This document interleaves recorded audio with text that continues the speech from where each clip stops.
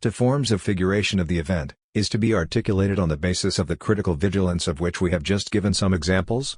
This is the question Adorno posed when he asked, "What does coming to terms with Aufarbeitung the past mean?"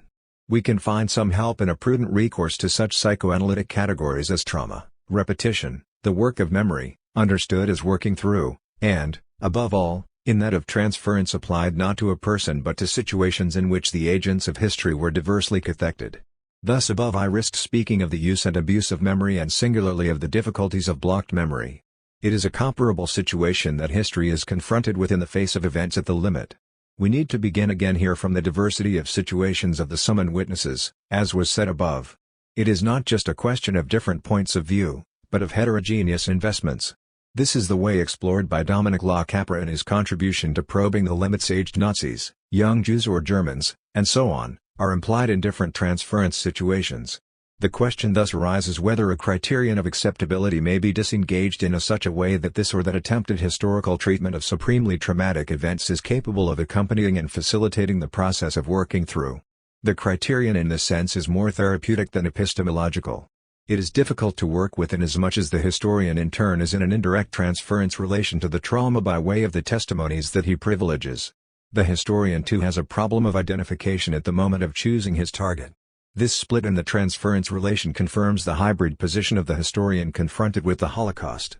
As a professional scholar, he speaks in the third person, and, as a critical intellectual, in the first person. But we cannot fix once and for all the distinction between the expert and the one Raymond Aron would have called the engaged spectator. If now we turn in the direction of the source of the demand for truth and therefore the place of the initial trauma, we need to say that this source is not in the representation but rather in a lived experience of making history as it is confronted in different ways by the protagonists. Following Habermas, we have said that this means reaching a deeper level of solidarity with those bearing a human form. It is in this sense that the event called Auschwitz is an event at the limits. It lies in individual and collective memory before being in the discourse of the historian. And it is from this source that the attestation-protestation arises that places the historian-citizen in a situation of responsibility as regards the past. Must we continue to call this limit imposed on the claims to self-sufficiency of the rhetorical forms of representation external? No, if we consider the true nature of the relation of history to memory, which is that of a critical reprise, one that is internal as much as external.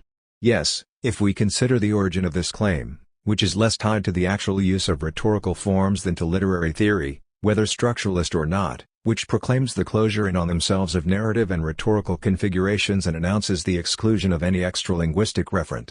Having said this, external and/or internal, the inherent limit of the event said to be at the limits prolongs its effects at the core of the representation whose limits it makes appear, that is, the impossible adequation of the available forms of figuration to the demand for truth arising from the heart of lived history.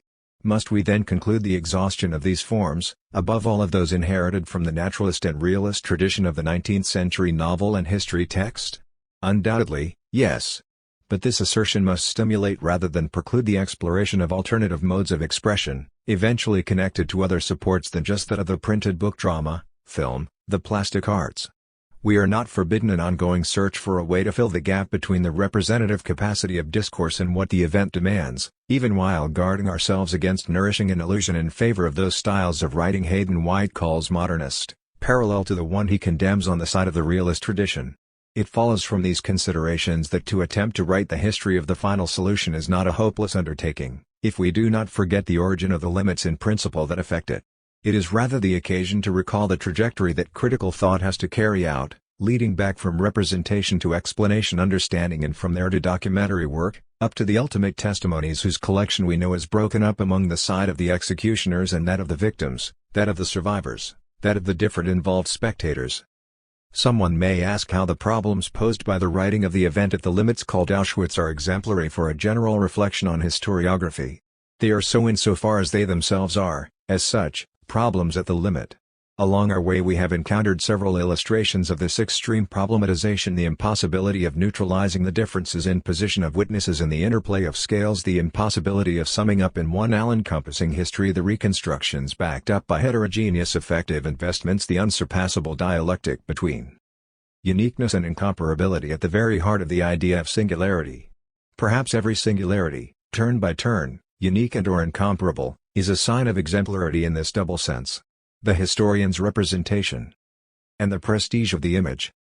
As a first approximation, referring to the iconic dimension of the historian's representation should not introduce any large-scale adjustments to my analysis.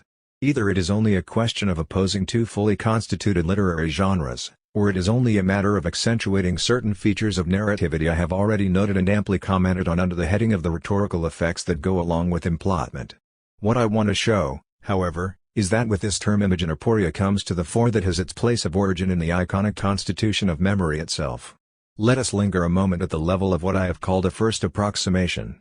The pair historical narrative and fictional narrative, as they appear as already constituted at the level of literary genres, is clearly antinomical. A novel, even a realist novel, is something other than a history book. They are distinguished from each other by the nature of the implicit contract between the writer and the reader. Even when not clearly stated, this contract sets up different expectations on the side of the reader and different promises on that of the author.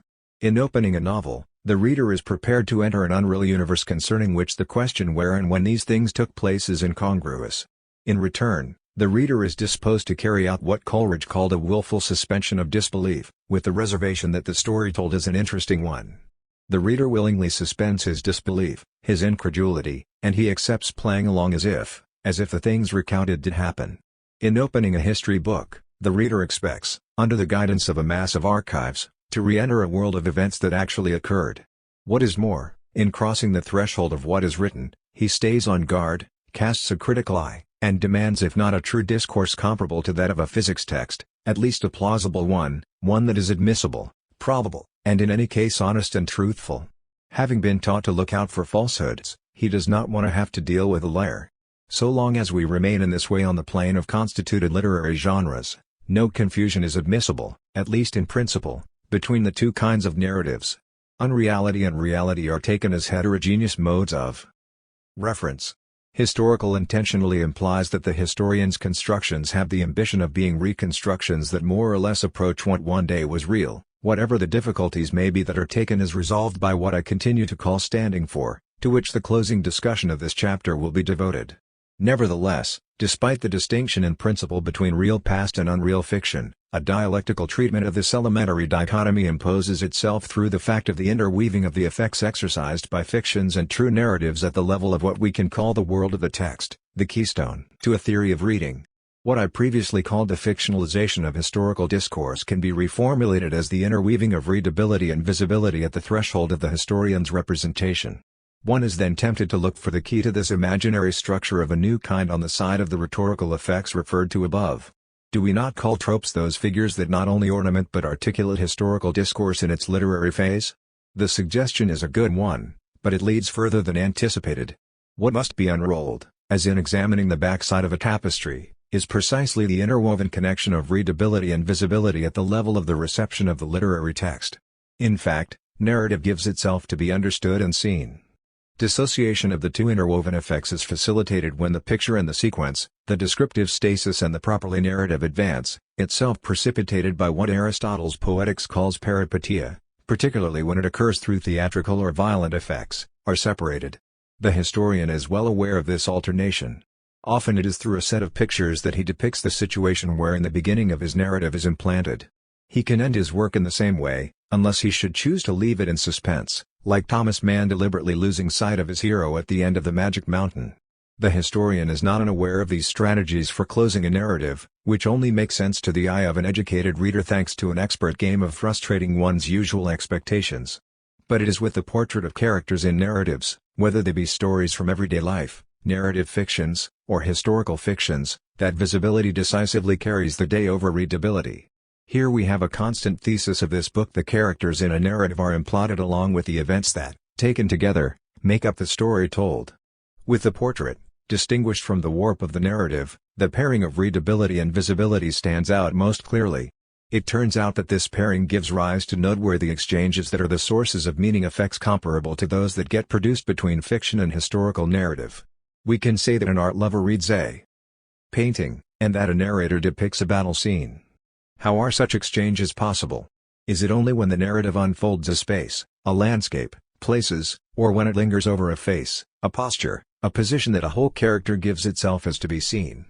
In short, Is there readability only in a polar relation to visibility, a distinction that superimposing the two extremes does not abolish? Or should we go so far as to say that in every case the narrative sets something before our eyes, gives something to be seen? This is what Aristotle had already suggested in his remarks on metaphor in Book 3 of his Rhetoric. Considering the virtues of lexis locution, elocution, he says that this virtue consists in setting the scene before our eyes be. This power of the figure to set the scene before our eyes has to be linked to a more fundamental power that defines the rhetorical project considered as a whole, namely, the faculty to discover speculatively what, in each case, is likely to persuade, b and a. The Pythanon, the persuasive as such, is the recurrent theme of rhetoric. To be sure, persuasion is not seduction, and Aristotle's whole ambition was to stabilize rhetoric halfway between logic and sophistry, thanks to the connection between the persuasive and the reasonable in the sense of the probable to eikos. This definition of rhetoric as the techne macron of discourse likely to persuade lies at the origin of every prestige that the imagination is capable of grafting to the visibility of figures of language. Guided by the perplexity of the ancients, we shall take up again the broken thread of our reflections on the dialectic of presence and absence begun within the framework of a history of social representations. There we admitted that the functioning of this dialectic in the representative practice of social agents was not really made clear until it was taken up and rendered explicit through the very discourse of the historian representing to himself the representation of such social agents. The representing operation, at the level of which from here on we want to keep ourselves, will constitute not only a complement with regard to the represented object of history but also a surplus, inasmuch as the representing operation can be taken as the reflective phase of the represented object. I propose taking as my guide here the works that Louis Marin has devoted to the prestige of the image, as he finds it lucidly fomented by the great writers of the 17th century to the glory of monarchical power and its incarnate figure, the king. I shall keep in reserve during the course of my reading of the portrait of the king the question whether some instruction, concerning the relations between the justification of power and the prestige of the image, persists for the citizens of a democracy who believe themselves to have broken with singing the king's praises, beyond what has become for them a kind of slightly exotic case. Marin immediately puts the accent on the force, the power, of the image substituted for something present elsewhere. It is the transitive dimension of the image that is thereby underscored in what we can call a theory of effects that finds strong echoes in Pascal. The power effect of representation is the representation itself. This power effect finds its privileged field of exercise in the political sphere, inasmuch as their power is animated by the desire for the absolute. It is the mark of the absolute imposed on power that in a way stirs up the imaginary, leading it in a fantastic direction lacking in actual infinity. What takes its place is the imaginary absolute of the monarch. The king is not really king, that is, monarch, except through the images that confer upon him a reputedly real presence. Here Marin comes up with a seductive hypothesis according to which the political imaginary and symbolism of the absolute monarch had rediscovered the Eucharistic motif whose central role Marin's earlier study on the Logique de Port Royal had demonstrated. The utterance "this is my body" governs not just the whole semiotics of the attributive proposition on the logical plane, but the discourse of power on the political one. The phrase "l'état c'est moi" is the political doublet of the one that consecrates the Eucharistic host. That this political transposition stems from the order of the Lour, in line with the fantastic referred to by Plato in the Sophist, is known only on the basis of an external, ironic, critical discourse, which Marin sees formulated in the famous Pansies, where Pascal mercilessly demonstrates the hidden play of exchanges between the discourse of force and that of justice. 3 levels of discourse are set up and practiced in this way: the implicit one in the representation at work at the heart of social practice, the explicit one of the representation articulated by the praise of power, and the one that brings to light power as representation and representation as power. Will the third discourse, which gives an anthropological dimension to the interplay of representation and power, have the virtue of setting in motion another inquiry that would bear on a comparable interplay occurring beyond the fall of the monarchy, in new projections of the king's power? This is a question I shall reserve for later. Whatever may be said about the political resonance of the theology of transubstantiation and the potentially blasphemous turn in such an operation, it is worth noting that the discourse of power, once it is made explicit on the plane of the historian's representation, simultaneously assumes the 2 forms of narrative evocative of some absence and icon the bearer of some real presence. Yet, taken together, absence and presence produce the representation of power in the fantastic representation of the absolute monarch in his portrait, and in his name there is a dimension of narrative and of recitation in the royal portrait that is also the celebration of the king's historical body, his monumental tomb in and through the representation of history. Marin offers two illustrations of this double function of the representation of power. First, with the commentary on the Projet de l'Histoire de Louis XIV addressed to Colbert by the court historian Pelisson Fontanier, it is the readability of the narrative that generates visibility in a quasi-portraiture. Second, with the treatment of the historic medal struck with the effigy of Louis XIV as royal host, it is the visibility of the portrait that generates the readability of a quasi-recitative of glory. The Project for a History of Louis XIV in effect is a quite extraordinary text in that it presents to its reader's eyes the stratagems of a yet-to-be-written history, along with the barely concealed plan of enticing its ultimate addressee, the king, to fall into the trap of providing a royal subvention for it. The stratagem for writing history thereby laid bare comes down to a cunning use of the prestige of the image used in service of rendering praise. Another rhetoric than that of figures is made use of here, the rhetoric with an Aristotelian origin of the three genres of public discourse: the judicial genre governing pleas for judgments, the deliberative one governing political decisions, and the epideictic one elsewhere called demonstrative, illustrated by speeches of praise and blame, the funeral oration constituting its most eloquent expression. This classification, governed less by the differences in style than by the distinction among the addressees of the discourse, vigorously takes up the rule-governed exploitation of praise discourse that, in the age of absolute monarchical power, occupies the witty open space left vacant by the deliberative genres having been relegated to the back burner, it having been sacrificed to the king's secret cabinet. Where does such praise point within the order of political power? To greatness, and to the flash of such greatness, glory. The prestige of the image made use of by the Project for a History of Louis XIV is put to the service of such greatness and glory. The historian's cunning in offering such a service is first of all to anticipate the way in which power that desires to be absolute thinks what is the phantasmatic in and through which the politics of this desire is rationalized. What is the imaginary of absolutism, and what are the role and function of the historiographer in constituting this phantasmatic and in constructing this imaginary?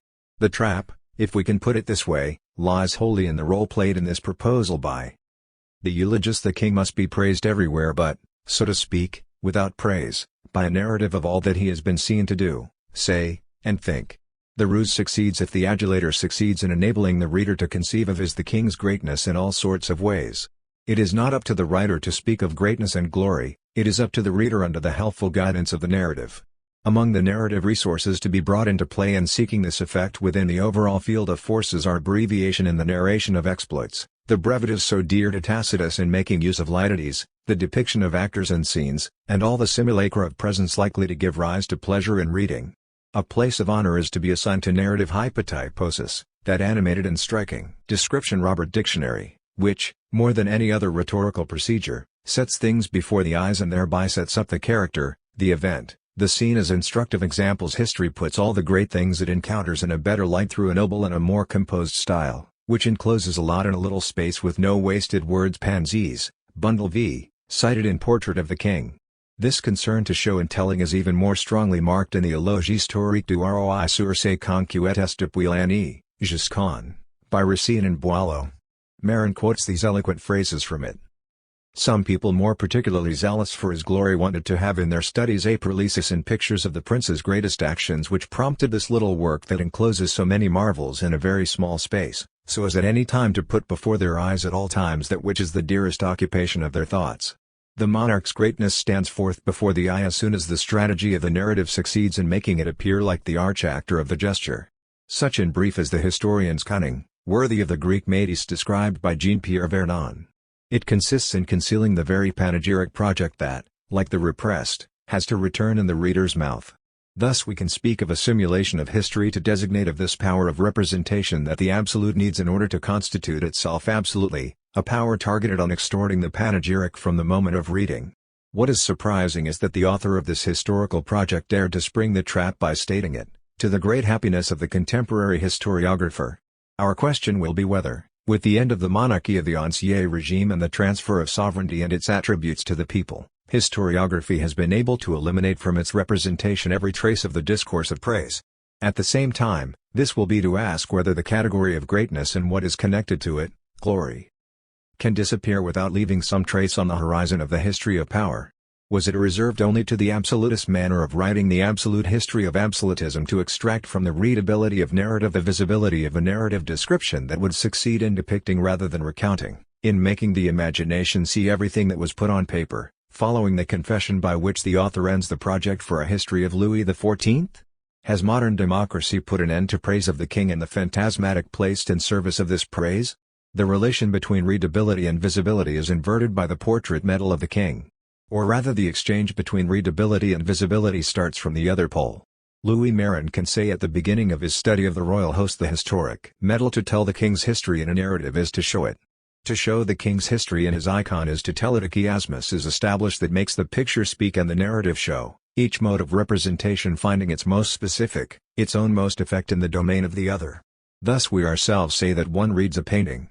The medal is the most remarkable procedure of iconic representation capable of telling by showing. Unlike the drawing that illustrates a text, or even a tapestry, which most often only represents one moment of history, the medal is a portrait that, like hypotyposis, offers an abbreviation of a picture. By presenting something to be seen, the medal, a specific inscription of the king's portrait, a metal engraving, thanks to its gold and its brilliance, depicts the flash of glory. What is more, the medal, like a coin, can be shown, touched, exchanged. But above all, thanks to its hardness and the fact that it lasts, it grounds a permanence of memory by transforming the passing flash of the exploit into perpetual glory. A connection to narrative is assured by the motto inscribed on the reverse side of the figure of the king's effigy, and in his name. It assures the potentially universal exemplarity of the virtues engraved in gold. At the center stands the name. Praise comes to the name by way of the exploits and virtues. In this way the historic medal could in its day be called a monument, like those funerary sepulchres that warn and admonish all those who had been absent from the place and time of the commemorated event. The historical medal of the king was par excellence the monumental sign of absolute political power in the infinity of its representation. Has the time of the medal run its course, at least in the West, with the fall of absolute monarchy? Did it vanish along with the praise conveyed through the king's narrative? Yes, undoubtedly, if we put the accent on the theological connotation that authorizes calling the medal a royal host, a sacramental host of the power of the state. No, perhaps, if we grant the theme of greatness a kind of trans-historical permanence that would allow it to survive the dead glory of an absolute monarch.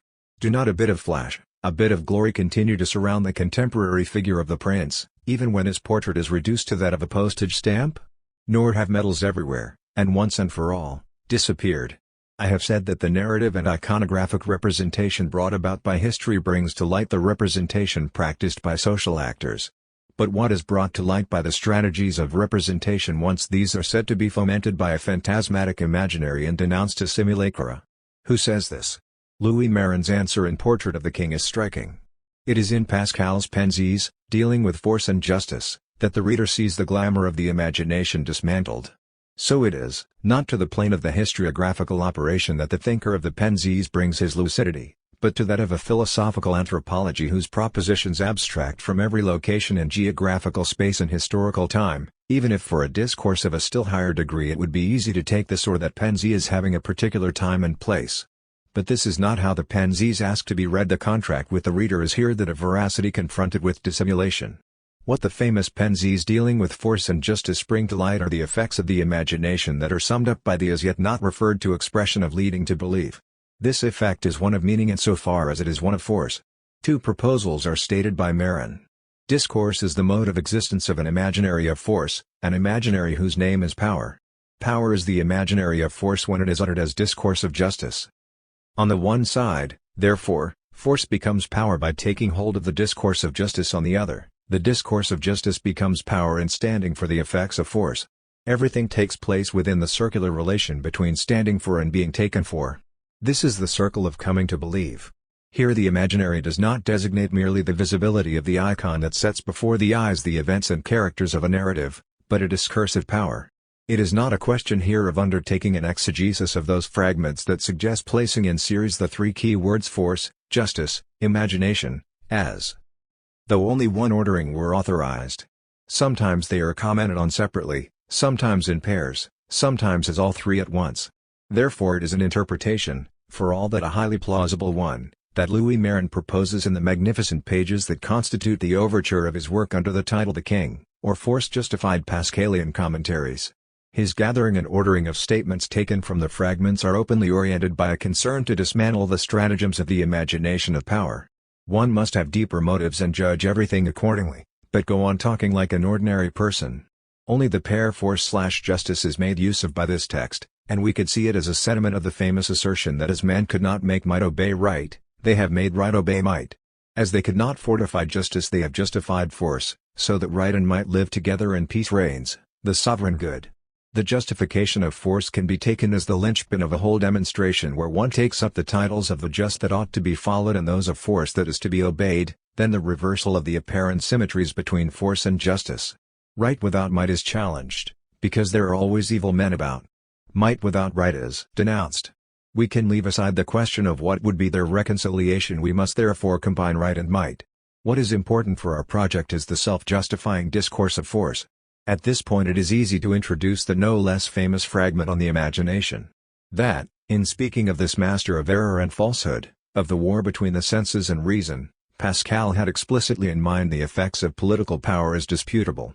The discourse of philosophical anthropology is placed under the aegis of broader concepts such as impoverishment and vanity.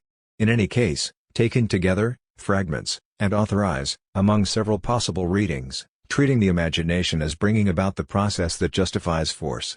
The imagination is itself a power, an arrogant force. It makes us believe, doubt, deny reason. It dispenses reputation. Makes us respect and revere persons, works, laws, the great. Other effects love or hate, alters the face of justice. Also imagination decides everything. It creates the beauty, justice, and happiness, which is the world's supreme good. What other power than the imagination would be able to clothe judges, physicians, preachers? The most eloquent of the fragments to my eyes is the one among the unclassified papers in series, that confronts in a striking way the bonds of necessity and the bonds of the imagination. The bonds securing men's mutual respect are generally bonds of necessity, for there must be differences of degree, since all men want to be on top. And all cannot be, but some can. And that is where imagination begins to play its part. Until then, pure power did it. Now it is power, maintained by imagination in a certain faction, in France the nobles, in Switzerland commoners, etc. So these bonds securing respect for a particular person are bonds of imagination. At this point, Pascal's discourse is certainly one of an accusation against force without justice. It hits the tyranny of the power of the great, but if it also strikes the vanity of power, it is because it aims well beyond politics. How far can the critical epistemology of the historiographical operation advance along this path pointed out by Louis Marin's Pascalian commentaries?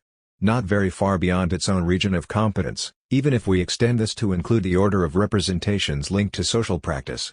But far enough nevertheless if we are to find a reason, encouragement, a handhold in the superpolitical dimension of anthropological discourse at the moment of posing the question whether other figures of power than that of the absolute king are capable of receiving clarification, even laterally, thanks to the enlarging of the problematic of the representation of power that the Pascalian anthropology makes possible. Over the course of our reflection we have set down several milestones on a path that, without leaving behind the representations of power, leads in the direction of the neighborhood of post-absolutist political configurations where other forms of the prestige of the image are likely to occur, unless these be the same ones in different guise. One word may crystallize the question: greatness. In fact, it belongs to the two registers of politics and anthropology. Furthermore, it is in part bound to the problematic of representation by way of the rhetoric of praise. Let us return one last time to Pascal. On the one side, greatness belongs to the same constellation as does the impoverishment, for which it is the other pole in the order of contrarieties and disproportion in human beings, and as does the vanity that builds on such impoverishment. Man's greatness comes from knowing he is wretched. A tree does not know it is wretched. Thus it is wretched to know that one is wretched, but there is greatness in knowing one is wretched. On another side, greatness touches politics. All these examples of wretchedness prove his greatness. It is the wretchedness of a great lord, the wretchedness of a dispossessed king. Pascal continues. Who indeed would think himself unhappy not to be king except one who had been dispossessed? This figure of a dispossessed king is not simple. Man in general can be seen as a dispossessed king. And it is this dispossessed king that, in an astonishing fable meant for the young prince, Pascal sees tossed up by a storm on some unknown island, where the inhabitants were having difficulty in finding their king who had been lost. This man who finds himself resembling the lost king is taken for him, recognized as such by all the people. And what did he do? He received all the respect that they wished to render to him and allowed himself to be treated as king. Therefore it is a portrait effect, an effect of representation that makes the king. And in turn it is the image, dedicated to the prince, of this drowned king, become the legitimate usurper, That gives the instructive force to the epistle. Politics and anthropology can join in this image. At the same time, the secret is revealed of the simulative representations that underlie those greatnesses in the flesh to whom the king belongs and all those we call or that are called great. If greatness can in this way belong to the two registers of anthropology man and politics the king, it is because it contains in principle in its known truth, like all principles, not only through our reason but also through our heart an ordering and hierarchical rule. The fragment is well known about the orders of greatness, the greatness of the flesh, of the mind, of charity. Each greatness has its degree of visibility, its luster, its flash. Kings are joined with the rich and the captains among the greatness of the flesh. From these considerations comes the question by which I will end our inquiry into the prestige of the image entangled with the historian's representation.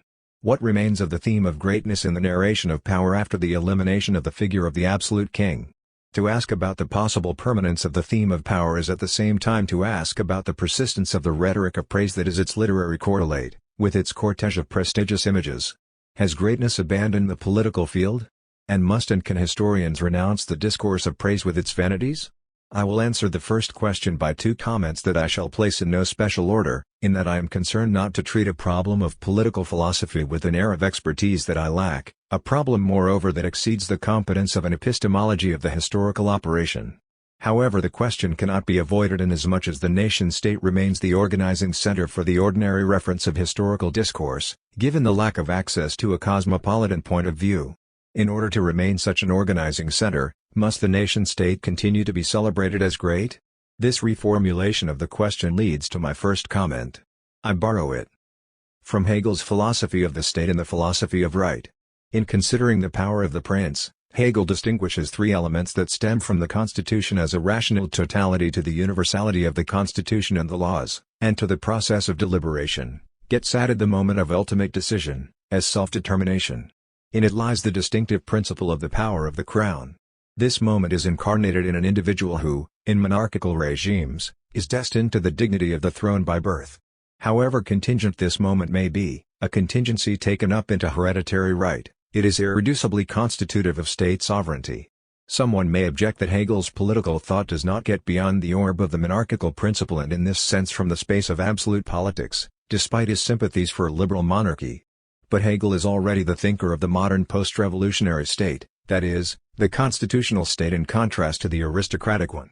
It is within these limits that the question is posed whether in a constitutional regime politics can be exempted from the moment of ultimate decision and, to put it in a word, whether it can escape entirely from the personification of power. Contemporary history seems to ratify this question. Eric Weil, in his Philosophie politique, proposes a rational framework with which to discuss this. He defines the state in formal terms. The state is the organization of a historical community. Organized into a state, the community is capable of making decisions. It is along this trajectory that a decision, within the framework of the Constitution, on the basis of an administration during the stage of deliberation and execution, and by means of Parliament for discussing and passing laws, poses in fine the problem of the exercise of political authority, in particular in tragic situations where the physical existence and moral integrity of the state are in danger. This is when the true homme d'etat reveals himself. With this notion of a homme d'etat, in a fully constitutional system, comes the Hegelian question of the prince as the incarnation hic et nunc of the moment of ultimate decision, as self-determination. This moment is also the moment of greatness. Someone may object that under the figure of the homme d'etat we are fraudulently reintroducing the portrait of the king. So I will offer my second comment, which will redistribute the figures of greatness in a broader social space, worthy of a Pascalian consideration of the orders of greatness because of its breadth. It was possible during the last decade of the 20th century for a book to bear the subtitle Economies of Greatness and to open a new career for the idea of greatness in liaison not with the greatness of political power but with the greatness of the widest sense of justification, the demand for justice. In disputed situations, debates that appeal to people's opinions must appeal to argumentative strategies meant to justify the action or to sustain the criticisms at the heart of the dispute. What is remarkable is not just that the idea of greatness should return to the sociology of action and therefore also to the history of representations, but that it does so in a pluralistic way. There are economies of greatness. For example, the legitimate forms of the common good are called great in typical situations of differences of opinion once these are legitimated by typical forms of argument. It doesn't really matter here how the arguments are selected on the basis of some canonical text of political philosophy. Their irreducible plurality means that one is great in different ways depending on the qualifying tests that take place in the religious city, the domestic city, the city of popular opinion, the civic city, or the industrial city. For my thesis, what is important is that greatness should be taken into account by practical philosophy and in the social sciences in connection with the idea of justification as one of the ways of apprehending the common good at the heart of being with others. It is still very much a question of political forms of greatness. See Portrait of the King, but in such an expanded sense of the term political that the prestige of the king in his portrait finds itself entirely exorcised by the substitution of the people and their claims to justice for the figure of the king. The return of the theme of greatness is all the more striking because of this. This double resistance to elimination of the theme of greatness in a political philosophy centered in turn on the state and in a sociology that takes into account justified action authorizes our posing the question that will cap our inquiry concerning the prestige of the image and the praise of greatness. If the theme of greatness is inexpugnable, does this also apply to the rhetoric of praise, which, in the age of absolute monarchy, was shamelessly taken to the point of crossing the subtle line that distinguishes praise from flattery? History written by such great names as Ricoeur and Michelet cannot escape this indiscreet question. To be sure, it is not in order to judge past actions, hence to esteem them as great or not, that Ricoeur states that he will limit himself to events as they actually occurred. This principle, in which I readily read a claim to trustworthiness, was above all else the expression of a restrained, a withdrawal from the region of subjective preferences and a renouncing of selective praise. But does praise not take refuge in the vow that we read in Ricoeur's Nachlass? Every epoch is directly under God, and its value depends not on what comes from it, but its very existence itself, in its own self. All generations of mankind are equally justified in the sight of God, and so must the historian view the thing. The ideas of an epoch and a generation are more diffuse than those of historical individuals, yet they constitute meaningful units to which the historian's esteem is directed, justification in God's sight adding the seal of theology to the discretion of praise. The case of Michelet is even more striking. Few historians have expressed admiration for the great figures among those who built France with as much freedom and jubilation. France itself never so merited being designated by its proper name as in the successive prefaces to his History of France. Have historians of the French Revolution, from Guizot to Ferré, escaped this circle of praise? And does not being a declared thoroughfare suffice to exempt one?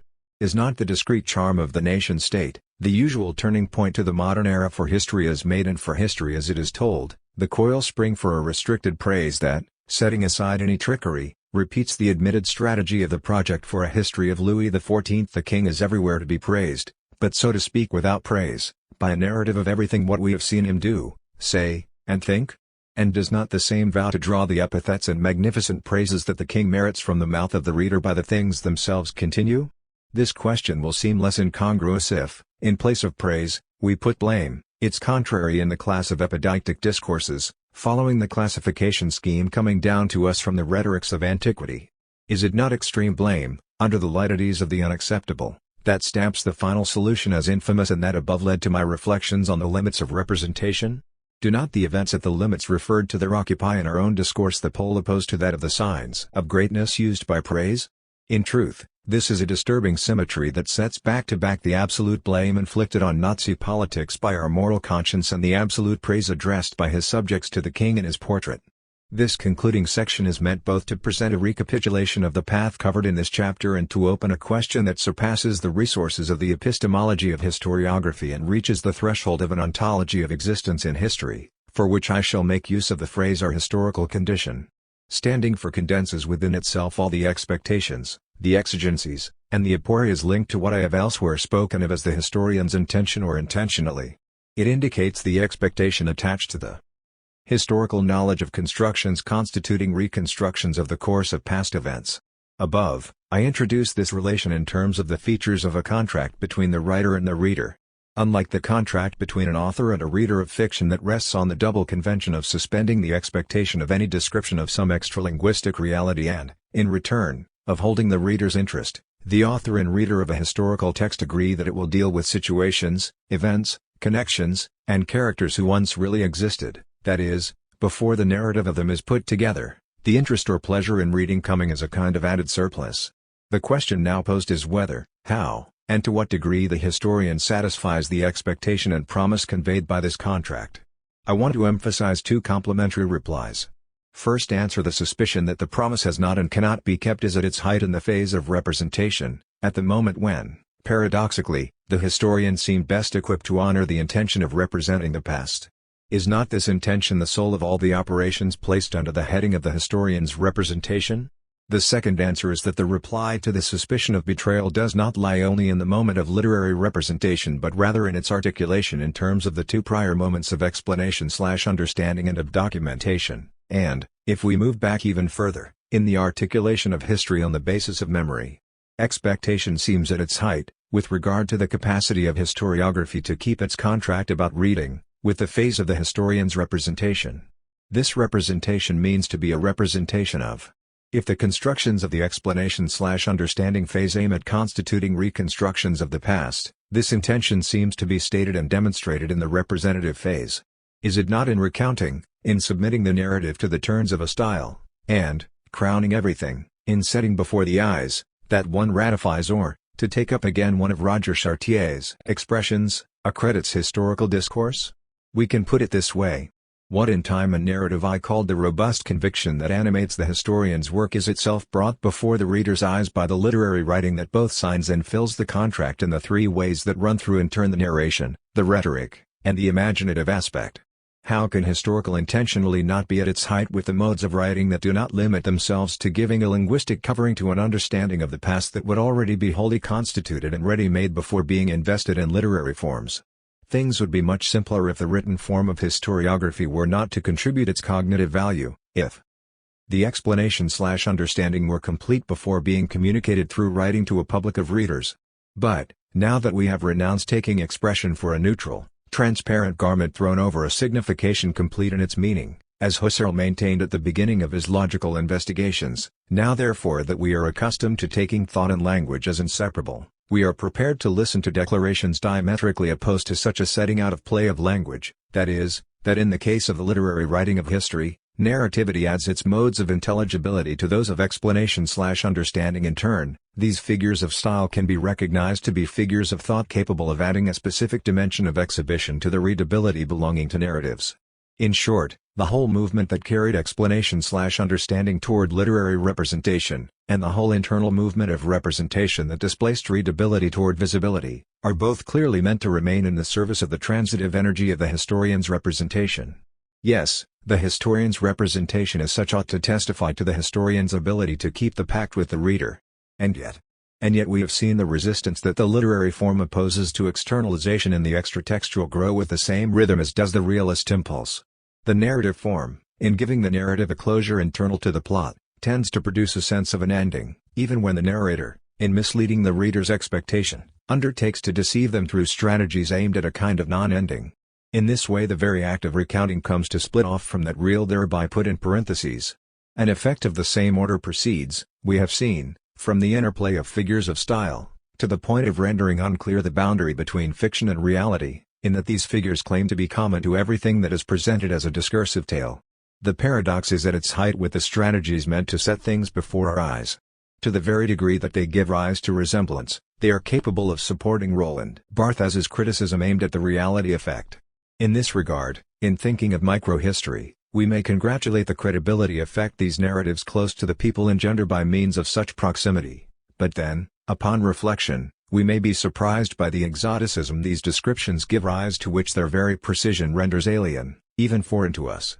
The reader finds himself in the situation of Fabrice at the Battle of Waterloo, incapable of giving any form to the very idea of a battle, still less of giving it a name under which it will be celebrated by those who will set out to place the details in some picture whose visibility will cloud our vision to the point of blindness. In the words of Jacques Revel, read too closely, the image in the carpet is not easy to decipher. There is another way of setting things before our eyes whose effect is to distance and at the limit to exile them. Writing on the broad scale, that which depicts historical periods, creates an effect that we can still call visual, that is, the picture of a synoptic vision. The scale of the gaze is then defined by its magnifying power, as is said of a telescope. An inverse problematic from the preceding one thereby arises from history presented in terms of large-scale features. A new kind of closure threatens, that of those grand narratives that tend to link up with sagas and foundational legends. A logic of a new kind silently is set in place, which Francois Ankersmit has attempted to close in on itself, the logic of narratios capable of covering vast ranges of history. Use of a proper name, French Revolution, final solution, and so on, is one of the distinctive signs of the circular logic, in virtue of which the proper name functions as the logical subject for a whole series of attributes that develop it in terms of events, structures, persons, and institutions. These narratios, Ankersmit tells us, tend toward self-referentiality, the meaning of the proper name being given nowhere else than through this series of attributes. The result, on the one hand, is the incommensurability among narratios said to deal with the same theme and, on the other hand, the transfer to individual authors of the great controversial narratios opened by rival histories. Do we not speak of Michelet's, Matthes's, Fauré's history of the French Revolution? The epistemological discussion thus finds itself carried into the field of what in the next chapter I shall call interpretation, in a limited sense, where the accent is placed on the commitment of the historian's subjectivity. There is, after all, only one Michelet, one Fauré, confronted with the unique French Revolution. In this way, in an unanticipated fashion, the suspicion about closure applied to small-scale narrative and that applied to larger-scale ones overlap. In one case the suspicion sets up an invisible barrier between the signifier/signified pair and the referent, in the second it opens a logical abyss between the presumed real and the cycle formed by the quasi-personified subject and the cortege of events that qualify it.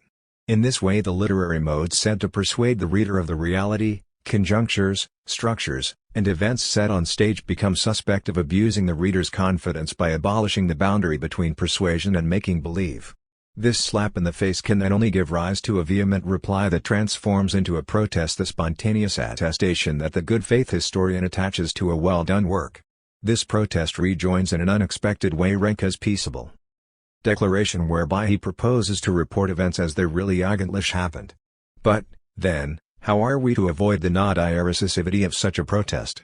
The answer seems to me to lie in the following assertion: once the representative modes supposed to give literary form to the historical intentionally are called into question, the only responsible way to make the attestation of reality prevail over the suspicion of non-pertinence is to put the scriptural phase back in its place in relation to the preliminary ones of comprehensive explanation and documentary proof. In other words, it is together that scripturality, comprehensive explanation, and documentary proof are capable of accrediting the truth claim of historical discourse. Only the movement that moves back from the art of writing to the research techniques and critical procedures is capable of raising the protest to the rank of what has become a critical attestation. Do we not nevertheless relaunch the suspicious gesture if we cite Barthes's phrase used as an epigram by White in the content of the forme le fait n'a jamais qu'une existence linguistique? And have I not myself, in dealing with the historical fact, proposed to distinguish the proposition stating the fact that, from the event itself? The critical realism professed here is forced to take another step beyond the factual proposition and to invoke the testimonial dimension of the document. Indeed, it is the force of testimony that presents itself at the very heart of the documentary proof. And I do not see that we can go beyond the witness's triple declaration: "I was there, believe me; if you don't believe me, ask someone else." Ought we to make fun of the non-irrecisive realism of testimony? It can be done. But this would be to forget that the seed of criticism is implanted in actual testimony, the critique of testimony bit by bit taking over the whole sphere of documents, up to the ultimate enigma of what presents itself under the name trace, as the sign effect of its cause. I have said that we have nothing better than our memory to assure ourselves of the reality of our memories. We have nothing better than testimony and criticism of testimony to accredit the historian's representation of the past. I have rarely to this point pronounced the word truth, nor have I risked any affirmation concerning the truth in history, even though at the beginning of this work I promised to compare the presumed truth of the historical representation of the past with the presumed trustworthiness of mnemonic representation. What does the word truth add to the word representation? A risky assertion that commits the discourse of history not only to a relationship to memory, but to one with the other sciences, both the human sciences and the natural sciences. It is in relation to the truth claims of these other sciences that history's claim to truth makes sense. Thus the criteria qualifying this claim need to be made clear. And it is quite evidently the past itself that is the referential stake of this claim. Is it possible to define this referential stake in other terms than those of correspondence, of adequation? Or to call real what would correspond to the assertion of some representation? It would seem not, under the threat of renouncing the very question of truth. Representation has a vis avis, a Gegendiaresis über, to use an expression from Time and Narrative that I borrowed from Carl Hussey. I also took the risk of speaking of a taking the place of to make more precise the mode of truth proper to standing for, to the point of taking these two expressions as synonyms. But we see better what senses of the notion of correspondence are excluded when we see how this notion is made specific in relation to other uses of the term correspondence in other disciplines of knowledge.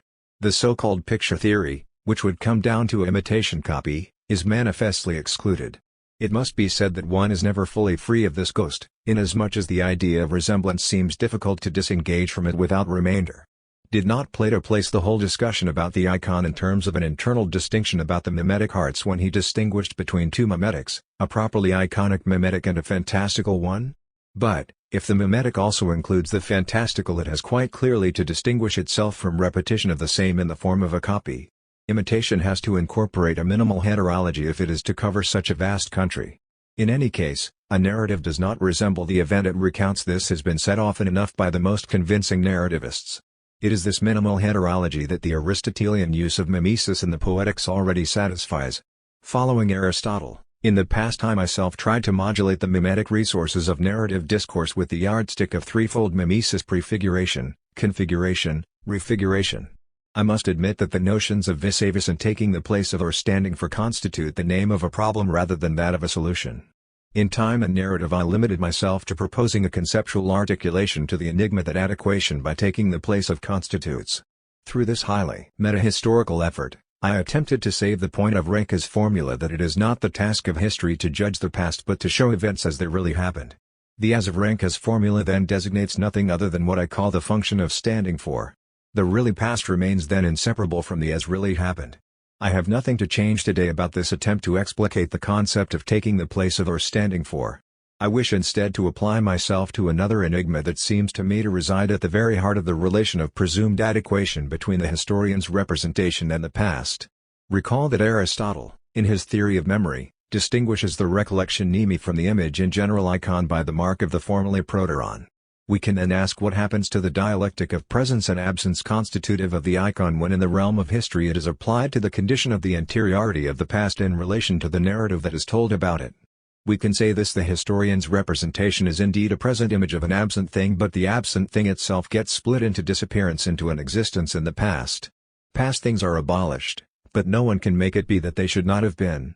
It is this twofold status of the past that many languages express by a subtle play of verb tenses and adverbs of time. In French we say that something no longer is né plus, but has been été. It is not unacceptable to suggest that avoir été having been constitutes the ultimate referent intended across the n' plus being no longer. Absence thus would be split between absence as intended by the present image and the absence of past things as past in relation to their having been. It is in this sense that formally would signify reality, but the reality of the past. At this point the epistemology of history borders on the ontology of being in the world. I will call our historical condition this realm of existence placed under the sign of a past as being no longer and having been. And the assertive vehemence of the historian's representation as standing for the past is authorized by nothing other than the positivity of the having been intended across the negativity of the being no longer. Here, we have to admit, the epistemology of historiographical operation reaches its internal limit in running up against the borders of an ontology of historical being. Part 3. The historical condition. Our examination of the historiographical operation on the epistemological plane is concluded. It was conducted across the three moments formed by the archive, explanation/understanding, and historical representation. We now open a second-order reflection on the conditions of the possibility of this discourse. It is intended to occupy the place of a speculative philosophy of history, in the twofold sense of the history of the world and the history of reason. The set of considerations belonging to this reflection is placed under the heading of hermeneutics, taken in the most general sense of examining the modes of understanding involved in forms of knowledge whose aim is objectivity. What is it to understand in the historical mode? This is the most inclusive question opening this new cycle of analyses. It gives rise to two sorts of investigations. These are divided into two areas, the critical and the ontological. On the side of critique, reflection consists in imposing limits on any totalizing claim attaching to historical knowledge. It takes as its target several forms of the speculative hubris that leads history's discourse about itself to set itself up as the discourse of history in itself knowing itself. To the extent that it carries out this task, critical examination provides the validation of the objectifying operations coming under the heading of epistemology that preside over the writing of history chapter, the critical philosophy of history. On the side of ontology, Hermeneutics assigns itself the task of exploring the presuppositions that can be termed existential, both those of actual historiographical knowledge and those of the preceding critical discourse. They are existential in the sense that they structure the characteristic manner of existing, of being in the world, of that being that each of us is. They concern, in the first place, the insurmountable historical condition of that being. To characterize this historical condition, one could have used, emblematically, the term historicity. If, however, do not propose to use this term, it is because of the equivocations resulting from its relatively long history, in which I will attempt to clarify. A more fundamental reason leads me to prefer the expression historical condition. By condition, I mean two things. On the one hand, a situation in which each person is in each case implicated, Pascal would say, enclosed and firmly. On the other hand, a conditionality, in the sense of a condition of possibility on the order of the ontological, or, as we have said, the existential, in particular in relation to the categories of critical hermeneutics. We make history, and we make history's nuisance l'histoire et nuisance de l'histoire because we are historical chapter, history and time. The coherence of this enterprise then rests on the necessity of the twofold passage from historical knowledge to critical hermeneutics and from the latter to ontological hermeneutics. This necessity cannot be demonstrated a priori, it is confirmed only through its enactment, which also serves as its test. Up to the end, the presumed connection will remain a working hypothesis. I decided to conclude the third part of this work with an exploration of the phenomenon of forgetting. The word figures in the title of this work, on an equal footing with memory and history. The phenomenon indeed has the same scope as the two great classes of phenomena relating to the past. It is the past, in its twofold mnemonic and historical dimension, that is lost in forgetting. The destruction of archives, of museums, of cities, those witnesses of past history, is the equivalent of forgetting. There is forgetting wherever there had been a trace. But forgetting is not only the enemy of memory and of history. One of the theses to which I am most attached is that there also exists a reserve of forgetting, which can be a resource for memory and for history, although there is no way to draw up a scoresheet for this battle of the giants. This double valence of forgetting is comprehensible only if the entire problematic of forgetting is carried to the level of the historical condition that underlies the totality of our relations to time as the emblem of the vulnerability of the historical condition taken as a whole. This consideration justifies placing the chapter on forgetting in the hermeneutical part of this work following ontological hermeneutics. The transition from one problematic to the other will have been prepared by the general review of the relations between memory and history in the final section of the chapter that will precede it. In this way, the triad placed at the head of this book will come full circle with the chapter on forgetting. Forgetting. One party to this inquiry is missing, however, forgiveness. In this sense, forgiveness pairs up with forgetting. Is it not a sort of happy forgetting? Even more fundamentally, is it not the figure of reconciled memory? Surely. Nevertheless, there are two reasons that prompted me to examine it outside of the text, so to speak, in the form of an epilogue. On the one hand, forgiveness refers to guilt and to punishment, yet the whole of our analyses evaded this issue. The problem of memory basically concerned faithfulness to the past, yet guilt appears as an additional component with respect to the recognition of images of the past. It, therefore, would have been necessary to hold it in suspension, as I did in the case of the fault at the time of the philosophy of the will. History is a different matter here. Truth in its critical relation to the faithfulness of memory would be at stake, to be sure. We could not have failed to discuss the great crimes of the 20th century.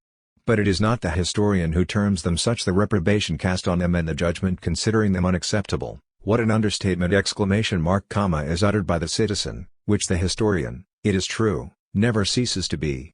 The difficulty, however, is precisely to exercise historical judgment in a spirit of impartiality under the sign of moral condemnation. As for the inquiry into the historical condition, it also borders on the phenomenon of guilt and hence on that of forgiveness. But it is incumbent on this inquiry not to step beyond the threshold framing the idea of being indebted, in the sense of depending on a transmitted heritage, apart from any sort of accusation. Another reason if, on one hand, guilt adds its weight to that of indebtedness, on the other, forgiveness offers itself as the eschatological horizon of the entire problematic of memory, history, and forgetting. This original heterogeneity does not exclude the possibility that forgiveness imprints the mark of its signs on all the instances of the past. It is in this sense that it offers itself as their common horizon of completion. But this approximation of eschatology guarantees no happy ending for our enterprise as a whole. This is why it will be a question only of a difficult forgiveness epilogue. The burden of history and the non-historical. I wanted to set apart, in the margins of the epistemology and the ontology of history, Nietzsche's contribution to the discussion. The second in the series of unfashionable observations on Zeitgem Diaresis Betrachtungen, published in, by Nietzsche, then professor of classical philology at the University of Basel, contributes nothing to the critical examination of the historical operation, nothing, as well, to the examination of pre- or post-Hegelian philosophy of history. It is unfashionable, intempestive, untimely in the sense that, in the face of the difficulties of an overwhelmingly historical culture, it offers an exit from the historical only under the enigmatic sign of the non-historical. On the flag of this fireship waves the programmatic emblem. On the utility and liability of history, histoire for life, the reading I propose of the second of Nietzsche's unfashionable observations is based upon the very style of this essay, excessive in its tone, suited as it is to the theme of excess, the excess of history. For this reason, at the threshold of part, it deserves to parallel and to echo the myth of the Phaedrus, which was placed in prelude to part A. Loop has thus formed the reading of the Platonic myth that I proposed itself already constituted an excess, to the extent that it overtly placed historiography on the same side as the grammata literally intended by the myth. The free interpretation I now offer of Nietzsche's text ventures to situate the excess of historical culture on the same side as the incriminated grammata, and to treat the plea on behalf of the non-historical as a post-historiographical and post-historicizing equivalent, so to speak, placing it on the same side as the praise offered by Plato on behalf of a memory that would precede the entry into writing. Everything, including Nietzsche's hesitation regarding the cure of the historical malady, echoes the ambiguity of the pharmakon, oscillating between poison and remedy in the text of the Phaedrus. I hope the reader will allow me license regarding the same sort of play that Plato requested, not only for his own fable but for the highly serious dialectic that marks the exit from the myth through the great gate of philosophical discourse. 2 remarks before entering into the quick of interpretation. On the one hand, we must not lose sight of the fact that the abuse Plato was protesting was that of written discourse, extending across the entire expanse of rhetoric. In Nietzsche's essay it is the historical culture established in writing of we moderns that occupies a place comparable to that of rhetoric for the ancients. The two contexts, to be sure, are considerably different, so that it would be unreasonable to superimpose term-by-term anamnesis confounded by grammata and the protean life force that the Nietzschean essay wishes to protect from the damage caused by historical culture. My interpretation contains, therefore, the customary limits of an analogical reading. On the other hand, Nietzsche's target is not the historical critical method, historiography properly speaking, but historical culture. And, what this culture confronts, in terms of utility and liability, is life and not memory. A second reason, then, not to confuse analogy and equivalence.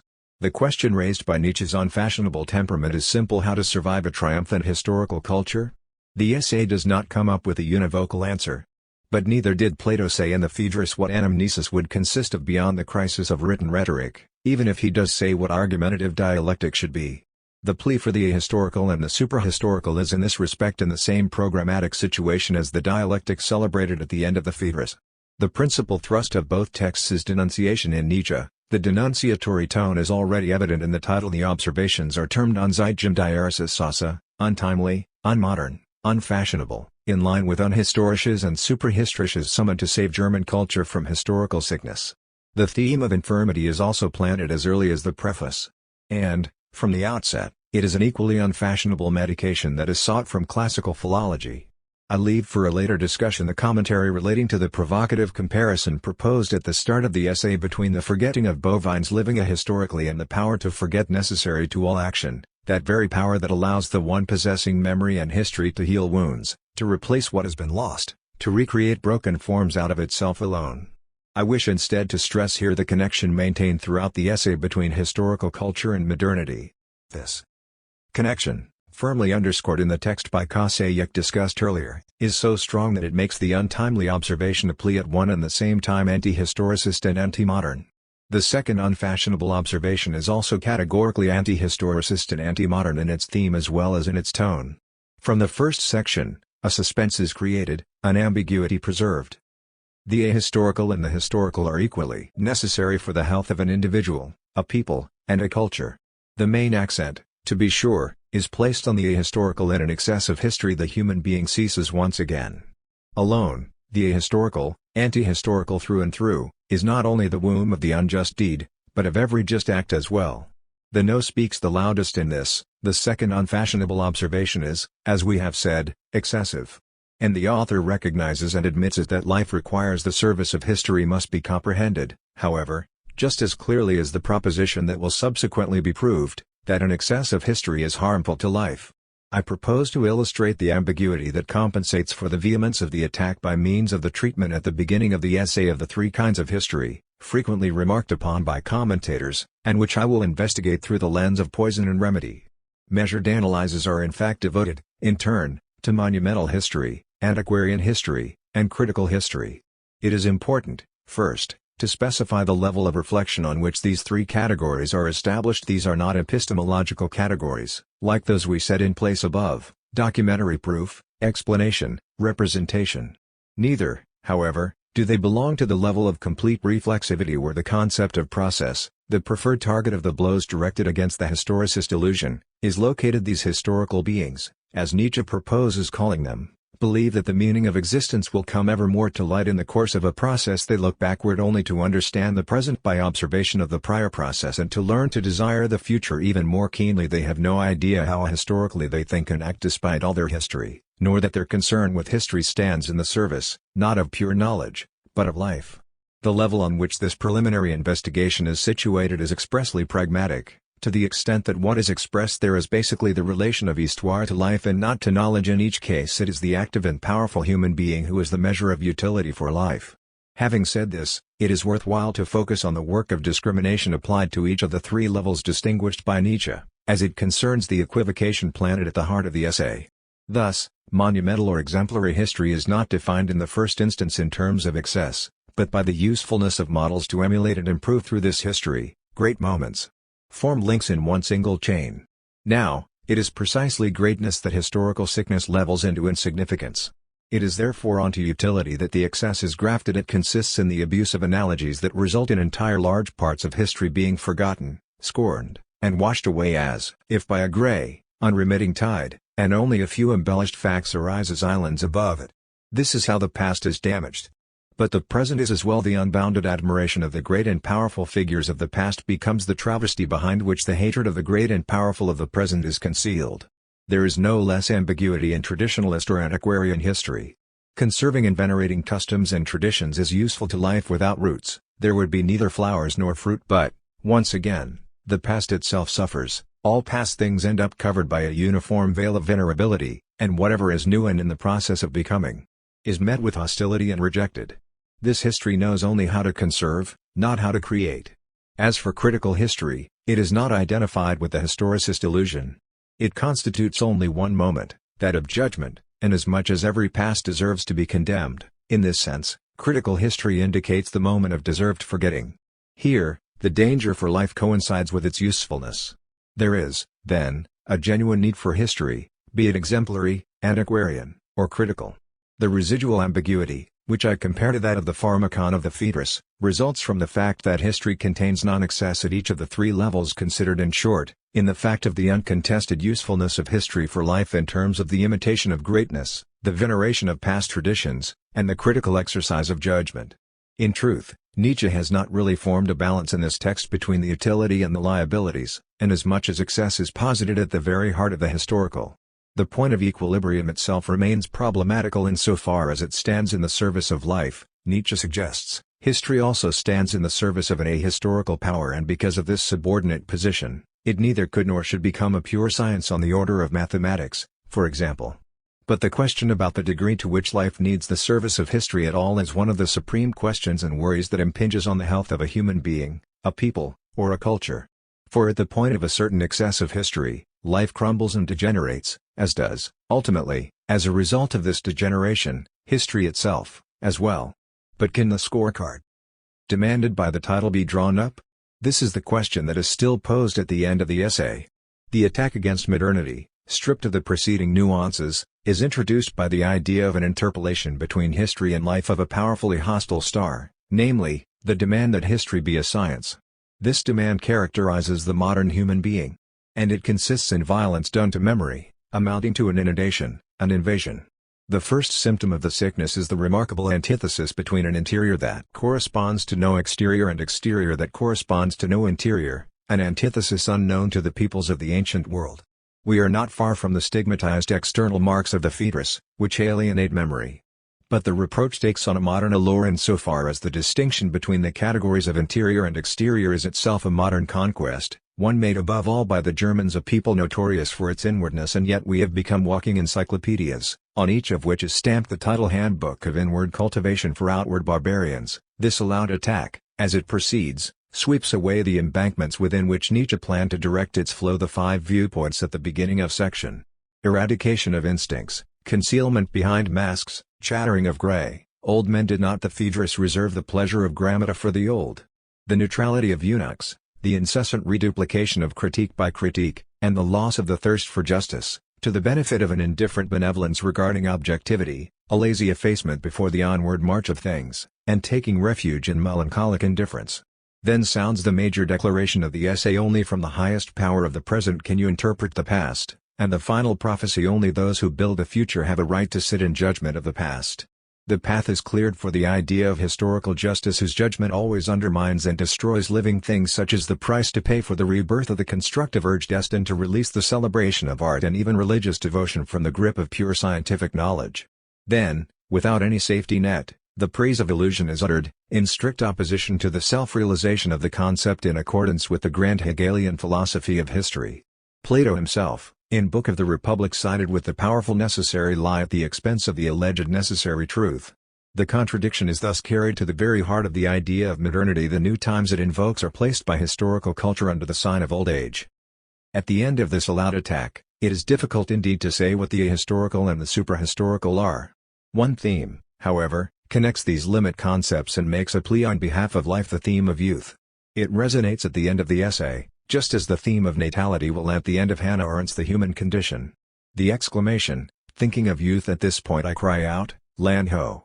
may seem a little like pandering, but it takes its meaning in the context of the pair youth/old age, which forms the underlying organization of the essay, to the benefit of a general reflection on aging that the meditation on the historical condition cannot escape.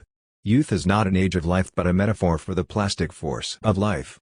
It is within the aura of the invocation to youth that the recurrent term of historical sickness is resituated, and find this term evokes, in its turn, the notion of remedy, regarding which we still do not know whether it is actually a poison, by reason of its secret alliance with the justice that condemns. Everything indeed comes together in the final pages of the essay, which, until then, seem to drag on and on. Well, don't be surprised that these remedies are the names of poisons gift, and the antidotes to history are, the ahistorical and the suprahistorical. In truth, Nietzsche is stingy with language in distinguishing between the ahistorical and the suprahistorical. Ahistorical is associated with the art and power to be able to forget and the ability to enclose oneself in a limited horizon. A bridge is cast back toward the considerations regarding the two kinds of forgetting with which the essay opens, that of the ruminant and that of historical man. We now know that this forgetting is not historical but unhistorical. As for the suprahistorical, it directs the gaze away from the future and carries it toward the eternity-dispensing powers of art and religion. Henceforth, science will speak of poison in this connection, its hatred for these powers matched by its hatred of forgetting, in which it sees only the death of knowledge. The ahistorical and the suprahistorical thus constitute the natural antidote gen middle to the stifling of life by history, to the historical sickness. It is likely that we, the historically sick, will also have to suffer from these antidotes. But the fact that we suffer from them provides no evidence that could call the correctness of the chosen therapy Heilverfahren in question. Youth is the herald of this therapy. It will suffer simultaneously from the illness and the cure gen middle. Youth confronting graying epigoneness is a parable gleichnis for every individual among us. The critical philosophy of history. Reading guidelines. With the critical philosophy of history, we set out along the hermeneutical route. It would be a mistake to think that for lack of a speculative philosophy of history, there is room only for an epistemology of the historiographical operation. There still remains a space of meaning for metahistorical concepts relating to a philosophical critique resembling that conducted by Kant in the Critique of Judgment, and which would be worthy of the name of a critique of historical judgment. I consider it to be the first branch of hermeneutics, in the sense that it asks about the nature of the understanding that passes through the three moments of the historiographical operation. This first hermeneutics approaches a second-order reflection from the perspective of critique, in the twofold sense of a delegitimation of claims made on behalf of the self-knowledge of history, setting itself up as absolute knowledge, and of the legitimation of historical knowledge striving for objectivity. The epistemology of part began to appeal to this sort of reflection, primarily with respect to the examination of the chronological models the discipline has developed. It lacked, however, A distinct elaboration of the conditions of the possibility of temporal conditions meriting the designation of the time of history. The vocabulary of models, the famous temporal models of history of the Annales, was not up to the task of this critical enterprise. I owe the identification of the gap between the models employed in the historiographical operation and the temporal categories of history to Reinhard Koselleck. The history of concepts, Begriffsgeschichte, to which a large part of his work is devoted, concerns the categories governing the historical treatment of time and the generalized historicizing of the forms of knowledge relating to the entire practical field. The following will show that this analysis in turn points in the direction of an ontological hermeneutics of the historical condition, to the extent that this historicizing is related to an experience in the full sense of the term, to an experience of history, following the title of a collection of Koselleck's essays.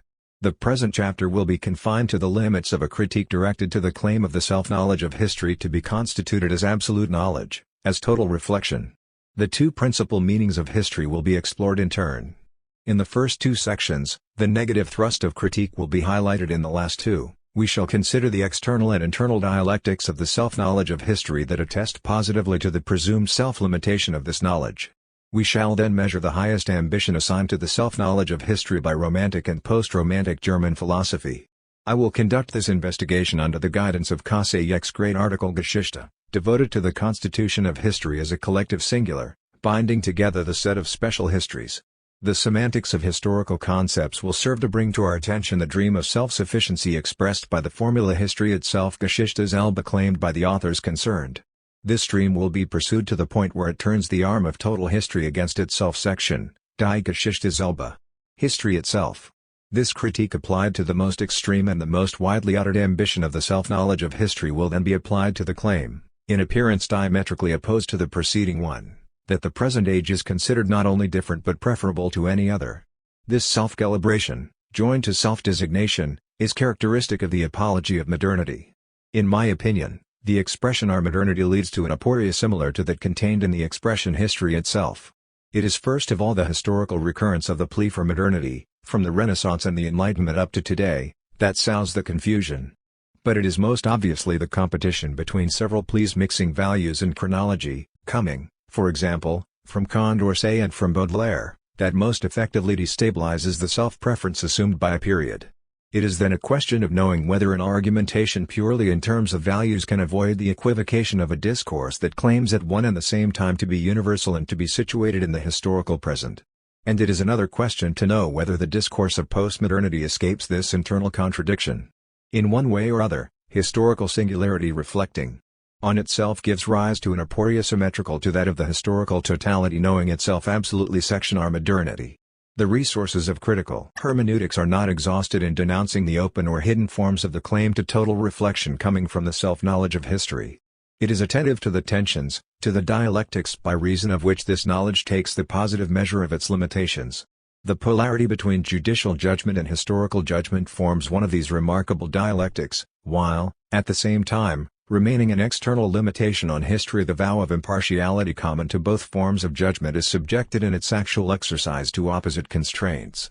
The impossibility of occupying the position of a third party is already evident in the comparison between the two paths of decision-making: trials, on the one hand, archives, on the other.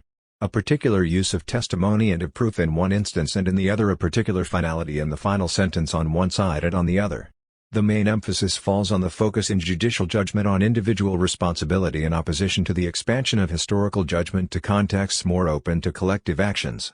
These considerations regarding the professions of historian and judge serve to introduce the test offered by the example of the great crimes of the 20th century, subject in turn to the penal justice of the great trials and to the judgment of historians.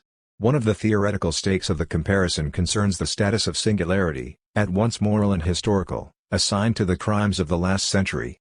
On the practical level, the public exercise of both forms of judgment is the occasion to underscore the therapeutic and pedagogical role of civis dissensus raised by controversies animating the public space of discussion at the points of interference of history in the arena of collective memory. The citizen is also himself or herself a third party between the judge and the historian. Section. The historian and the judge. One last polarity underscores the internal limitation to which the self-knowledge of history is subjected.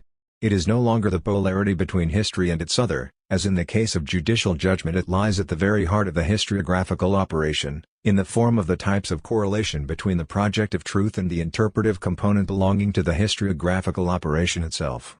This concerns much more than the subjective involvement of the historian in the formation of historical objectivity, the set of options that arise at every phase of the operation, from the archive to the representation of the historian. The interpretation proves in this way to possess the same scope as the project of truth. This consideration justifies its placement at the end of the path of reflection traversed in this chapter. Die Geschichte selber. History itself. Along with Reinhard Koselleck, we retrace the journey back to the sources of the grandiose ambition of historical self-knowledge to arrive at total reflection, the eminent form of absolute knowledge. To him, we owe the acknowledgement of the gap between the temporal models employed in the historiographical operation and the temporal categories of history.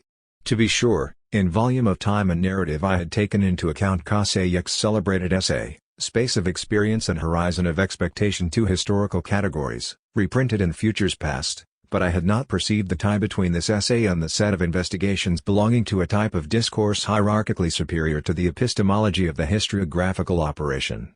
In the case of notions such as space of experience and horizon of expectation, we are concerned, Koselleck notes, with epistemological categories which assist in the foundation of the possibility of a history futures past. More radically, it is a matter of defining historical time, a task characterized in the preface as one of those questions which historical science has the most difficulty answering. 21. In fact, if it is a question of the contents of history, a trustworthy system of dating is enough. As for the temporal rhythms of the ensembles that are sectioned off by historical discourse, they stand out against the backdrop of a historical time that punctuates history pure and simple, history as such. Koselleck has good reason to characterize these categories as metahistorical. This evaluation of their status is confirmed by the homologous constitution linking the categories of historical time in Koselleck and those of internal time in Augustine's Confessions. The parallel is striking between the pair horizon of expectation and space of experience, and the pair present of the future and present of the past. The two pairs belong to the same level of discourse. What is more, they lend mutual assistance to each other. The structures of historical time are not limited to providing a greater scope to the structures of mnemonic time. They open a critical space in which history can exercise its corrective function with regard to memory. In turn, the Augustinian dialectic of the threefold present opens the past of history onto a present of initiative and a future of expectation, which, when the time comes, must be shown to leave its mark at the heart of the historian's enterprise. Koselleck, however, is justified in holding that neither Augustine nor Heidegger directed their interrogation to the time of history, which is less true of Gadamer, as I admit in Time and Narrative. The contribution of Koselleck's analysis consists in his treatment of these categories as conditions for discerning the changes affecting historical time itself, and, in particular, the differential traits of the vision of the moderns regarding historical change. Modernity is itself, we will return to this later, a global historical phenomenon. To the extent that it apprehends modern times as new times, this apprehension can be reflected only in terms of the ever-increasing distancing of expectations with respect to all experiences up to today. This was not the case with the eschatological expectations of historical Christianity, which, given their ultra-worldly status, could not be coordinated with common experience within a single historical process. The opening of a horizon of expectation designated by the term progress is the prior condition for the conception of modern times as new, which constitutes the tautological definition of modernity, at least in German. In this regard, one can speak of the temporalization of the experience of history as the process of continual and increasing perfection. A variety of experiences can be enumerated both in the order of expectation and in that of remembered experience. Unequal rates of progress can even be distinguished, but a global newness widens the distance between the space of experience and the horizon of expectation. Notions such as the acceleration and the open-endedness of history belong to the same cycle. Acceleration is the unfailing indication that the gap is maintained only by continually being modified. Acceleration is a metacategory of the temporal rhythms that tie improvement to the shortening of intervals. It gives a historical touch to the notion of speed. It permits a contrario speaking of delay, advance, marching in place, regressing. As for the availability of history, its makeability, this designates a capacity that belongs at once to the agents of history and to the historians who make history available by writing it up. That someone makes history is a modern expression unthinkable before the end of the 18th century, one ratified, so to speak, by the French Revolution and Napoleon. The metahistorical level of the concept is evident in the fact that it was able to survive the belief in progress, as is attested, outside of the German sphere, by the proud motto borrowed from Michel de Certeau, under the banner of which Jacques Le Goff and Pierre Nora assembled French historians in the S. If the notion of the makeability of history is so tenacious, this is doubtless because it aims at aligning our twofold relation to history, making history and the making of history's faire l'histoire et faire de l'histoire, with the competence constitutive of the practical field belonging to the one I designate by the inclusive term capable being. Nothing better underscores the unilateral character of the concept of the makeability of history than its close tie with the meta-category par excellence formed by the very concept of history as a collective singular. This is the master category, the condition under which the time of history can be thought. There is a time of history insofar as there is one single history. This is Kosayek's master concept, in a seminal article published in the Historical Lexicon of Political-Social Language in Germany under the simple title, Geschichte. In this regard, it would be an illusion to think that the noisy repudiation of the Hegelian philosophy of history and, less costly, the high-minded elimination of the risky speculations of a Spengler or a Toynbee, or even of more recent emulators with planetary ambitions, exonerates historians from the task of explaining why the same word history designates, without easily deniable amphibology, the collective singular comprising a series of events and the ensemble of discourses pronounced regarding this collective singular. The question belongs to the transcendental level of a critical discourse on history. Kosayek places in its service the remarkable tool of conceptual semantics, a sort of selective lexicography of the basic vocabulary of the historical sciences. However, in contrast to a lexicographical work limited to an examination of concepts under the condition of bracketing the referent, the meta-categories brought to light by this undertaking are, like Kantian categories, the conditions of the possibility of a specific experience. The lexicon thus rests on a triangular relation guiding concept, linguistic functioning, and experience. The field of application of these guiding concepts is constituted by what Kosayek calls the experience of history, namely, something more than an epistemological territory, an authentic relation to the world, comparable to that which underlies physical experience. Now this experience is peculiar to the modern period. He speaks of a new space of experience. This reference to modernity, to which we will return at greater length later, marks from the outset the epochal character of conceptual semantics itself. This epochal mark unavoidably places the enterprise under the heading of historicism, a result it did not seek but to which its own course has led it. At the start of this history a not irrecessive expectation is affirmed, whose subsequent course will reveal its growing complexity. Kosayek attaches this expectation to two long-range events that will end by merging together and, through this, will open a space of experience that formerly could not have been formulated Geschichte. This concerns, on the one hand, the birth of the concept of history as a collective singular linking together the special histories under a common concept and, on the other hand, this involves the mutual contamination of the concepts Geschichte, considered a complex of events, and Histoire, considered as knowledge, narrative, and historical science, a contamination that ends with the absorption of the latter by the former. The two conceptual events, so to speak, finally amount to only one, namely, the production of the concept of history as such, of history itself Geschichte selber. The birth of the concept of history as a collective singular, under which the collection of particular histories is placed, marks the bridging of the greatest gap imaginable between unitary history and the unlimited multiplicity of individual memories and the plurality of collective memories underscored by Halbwachs. This conquest is sanctioned by the idea that history itself becomes its own subject. If there is a new experience, it is surely that of the self-designation of a new subject of attribution named history. It is understandable that the second event signaled by Kosayek, namely, the absorption of Histoire by Geschichte, might have been confused with the formation of the concept of history as a collective singular. The autonomy of history as its own subject ultimately directs the organization of its representation. In producing itself, history articulates its own discourse. This absorption has occurred despite the sporadic resistance of authors, such as Niebuhr, enamored of methodological precision. The old definition harkening back to Cicero history as a true account of past things as well as the assignment to Historia in antiquity of the role of instruction Historia Magistra Vitae are seen to be reappropriated by the new experience of history, reflecting upon itself as it comes to pass. Out of the reflexivity of history derives a specific concept of historical time, a properly historical temporalization. At this stage, which can be called one of not irrecessivity or innocence, the term history displays a realist tenor that assures for history as such its own claim to truth. Before proceeding further, the expression experience of history, given by Kosayek as the title of the work as a whole, within which the article in question is placed, deserves some thought. A new space of experience, he says, has been opened up, which has nourished the historical school ever since. This space of experience coincides with modernity. One can then speak, in short, of the modern experience of history. In this regard, the reader will note an important change in Kosayek's vocabulary after Futures Past, in which the space of experience was opposed to the horizon of expectation cf. Time and narrative.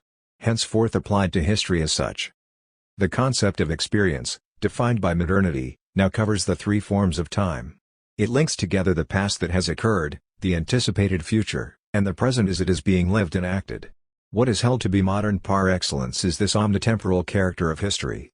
In the same stroke, the concept of history includes, in addition to its renewed temporal meaning, a new anthropological meaning. History is the history of humanity, and in this worldwide sense, the world history of peoples.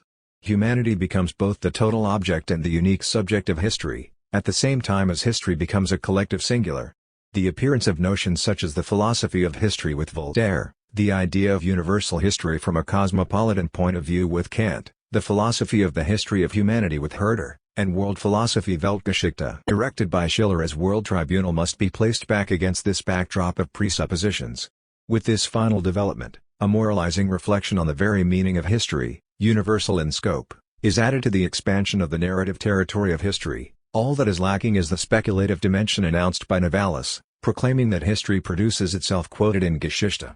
Hegel's text on reason in history, the introduction to his lectures on the philosophy of history, crowns this conceptual epic. It is under the aegis of the dialectic of the objective spirit that the pact between the rational and the real is sealed, the pact that is said to be an expression of the highest idea of philosophy. The connection in which this identity is manifested is history itself. At the same time, a certain distance is taken with respect to the ordinary historical discipline, which is reproached for dwelling in the house of the dead. In this, we must recognize our debt to Hegel for his critique of the abstract idea of a world that is no longer the power of life carried by the spirit into the heart of the present. Something is announced here that will find a vehement outcome in Nietzsche's praise of life, and also in Heidegger's opposition between the having been of the authentic past and the elapsed past that escapes our grasp. But neither can we allow to pass in silence, under the cover of Hegelian philosophy in this, heir to the anatheological orientation of the Enlightenment thinkers rather than to the Romantics, the birth of a secular religion resulting from the equation between history and reason. History is the development of spirit at the heart of humanity.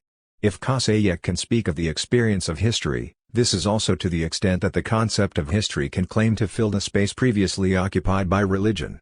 It is by virtue of this kinship, and this substitution, that the idealist philosophy of history was able to rise above simple causal analyses, integrate multiple temporalities, open itself to the future, or better, open a new future, and in this way reinterpret the ancient topos of history, teacher of life, following the promises of redemption spilling out upon humanity to come by the French Revolution, the mother of all ruptures. But with the word rupture, a finger is pointed in the direction of a fault line fissuring from within the presumed encompassing, totalizing idea of world history. We can follow the trace of the more and more devastating effects of this fault line. The first slight crack in the idea of a unified history of humanity is to be ascribed to the various resistances of what in a broad sense can be termed, following Hannah Arendt, human plurality. This plurality chips away from within the very concept of history as a collective singular. It is always the special histories that universal history or world history claims to encompass. Now these histories can be listed according to a variety of criteria, be it geographical distribution, periodization of the course of history, thematic distinctions, political and diplomatic history, economic and social history, history of cultures and mentalities. These diverse figures of human plurality cannot be reduced to an effect of professional specialization within the profession of historian. They belong to a primary fact, the fragmentation, even the dispersal, of the human phenomenon. There is such a thing as humanity, but there are also peoples. Many 19th-century philosophers spoke, in this way, of the spirit of peoples, that is to say, languages, mores, cultures, religions, and, on the properly political level, nations framed by states. Reference to the nation has been so strong that representatives of the great German historical school continually wrote history from the viewpoint of the German nation. Things were no different in France, with Michelet in particular. The paradox is great history is proclaimed to be a world phenomenon by historian patriots. It is then a point of discussion to determine whether history can be written from a cosmopolitan point of view. The resistance of special histories to globalization is not the most threatening aspect. It can be seen to be related either to the limitations of competence belonging to the profession of historian, the historical critical method requiring an ever narrower specialization regarding research, or to a feature of the condition of the historian, which makes the historian as a person both a scholar and a citizen, a scholar who makes history in writing it, a citizen who makes history in association with the other actors on the public stage. There is nevertheless a certain ambiguity that results concerning the epistemological status of the idea of world or universal history. Is it a regulative idea in the Kantian sense, requiring the unification of multiple forms of knowledge on the theoretical plane and proposing on the practical and political plane a task that could be termed cosmopolitan, aiming at establishing peace among the nation-states and at the worldwide dissemination of democratic ideals? Or is it a constitutive, determinate idea, after the manner of the Hegelian idea in which the rational and the real coincide? According to the first acceptation, history has to become universal, worldwide. According to the second, it is worldwide, universal, as the actual becoming of its own production. In both cases, the resistance of human plurality constitutes a paradox and, ultimately, even a scandal.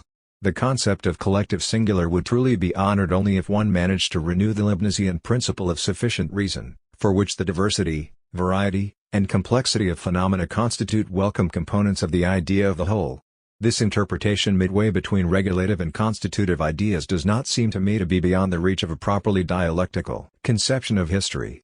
The idea of universal or world history seems to me to be more severely tested on the very plane of the temporalization of the march of history. Modernity makes apparent new and unseen diachronic features that give a new physiognomy to the old tripartite Augustinian division into past, present, and future, and above all to the idea related to a distension of the soul. In futures past, Kosayek had already underscored the effects of the topos of progress on the representation of the time of history. But the idea of progress is not confined to suggesting an a priori superiority of the future, or, more precisely, of things to come, over things of the past. The idea of novelty attached to that of modernity. Modernity in German is new time, neue Zeit, then neue Zeit implies at the minimum a depreciation of earlier times struck with obsolescence, at the maximum a denial amounting to a rupture. We have already mentioned the rupture effect ascribed to the French Revolution by the European intelligentsia of the 19th century. Even then, the lights of reason made medieval times appear shadowy, dark. Following them, the revolutionary impulse made past times appear dead. The paradox is formidable with regard to the idea of universal, world history. Can the unity of history be produced by the very thing that ruptures it? To surmount this paradox, the force of integration set free by the energy of novelty would have to be greater than the force of rupture emanating from the event held to found new times. The most recent course of history far from satisfies this wish. The growth of multiculturalism is a source of great puzzlement in this regard. The phenomenon of depreciation with regard to the past presents several remarkable corollaries.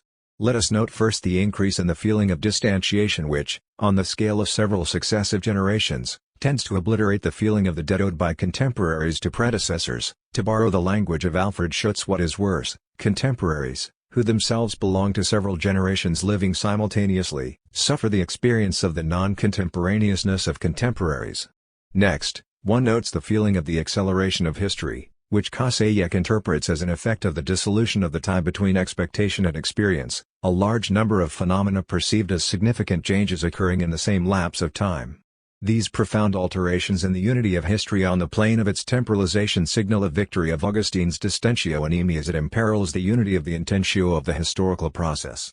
On the plane of memory, however, there was still a possible recourse, in the form of repetition consisting in the recognition of a remembered past within the present.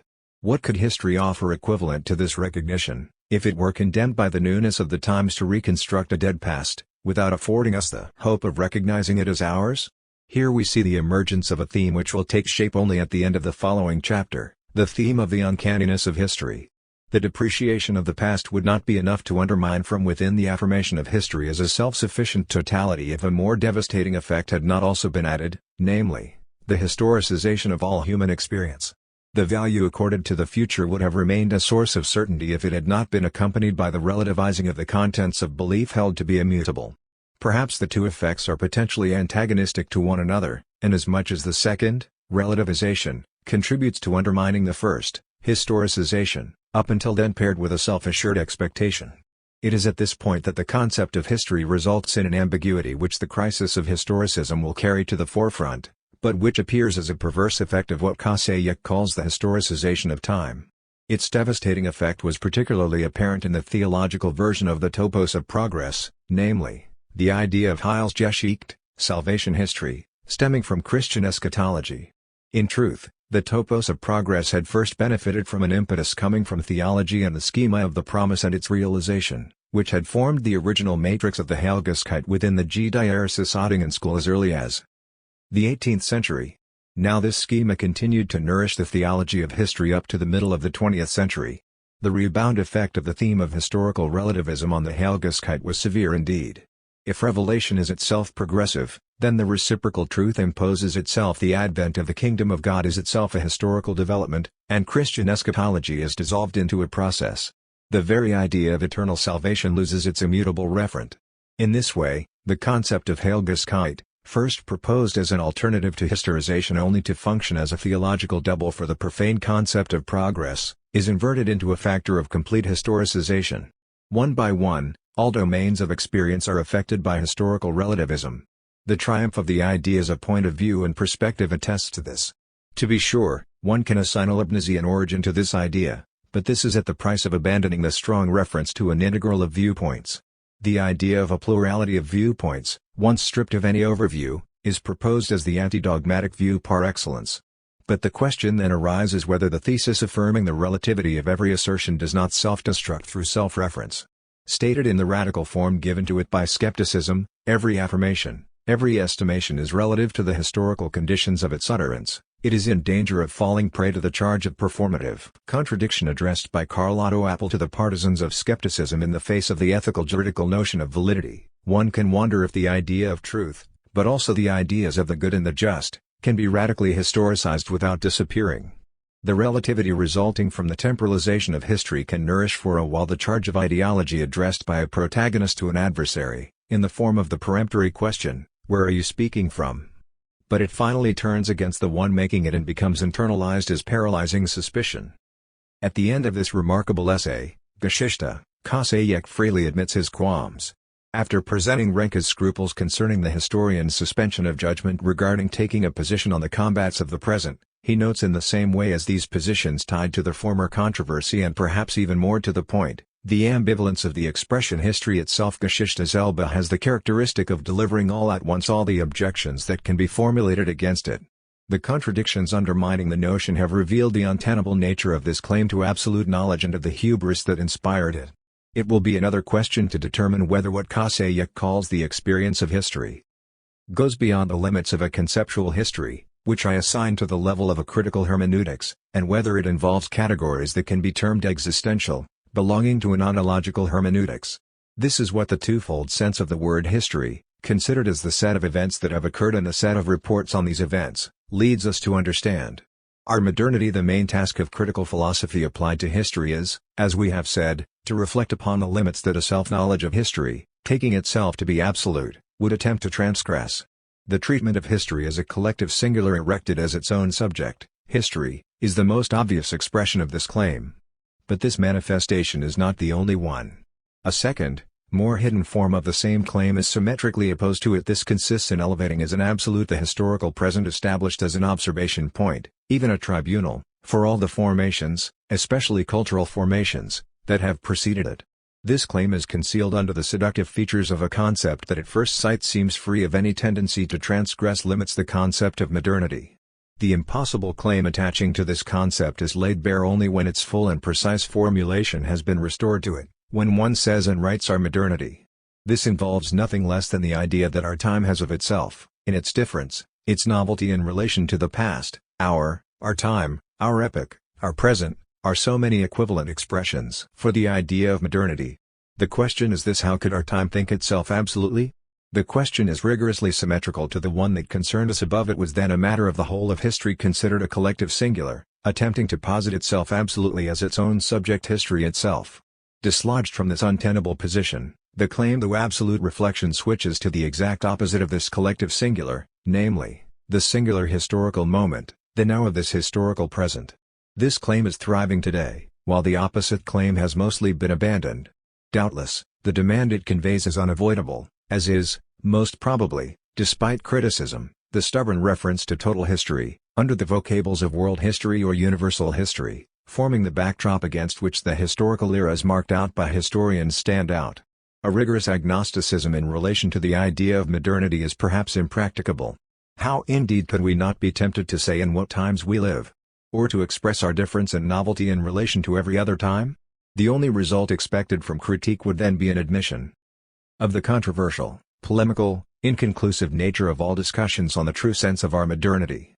I will begin by tracing out the argument of what Hans Robert Jost calls the historical recurrences of the word, in contrast to the claim of our modernity to stand as the exception to this recurrence and to think itself absolutely. This historical recurrence is attested by a discourse that is contained perfectly within a theory of representation belonging, as is shown in the second part of this work, to the historiographical operation. The sole difference that can be noted, although a considerable one, is that this is not one representation among others but the representation that this operation gives of itself, in which both figures, the object representation and the operation representation, coincide with one another. This self-representation claims to testify for the entire epoch in which its own discourse is inscribed. Several epochs have defined themselves as modern. Out of this repetition arises the paradox attaching to the very theme our epoch. We can follow the narrative of the historian retracing the successive occurrences of the terms relating to the same semantic field and repeating the terminological choices that have led to our own modernity, we the agents of present history. And we can identify the moment when the implicit or explicit ascription of value confers a normative sense on the expression. Jacques Le Goff traces this path in History and Memory. He links these distinctions in the following way. First, on what is still a formal level, he proposes the distinction between before and after, implied in the related notions of simultaneity and succession. Upon this he constructs the opposition between past and present governing the distinctions that follow, which the historian develops on the level of the historical social consciousness. The decisive distinction leading up to the idea of modernity is constituted by the opposition ancient versus modern. This distinction, it is stated, developed in an equivocal and complex context. The term modern has indeed changed partners several times: ancient, but also old, traditional, while at the same time binding its fate to different synonyms: recent, new. What is more, the paired terms continue to be accompanied by favorable, pejorative, or neutral connotations. The original use of modern in Low Latin, the adverb modo signifying recently, and of ancient in the sense of what belongs to the past, was neutral. Less neutral were subsequent usages, when ancient designated the earlier Greco-Roman world preceding the triumph of Christianity, a world henceforth designated by the word antiquity. Neutrality is out of place when the term modern adds to itself the epithet new, the praiseworthy term par excellence, beginning. In the 16th century, when it will no longer have as its opposite simply the ancient, but also the medieval, in accordance with the division of history into three periods: ancient, medieval, and modern Neueren German. The ambiguity grows when antiquity, after being chronologically superseded, becomes once again exemplary during the great Renaissance of the 16th century. This is the period when historical narration intersects with the pejorative or favorable evaluations that have been superimposed on one another at the decline of periods in the style of the chronosophy studied by Paumian Reign, age, era, period, even century, as in the expressions great century, century of Louis XIV, century of the Enlightenment. The historian is a witness to this surplus of meaning that makes the superiority of our epoch fighting words. This threshold is crossed when the contrary of the idea of novelty is the idea of tradition, which, from the simple transmission of a heritage, becomes synonymous with the resistance to new ideas and mores. Things become even more complicated with the cyclical conception of the Renaissance, in which praise is directed to a rediscovered past, pagan Greco-Roman antiquity, beyond the rupture effect produced by the eruption of novelty. It is at this crossroads of the linear and the cyclical that the fate of the concept of imitation was played out, a concept itself inherited from the mimesis of the Greeks as imitating repeating in the sense of copying, or repeating in the sense of calling back to life. The famous quarrel of the ancients and the moderns in the French and English 17th century revolved around these ascriptions of opposing values to the alleged exemplarity of ancient models. Linearity will definitively prevail in the idea of progress, which merits the title of topos, as in this commonplace the alliance between the modern and the new is concluded, in contrast to the decrepitude of tradition. The sequence modern, novelty, progress functions like a syntagma in two revered texts, which will serve to orient what follows in our discussion. Turgos a réflexion sur l'histoire des progrès de l'esprit humain and Condorcet's esquisse d'un tableau des progrès de l'esprit humain. History or tableau, This is the balance sheet of the accomplishment of Western consciousness, presented as a guide for humanity as a whole. On the meta-historical plane, the praise of the modern fuses together the presumed total reflection of history upon itself and the reflection of the privileged historical moment. What matters is that the projection of the future is, henceforth, of a piece with the retrospection on past times. From then on, the century can be seen with the eyes of the future. It is in this sense that the future of past generations, with regard to which our own modernity distinguishes itself, appears as an outmoded future, to borrow Kosayek's beautiful title, Divergente Zukunft Futures Past, which evokes the future such as it is no longer, understanding in this expression such as it is no longer ours. But the history of the idea of modernity continues beyond the European Enlightenment, and the hesitations in the vocabulary continue to accumulate. Replacing old by ancient has already marked the historical distance between modern times and antiquity. The substitution of modern by romantic is accompanied by the symmetrical substitution of ancient by classical in the sense of ineffaceable, exemplary, even perfect. With Romanticism, the modern rediscovers a twofold past, Gothic and ancient, while the superiority of our time is tempered by the idea dear to Montesquieu that every epoch and every nation has its own genius. The most surprising element of this history is perhaps the fortune of the words Roman novel, romance and romanticism as in the novels of chivalry, those poems in popular language. Fiction permeates the image of the world, the fantastic capturing the poetry of life beyond the picturesque, confirming what Aristotle suggested in the famous text of the Poetics when he pronounced the superior nature of the epic and the tragic over mere history in the order of truth. But then it is no longer the agreement with the ideas of time that predominates in the idea of modernity, but dissatisfaction and disagreement with the present time. Modernity has gone a long way in defining itself in opposition to itself. Along this trajectory, Germany and France occupy very different positions, the great break occasioned by the French Revolution prolonging itself in a rupture on the level of mores and taste. Stendhal, without whom Baudelaire would be incomprehensible, no longer requires a contrast with antiquity to ascribe an incomparable prestige to the very actuality of the present. At this point, our discourse on modernity makes an abrupt change of register. Leaving aside the history of the past uses of the term modern, conducted along the lines of a history of representations, the discussion turns toward the meanings attaching to our modernity, we who speak of it today. We are thus attempting to distinguish our modernity from that of others, from that of those who, before us, declared themselves to be modern.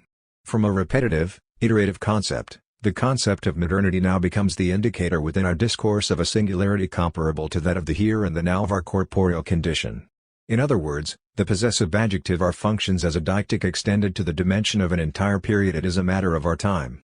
This time is distinguished from other times just as the here and the now of actual experience are opposed to long ago and elsewhere. An absolute and a non-relative sense is thereby posited and designated. Vincent Discombs begins an essay dealing with the contemporary uses of the term modern with these words: in other times, words as charged as those of present time, modern world, modernity would have evoked phenomena of innovation and rupture. In other times? The expression no longer belongs to an objective history of representations, it signifies times that are no longer ours. The essay continues this way for the last 20 years counted from the present of the writing of the essay. These same themes of the modern and the present are an occasion for philosophers to turn toward their own past. What is designated as modern seems to be behind us. We are no longer speaking as mere observers, as simple chroniclers of past representations. We are speaking as their heirs. It is indeed the heritage of the Enlightenment that is at stake, for we who speak of it today. The tone of controversy is quickly engaged. The presupposition is then that there is a single heritage of the Enlightenment. Presupposed by whom? They are not named, those who, in the words of the author of the essay, summon us in the second person. You cannot divide this heritage. The reflection has cast off the tone of retrospection and has become combative. At the same time, it has become more local. The French Enlightenment thinkers are, for us, inseparable from the French Revolution and its historical sequels. Our reflection on the philosophy of the Enlightenment cannot be exactly the same as the reflection of those who have the American Revolution as a point of reference, or those for whom the Enlightenment is an optical diaresis rung without a direct political translation. This is why we do not even know how to translate into French the English modernity, used, for example, by Leo Strauss, who ascribed to Jean-Jacques Rousseau the first crisis of modernity, playing at once upon chronology and upon the argument opposing reactionary to radical. In truth, the modernity that is not ours is inscribed in a chronology that has ceased to be neutral, indifferent to what it orders now. It is not an indifferent chronology drawn up by the philosophers of the past 20 years, but a chronology in which the date of thoughts and of facts corresponds to their signification. not to the calendar. This qualified chronology, this philosophical chronology, is itself a matter of dispute, inasmuch as the thinkers of the Enlightenment pinned their own claims to the superiority of a philosophy of history, worthy of the chronosophies of the past studied by Pomian. This was the case with the epics of Condorcet's tableau, mentioned above, in the Register of Objective Historiography. They satisfy the concept of philosophical chronology proposed here. The modern epoch does not designate only the present epoch, but also the epoch of the triumph of reason. The periodization is philosophical. Can one still call it a chronology?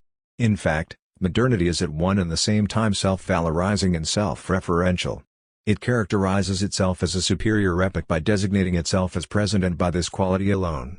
In the same stroke, notes Discom's, other uses of the term modernity remain foreign to Condorcet, for example, the use that would take into account the gap between abstraction and practice, with its cortega of traditions and prejudices, and, even more so, a use of the term that would bring out the historical relativity of the models proposed to people and that would, as a result, see in the masterpieces of antiquity not failures but masterpieces of another epoch. Has the relativity signaled by the historian suddenly become the modernity of today? In any case, the modern according to Condorcet can no longer be ours. And why not? Because of Baudelaire, he through whom the word modernity entered into the French language with a different accent than the word modern, inasmuch as modern continues to be marked by a normative conception of abstract reason. Modernity now designates a historical self-consciousness. Modernity does not exist, our modernity exists. At the root of a purely temporal indication that determines the difference of position in time of the modern and the ancient, there is the act of extracting from the present what is worthy of being retained and of becoming ancient, namely, the vitality, individuality, and variety of the world, the beauty of life, according to the expression we can read in the painter of modern life. It is from social mores, more precisely from this new social space of the street and the salon, that the painter will draw his subjects.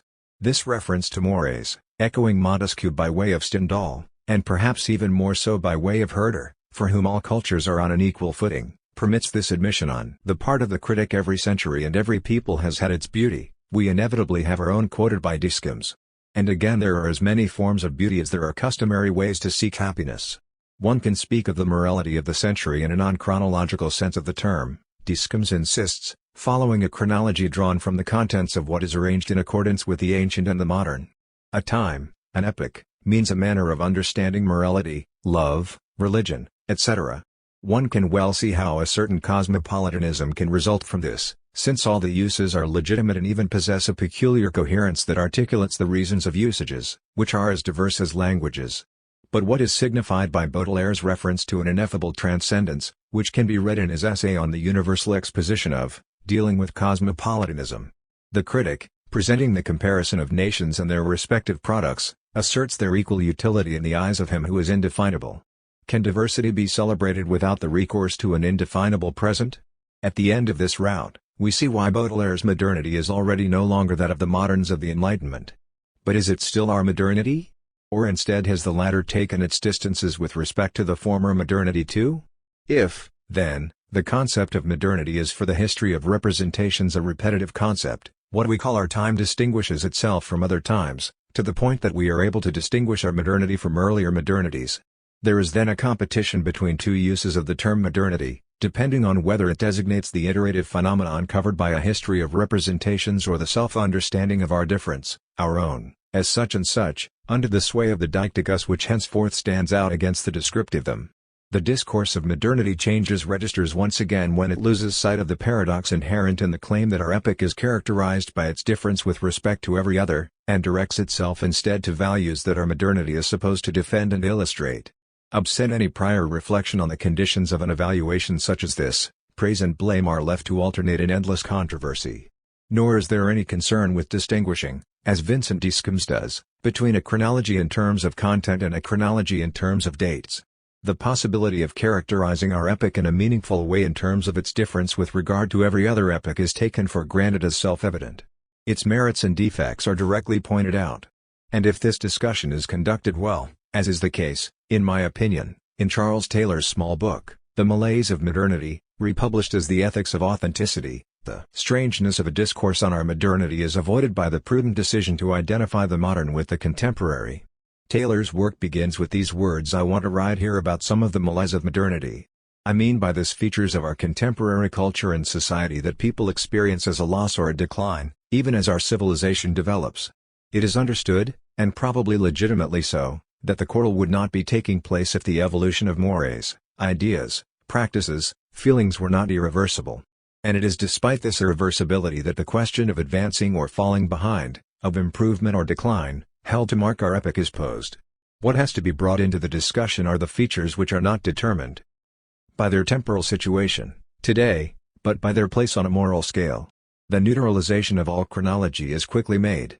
If the whole modern era from the 17th century is frequently seen as the time frame of decline, although the time scale can vary greatly, there is a certain convergence on the themes of decline, which are often variations around a few central melodies. It is the theme of decline that matters. Who then are the operators of this evaluation? Those who, throughout the book, are simply called people. It is not surprising, then, that the controversy has no identifiable advocates. But, at the same time, it moves outside of the field of reflection concerning the limits set regarding considerations of the meaning of the current epoch as it constitutes the now of history.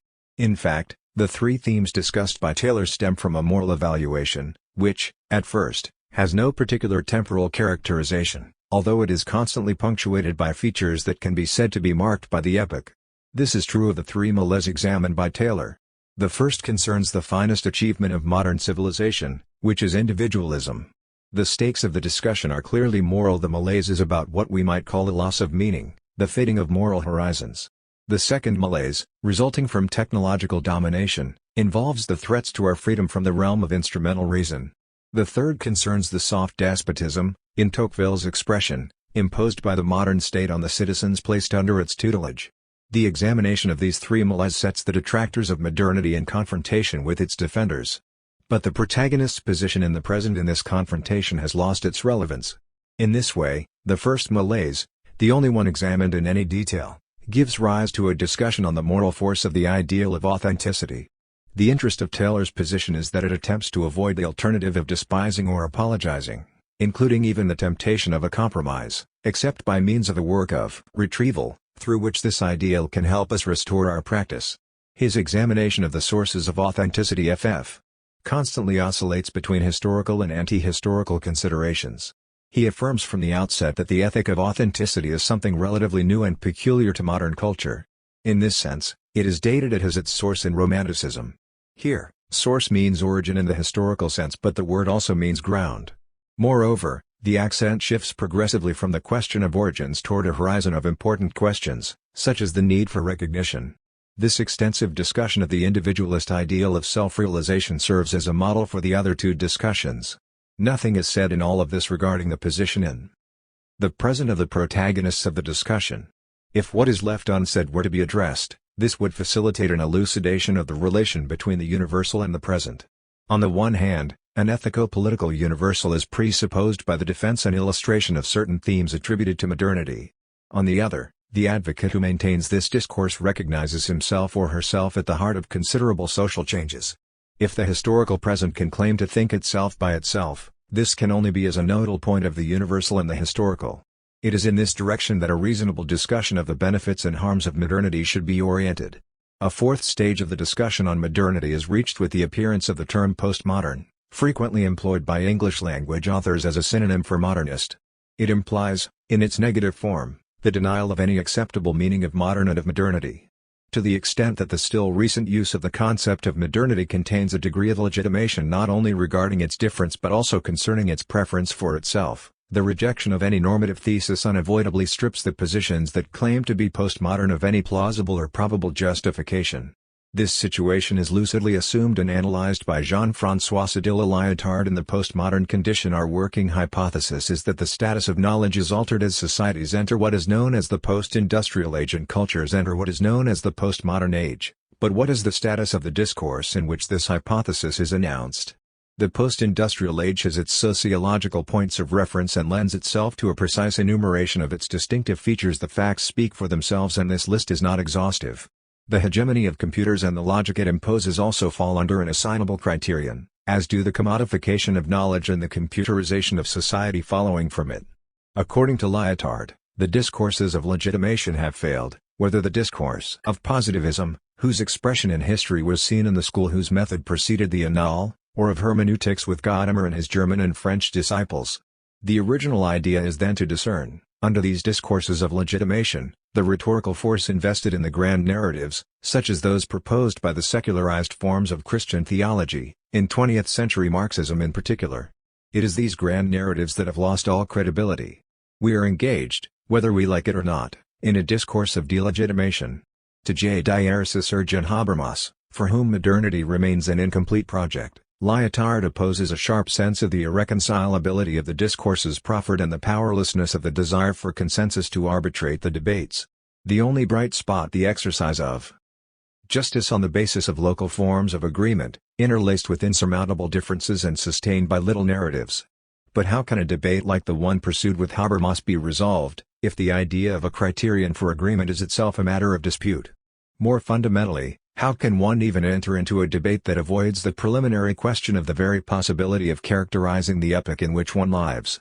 This difficulty is common to the claim on behalf of our modernity and to the self-designation of our epoch, or at least of a contemporary current within it, as postmodern.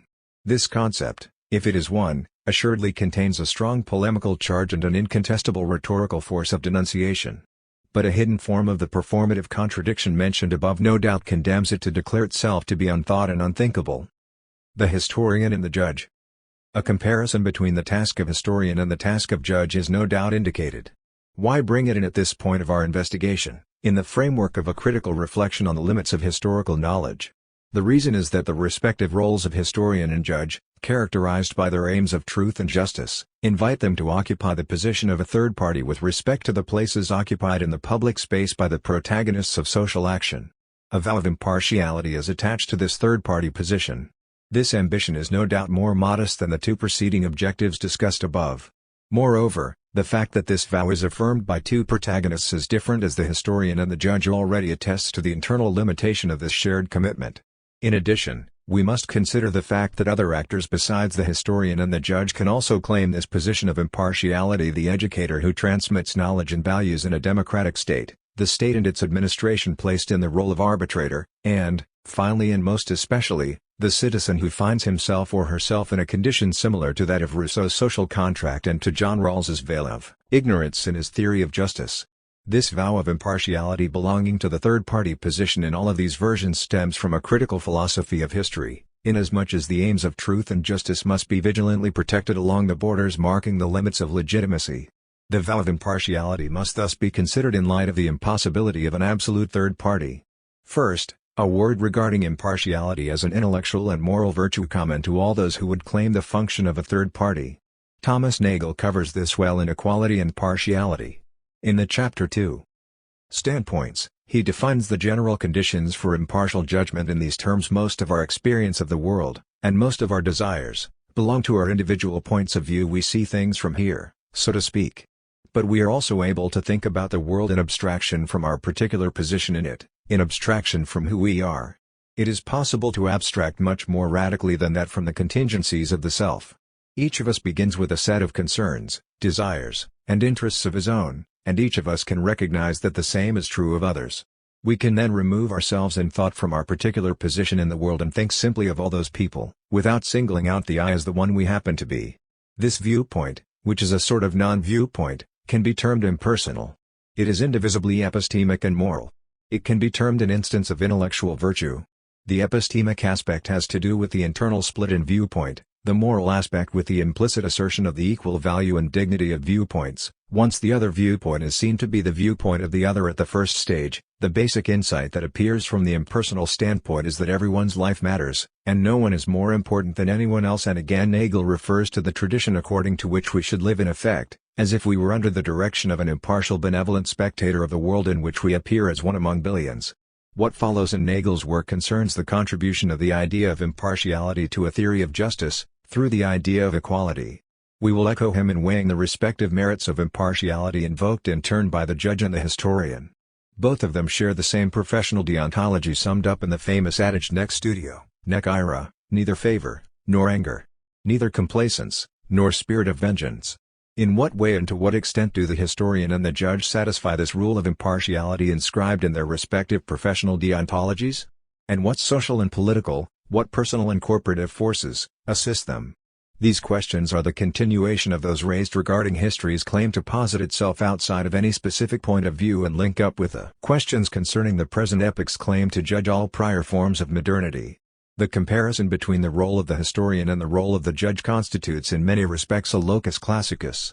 I would nevertheless like to add to the list of considerations on which broad agreement can be observed between spokespersons of both disciplines, a more controversial presentation of the reflections prompted at the close of the 20th century by the eruption into history of dramas of extreme violence, cruelty, and injustice. Now these events have given rise to an important malaise in the fields of both professions, which has, in its turn, left documented traces on public opinion susceptible of enriching and renewing a discussion that an easy consensus among specialists would tend to curtail. Since we are concerned with the most general and most stable constraints placed on the respective professions of judge and historian, at least in the geopolitical sphere of the West End of the epochs historians term modern and contemporary, with the addition of the history of the present day, the starting point of the comparison is obvious. It consists in the structural difference separating the trial conducted within the confines of the court and the historiographical critique begun within the framework of the archives. In both situations the same linguistic structure is involved, that of testimony, which we examined above, from its rootedness in declarative memory to its oral phase, and continuing up to its inscription in the mass of documents preserved and codified within the institutional framework of the archive, by means of which an institution preserves the trace of its past activity with a view to subsequent consultation. At the time of this examination we took account of the bifurcation of the paths followed by testimony when it passes from its use in ordinary conversation to its historical or judicial use. Before underscoring the most obvious oppositions that distinguish the use of testimony in court from its use in the archives, let us pause to examine two features common to both uses: the concern with proof and the critical examination of the credibility of witnesses, these two features going together. Carl Ginsburg, in a brief book titled, precisely, The Judge and the Historian, favorably quotes Luigi Fergioli: the trial is, so to speak, the only case of historiographical experimentation. Sources are set out de vivo, not only because they are heard directly, but also because they are made to confront one another, submitted to cross-examination, and encouraged to reproduce, as in a psychodrama, the affair being judged. Truly speaking, this exemplarity in the use of proof on the judicial plane operates fully only in the phase of preliminary investigation, when, as in some judicial systems, this is distinct from the central phase of the trial. It is within this limited framework that the questions of proof and veracity are posed, primarily at the time of drafting a confession, whose credibility and, even more importantly, whose veracity are not undeniable. To be sure, applying the criteria of concordance and relying upon independent verification of the confession provide perfect illustrations of the theses offered by Ginsburg, the historiographer, on the evidentiary paradigm: the same complementarity between the oral nature of testimony and the material nature of the evidence authenticated by expert testimony, the same relevance of small errors, the probable sign of inauthenticity, the same primacy accorded to questioning, to playing with possibilities and imagination, the same perspicacity in uncovering contradictions, incoherencies, unlikelihoods, the same attention to silences, to voluntary or involuntary omissions, the same familiarity, finally, with the resources for falsifying language in terms of error, lying, self-delusion, deception. In this regard, the judge and the historian are both past masters at exposing fakes and, in this sense, both masters in the manipulation of suspicion. To be sure, the time is ripe to recall, along with Ginsburg, that the word historia stems at one and the same time from medical language, from the rhetorical argumentation of the juridical setting, and from the art of persuasion practiced before the court. Does not the historian often behave as a lawyer pleading a case, in the manner of the French historians of the French Revolution pleading by turns, before the Annales period, for or against Danton, for or against the Girondins or the Jacobins? But, more than anything else, Ginsburg's quasi-exclusive insistence on evidence, the handling of which he considers to be common to judges and to historians, should be related to the struggle the author conducts against the doubt instilled in the profession of historian by authors like Hayden White, always in pursuit of the rhetorical style of historical discourse. For me, Ginsburg insists, as for many others, the notions of evidence and truth are, on the contrary, an integral part of the profession of historian. The analysis of representations cannot abstract from the principle of reality. The profession of each of them, historian and judge, is based on the possibility of proving, in line with determined rules, that X did Y, X designating indifferently the protagonist, possibly anonymous, of a historical event or the subject implied in a penal proceeding and any sort of action. However, the thesis according to which the situation of the trial would present a vivo the sources of judgment common to the historian and the judge has its limits on the very plane on which it establishes its arguments on the properly inquisitory plane of the investigation. Did not the most fantastic hypotheses presiding over the trials for witchcraft long remain irrefutable, before the Roman Congregation of the Holy Office made the judges require proof, objective confirmation? And do not certain modern trials for treason, conspiracy, terrorism, share the same perverse spirit that reigned in olden times in the inquisitorial trials? But, in particular, our earlier reflections on the complexities of the representation of the historian should put us on our guard against an overly hasty recourse to the reality principle. It is important, therefore, to take up the examination of the model of the trial at its beginning and to carry it beyond the phase of preliminary investigation, of the instruction, if this is the case, and to take it through the adversarial phase in which the trial more properly consists, carrying it to its conclusion, the pronouncement of the verdict. Let us recall that the trial rests on a network of relations that articulate the situation type of the trial in different ways, a situation in which interests, rights, and symbolically contested goods are set in opposition. In this regard, trials of treason, subversion, conspiracy, and terrorism are not exemplary inasmuch as they directly involve issues of security, the primary condition of living together.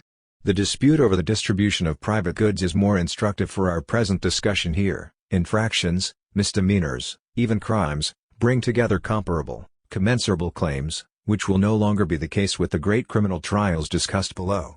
The infraction, then, is a kind of interaction, a violent one to be sure, but one in which several actors are implicated. The trial begins by putting on stage the alleged facts with a view to representing them outside of their sheer having occurred and to making visible the infraction committed in relation to the rule of law, presumed to be known to all, by an individual perpetrator at the expense of a victim, authorized to demand that his or her plea be pursued and that the presumed damage be rectified or compensated. Past acts are therefore represented solely in terms of the nature of the charges selected prior to the actual trial.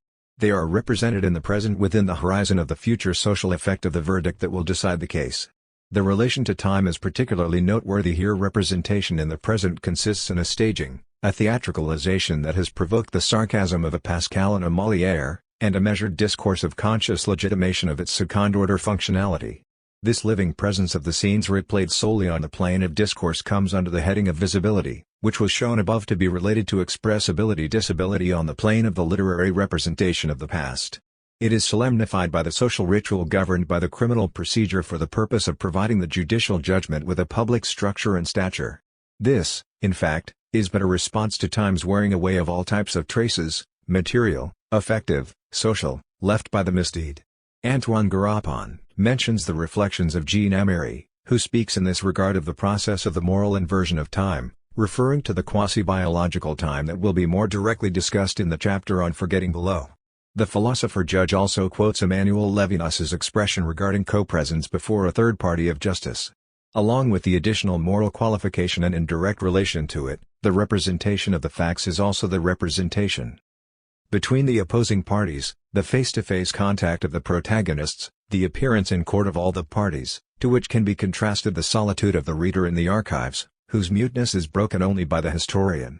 In this way, the trial puts on stage a reconstructed time of the past, in which the facts that are targeted have themselves already constituted tests of memory in addition to the physical harm inflicted on persons defined by their own history, the breaking of contracts, the disputes over the attribution of goods, positions of power and authority, and all the other infractions and crimes constitute so many wounds inflicted on memory that call for a work of memory inseparable from the work of mourning, with a view toward the reappropriation of the infraction, of the crime, by all the parties despite its essential strangeness.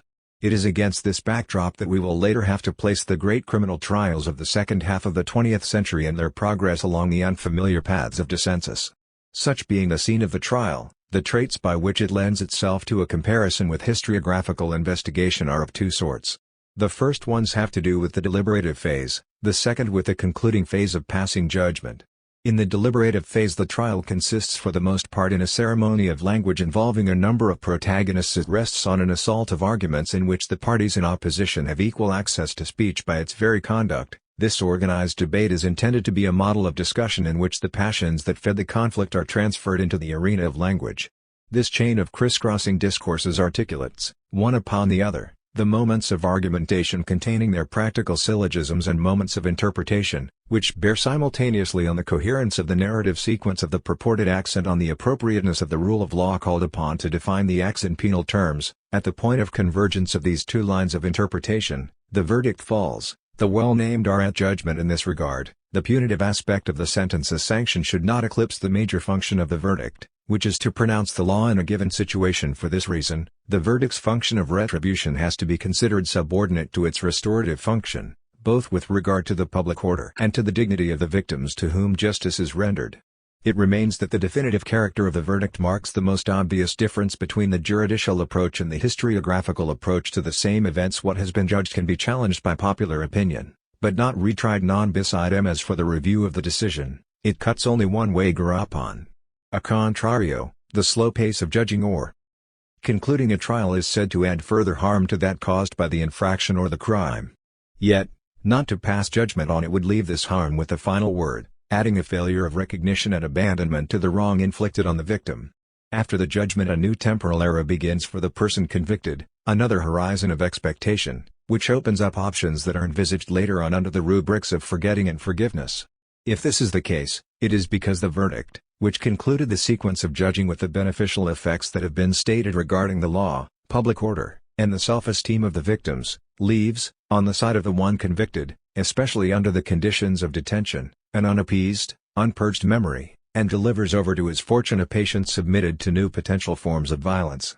What, then, are we to say about the confrontation between the judge's task and the historian's task? As we have seen, the conditions under which the verdict is pronounced within the courtroom have opened a breach in the common front maintained by the historian in the face of error and injustice. The judge has to pass judgment. This is the function of a judge.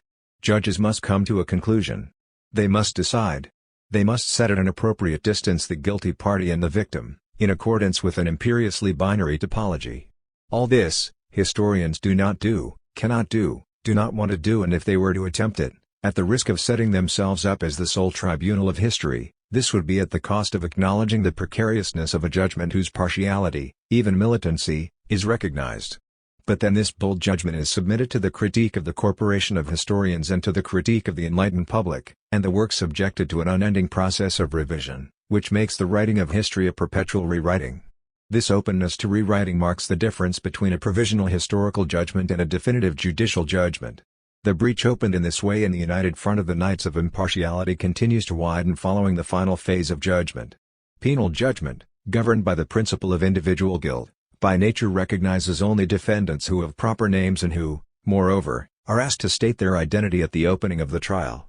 And the actions are specific actions, or at least distinct and identifiable contributions of the protagonists implicated in a collective action, and this is so even in the case of infractions committed together, which are submitted to the examination of judges, on both the normative and narrative plane. The fit that the judgment establishes between the presumed truth of the narrative sequence and the imputability by reason of which the accused is held accountable, this good fit in which explanation and interpretation come together at the moment the verdict is pronounced, operates only within the limits traced out by the prior selection of the protagonists and of the acts alleged.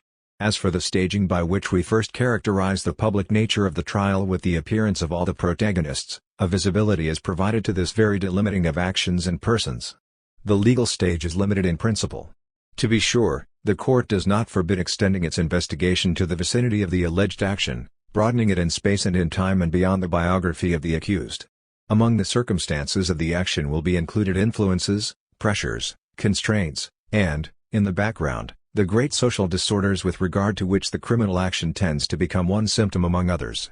After all, it is a judge who wrote the book titled, Ingeschickt und verstrickt entangled in stories. Everything happens as if the preliminary investigation were opened up again by the public trial that was supposed to bring it to a close. But, for good or for ill, the exonerating effect of the excessive accommodation to circumstances and to their perpetually widening concentric circles will ultimately be averted by the timely reminder of the rule of the trial, which is to judge a given human being and the particular acts for which this person is accountable, allowing the possibility of harmonizing the verdict with attenuating circumstances, the relative weight of which will potentially be retained by the judge at the time of the sentence, if one is handed down. The potentially unlimited circle of explanation inexorably closes with the verdict, which in fine can be only conviction or acquittal. It is then that the decisive word of justice resounds. The circles that the judge closes after having cautiously opened them, the historian pries open again. The circle of actions for which individual authors are held accountable can be placed back only into event history, which, as we have seen, can itself be considered one level among others in the stacking up of durations and causations. The purported act can then be aligned, as one event among others, with the conjunctures and structures with which it forms a sequence. And even if, after the great period of the annales, historiography proves to be more attentive to the interventions of historical agents, and if it accords a place of honor to representations in connection with the individual and collective actions from which the social bond proceeds, the representations that are then methodically placed back on their scales of efficacy are still of interest to the historian only as collective phenomena. This is the case even on the plane of microhistory, to which could be compared the aforementioned inquiry into personalities conducted by the court. Only the mark left by individual interventions upon the smallest of societies contains any historical significance. In this way, the discordance between historical judgment and judicial judgment, evident in the final phase, is amplified pursuant to this ultimate point. This affects all the phases of both the judicial operation and the historiographical operation, so that one can wonder whether the judge and the historian hear testimony, that initial structure common to both roles, with the same ear. The confrontation between the professions of judge and historian might simply fade into the ennui of an academic debate, if we did not listen to the voices of those who, in various capacities, have had to judge crimes committed in a number of places in the world by totalitarian or authoritarian regimes in the middle of the 20th century. These voices belong to the transitional period which saw the re-establishment or the establishment of constitutional democratic governments. The peal of voices comes from judges and historians whose judgments are an integral part of this new foundation. I will mention, on the one hand, the role played by the great criminal trials held at the end of the Second World War on the scale of several continents, but especially in Europe in the wake of the Shoah, and on the other hand, the controversy among German historians dealing, as responsible historians, with the same events related to this catastrophe. So, on one side we have the courts and the judges penetrating volens nolens into the territory of the historian before their verdicts are carved into the flesh of history as it is being made, on the other, historians who are attempting to do their job of historian under the pressure of a moral, legal, and political condemnation, arising from the same judicial agency as the verdict of the criminal court, a verdict they, in their turn, risk reinforcing, attenuating, displacing, even subverting, because they cannot ignore it. This secretly conflictual situation between the judicial approach and the historical approach to the same facts demands to be, if not untangled, at least made explicit. To clarify the first side of the debate, I have chosen a work by Mark Ossiel, Mass Atrocity, Collective Memory, and the Law. The author, who prides himself on bringing together two mindsets which, at least in the United States, are alien to each other, the mindset of the sociologist and the mindset of the lawyer, proposes to determine the influence exerted on the collective memories of the people concerned by the judicial proceedings and the sentences pronounced by the great criminal trials of the second half of the 20th century in Nuremberg, Tokyo, Argentina, and France.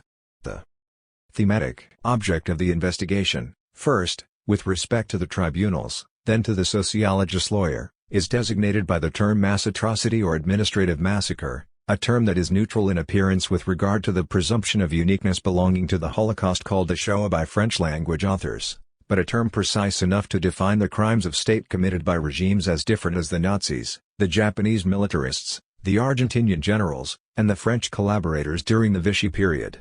The general line of the book is the following: unlike Durkheim, who saw in the unanimous condemnation of ordinary criminality a direct, mechanical, means of reinforcing social consensus, Ossiel is drawn to the dissensus provoked by the trial's public proceedings and to the educational function exerted by this very dissensus on the level of public opinion and collective memory, which is expressed and shaped on this level. The trust he places in the benefits expected to follow from this culture of controversy is related to his moral and political credo on behalf of a liberal society, in the political sense that English-speaking authors give to the term liberal. A liberal society in a quasi-tautological fashion is a society that derives its militant legitimacy from public deliberation, from the open character of the debates and residual antagonisms these debates leave in their wake. What is more, inasmuch as the collective memory is the target of this harsh schooling by which a society constructs its own solidarity, the work also offers the occasion for a reflection on memory itself.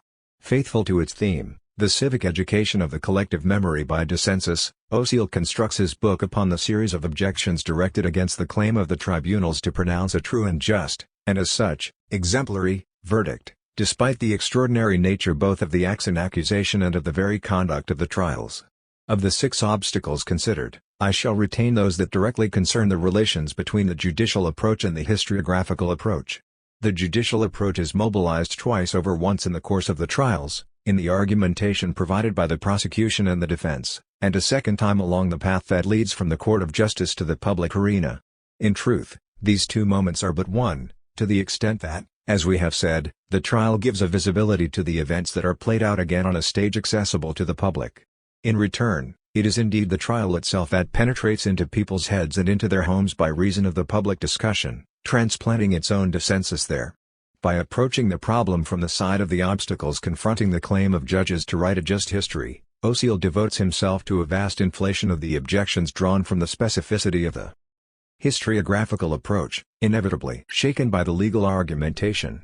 In this way, the discordances too abstractly alluded to above are maliciously amplified and now illustrated by the concrete turns of events in the trials taken one by one. The tensions between the 2 approaches result from the fact that the judicial accusation rests on the principle of individual guilt. The result is that judges concentrate their attention on a small number of historical actors, those at the top of the state, and on the range of actions that they can exert on the course of events. The historian cannot admit this limitation of vision, but will extend the investigation to a wider number of actors, to the second-level executors, to bystanders, those more or less passive witnesses that are the silent populations in their complicity. The historian will place the specific decisions of the leaders and their interventions into the framework of broader, more complex interconnections. Where the criminal trial wishes to consider only individual protagonists, the historical investigation continually relates persons to crowds, to currents, and anonymous forces. It is noteworthy that the lawyers of the defendants in the great trials have systematically turned this widening of the field of investigation to the advantage of their clients, both on the side of the interconnections between events and on the side of interlocking individual initiatives and interventions. Second contrast: criminal trials are acts of political justice intended to establish a new, stable version of the alleged acts by means of the definitive nature of the verdict. To be sure, judges know that the important thing is not the punishment but the pronouncement of justice. But this pronouncement closes the debate, stops the controversy. This constraint belongs to the short-term goal of the criminal trial judge now, once and for all. It is at this price that the verdict of criminal trials can claim to educate public opinion by virtue of the uneasy conscience it starts to prick. Pushing the argument to its conclusion, the challenger will denounce the danger attached to the idea of an official version, even of an official history of events. This is where the accusation of distortion comes into play. It can be surprising coming from participants in the debate who are incapable, without contradicting themselves, of presenting a truthful version in opposition to an allegedly corrupted version. What alone can be considered a distortion is the project of proposing, even of imposing, a truthful narrative in support of the condemnation of the accused. Following this argument, all memory is already a distortion inasmuch as it is selective. As a result, one can only counter a partial version with another equally fragile version. However, there is one aspect through which, paradoxically, the trial confirms by its very procedure, rather than by its conclusion, the presumed skepticism of historians influenced. The critique of the rhetoricians more or less closely affiliated with Hayden White. By distributing the right to speak equally between the advocates on both sides, and by permitting the opposing narrations and arguments to be heard through this procedural rule, does not the court encourage the practice of a historically balanced judgment, tilting to the side of moral equivalence and, ultimately, to the side of exoneration? Criminal attorneys have shown they too know how to use this strategy in the famous interjection to quoque. Ossiel's treatment of this type of objection is interesting. His entire effort is to include it within his liberal vision of the public discussion under the heading of educational dissensus. But to succeed in this, he has to strip the objection of its venom of skepticism. To do this, he must affirm, first, that the very exercise of controversy by means of which the most disloyal, unscrupulous of lawyers tries to reap a benefit on behalf of proven criminals constitutes a proof in action of the ethical superiority of the liberal values under whose banner the trials are conducted. In this sense, the trial bears witness to this superiority, one of the beneficiaries being the freedom of speech of the lawyer representing the criminals. But Ossiel also has to admit that all the narratives are not equivalent, that it is possible to provide, at least provisionally, a more plausible, more likely version, which the defense of the accused does not succeed in discrediting. In other words, it is possible to credit an account independently of the fact that this account has an educational scope with respect to the values of a democratic society in a period of transition. Here I return once again to my plea on behalf of a more meticulous articulation of the three phases of the historiographical operation, namely, documentary proof, explanation/understanding, and the historian's representation. It is not because the court places reconstructed action on stage that it must retain only the representative phase of the historiographical operation, so strongly marked by the tropes and figures with which rhetoric works its magic. But then one must admit that when the field of protagonists and of actions recounted is expanded and the levels of analysis are multiplied, the judge's verdict is overtaken by that of the historian. Wisdom lies in saying that the judge should not play at being a historian. She must judge within the limits of her competence, limits which are imperative she must judge in her mind and conscience. In this sense, Ossiel ventures the expression liberal memory, even liberal virtue. But neither do historians have the means to write the one history that would include the history of the perpetrators, the history of the victims, and the history of the witnesses. This does not mean that they cannot attempt to arrive at a partial consensus on the partial histories, the limits of which they, unlike the judges, have the possibility and the duty to transgress over and over again. Let each play his or her role. If I mention at this time the historians' debate Historiker Stratov, and following years in Germany, this is not an attempt to review the totality of the facts relating to this debate. Other aspects will be broached later with regard to forgetting and forgiveness. In a reflection on the relations between the judge and the historian, the question is precisely symmetrical and the inverse of that raised by Ossiel's book. To what extent, we asked, can historiographical argumentation legitimately contribute to formulating a penal sentence for the great criminals of the 20th century and thus to nourishing a dissensus with an educational purpose? The inverse question is the following: to what extent can a debate be conducted among professional historians under the surveillance of a previously decided guilty verdict, not only on the plane of national and international public opinion, but on the judicial and penal plane? Is some margin left, on the historiographical plane, for a dissensus that would not be perceived as exculpatory? This tie between explanation and exculpation, even approbation, has been little studied in its own right, although it continually underlies the controversy, suspicions held by some producing the self-justifying behavior of others in the play between inculpation and exculpation, as though there were situations in which historians themselves could be indicted as historians. It is not only the relation of the historian to the judge that is inverted in this way. The historian working under the gaze of the people judges the one who has handed down the verdict. In eliminating praise and apologetics in general, this relation to a historiographical tradition has also worked to eliminate blame. After asking whether praise had survived the dethronement of the figure of the king, we reserved the question of determining whether blame had followed a comparable fate. And we mentioned the difficulty in representing absolute horror within the confines of representation explored by Saul Friedlander, confronting what he terms the unacceptable. It is precisely this very problem that re-emerges now within the framework of the philosophical critique of history. Is a historiographical treatment of the unacceptable possible? The major difficulty lies in the exceptional gravity of the crimes. Whatever their uniqueness and their comparability may be in historiographical terms, this will ultimately form the heart of the debate. There is an ethical uniqueness and incomparability that result from the magnitude of the crime, due to the fact that it was committed by the state itself on one selected part of society that had a right to safety and protection, and to the fact that it was carried out by a soulless administration, tolerated without notable objection by the leaders of the elite, endured without major resistance by an entire population. The extreme limit of the inhumane corresponds to what Jean Abbert designated by the term unjustifiable, in the sense of action outstripping negative norms. I have spoken elsewhere of the horrible as the contrary of the admirable and the sublime, which Kant said exceeded the limits of the imaginary in quantity and intensity. It is the exceptional character of evil that is designated in this way. It is in these impossible conditions that German historians are assigned the task that Christian Meyer sums up in the following words: condemn and comprehend. In other words, comprehend without exonerating, without making oneself an accomplice to flight and denial. Comprehending involves making use of the categories of uniqueness and comparability in other than the strictly moral sense. In what way can these other uses contribute to the reappropriation by the population of what it condemns absolutely? And, furthermore, how can the extraordinary be received with the ordinary means of historical understanding? I am purposefully separating out the contribution to this debate made by Ernst Nolte, in his essay A Past That Will Not Go Away, for the reason that it is the most controversial. This expert on the Nazi period starts from an observation: the Third Reich ended 35 years ago, but it is still very much alive in Piper, et devant l'histoire.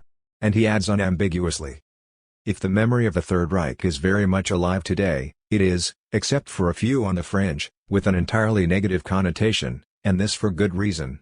Nolte's discourse is thus not intended to be the discourse of a negationist, a denier, and this is indeed not the case. The moral condemnation made by survivors as presupposed to negative judgment is quite simply a vital necessity. What worries Nolte, then, is the danger on the level of research of an account that has been elevated to the level of a founding ideology, the negative becoming legend and myth.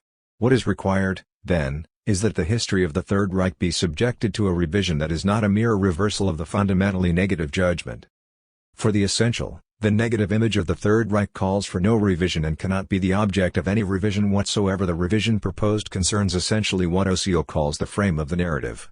Where should it start? He asks. How far should it extend? Where should it end?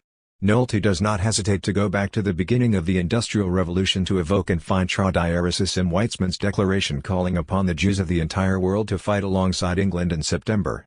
And so what the gesture of revision demands is a widening of perspective and, at the same time, a terrible shortcut. What it allows to appear in the interval is a multitude of exterminationist antecedents, the most recent being the long period of Bolshevism. The refusal to replace the extermination of the Jews perpetrated under Hitler in this context responds perhaps to highly admirable motives, but it falsifies history. The decisive shift in the discourse of Nolte himself occurs in the passage from comparison to causation. What is called the extermination of the Jews perpetrated under the Third Reich was a reaction, a distorted copy and not a first or an original. Three processes are added together here: the temporal widening of the context, the comparison with similar contemporary or earlier facts, the relation of causation from an original to a copy. Together, these propositions signify the revision of perspective. Whence the question: why does this past not pass, disappear? Why does it become ever more alive, vital and active, not, to be sure, as a model but as a foil? Because this past has been shielded from all critical debate by narrowing the field in order to concentrate on the final solution. The simplest rules holding for the past of all countries seem to have been abolished here. These are the rules that require, as has been stated, widening the context, comparing, searching for ties of causation. They permit the conclusion that assassination for reasons of state by the Bolsheviks constituted the logical and factual precedent for the racial killings by the Nazis, making the archipelago of the Gulag a more original event than Auschwitz. This massive use of comparison settles the fate of singularity or uniqueness, since comparison alone permits the identification of differences, the sole exception being the technique of gassing. Once the critical debate has been widened in this way, Nolte expects it will allow this past to pass like any other and to be appropriated. What is not intended to pass in the final analysis is not the Nazi crime, but its unstated origin, the Asiatic crime, regarding which Hitler and the Nazis considered themselves to be the real or potential victims. With respect to the comparison between the judge and the historian, Nolte places the historian at the opposite pole from the judge, who treats individual cases in a singular manner. On another front, Nolte sets off a crisis between historical judgment and moral, juridical, or political judgment. It is at this juncture that the philosopher Habermas has intervened. I will retain in this connection the relations between historiographical judgment and moral, juridical, or political judgment. Denouncing the apologetic tendencies of contemporary German history, Habermas questions the distinction between revision and revisionism. The three rules mentioned earlier, extension of the field, comparison, causal tie, are the pretext for a kind of settling of damages. What he attacks is, therefore, not the historiographical program but the implicit ethical and political presuppositions, those of a neo-revisionism affiliated with the tradition of national conservatism. To this core are attached the retreat into the commonplaces of anthropology, the overly facile assignment by Heideggerian ontology of the specificity of the historical phenomenon to technical modernity, the dimension of profundity in which all cats are grey. Habermas hits the mark when he denounces the effect of exoneration resulting from the dissolution of the singularity of the Nazi crimes when they are assimilated to a response to the threats of annihilation coming from the Bolsheviks. We might expect, however, from arguments like those of Habermas, that they would include a reflection on the uniqueness of the Holocaust, not only in the order of moral and political judgment but specifically on the plane of historiography. Absent this discussion, the distancing understanding of the partisans of revision can be attacked only on the level of its moral connotations, the most tenacious of which is held to be the service of the traditional nation-state, that conventional form of national identity, to which Habermas opposes his constitutional patriotism, which places allegiance to the rules of a state of law above belonging to a people.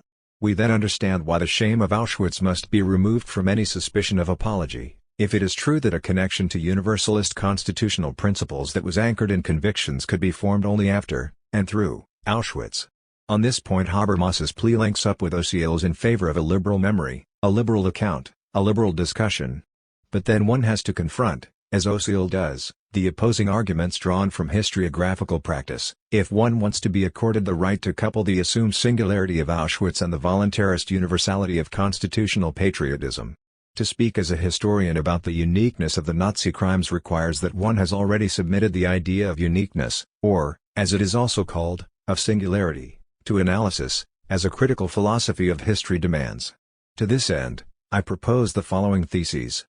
Thesis: historical singularity is not moral singularity, which has been identified above with extreme inhumanity. This singularity by its excess with regard to evil, which Nabert calls the unjustifiable and Friedlander the unacceptable, is certainly not separable from identifiable historical traits, but it belongs to a moral judgment that has, so to speak, become unhinged.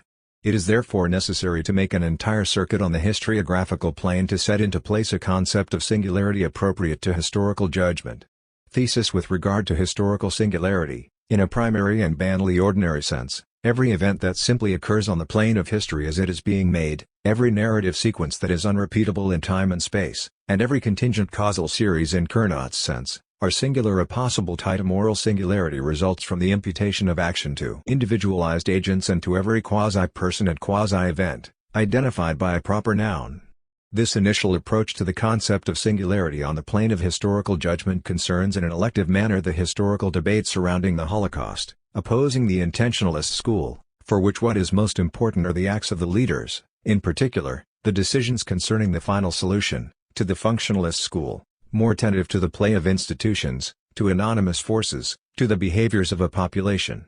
What is at stake in this debate is ascribing responsibility for the crime to a range of subjects, to someone, to a group, to a people. The greatest affinity is certainly to be found between the attention the partisans of the first school pay to acts imputable to individual agents and the criminal approach of the tribunals. The tension is greater between, on the one hand, moral and political judgment and, on the other, the functional explanation, which conforms more closely to the general tendencies of contemporary history. For this very reason, it is more susceptible to exonerating interpretations.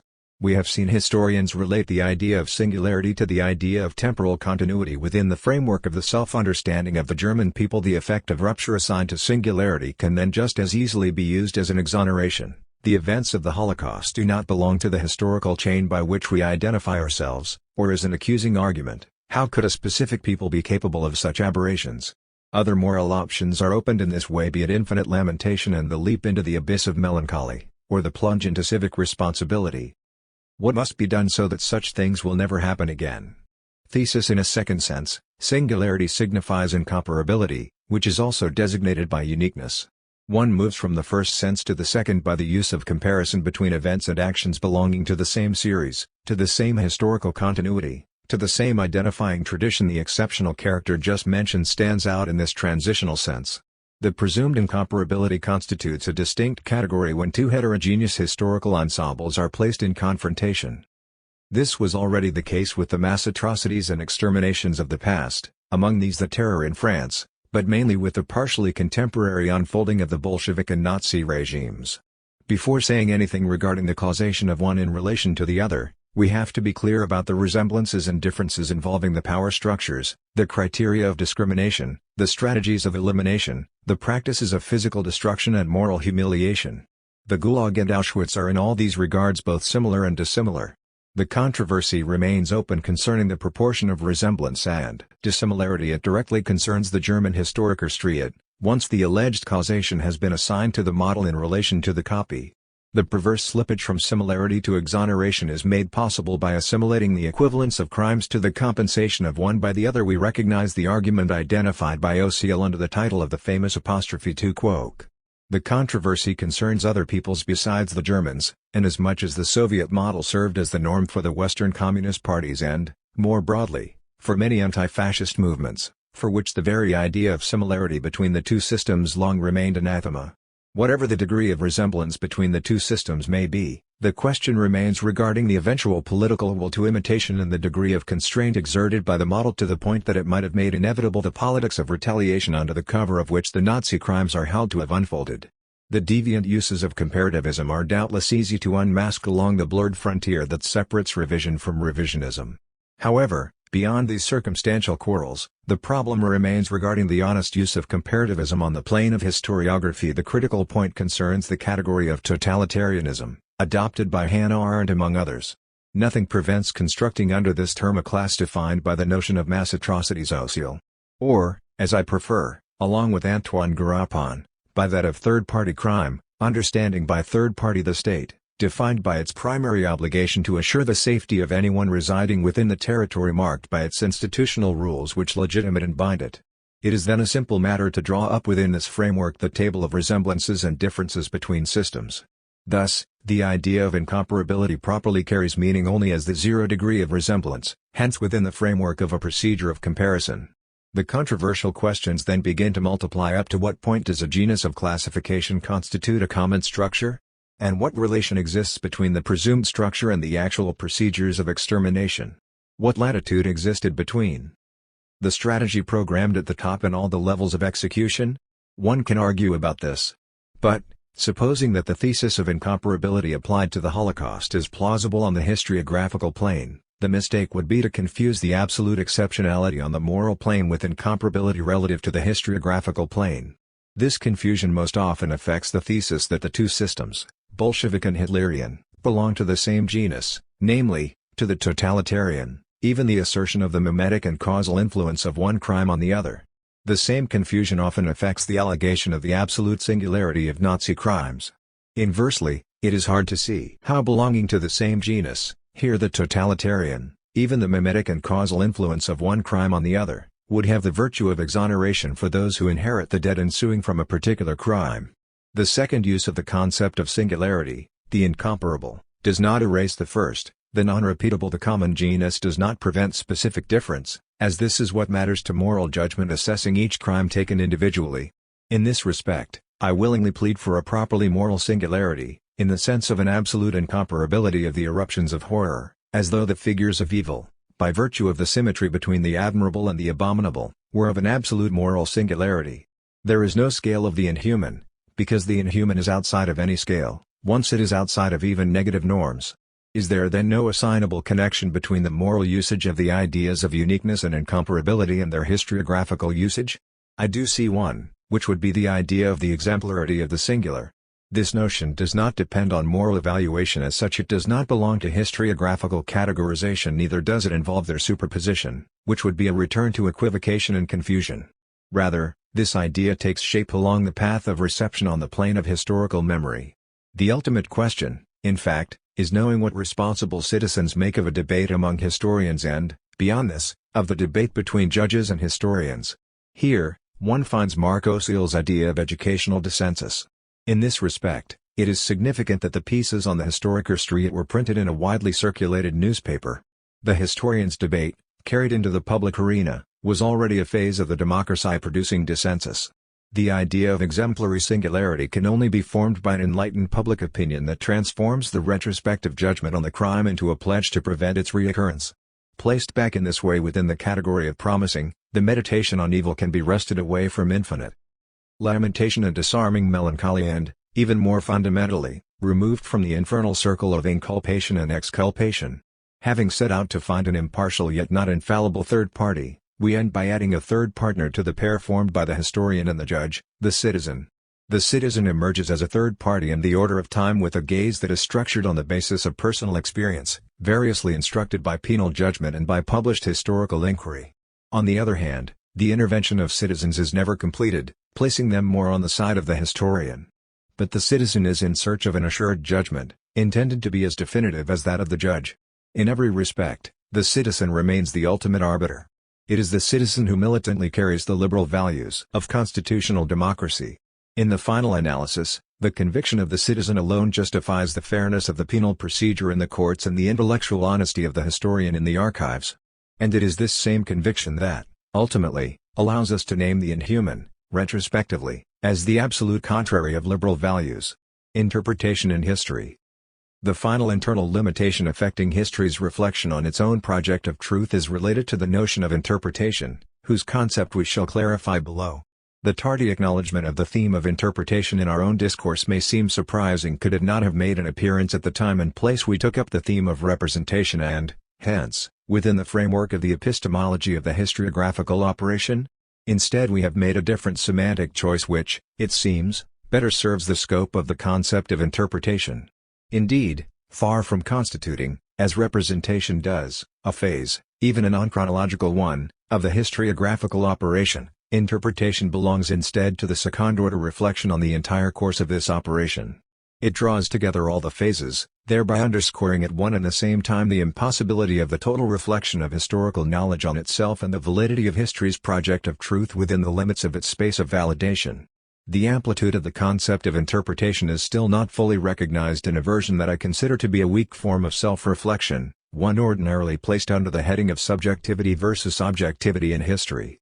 It is not that this approach lacks justification, but it remains vulnerable to the charge of psychologism or sociologism, when it fails to situate the work of interpretation at the very heart of each of the stages of historiography.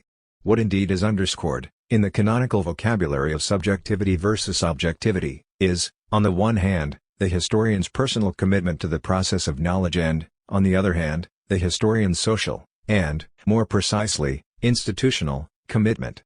The historian's twofold commitment constitutes a simple corollary to the intersubjective dimension of historical knowledge considered one province of the knowledge of others.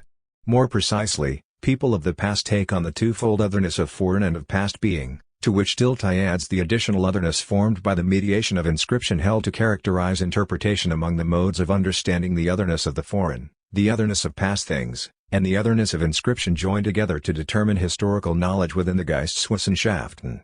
The Dilthian argument, which is also in part that of Max Weber and of Karl Jaspers, has found an echo in professional historians such as Raymond Aron and Henri Aron-Emeroux. The principal thesis of Raymond Aron's doctoral dissertation, Introduction to the Philosophy of History, carried the subtitle An Essay on the Limits of Historical Objectivity. It has often been received with suspicion as a result of some of its provocative expressions. The first section dealing with notions of understanding and meaning concludes with the dissolution of the object. This expression covers a moderate proposal: no such thing as a historical reality exists ready-made, so that science merely has to reproduce it faithfully.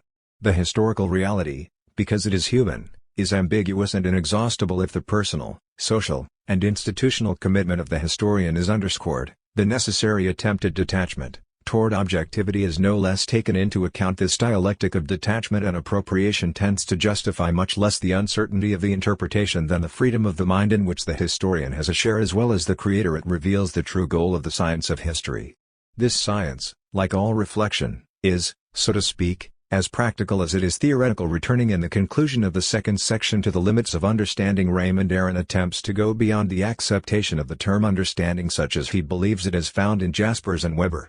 He seeks a balance between two other contrary and complementary meanings of the same expression. On the one hand, understanding implies an objectification of psychological facts, yet what sacrifices does this objectification involve? On the other hand, understanding always commits the interpreter. He is never like a physicist, he remains a man as well as a student. And he refuses to become a pure scholar because understanding, beyond knowledge, aims at the appropriation of the past. The accent is then placed on imperfect objectification, tied to the concrete conditions of the communication between minds. The final section, titled History and Truth, carries the reflection toward the limits of historical relativism in the direction of an ontology of historical being, which would lead beyond the established framework in the direction of a philosophical conception of existence. The limits of objectivity are in fact those of a scientific discourse in relation to a philosophical discussion meant as historical. The final part of the work unceasingly hammers home this point. It is not without interest for the rest of our discussion that the final accent is placed on ridding historical necessity of its fatalism in the name of freedom that is always in project. History is free because it is not written in advance, or determined as a sector of nature or a fatality. It is unpredictable, as man is for himself. Ultimately, it is the decision-maker, the citizen, committed or detached as a spectator, who pronounces retrospectively the conclusion to a book devoted to the limits of historical objectivity. Human life is dialectical, that is, dramatic, since it is active in an incoherent world, is committed despite duration, and seeks a fleeting truth, with no other certainty but a fragmentary science and a formal reflection. The parallel work by Henri Aron-Emeroux, The Meaning of History, constituted, subsequent to Raymond Aron, The sole attempt at a reflection on history offered by a professional historian before Le Roy Lattery and Les Paysans de Languedoc and Paul Vanin comment on Écrit l'Histoire and, of course, before Michel de Certeau, at least in the early editions. Defined as the knowledge of man's past, more precisely, the scientifically elaborated knowledge of the past, historical knowledge calls for the correlation between subjectivity and objectivity to the extent that it places in relation, through the initiative of the historian, the past of people who lived before and the present of those who live today. The intervention of the historian is not parasitic but constitutive of the mode of historical knowledge. Pointedly anti-positivist words targeting Senna-Bus and his formula were perhaps isolated arbitrarily. History is compiled with documents. The historian, Moreau protests, is above all the one who puts questions to the documents. This art is born as hermeneutics. It continues as understanding, which consists for the most part in the interpretation of signs. It aims at the encounter with the other, at the reciprocity of consciousnesses. The understanding of others therefore becomes the historian's lodestar, at the cost of an epiche of the self and a true self-forgetting. In this sense, the subjective implication constitutes at one and the same time the condition and the limit of historical knowledge. The note characteristic of Henri Moreau, in relation to Dilthey and Aaron, continues to be the accent placed on the friendship that makes us connatural with others. No truth without friendship. One recognizes the Augustinian mark in the talent of a great historian. The critical philosophy of history opens in this way on to the ethics of historical knowledge. If Moreau's work has not always been well received, for pity's sake, let's not magnify out of proportion the role of the historian, Brodel protested. It is perhaps because the critique of objectivity was not sufficiently seconded by a parallel critique of subjectivity. It is not enough to mention in general terms an epiche of the ego, a forgetting of the self. One must bring to light the precise subjective operations capable of defining what I once proposed to call good subjectivity in order to distinguish the self of research from the self of pathos. Contemporary history, also termed history of the present day, constitutes a remarkable observation point for taking the measure of the difficulties arising between interpretation and the quest for truth in history. These difficulties do not stem principally from the inevitable intervention of subjectivity in history but from the temporal relation between the moment of the event and that of the narrative that reports it. With this sort of contemporary history, the archival work is still confronted with the testimony of the living, who themselves are often survivors of the event considered. It is this novel situation that is examined by René Raymond in his introduction to Notre Siècle. He says that, in relation to the rest of history, the history of the recent period presents a twofold singularity, which is acquired from the specificity of its object. This involves, first, contemporariness, in the fact that at the present is none of the moments that make it up, the moments lived by the men and women among us who were witnesses to it. The question is then to know if it is possible to write the history of one's time without confusing two roles it is important to keep separate, the memorialist and the historian. Next, it is the incompleteness of the period studied. There is no final endpoint from which to embrace a slice of duration in its ultimate signification. To objections by contemporaries in the first instance are likely to be added the refutations of events yet to come. Lacking this perspective, the main difficulty of the history of a too recent time is establishing a hierarchy of importance to evaluate people and events. Now the notion of importance is the place where, as we were saying, interpretation and objectivity intersect. The difficulty of forming a judgment is the corollary of the difficulty of setting things into perspective. The historian, it is true, will have added to her argument an involuntary result of her enterprise. She will have softened the most severe judgments, nuanced the most admiring evaluation. Can one, then, not reproach her for this leveling off of differences? The difficulties confronting the historian of the recent past rekindle earlier questions concerning the work of memory and, to an even greater extent, the work of mourning. Everything happens as though a history that is too close prevents recollection memory from detaching itself from retention memory, and quite simply prevents the past from breaking off from the present, what has elapsed failing to exert its mediating function of no longer with respect to having been. To adopt another vocabulary that I shall adopt below, the difficulty here is that of constructing the sepulchre, the tomb for yesterday's dead. To speak of interpretation in terms of an operation is to treat it as a complex of language acts, of utterances, incorporated in the objectifying statements of historical discourse. In this complex several components can be discerned. First, the concern with clarifying, specifying, unfolding a set of reputedly obscure significations in view of a better understanding on the part of the interlocutor. Next, the recognition of the fact that it is always possible to interpret the same complex in another way, and hence the admission of an inevitable degree of controversy, of conflict between rival interpretations. Then, the claim to endow the interpretation assumed with plausible, possibly even probable, arguments offered to the adverse side. Finally, the admission that behind the interpretation there always remains an impenetrable, opaque, inexhaustible ground of personal and cultural motivations, which the subject never finishes taking into account. In this complex of components, reflection progresses from utterance as an act of language to the utterer as the who of the acts of interpretation. It is this operating complex that can constitute the subjective side correlative to the objective side of historical knowledge. This correlation can be detected at every level of the historiographical operation we have examined. Interpretation is indeed operating as early as the stage of the consultation of archives, and even before that, at the stage of their formation. A choice presided over their establishment. As Colling would like to say, everything in the world is potential evidence for any subject whatever. Quoted by Moreau, the meaning of history, however liberal the operation of collection and preservation of traces that an institution intends to keep of its own activity, this operation is unavoidably selective. All traces do not become elements of an archive. An exhaustive archive is unthinkable, and every testimony does not figure in the archives. If we now pass from the stage of institution of archives to the consultation by a given historian, new difficulties of interpretation present themselves.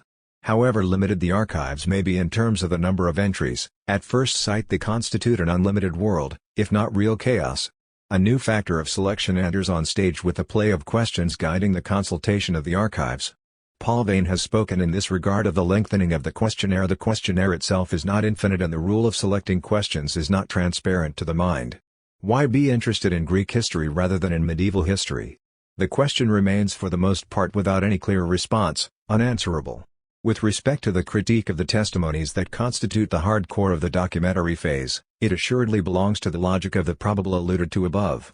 A crisis of credibility cannot, however, be completely avoided concerning the reliability of discordant testimony. How can one gauge trust and distrust with regard to the word of others, whose trace is carried in the documents?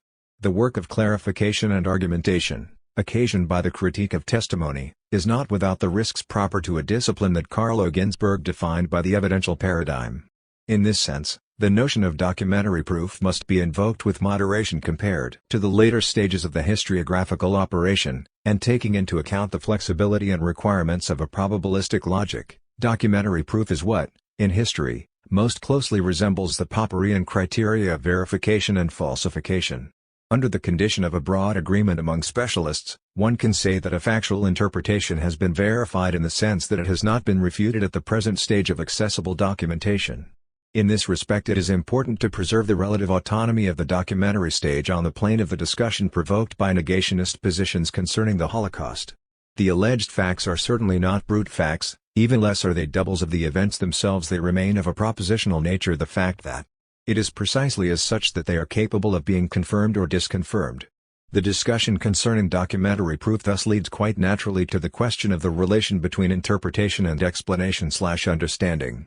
It is at this level that the alleged dichotomy between the two terms is the most misleading. Interpretation is one component of explanation, its subjective counterpart in the sense we have stated. One first observes in it a concern for clarification, placed at the head of the operations of interpretation. On this plane the operation to be discerned involves the imbrication in the context of ordinary language of logically heterogeneous uses of the syntactical connector because some of these closely resemble a causal connection or a law-like regularity in the domain of the natural sciences. Others deserve to be called explanations in terms of reasons. Their indiscriminate juxtaposition has produced unilateral solutions in terms of either or. On the one hand, by the proponents of the principle of the unity of science during the period of logical positivism, on the other, by the advocates of the distinction between the science of mind and the science of nature following Wilhelm Dilthey. The plea on behalf of an explicitly mixed model, in Max Weber or Henrik von Wright, is to be understood as a form of clarification, in the sense of making plain, of laying out. It can be shown that the human capacity for acting within closed dynamic systems implies recourse to mixed models of explanation such as these. What remain relatively opaque are the personal preferences directing the preference accorded to this or that explanatory mode. In this regard, the discussion concerning the play of scales is particularly eloquent. Why is the microhistorial approach preferred? Why the interest in the historical movements that call for this approach? Why the preference for negotiation in situations of uncertainty? Or for arguments of justification in situations of conflict? Here, motivation reaches the underlying articulation joining the present of the historian to the past of the events recorded. What is more, this articulation is not entirely transparent to itself. Taking into account the place occupied by the question of the play of scales in the history of representations, it is the subtle connection between personal motivation and public reasoning that is implied in the correlation between subjective interpretation and objective explanation/understanding. Having said this, there is little need to focus on the case of scriptural representation. However, it is at this stage that the danger of misunderstanding is the greatest as regards the dialectical nature of the correlation between objectivity and subjectivity. The often undifferentiated use of the terms representation and interpretation testifies to this. The substitution of one term for the other is not without reason, given all that has been said about the role of narrative, of rhetoric, and of the imaginary on the scriptural plane. Concerning the narrative, no one is unaware that one can always recount in another way, considering the selective nature of all implotment, and one can play with different types of plot and other rhetorical strategies, just as one can choose to show rather than to recount. All this is well known. The uninterrupted series of rewritings, in particular on the level of narratives of great scope, testify to the untamable dynamics of the work of writing, in which the genius of the writer and the talent of the artisan are expressed together. However, by identifying interpretation and representation without qualification, we deprive ourselves of the distinct instrument of analysis, interpretation, already functioning at the other stages of historiographical activity. What is more, treating these two words as mere synonyms consecrates the aptly criticized tendency to separate the representative stratum from the other levels of historical discourse, in which the dialectic between interpretation and argumentation is easier to decipher. It is the historiographical operation throughout its entire course and in its multiple ramifications that exhibits the correlation between subjectivity and objectivity in history. If this is indeed the case, then we must perhaps give up this equivocal formulation and speak frankly of the correlation between interpretation and truth in history. This implication of interpretation at every phase of the historiographical operation finally commands the status of truth in history. We owe to Jacques Ricoeur, in the Names of History, a systematization of the results of his own reflections concerning this status. He places it under the sign of poetics, near to the point of intersection between what I term critical and ontological hermeneutics. Essentially, this is a second-order reflection on Brodell's New History, but it is also an evocation of Michelet upstream from the Annales historians and of Certeau downstream from them. It is a poetics in the sense that it is continually grappling with the polysemy of words, beginning with the homonymy that we have continually run into regarding the term history and, more generally, with the impossibility of establishing the place of history within discourse between science and literature, between scholarly explanation and mendacious fiction, between history as science and history as narrative. The impossibility for history in particular, according to the Annales school, to elevate itself to the level of scientificity alleged to belong to a science of the social is exemplary in this respect. But how is one to go beyond the either? Or that would result from a simple refusal to select one alternative? The scientific response, Ricoeur suggests, belongs to a poetic elaboration of the object and the language of knowledge, the names of history. It is the tie of the object to language that imposes the term poetics. It is the language of stories that was suited to the scientificity proper to historical science. In relation to the scope assigned here to the problematic of interpretation on the three levels formed by the archive, explanation/understanding, and representation, Ricoeur's poetics may seem to be restricted to the phase of representation. In fact, this is not the case.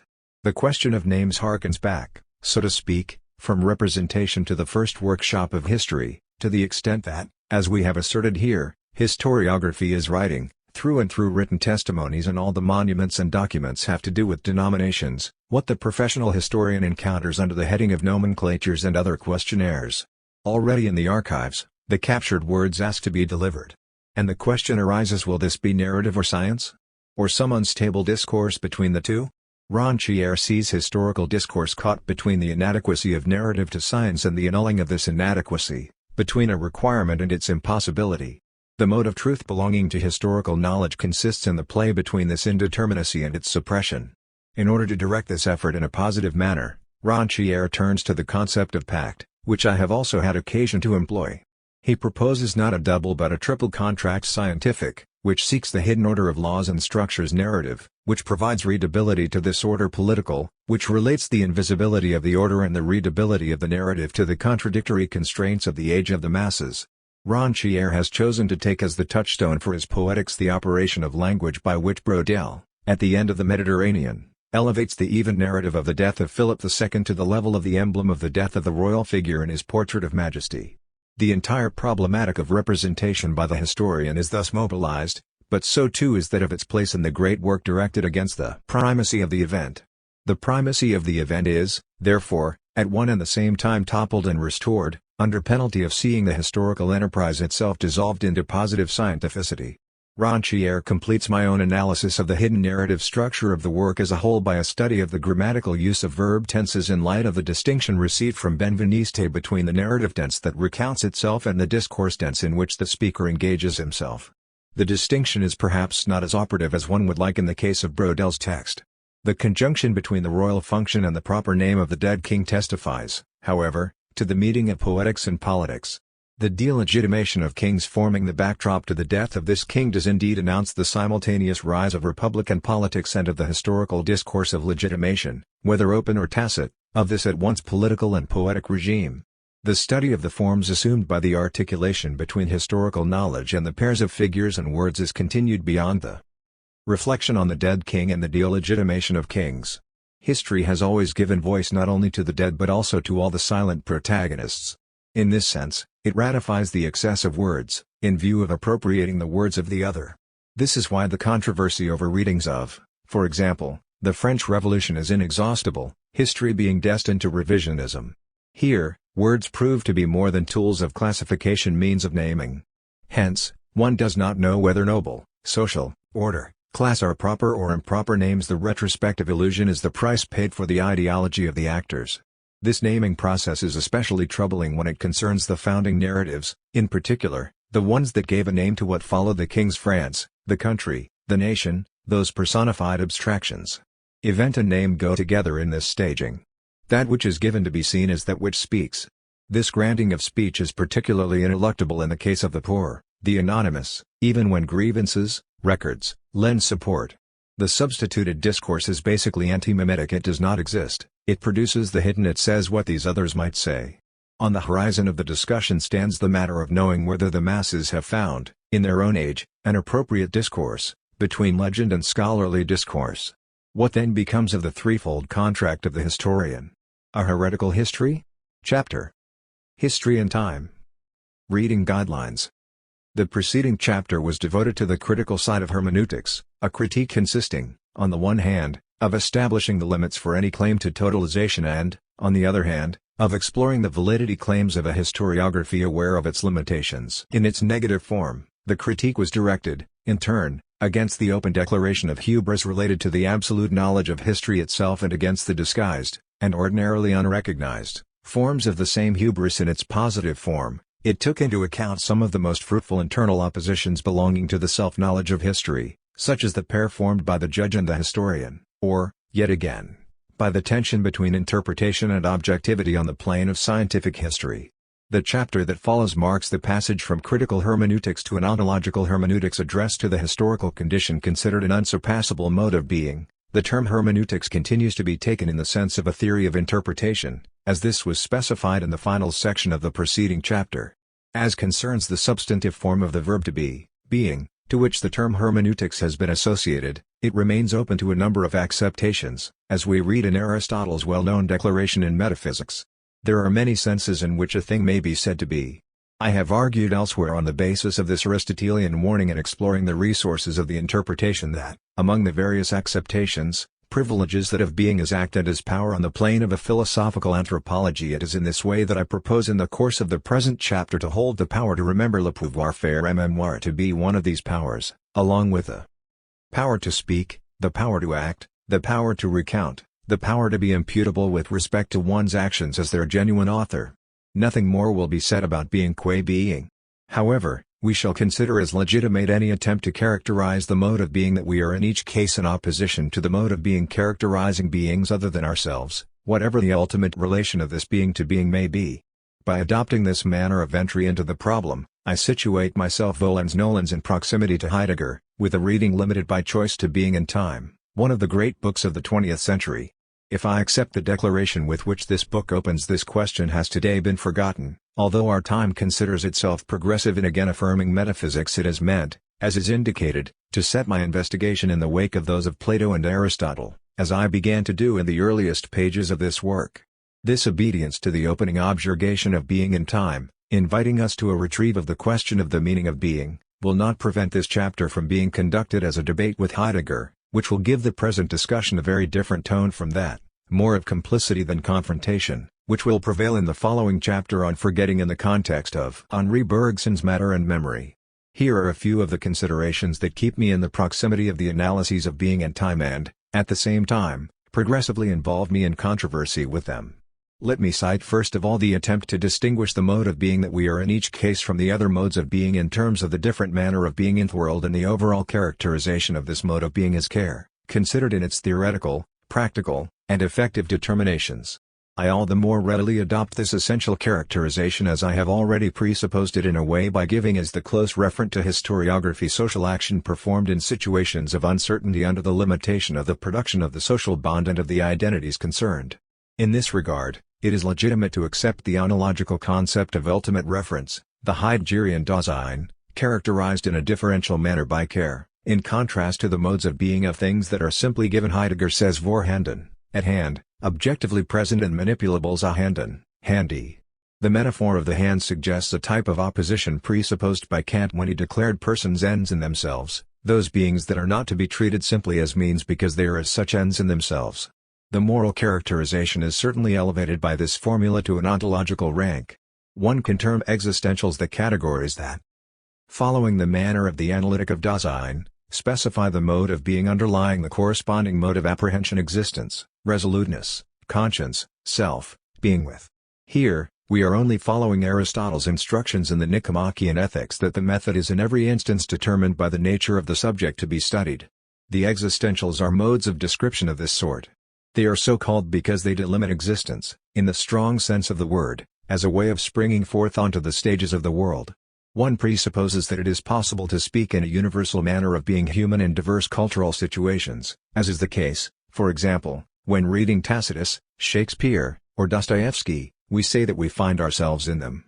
One also supposes that it is possible to distinguish the existential, as a domain appropriate to the sort of universality that Kant is held to have compared in his Critique of Judgment to the communicability of the judgment of taste, which, nevertheless, is lacking in cognitive objectivity, from the existential, as a receptive disposition, whether personal or communal, in the theoretical, practical, or effective order. It is sometimes difficult to maintain this distinction, as will be confirmed in the discussions conducted below on death and being toward death. Permit me to express an initial reservation at this very general level of consideration. The Heideggerian discourse of care does not seem to me to make room for the very particular existential that is the flesh, the animate body, my own body, as Husserl had begun to develop this notion in his last works in line with the fifth Cartesian meditation. It seems to me to be implied in the meditation on death, on birth, and on the between, the interval separating birth and death upon which Heidegger constructed his idea of historicity. This category of the flesh implies some way of bridging the logical gulf hollowed out by the hermeneutics of Dasein between the existentials gravitating around the center of care and the categories in which the modes of being of things objectively present or handy are related. The capacity of the analytic of Dasein to recognize and surmount this difficulty still remains to be demonstrated. Second consideration: I am adopting the guiding idea of being in time that temporality constitutes not only a major characteristic of the being that we are, but the characteristic that, more than any other, signals the relation of this being to being qua being. I have all the more reason to embrace this idea as I hold, moreover, the acceptation of being as act and as power as the one most in keeping with a philosophical anthropology of the capable human being. In addition, being and power manifestly have to do with time as it appears in Hegel's logic, to which Heidegger refers in his exordium. In this sense, time figures as a meta-category of the same order as care and being, and care is temporal, and time is the time of care. Recognizing this status does not exclude considering many purportedly exemplary discourses in the history of the problem to be basically apoetical. And this, moreover, is what Heidegger does in his critique of the vulgar category of time. I will by no means take part in this quarrel, with regard to which I have many reservations, but will focus instead on a single problem, as limited as others inherited from the philosophical tradition, namely, the capacity for an ontology of temporality to make possible, in the existential sense of possibility, the representation of the past by history and, before that, by memory. This manner of posing the problem is framed by the considerations that follow. Third consideration: Heidegger proposes an analysis of temporality that articulates the three temporal instances of the future, the past, and the present.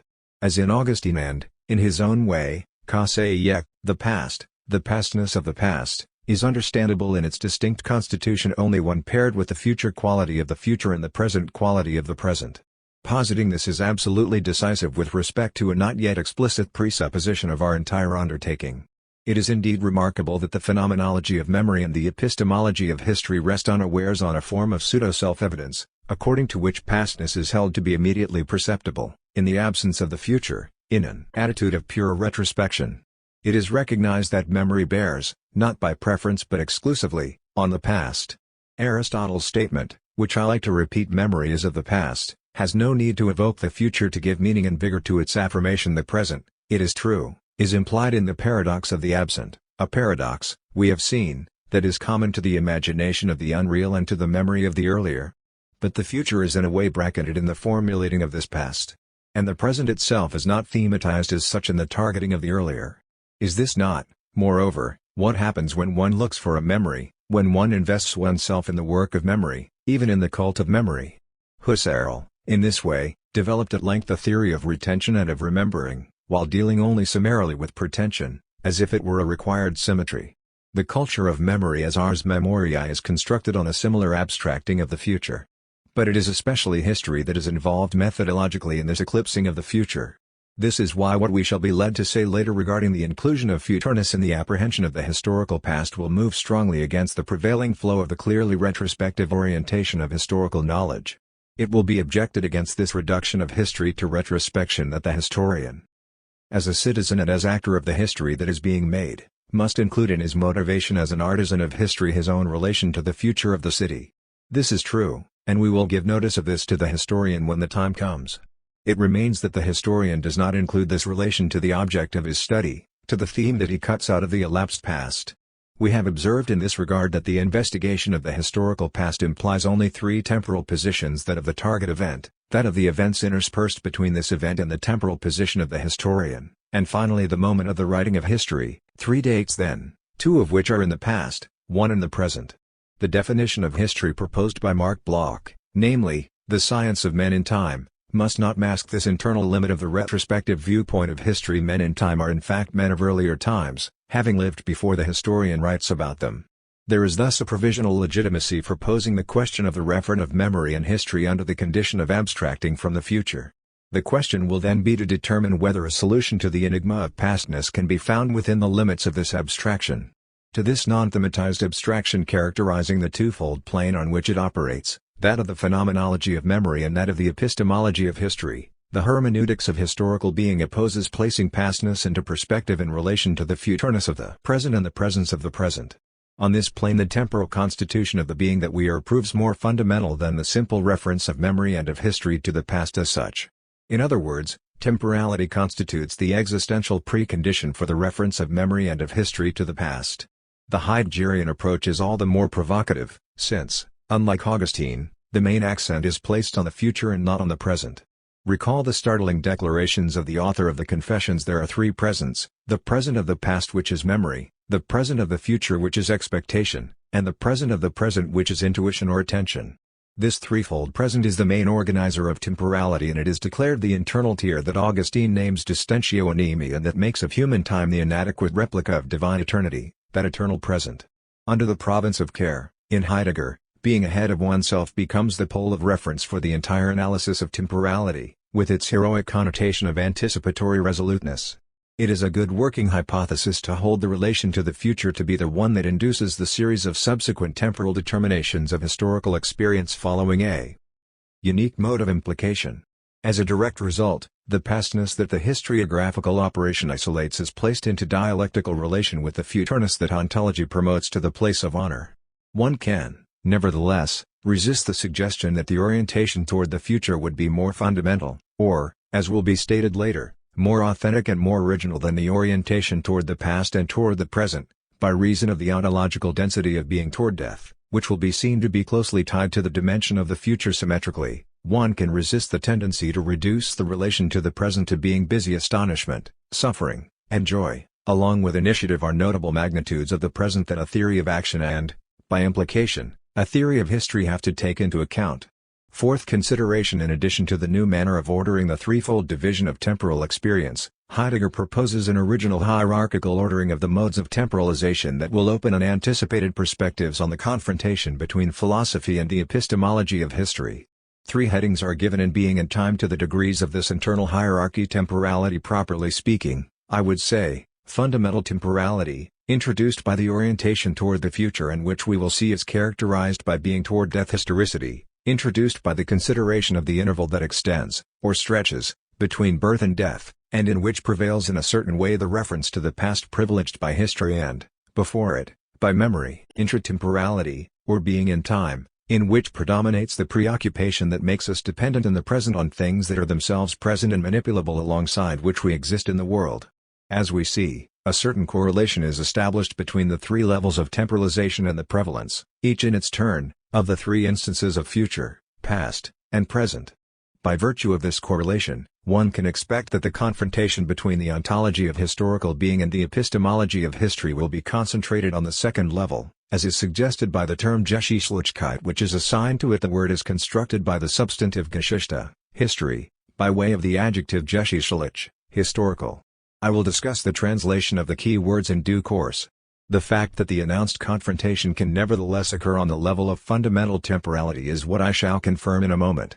But before that I want to open the discussion that will cut through all the levels of analysis. It concerns the nature of the mode of derivation that presides over the transition from one level to the next.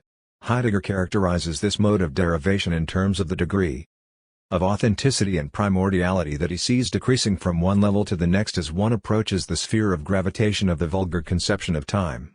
What is termed authenticity here lacks any criterion of intelligibility. The authentic speaks for itself and allows itself to be recognized as such by whomever is drawn into it. It is a self-referential term in the discourse of being and time. Its impreciseness is unequaled, except for that striking other term of the Heideggerian vocabulary, resoluteness, a term singularly associated with being ahead of oneself and which contains no determination, no preferential mark concerning any project of accomplishment whatsoever. Conscience is a summons of the self to itself without any indication relative to good or evil, to what is permitted or forbidden, to obligation or interdiction. From start to finish, the philosophical act, permeated with angst, emerges from nothingness and is dispersed in the shadows. Authenticity suffers from this kinship with what Merleau-Ponty calls wild being. This is why the discourse it produces is constantly threatened with succumbing to what Adorno denounced as the jargon of authenticity. The pairing of the authentic with the primordial could save it from this peril if primordiality were assigned a function other than that of reduplicating the allegation of authenticity. This would be the case, it seems to me, if by historical condition one were to understand, in accordance with what the expression suggests, an existential condition of the possibility of the entire series of discourses concerning the historical in general, in everyday life, in fiction, and in history. In this way, the twofold use of the word history would be justified existentially, as the set of events, facts, past, present, and to come, and as the set of discourses on these events, these facts in testimony, narrative, explanation, and finally the historian's representation of the past. We make history and we make histories because we are historical. This is the because of existential conditionality. And it is upon this notion of existential conditionality that it is important to organize an order of derivation that would not be reduced to a progressive loss of ontological density but that would be marked by increasing determination on the side of epistemology. This proposal concerning the mode of derivation from one level of temporality to another directs the style of the confrontation proposed here between the ontology of the historical condition and the epistemology of historical knowledge and, through it, with the phenomenology of memory. The order followed will be that upon which the theory of temporality and being and time is constructed: temporality, historicity, intratemporality. But each section will include 2 parts, one concerning the analytic of time, the other the historiographical reply. Opening the debate between philosophy and history on the level of deep temporality may seem unexpected. As we know, Heidegger has not only placed the main emphasis on the future, in contrast to the retrospective orientation of history and memory, he also placed this futureness under the sign of being toward death, submitting in this way the indefinite time of nature and of history to the harsh law of mortal finiteness. My thesis here is that the historian is not left speechless by this radical manner of entering into the entire problematic of temporality. For Heidegger, death affects the self in its untransferable and incommunicable solitude. To assume this destiny is to bestow the seal of authenticity on the totality of experience thus placed in the shadow of death. Resoluteness, being ahead of itself, is the figure in which care appears, confronted at the end by Dasein's own most potentiality of being.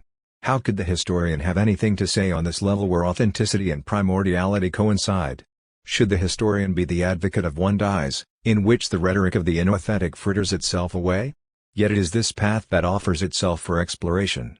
I humbly suggest an alternative reading of the meaning of mortality, in which the reference to one's own body requires a detour through biology and the return to the self by way of a patient appropriation of a knowledge entirely outside of the mere fact of death.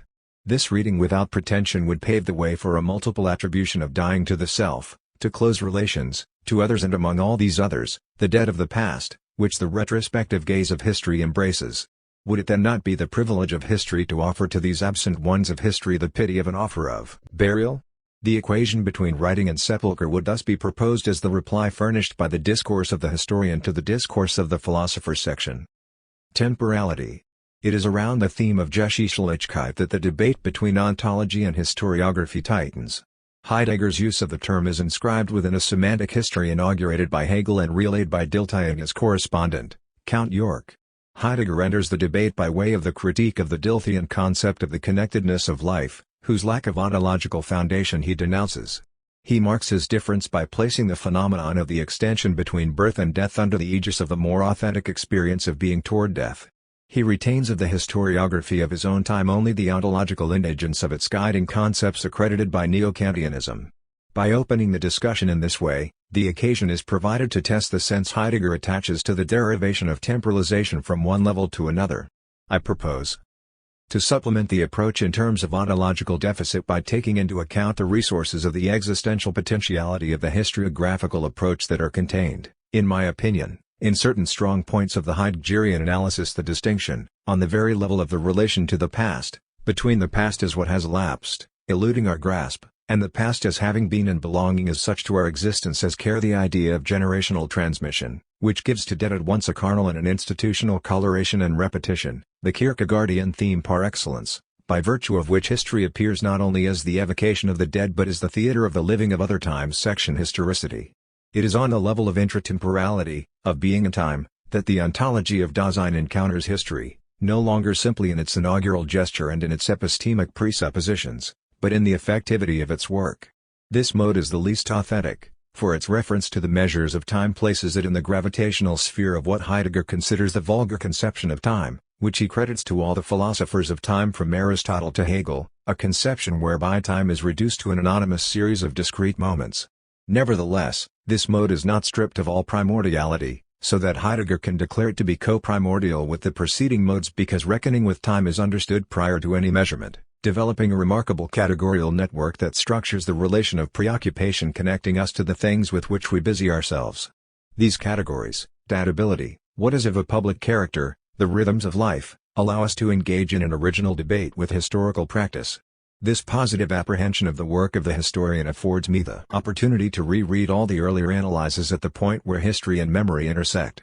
It seems to me that the ontology of the historical being who embraces its temporal condition in its threefold structure, future, past, present, is empowered to arbitrate the rival claims to hegemony in the closed space of retrospection. On the one hand, history would like to reduce memory to the status of one object among others in its field of investigation. On the other hand, collective memory opposes its resources of commemoration to the enterprise of neutralizing lived significations under the distant gaze of the historian. Under conditions of retrospection common to history and to memory, the contest of priority is undecidable. It is this very undecidability that is accounted for in an ontology responsible for its epistemic counterpart. By replacing the present relation of history to the past, which once was but is no longer, against the backdrop of the great dialectic that mixes the resolute anticipation of the future, the repetition of the past as having been, and the preoccupation with initiative and reasonable action, the ontology of our historical condition justifies the undecidable character of the relation of history to memory evoked as early as the prelude to part, devoted to the myth of the invention of writing in Plato's Phaedrus section within timeless being in time. The last word will be left to three historians who, joining the existential to the existential, testify to the uncanniness of history, under the sign of an aporia which, once understood, will cease to be paralyzing. Section The uncanniness of history. Temporality. Being toward death. It is first to Augustine that we owe the theme of the tridimensionality of the temporality assigned to the soul. Two major features, which will be reinterpreted by Heidegger, are underscored by Augustine: the original diaspora of the three dimensions, implying their impossible totalization, and, corollary to this theme, the equal primordiality of the three instances. The first theme, I formerly spoke of discordance to translate distentio animi, in which one finds the diastasis of the Neoplatonists, is presented in the Confessions in a tone of lamentation. It is out of the region of dissimilarity that the soul emits its sighs. The second theme assumes in Augustine a form with which Heidegger will make a decisive break. The equal primordiality of the three temporal instances is distributed around a center, which is the present. It is the present that shatters into three directions, in a way reduplicating itself each time there are three times: past, present, and future. Now, the present of past things is memory, the present of present things is direct perception contuitus. Later we will find attentio, and the present of future things is expectation confessions. To be sure, Augustine does not lack arguments. We see the past only on the basis of vestigia, images or imprints, present to the soul. The same is true for the present anticipations of things to come.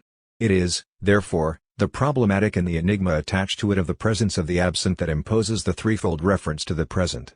One may object, however, that the vestigia, the traces, even assuming their presence has to be postulated, are not themselves viewed as belonging to the living present. It is not to them that we are attending, but rather to the pastness of past things and to the futureness of things to come. It is, therefore, legitimate to suspect, as do the modern and postmodern critics of representation, some metaphysics of presence surreptitiously slipped under the instance of presence in its capacity as the present of the present, this strange reduplicated present. I plead elsewhere for a more polysemic reading of the notion of the present. The present cannot be reduced to presence in something like the optical, sensorial, or cognitive sense of the term. It is also the present of suffering and enjoyment, and all the more so, the present of initiative, as celebrated at the end of Nietzsche's famous text referred to in the prelude to this third part of the present work. Augustine must not be asked to solve a problem that is not his, the problem of the possible relations with historical knowledge. On the one hand, his reflections on time place him, for what follows in the history of ideas, in line with what I characterized earlier as the school of inwardness, with the difficulty that results from it of dealing in equal measure with personal memory and collective memory. On the other hand, it is theology that is asked to interpret historical time. It would then be to the city of God and to the conception of the two cities that, following Henri Moreau, himself a good historian, one would have to pose the question of a possible relation between the theology of history and historiography. And it is under the sign of what Palmian names chronosophy that the philosophical investigation of this relation between theology and historiography could be attempted. This would go beyond the boundaries of the present study. The transition from Augustine to Heidegger is, at first glance, an easy one. It is suggested by the now well-known triad of the instances of temporality: past, present, and future. However, two major differences having to do with the respective contexts of the two thinkers hold them far apart. Augustine appears against the horizon of Christian Neoplatonism, Heidegger against that of German philosophy culminating in the Neo-Kantianism of the early 20th century. It happens that, for the schools belonging to this philosophical line, there is a problem regarding the possibility and the legitimacy of historical knowledge. In this respect, everything hangs on the passage from a critical philosophy of history, such as that offered in the preceding chapter of the present work, to an ontology of historicity or, as I prefer to say, of our historical condition. The very word historicity expresses the shift from the critical philosophy to the ontological philosophy of history. This change of front will be the culmination of the investigations that follow. But this critical moment is preceded by an analysis of fundamental temporality, held to be even more original at first sight. Historiography does not appear to be concerned at this level of extreme radicality. I shall state later in what unexpected way it stands as a legitimate partner even before the concept of historicity is thematized. Now, not only is this concept placed in a secondary position, but the access to the most radical level is itself interminably deferred in the text of Being and Time. First, the full sense of the philosophical place from which the question is asked must be given. This philosophical place is Dasein, the name given to this being which we ourselves in each case are. Is it man? No. If by man we designate a being undifferentiated with regard to being, yes, if this being emerges out of its indifference and understands itself as that being who is concerned about its very being. This is why, along with François Sedilla Destour, I am resolved to leave the term Dasein untranslated. This manner of entering into the problematic is of the greatest importance for we who pose the question of the referent of historical knowledge. This final referent was, in the view of Bernard Le Petit, actingent common in the social world. The temporal scales considered and traced by historians were based upon this final referent. Acting falls from this position along with man, taken in the empirical sense of the agent and patient of this action. Understood in this way, man and his action belong to the category of Vorhandensein, which signifies the pure and simple objective presence of things. Fundamental ontology proposes a regression back before this objective presence, on the condition of making the question of the meaning of being, which, according to the first sentence of Being and Time, has today been forgotten, the ultimate question.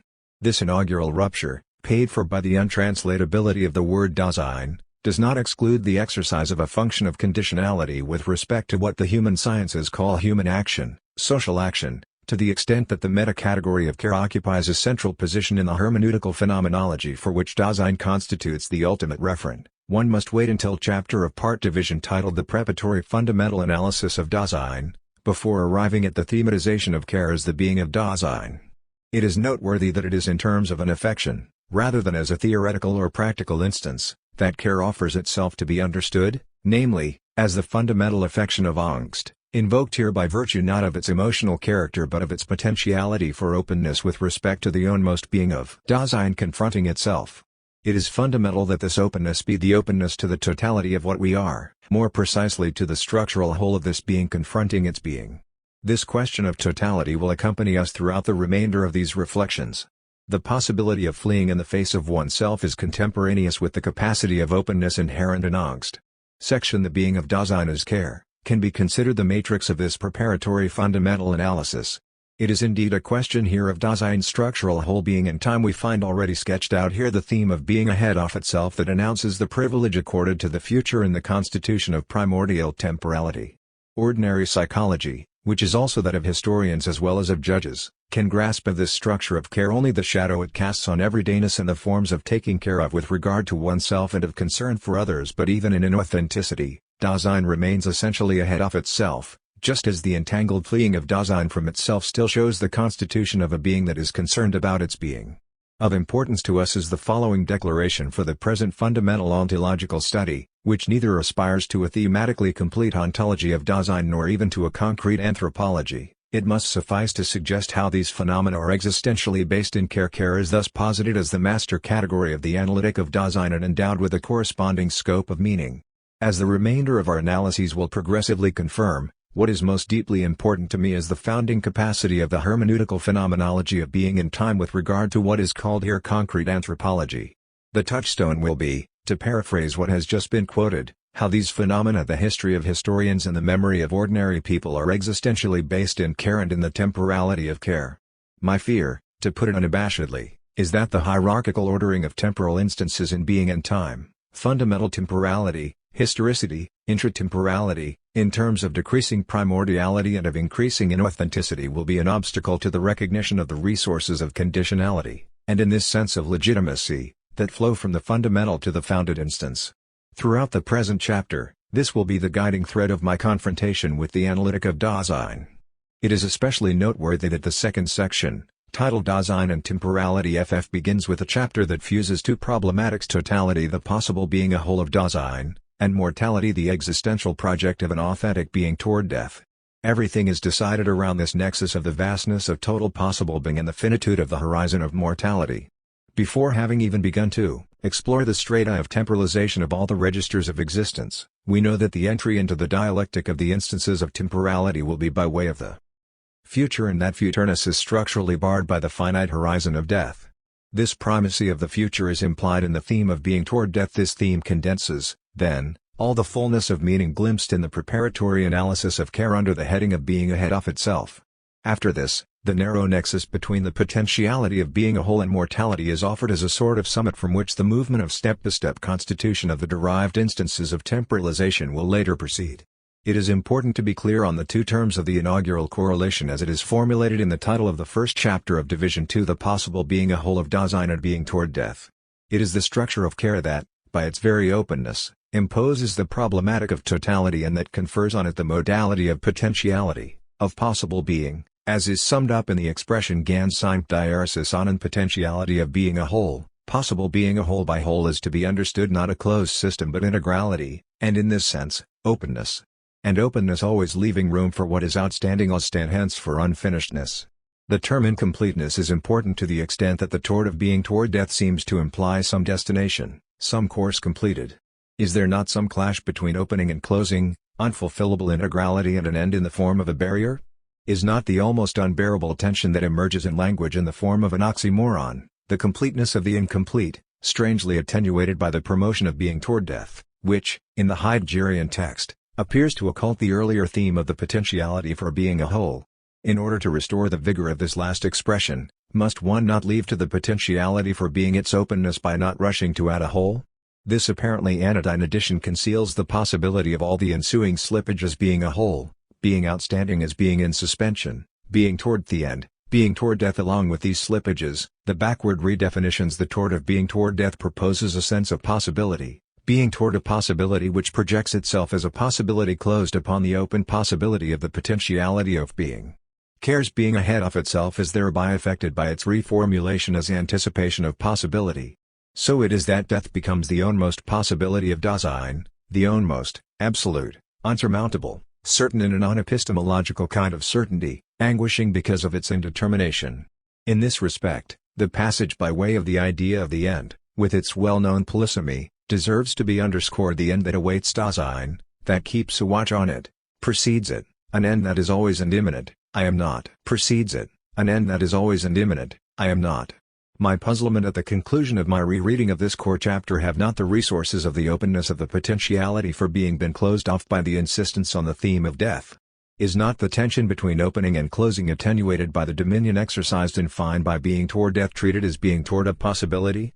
Does not the angst that places its seal upon the always imminent threat of dying mask the joy of the spark of life? In this respect, the silence of being and time regarding the phenomenon of birth, at least at this opening stage, is surprising. Along with Jean Grie's ontology et temporality, I wish to mention the theme of natality Gebdieris Ertigkeit which, according to Hannah Arendt in The Human Condition, underlies the categories of the vita activa labor, work, action. Should not this jubilation be opposed to what does indeed seem to be an obsession of metaphysics with the problem of death, as is expressed in Plato's Phaedo appraising the concern for dying melody macron to thanato? If it is true that the banalization of dying at the level of the they amounts to flight, does not the anguished obsession with death amount to closing off the reserves of openness characterizing the potentiality of being? Must one not then explore the resources of the experience of the potentiality of being before its capture by being toward death? Must we not, then, listen to Spinoza? Free man thinks of nothing less than of death, and his wisdom is a meditation not on death but on life ethics. Part, Prop. Does not the jubilation produced by the vow, which I take as my own, to remain alive until, and not for death, put into relief by contrast the existential, partial, and unavoidably one-sided aspect of Heideggerian resoluteness in the face of dying? Against the backdrop of these perplexing questions, I propose to explore two paths which, each in its own fashion, prepare the way for what may be seen as a surprising dialogue between the philosopher and the historian on the subject of death. It is first of all in contrast to the idea of death as the intimate possibility of one's own most potentiality of being that I would like to suggest an alternate reading of the potentiality of dying. In place of the short circuit that Heidegger makes between the potentiality of being and mortality, I would prefer to substitute the long detour that follows. One theme, indeed, that seems to me to be lacking in the Heideggerian analysis of care is any consideration of the relation to one's own body, to the flesh, by virtue of which the potentiality of being adopts the form of desire in the broadest sense of the term, which includes conatus in Spinoza, appetite in Leibniz, libido in Freud, and the desire to be and the effort to exist in Jean Nabert. How does death come to be inscribed in this relation to the flesh? Here the long detour begins. I learn of death as the ineluctable destiny of the object body. I learn of it in biology, confirmed by everyday experience. Biology tells me that mortality constitutes the other half of a pair, of which sexual reproduction constitutes one half. Is this knowledge to be considered unworthy of ontology by reason of its factuality, its empirical character?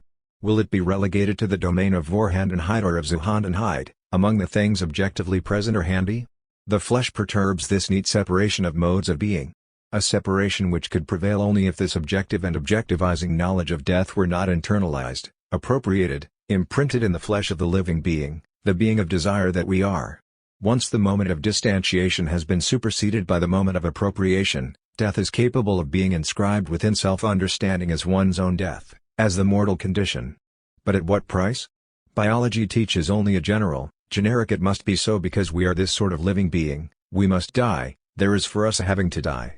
But, even internalized, appropriated, this knowledge remains heterogeneous to the desire to live, to want to live, this carnal figure of care, of the potentiality of being a whole. It is only at the end of a long work on oneself that the entirely factual necessity of dying can be converted, not to be sure into the potentiality of being but into the acceptance of having to die. This is a question of a unique kind of anticipation, the fruit of wisdom. At the limit, at the horizon, loving death like a sister, after the manner of the Poverello of Assisi, remains a gift that depends on an economy inaccessible even to an existential experience as singular as the apparent stoicism of a Heidegger, the economy placed by the New Testament under the term agape. If one persists in distinguishing the primordial existential from the variety of existential positions stemming from different cultural traditions or personal experiences, the gap remains at this primordial level between wanting to live and having to die. The latter makes death an interruption, at once ineluctable and random, of the most primordial potentiality of being. Bridging this gap through acceptance remains a task we must all engage in, and one that we face up to more or less successfully, but, even when it is accepted, death remains frightening, anguishing, precisely because of its radical heterogeneity in relation to our desire, and because of the cost that its reception represents. Perhaps, on this first path, the way of externality and of factuality, we have not even reached the center of intimacy from which death proceeds, and that will be recognized only by following the second path. The detour proposed by this second path is no longer the way of externality and factuality but of plurality. What is there to say about death in light of our manner of being among other humans, regarding the interesse that Heidegger expresses in the vocabulary of mean? It is astonishing that for him the death of others is held to be an experience that does not measure up to the demand for radicality rooted in angst and explicated on the level of discourse by the concept of being toward death. That inauthenticity haunts the experience of the death of others is not in doubt the secret admission that the death that has carried off the close relation dearest to us has, in fact, spared us. Opens the path for a strategy of avoidance by which we hope that it will also spare us the moment of truth in the face of our own death.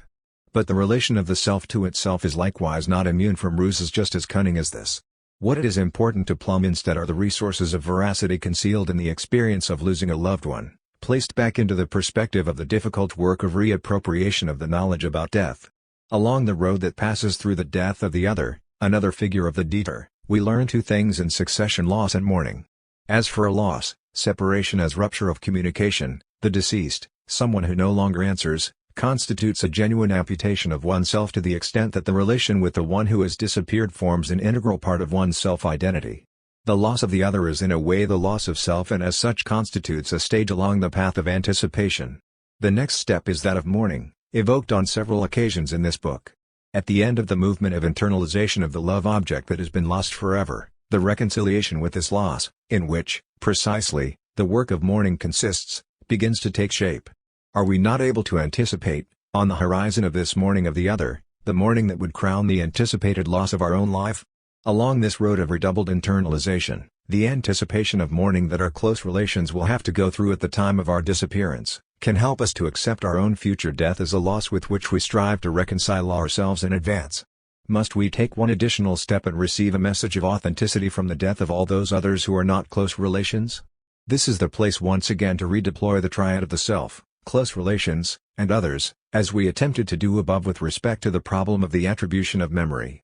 I count on this redeployment to open for us the problematic of death in history, which is our target here. One moves too fast, in my opinion, when one traces back to the sum of inauthentic relations.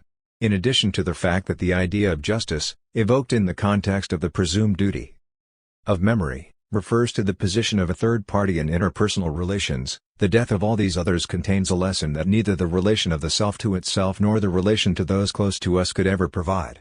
Loss and mourning display, on the reputedly banal level of the they, unprecedented forms that contribute to our most intimate apprenticeship of death. There is, in fact, one form of death that is never encountered in a pure form, if one may call it so, except in the sphere of public existence: violent death, murder. There is no way of avoiding this new detour, which is already a detour through history, but also a detour through politics. The fear of violent death is, as we know, considered by Hobbes to be a necessary stage in the passage toward a contract to be made by all the members of a historical community in favor of a sovereign, not party to the contract. Violent death cannot be hastily numbered among those things entirely given and at hand. It signifies something essential concerning death in general and, in the final analysis, concerning our own death. The death of those close to us upon which we prefer to meditate is, in fact, an easy death, even if it is disfigured by the horror of agony. Even then it comes as a deliverance, an easing of pain, as the face of the deceased gives us to see, in accordance with the secret wish of the survivors. Violent death cannot be tamed so easily. In the same way, suicide, as murder turned against oneself, when it touches us, repeats the hard lesson. What lesson? That, perhaps, every death is a sort of murder. This is the intuition explored by Emmanuel Levinas in some strong pages of Totality and Infinity. What murder, raised to the level of a founding paradigm by the murder of Abel by his brother Cain, lays bare in what the simple disappearance, the departure, the cessation of existing in the death of close relations does not express, is the mark of nothingness, made by the intention to annihilate. Alone, the passion for murder exhibits this mark. Levinas goes straight to the ethical response that this passion provokes. The moral impossibility of annihilation is henceforth inscribed in every face. The interdiction of murder replies to a frightening possibility and is inscribed in this very possibility. But, in addition to this great lesson that inaugurates the entrance into ethics, murder, which is fundamentally death inflicted on others, is reflected in my relation to my own death. The feeling of imminence, which precedes all knowledge about death, is given to understanding as the imminence of a threat coming from an unknown point of the future.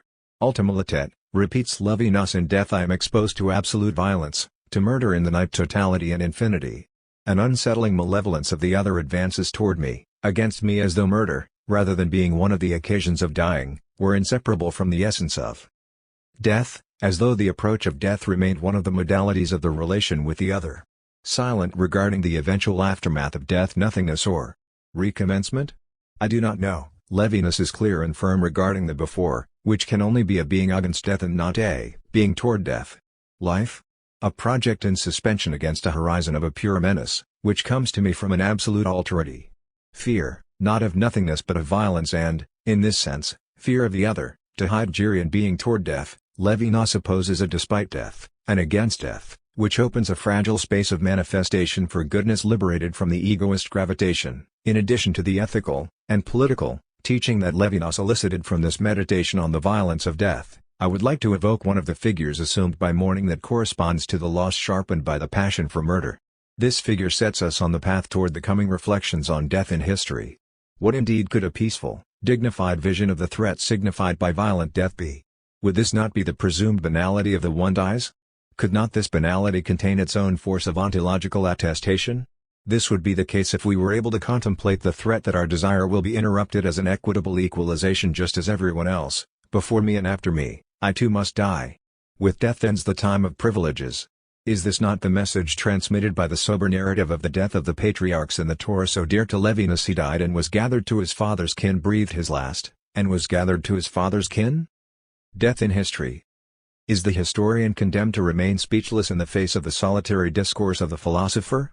The thesis of this section is that, despite Heidegger's explicit discussions and, more particularly, despite the radical nature of the theme of fundamental temporality and of its distance from any historiographical thematic, a dialogue between the philosopher and the historian is possible at the very level established by Heidegger, that of being toward death. Besides the redeployment of this theme suggested by the alternative readings proposed just above, the text of Being and Time proposes other openings in the direction of a common space of confrontation. First opening, the great chapter on being toward death is followed by a meditation devoted to the theme of Gewissen, a term translated by conscience. This concept is immediately associated in Heidegger with that of attestation, Bezugung. Attestation is the mode in which the concept of the potentiality of being a whole and that of being toward death are given to be understood. One can speak in this regard of attestation of the future, attestation of the very futureness of care in its capacity of anticipation. However, in truth, attestation has as its full vis-a-vis our historical condition deployed in its three temporal ecstasies. It is, moreover, possible to consider testimony, as we have encountered it in the present work, in its retrospective forms, in everyday life, in the courts or in history, as the correlate of the past of attestation, bearing on the potentiality of being apprehended in the figure of anticipation. The role of making possible, assigned to the meta-category of our historical condition, finds the opportunity to be actualized in the correlation between the attestation of the future and the attestation of the past. To this must be joined the attestation of the present as it concerns the I can. The verbal mode of all the verbs of action and passion that in oneself as another express the capable being capable of speech, of action, of narrative, of imputation. This certainty of the present frames the attestation of the future and the witnessing of the past. The force of Heidegger's text is to permit attestation to radiate out from the future of anticipation toward the past of retrospection.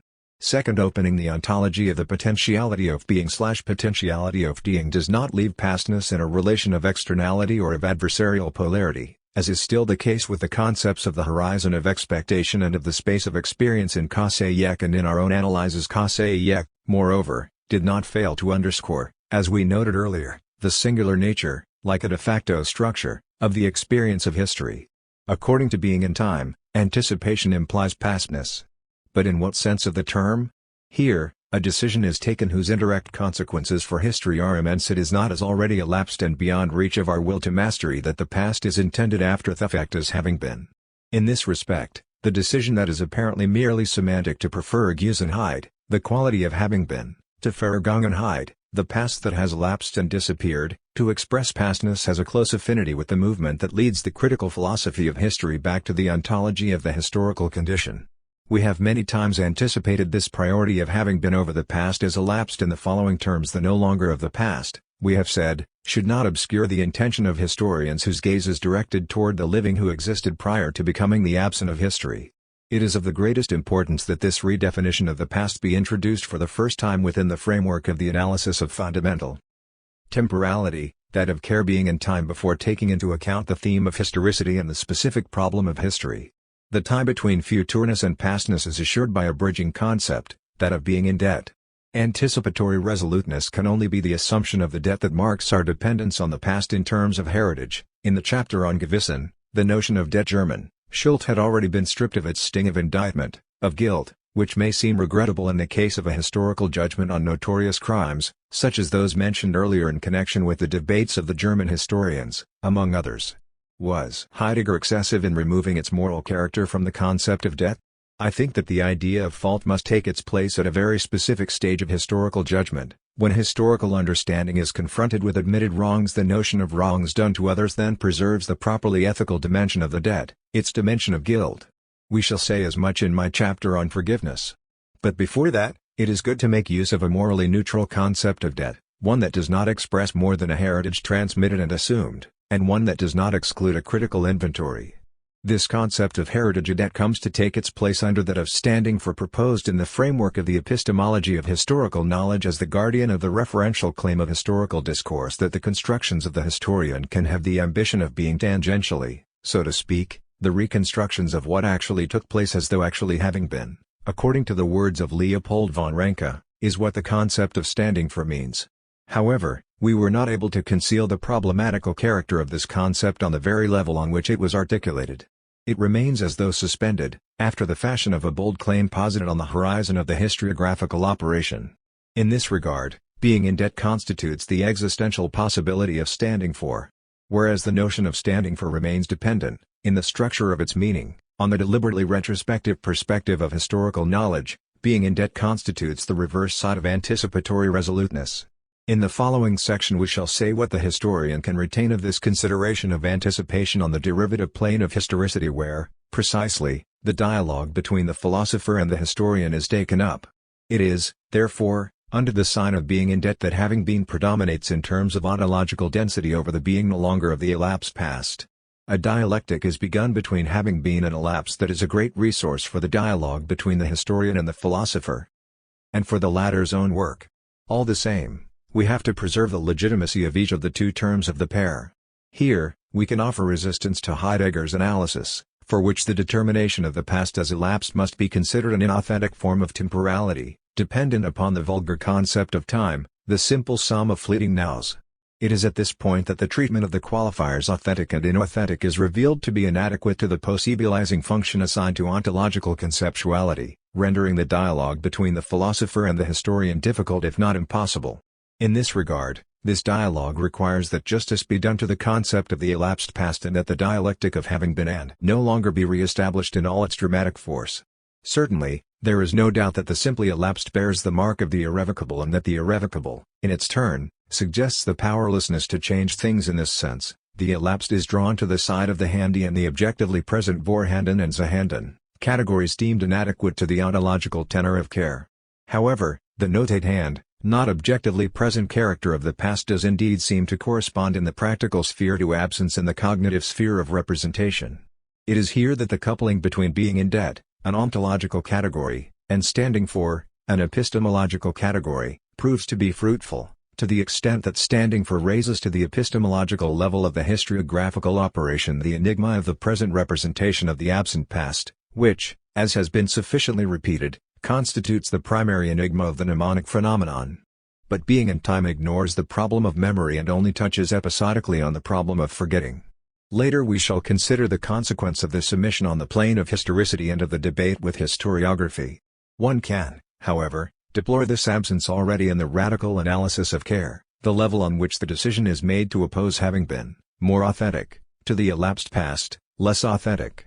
The debate between the philosopher and the historian has everything to gain from re-establishing the dialectic of presence and absence, inherent in every representation of the past, whether mnemonic or historical. The intention of the past as having been comes out of this reinforced, once having been signifies having been present, living, alive. It is against this dialectical backdrop that the historian makes a specific contribution to the meditation on death. How, indeed, could one ignore the simple fact that in history one is concerned with practically nothing but the dead of other times? The history of the present day forms a partial exception, inasmuch as it calls the living to its spar.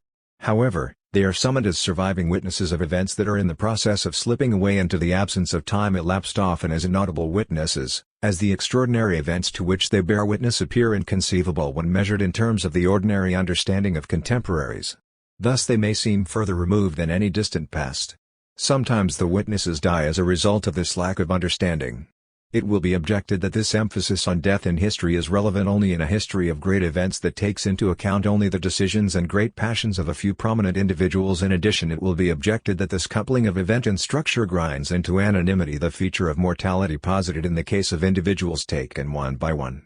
Yet, to begin with, even in the perspective of a history in which structure prevails over events, the historical narrative causes the features of mortality to re-emerge on the level of entities treated as quasi-characters. The death of the Mediterranean as the collective hero of 16th-century political history confers upon death itself a magnitude proportional to that of a quasi-character.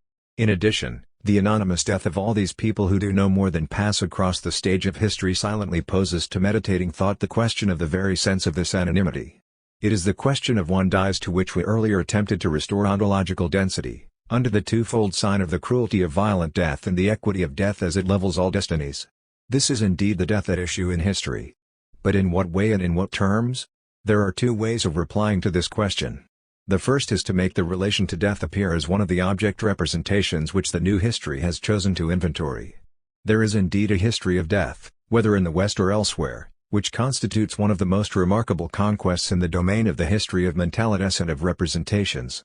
But, if this new object may seem unworthy of holding the attention of the philosopher, the same is not true of death as it is implied in the very act of doing history. Death is then mingled with representation in its role as historiographical operation. Death marks, so to speak, the absent in history. The absent in historiographical discourse. At first sight, the representation of the past as the kingdom of the dead seems to condemn history to offering to our reading no more than a theater of shadows, stirred by survivors in possession of a suspended sentence of death. One escape remains considering the historiographical operation to be the scriptural equivalent of the social ritual of entombment, of the act of sepulchre. Sepulchre, indeed, is not only a place set apart in our cities, the place we call a cemetery and in which we depose the remains of the living who return to dust. It is an act, the act of burying. This gesture is not punctual, it is not limited to the moment of burial. The sepulchre remains because the gesture of burying remains. Its path is the very path of mourning that transforms the physical absence of the lost object into an inner presence. The sepulchre as the material place thus becomes the enduring mark of mourning, the memory aid of the act of sepulchre. It is this act of sepulchre that historiography transforms into writing. Michel de Certeau is the most eloquent spokesperson in this regard for the transfiguration of death in history into sepulchre by the historian. In the first instance, as it is apprehended in Leçons de l'Histoire, death is that which history misses. We have already mentioned, at the time of the encounter between Certeau and Foucault, the suspicion addressed to the latter that he did not go as far as would have seemed to be required by outside thinking, the black sun of language. This is the harsh consequence of a discourse on deviation. The change of space in which discourse is produced has as its condition the break that the other introduces into the same l'absent de l'histoire, the other appearing only as the trace of what has been. History will then be this discourse organized around a missing present. Can the voices of the living still be heard? No, literature is produced on the basis of definitively silent imprints. What happened will never return and the voice is lost forever, and it is death that imposes muteness on the trace. This advance in the meditation on absence was necessary to give its full force to the theme of the sepulchre. The sepulchre appears indeed to exhaust its effect in the act that renders present in language the social act of existing today and provides a cultural point of reference for it. Alone, the self-positing of the social present appears to compensate for the act that relegates the past to its absence. Absence is then no longer a state but the result of a work of history, the true machine for producing gaps, giving rise to heterology, that logos of the other. The image of the cemetery devoted to the deceased then flows naturally from the pen. It is, above all, the strong image of the definite absence of the deceased, the response to the denial of death, a denial that masks itself in the fiction of verisimilitude. In this moment of suspension, Michelet's discourse appears to be that of the literary hallucination, the return, resurrection of death.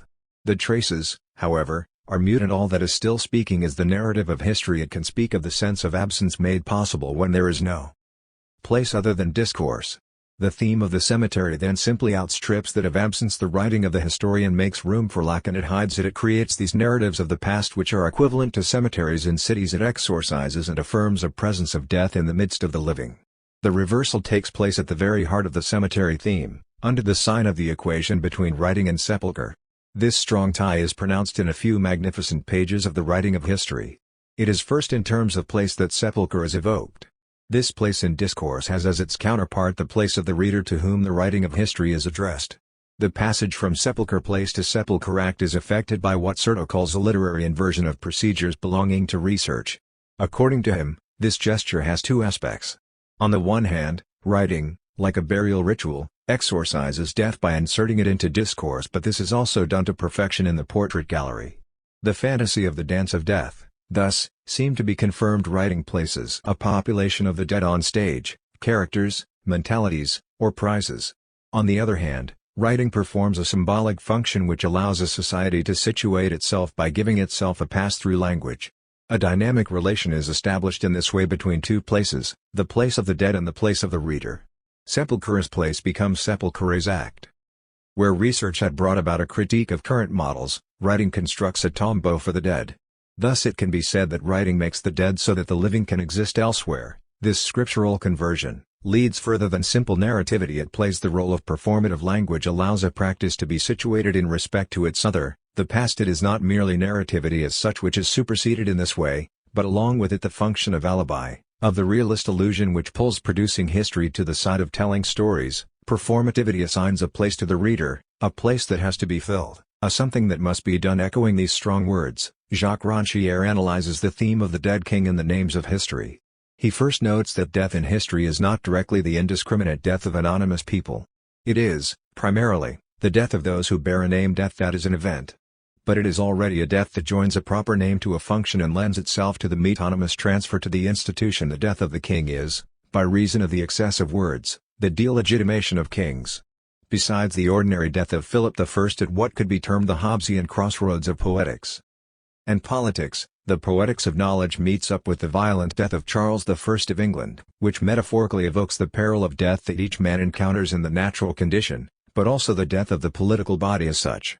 And then, moving further, there is the death of those tortured by the Inquisition. Two extreme testimonies of the relation of speaking being with death are brought together in this way: regicide and the Inquisition. The names of history, death redeemable by history in opposition to death that is unredeemable, the author notes. This is the occasion for him to connect the problematic of place, which will turn out to be the tomb, to that of the discordant and errant discourses that are related in Emmanuel Leroy Lattery's Montello and Certeau's mystic fable.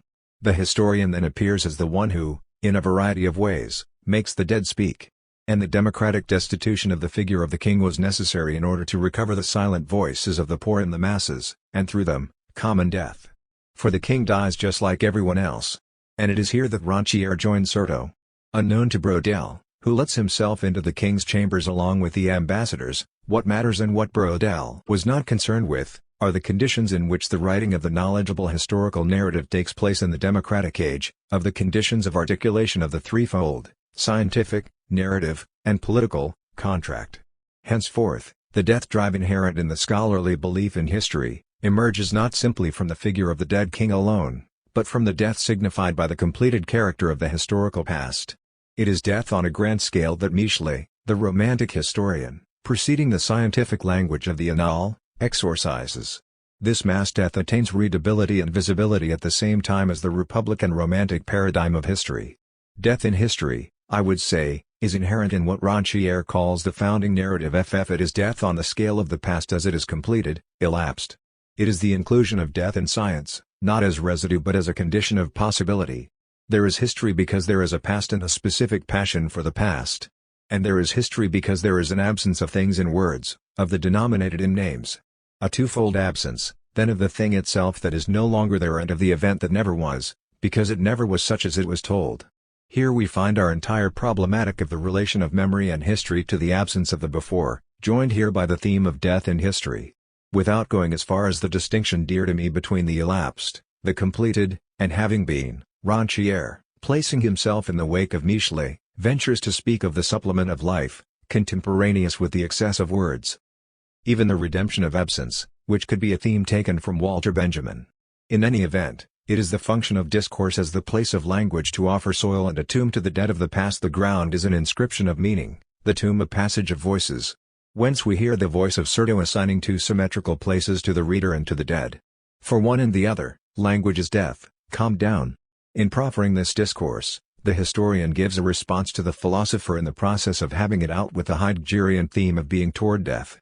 On the one hand, the ontology of historical being contributes its full justification to this scriptural conversion by reason of which a present and a future are opened up prior to the retrospective discourse of history. In return, the historian's own interpretation of this operation in terms of sepulchre helps to reinforce the philosopher's attempt to oppose to the ontology of being toward death an ontology of being in face of death, against death, in which the work of mourning would be taken into account. An ontological version and a historiographical version of the work of mourning would thus join together in a sepulchre discourse in two voices. Historicity. The second level of temporalization in the order of derivation, Heidegger names Geschichtlichkeit. This is the level at which the philosopher is held to encounter the epistemological claims of historiography. It is also at this level, as at the following one, that the sense of the derivation of levels invoked by Heidegger is decided. To the derivation in terms of decreasing orders of primordiality and authenticity, I would like to oppose a derivation in terms of the existential condition of possibility with respect to historical knowledge. Now, this different modality of derivation can be interpreted as an increase of intelligibility as much as a diminution of ontological density. A prior question arises: how should one translate in French or in English the German Geschichtlichkeit? Most of the French translators of Being and Time have opted for historiality in order to emphasize Heidegger's thoroughgoing originality in the use of this borrowed term. The drawback is that it conceals Heidegger's dependence with respect to his predecessors and prevents readers from discovering the fact that in German one and the same term can appear in successive contexts. After all, the term Geschichte, on which the second-order abstraction is constructed, one moves from Geschichte to Geschichtlichkeit by the adjective geschichtlich, following a manner of terminological definition dear to Germans, and abundantly exploited by Hegel. His contemporaries and successors does not lend itself to this skillful decoupling. Geschichte is in the final analysis the only word available, despite the attempts to oppose Geschichte to Histoire and despite the ambiguities, which it is precisely philosophy's job to clarify. Heidegger admits as much when, at the beginning of, he announces that our next goal is to find the point of departure for the primordial question of the essence of history Geschichte, that is, for the existential construction of Geschichtlichkeit being in time. It is indeed the word and the notion of history that are in question under the concept of Geschichtlichkeit, the condition of historical being. This is why it seemed preferable to me to assume the same ambitions as the German language in a French translation. Heidegger's originality can only be strengthened as a result. The trajectory of the term Geschichtlichkeit. In our effort to understand better the break marked by Heidegger's use of the term Geschichtlichkeit, it may be useful to retrace briefly the trajectory of its uses from Hegel, who acclimatized the term to its philosophical surroundings, up to the correspondence between Dilthey and Count York. It is at this final stage that Heidegger intervenes. The word is a creation of the 19th century.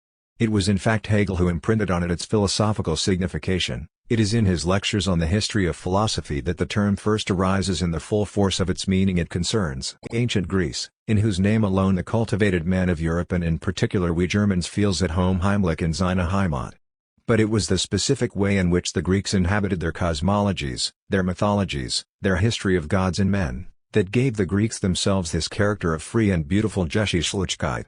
The name of Mnemosyne is associated with this seat of reflective freedom just as the Greeks were at home, so, following them, philosophy can enjoy the same spirit of current familiarity. Heimatlichkeit quoted by Renty Fink. Geschichtlichkeit. Hegel uses the word in a second context, that of the immense moment in Christianity, with the knowledge that Christ became a true human being in Michelet's second edition of the Lectures. We owe to the Fathers of the Church the development of the true idea of spirit in the determinate form of historicity. At the same time quoted by Renty Fink, it is remarkable that it is under the twofold auspices of Greece and of Christianity that the term historicity made its entrance into the philosophical lexicon. With the first use, and in passing by way of Mnemosyne, we are not far from the praise the phenomenology of spirit bestows upon the aesthetic religiousness that imprints mnemonic inwardness, Erinnerung, the Erinnerung of the Greeks. As for the second use, a comparable transition by memory is part of the most ancient tradition of Christianity, and its establishment do this in remembrance of me. It remains that Hegel did not use the term historicity outside of these two references to two critical moments of the history of spirit. In truth, since Herder and the German Romantics, it is the term Geschichte, which Geschichtlichkeit repeats, that has carried the tone of depth and gravity that the term historicity will take on. It is solely the exemplarity of these two founding moments of the history of spirit that permits us retrospectively to credit the Hegelian usage of the term historicity with an equal founding capacity. In the final analysis, meaningful history, for Hegel, is that of spirit. And the problem he transmits to his interpreters and to his successors is that of the tension between truth and history. How is it, the philosopher asks, that spirit has a history? By the epochal character of the question, philosophical history has already seceded from the history of the historians. Factuality has lost all philosophical interest, it is relegated to mere narrative. Dilthey's work, immense, diffuse, and incomplete, constitutes the decisive link in the history of the uses of the term Geschichtlichkeit. But its occurrences are rare in comparison to the massive usage of Lebendigkeit, living reality. It is his correspondence with York that will bring it back to the fore. On the other hand, the term Geschichte is omnipresent. It is at the heart of the project of establishing the Geisteswissenschaft and the human sciences on an equal footing with the natural sciences. Spirit is historical through and through. The great matter at issue in the Introduction to the Human Sciences, the first part of which was published and the only part completed, is the defense of the autonomy, the complete self-sufficiency, of the human sciences. Human sciences as an independent whole alongside natural sciences. Introduction. These sciences owe their autonomy to the unified constitution of the mind itself, apprehended in self-reflection Selbstbesinnung.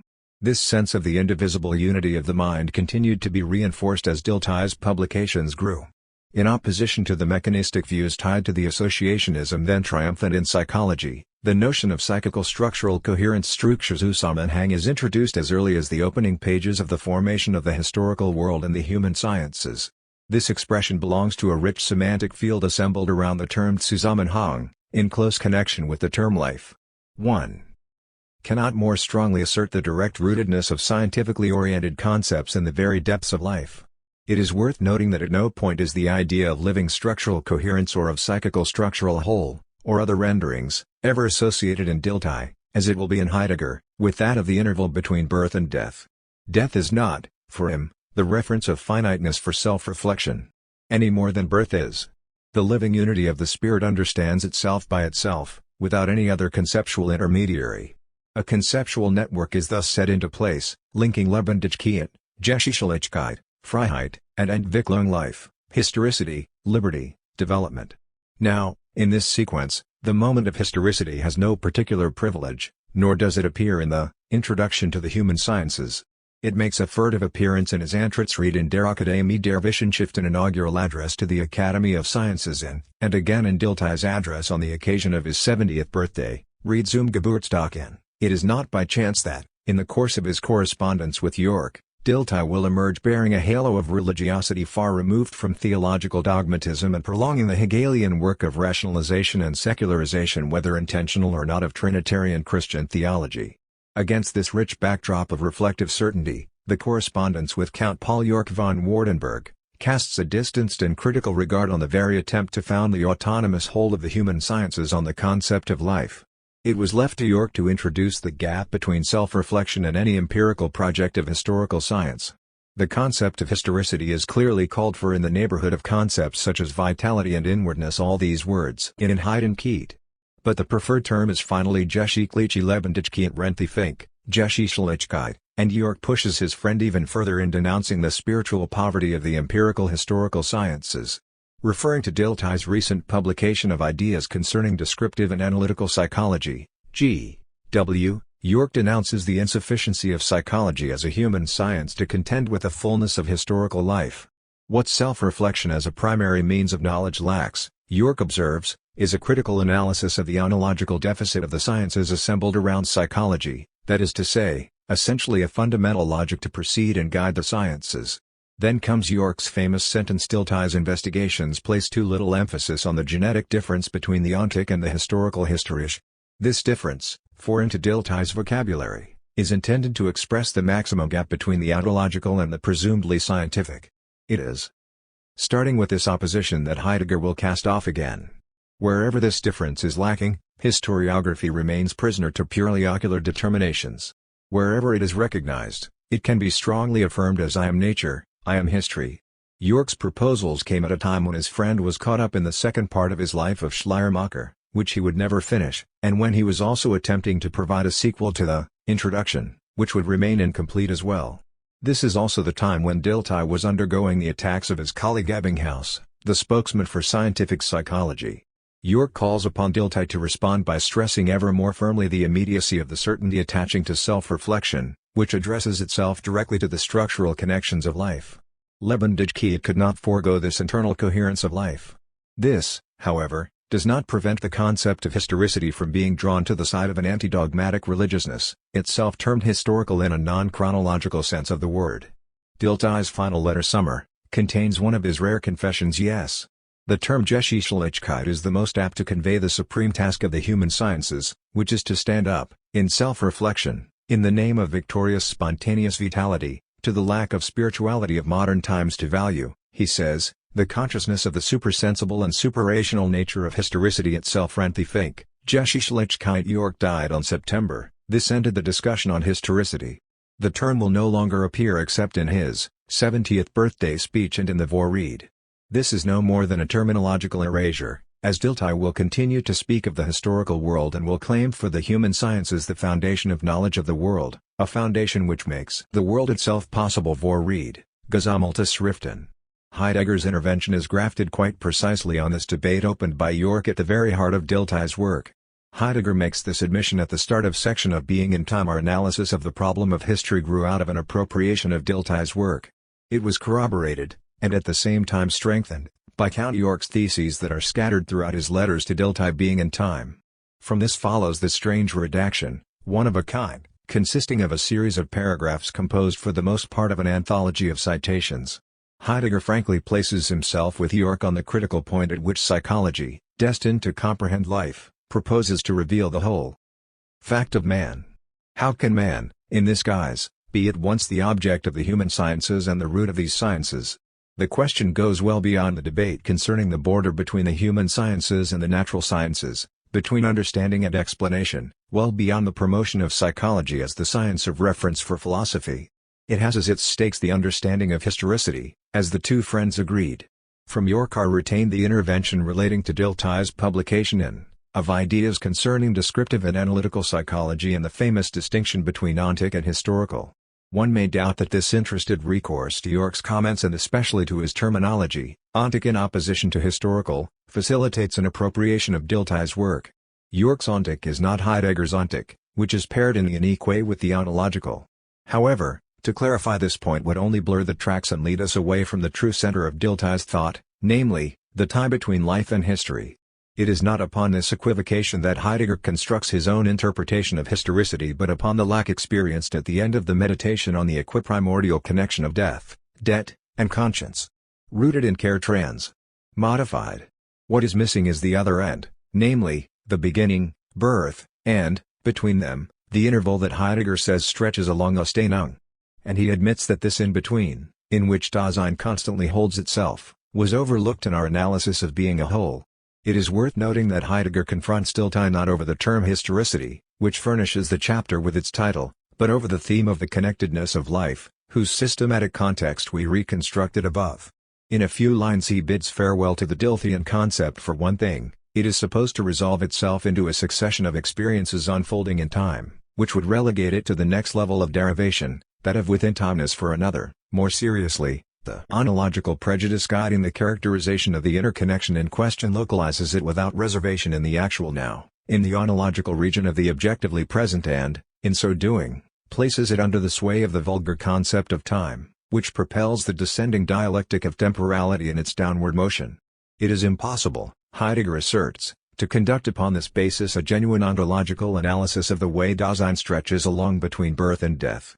His thesis is that the thinking of being toward death alone is capable of providing an ontological anchor to the idea of interval, which Dilthey never considered under the complementary condition that birth, in its turn, be interpreted as another end, symmetrical to the end par excellence. Dasein can then be said to exist as born just as it is said to exist as dying. Now what is this interval, if not care? As care, Dasein is the between. Nowhere, perhaps, does one so sorely feel the absence of a reflection on the flesh, which would have allowed the designation of being born as the condition of already being here and not simply as an event of birth, in false symmetry to the noted event of death. Despite these initial limits, the notion of stretching along is rich with harmonics capable of nourishing the debate with the historian. Three notions suggest themselves: motivity, which expresses the qualitative and dynamic mutability of existence; permanence, which adds a temporal touch to the idea of self-constancy; and earlier analysis recognized the determination of the who of Dasein; finally, occurrence, which reinterprets in an existential manner the previously charged word, geschehen, by placing emphasis on the temporalizing operation attached to the idea of stretching along. In this way, the place left vacant on the ontological plane by the Dilthean concept of the connectedness of life is now occupied. The question of the connectedness of Dasein is the ontological problem of its occurrence. To expose the structure of occurrence and the existential and temporal conditions of its possibility means to gain an ontological understanding of historicity. At the same time as a reply is given to Dilthey, the place of the problem of history is decided upon. It is noteworthy that Heidegger does not in any way directly confront the profession of historian, but rather what he calls the scientific and theoretical kind of treatment of the problem of history. This essentially concerns attempts in the neo-Kantian tradition to conceive of history either on the basis of the place conferred upon it by its method in the architecture of knowledge, after the manner of Simmel and Ricoeur, both of whom are named, or directly on the basis of its object, the historical fact. What Heidegger considers the fundamental phenomenon of history, namely, the historicity of existence, is immediately swept away by the partisans of the dominant neo-Kantianism. Heidegger asks, how can history become a possible object for historiography? But he scarcely moves any further in the direction we will take. The notion of derivation, taken in the sense of descending degrees of authenticity, produces only a recourse from less to more authentic. As to what makes historical knowledge possible, one is limited to the affirmation that history as science moves among the objectified modalities of the historical mode of being. A chain of relations of dependency is thus offered to be read backward: the object of history, the historical, historicity, its rootedness and temporality. It is essentially this regressive process that Heidegger opposes to any effort to think the objectivity of the historical fact within the framework of a theory of knowledge. To start this return movement from the inauthentic back to the authentic, Heidegger does not balk at beginning with investigations conducted under the banner of the vulgar concept of history. What is important, with regard to this starting point, is the exposition of the ontological problem of historicity. And this can be nothing other than the revelation of what already lies enveloped in the temporalizing of temporality. Heidegger repeats the existential interpretation of historiography as a science aimed solely at a demonstration of its ontological provenance from the historicity of Dasein. In other words, this being is not temporal, because it is in history, but because, on the contrary, it exists and can exist historically only because it is temporal in the ground of its being. However, we must admit that we have not actually moved any closer to what in the present work we have called the work of history, in which Heidegger attributes to factical Dasein the account of the historiographical operation, is put off until the next stage of the process of derivation, that of within-timeness. How indeed can history be made without calendar or clock? This means that the fate of actual history is not decided on the level of historicity but on that of within-timeness. On the plane of historicity, The discussion reaches only a second-order reflection on epistemology, such as we assigned this in the preceding chapter to a critical philosophy of history. The forced referral to the following stage of derivation of the modes of temporalization provokes a flustered remark, but since time as within timeness also stems from the temporality of Dasein, historicity and within timeness turn out to be equiprimordial. The vulgar interpretation of the temporal character of history is thus justified within its limits. A certain competition is therefore underway between derivation, which a few lines earlier is called deduction in quotes, and equiprimordiality. Historicity and historiography. Taking advantage of this moment of suspension and hesitation, I would like to return to the attempt at a critical dialogue between philosophy and history, begun at the end of the first section of this chapter and broken off with the theme of the writing of history as sepulchre. I would like to draw the attention of the philosopher to the workshop of the historian. Heidegger himself proposes this by opening his discussion on the status of the science of history with a reflection on the ambiguous senses of the word history, in which the properly historiographical determinations of the concept are not yet in evidence. He enumerates and runs through four current acceptations of the term. The past is unavailable. The past is still acting. History is the sum of things transmitted, the authority of tradition. According to him, one finds under these four guises the Geschehen, the occurrence, but concealed under the appearances of the appearing and transmitted event. Something is stated here that concerns the historian in a highly constructive sense. Having been wins out over what is simply past, characterized by being removed from our grasp in our sighting of the past. We ourselves have on many occasions come into contact with this dialectic of having been and being no longer, and have underscored its rootedness in ordinary language and in mnemonic experience, before it is developed by historiography considered in its representative phase. Heidegger casts a sharp look at this dialectic on the occasion of a critical reflection on the notions of vestige, ruin, antiquities, and museum objects. Employing his categorization of beings, divided between the existentials such as care, angst, selfhood, and beings objectively present or handy, let us say, things given and manipulable, he observes that what we assemble under the idea of a trace would contain no mark of the past if we were not able to relate these indices to an environment that, although it has disappeared, nevertheless carries with it its having been. If one can say of certain things that they come from the past, it is because Dasein carries within itself the traces of its provenance, in form of dead inheritage. Evidently, Dasein can never be past, not because it is imperishable, but because it can essentially never be objectively present. Rather, if it is, it exists. A dialogue with the historian can begin with this point. The philosopher's contribution lies here in the critique directed against a treatment of the past in terms of a tool, an utensil. The limit of this critique results from the fracture established between the modes of being of the existing individual and of the thing, given and manipulable, a fissure that is repeated by the historiographical operation on the basis of the mnemonic act. We have, however, taken the epistemology of the historiographical operation as far as the enigma of the standing for of the past as having been through the absence of the past as what has elapsed. Behind this enigma of standing for is silhouetted that of the iconic representation of the past in the act of memory. But Heidegger accords no place to memory nor to its prize, the act of recognition, to which Bergson granted the full attention it was due, as will be amply shown in the chapter that follows. It may, however, be suggested that the dialectic of presence and absence, formulated as early as the Greek problematic of the icon, ought to be confronted with a Heideggerian analysis of the vestige. Does not Heidegger too hastily reduce the absence characterizing the elapsed past to the unavailability of the manipulable? And in the same way, has he not thereby avoided all the difficulties tied to the representation of what is no longer but once was? Instead, Heidegger offers, to be sure, the strong idea of the subordination of the whole inner-worldly historical to the primordial historical, that we are as beings of care. He goes so far as to sketch out, around the historicity of Dasein, the primary historicity, a secondary historicity, that of world history. Tools and works, for example books, have their fates, buildings and institutions have their history. And even nature is historical. It is not historical when we speak about natural history, but nature is historical as a countryside, as areas that have been inhabited or exploited as battlefields and cultic sites. These inner-worldly beings as such are historical, and their history does not signify something external that simply accompanies the inner history of the soul. We shall call these beings world historical. But the disjunction of modes of being, with the existential on one hand, and things at hand on the other, prevents extending the movement of derivation to the point where the complete validity of the phenomenon of the trace could be recognized. The problematic of standing for, on the historical plane, and, preceding it, that of iconic representation on the mnemonic plane, seems to me to be capable of straddling this ontological discontinuity. The notion of vestige, broadened to that of trace, could then offer an opportunity for a discussion in which the veridical dimension of the mnemonic act and of the historiographical act could be taken into account.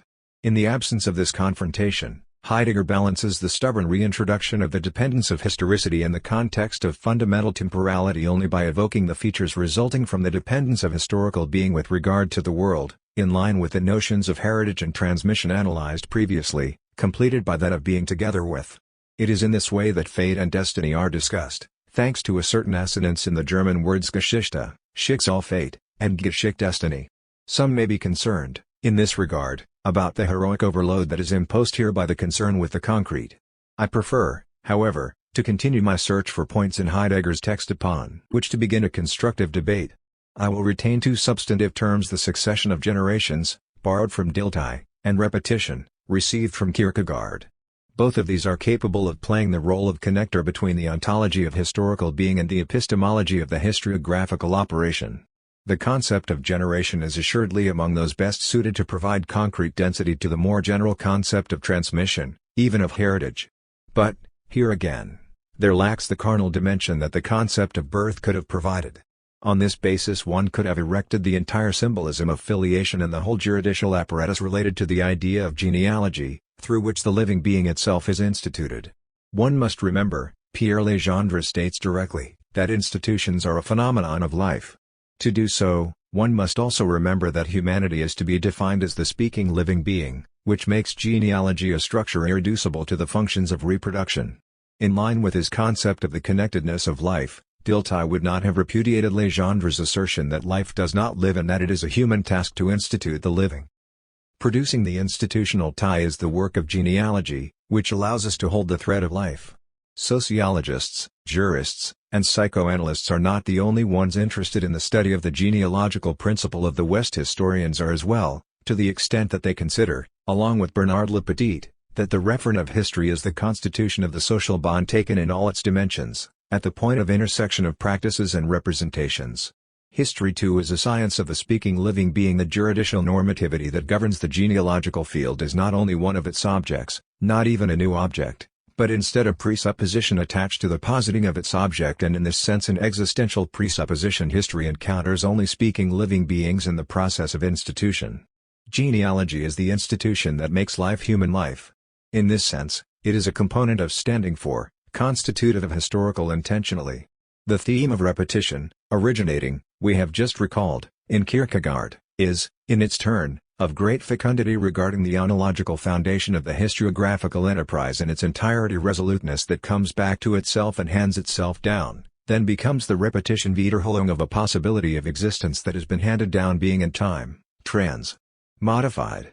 Once again, the accent placed by Heidegger falls on the referral to a more profound foundation, the authentic repetition of a possibility of existence that has been. The possibility that Dasein may choose its heroes, is existentially grounded in anticipatory resoluteness, for in resoluteness the choice is first chosen that makes one free for the struggle to come, and the loyalty to what can be repeated, modified.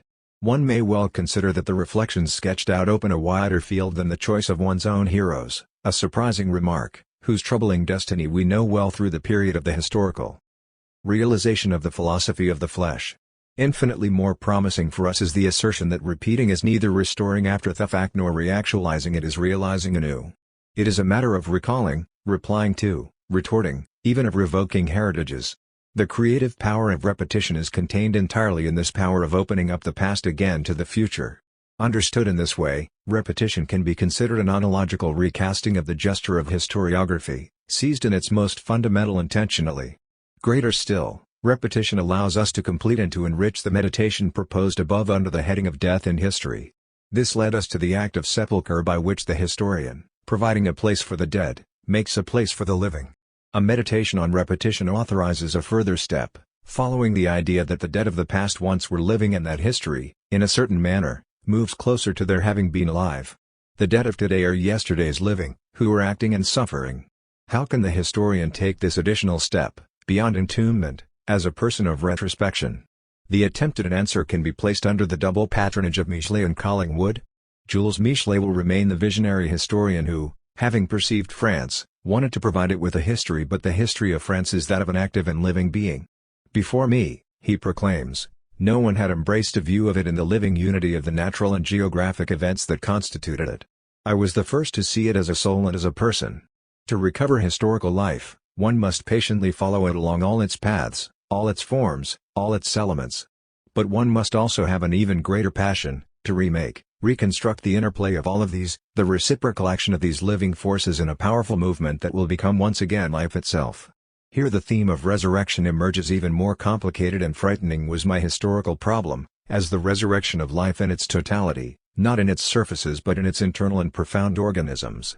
No sage would have ever thought of it. Happily, I was not one. Preface to the History of France. A half-century later, Collingwood echoes Michelet with a more somber theme, that of the reenactment of the past in the present. Following this concept, the historiographical operation appears as an undistancing, an identification with what once was. But this is at the cost of extracting out of the physical event its inner face, which can be called thought. At the end of a reconstruction which mobilizes the historical imagination, the thought of the historian can be considered a means of rethinking what was once thought. In a sense, Collingwood announces Heidegger the past, in a natural process, is a past superseded and dead the idea of history. Now, in nature instants die and are replaced by others. However, the same event, known historically, survives in the present. Its survival lies in the very act of its reenactment in thought. This identity-based conception clearly misses the moment of otherness that the idea of repetition includes more radically. It rests on the dissociation of occurrence and meaning on the plane of the event. Yet it is this mutual belonging as such that repetition captures. One can do justice to the lyrical conception of resurrection and to the idealist conception of reenactment by placing the recollection of the horizon of expectation of people of the past under the banner of the idea of repetition. In this regard, the retrospective character of history cannot by itself be equated with the imprisonment of determinism. This would be the case if one held the opinion that the past is no longer subject to change and so, for that reason, appears to be determined. According to this opinion, the future alone can be held to be uncertain, open, and in this sense undetermined. If, in fact, the facts are ineffaceable, if one can no longer undo what has been done, nor make it so that what has happened did not occur, on the other hand, the sense of what has happened is not fixed once and for all. In addition to the fact that events of the past can be recounted and interpreted otherwise, the moral weight tied to the relation of debt with respect to the past can be increased or lightened. We shall say more about this in the epilogue, which is devoted to forgiveness. But we can even now make quite good progress in this direction by virtue of broadening and deepening the notion of debt beyond that of guilt. As Heidegger proposes, to the idea of debt belongs the character of charge, of weight, of burden. In it we find the themes of heritage and of transmission, stripped of the idea of moral lapse. To be sure, the idea of debt is not a simple corollary to the idea of trace. The trace has to be followed back. It is a pure referral of the past to the past it signifies. It does not obligate. Inasmuch as it obligates, the debt does not exhaust itself in the idea of burden. Neither it relates the being affected by the past to the potentiality of being turned toward the future. In Caussay's vocabulary, it relates the space of experience to the horizon of expectation. It is on this basis that one can speak of a rebound effect of the future onto the past even within the retrospective viewpoint of history. The historian has the opportunity to carry herself in imagination back to a given moment of the past as having been present, and so as having been lived by people of the past as the present of their past and as the present of their future. To borrow Augustine's formulations once more, people of the past once were, like us, subjects of initiative, of retrospection, and of perspection. The epistemological consequences of this consideration are substantial. Knowing that people of the past formulated expectations, predictions, desires, fears, and projects is to fracture historical determinism by retrospectively reintroducing contingency into history. We link up here with one of Raymond Aron's persistent themes in his introduction to the philosophy of history, namely, his struggle against the retrospective illusion of fatality. He introduces this theme in connection with the historian's recourse to unreal constructions, thereby joining with the Weberian concept of singular causal imputation. But he broadens this same theme through a reflection on the tie between contingency and necessity in historical causation. We understand here by contingency both the possibility of conceiving the other event and the impossibility of deducing the event from the totality of the previous situation. This general consideration on historical causation tends to relate the reaction against the retrospective illusion of fatality to a global conception of history defined by the effort to resurrect, or more exactly the effort to put oneself back at the moment of the action in order to become the actor's contemporary. The history of historians is therefore not condemned to the inauthentic historicity that Heidegger declares as blind toward possibilities being in time, as a historiography confined by a museographical attitude would be. Historiography also understands the past as the return of buried possibilities.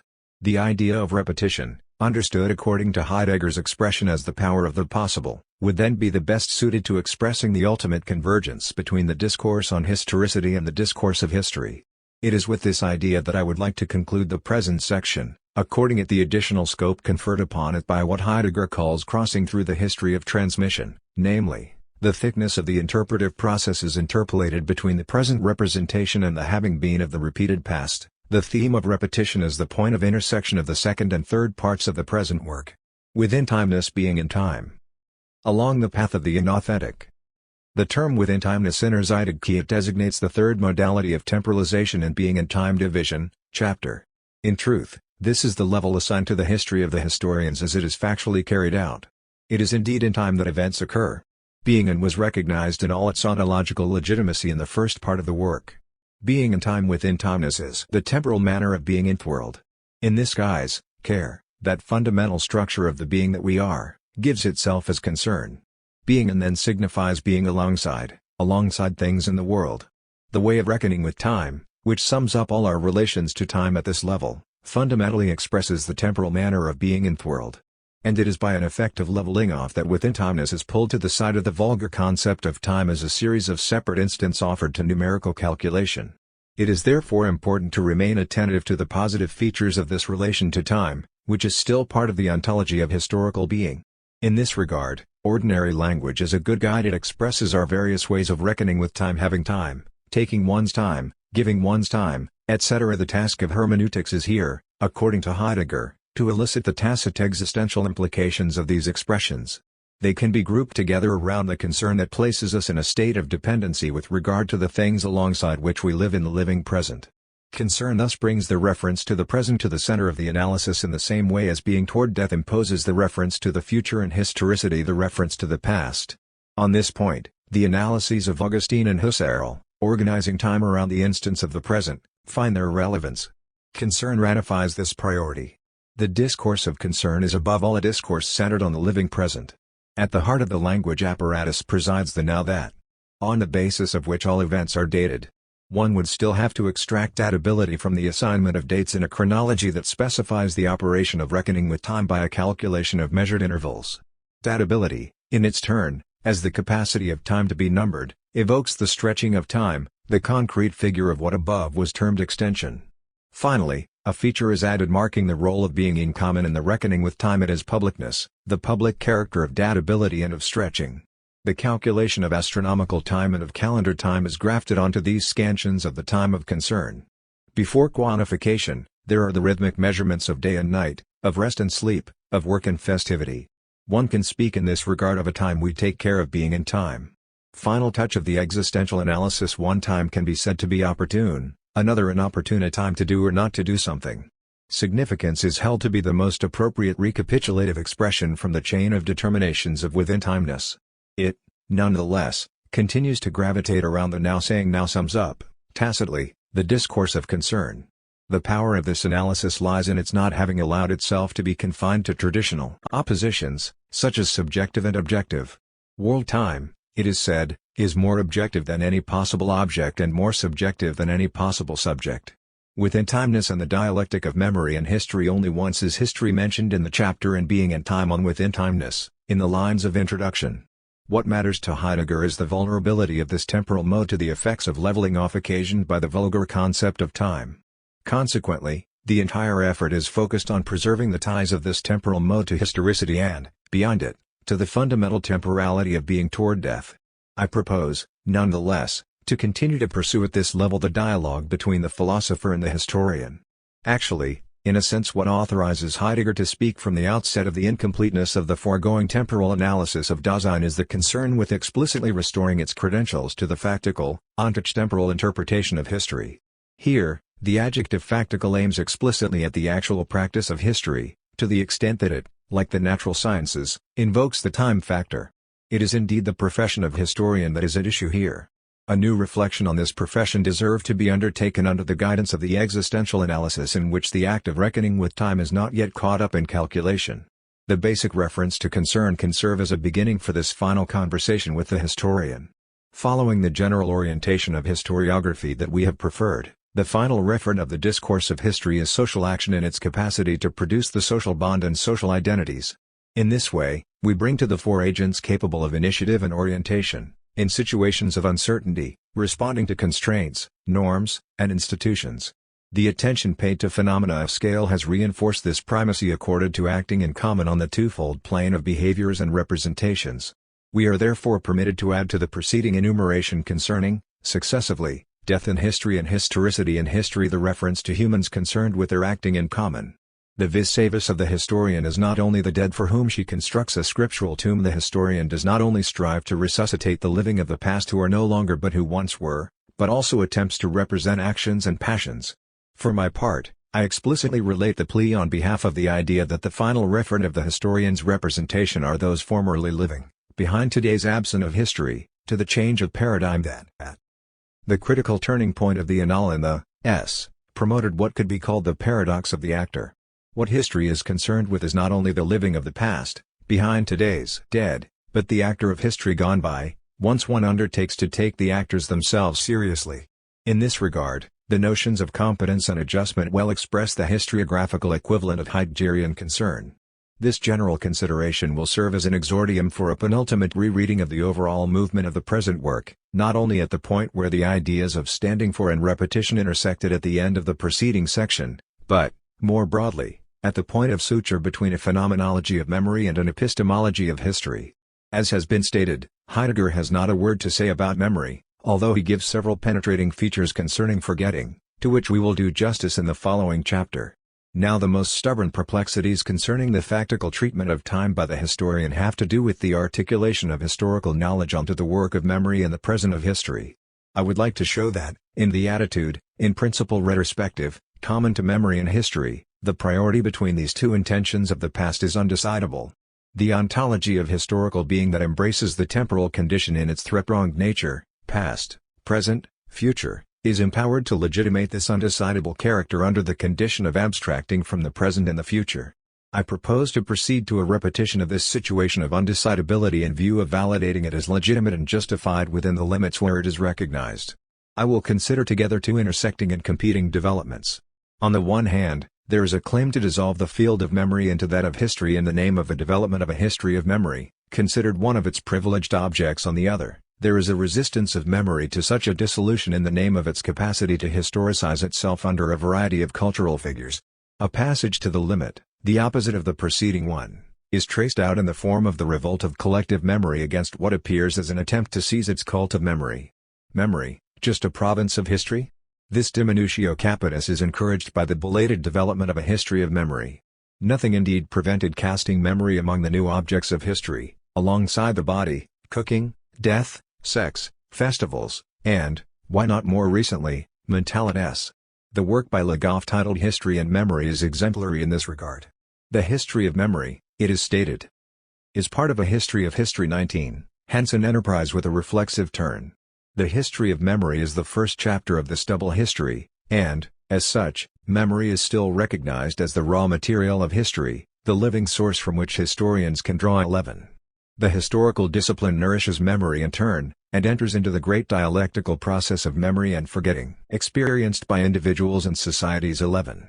But the tone continues to be marked by mistrust with regard to an excessive praise of memory. To privilege memory excessively is to sink into the unconquerable flow of time. 12. The status of memory in the history of history is inseparable from a reflection on the pair past/present, which belongs to a separate issue, inasmuch as the opposition determined by this pair is not neutral but underlies or expresses a system of values, like the pairs ancient/modern and progress/reaction. What is peculiar to a history of memory is the history of the modes of its transmission. The historian's enterprise here is similar to that of Leroy Gowerhan and Le Geste et la Parole. Thus one passes successively in the periodic divisions of the history of memory from societies without writing where memory takes wing, passing from oral to written cultures, from prehistory to antiquity, then to the balance between oral and written in the medieval period, then to the progress of written memory from the 16th century to our own day, concluding with the contemporary upheavals affecting memory. In the wake of the history of memory, the temptation to strip memory of its function as matrix with regard to history begins to take shape. This is the sort of risk that Christophe Paumin takes, without succumbing to it, in his essay titled De l'Histoire, Partie de la Mémoire, à la Mémoire, Objet d'Histoire. The title appears to announce a voyage of no return. In fact, what is taken into account here is a specific culture of memory, one stemming from the past of Christian, and more precisely Catholic, Europe. The history of this figure is traced from its apogee to its decline following a well-known narrative mode. It is not, however, the univocal interpretation announced by the title that prevails at the end of the course, but the acceptance of a more dialectical relation between history and collective memory, without recognizing for all this the features of memory and forgetting that remain least sensitive to the variations resulting from a history of the cultural investments of memory. At the beginning of the article, memory is quickly characterized as event-like in nature. Nothing emerges here of the subtleties of the relation between the absence of the past and its representation in the present, nor of the difficulties tied to the truth claims of memory in its declarative stage. Memory appears to be caught from the outset in the nets of a transcendent authority, where the problems of credibility are held to be already resolved. At this initial stage, collective memory remains imbricated in the totality of representations that concern the beyond de l'histoire. The idea of an identification of the ancient past with the beyond thus plays the role of archetype for the stage that is superseded today. In it, the religious sphere holds captive the resources that would serve to problematize testimony. The representations that transport the imaginary toward a beyond, continually presented in the liturgy, have already filled in the gaps of the fiduciary relationship upon which the testimony is established. This is why the history of the relation of history to memory will never be more than the autonomization of history with regard to memory, a fissure between the past and the beyond and, similarly, between collective memory and religious belief. This autonomization reaps the benefits of the major episodes of communication related to the emergence of writing and, even more dramatically, to the birth of printing, than of the commercial diffusion of printed works. The significant moments of this emancipation of history in the course of the 20th century are well known: the annales phase, the growing role of a chronology that owes nothing to remembering, the introduction of new rhetorical requirements into discourse, the establishment of a continuous narration, an appeal to the invisibility of motivations capable of being rationalized, in opposition to any recourse to providence, destiny, fortune, or chance. Arguments on behalf of the credibility of written documents henceforth break with the fiduciary status of memory authorized from above. In this way, the apparently dormant opposition between the singularity of events or works, put forward by hermeneutics, and the repetition of items, in accordance with serial history, can be neutralized. In both cases, history deals with what was not an object of apprehension on the part of contemporaries. Recourse is made on both sides to extramemorial paths. Their objects alone differ: on the one side, literary and artistic works; on the other, innumerable entities, as we see in economics, in demography, or in sociology. In all of these ways, the notion of source is freed entirely from that of testimony, in the intentional sense of the term.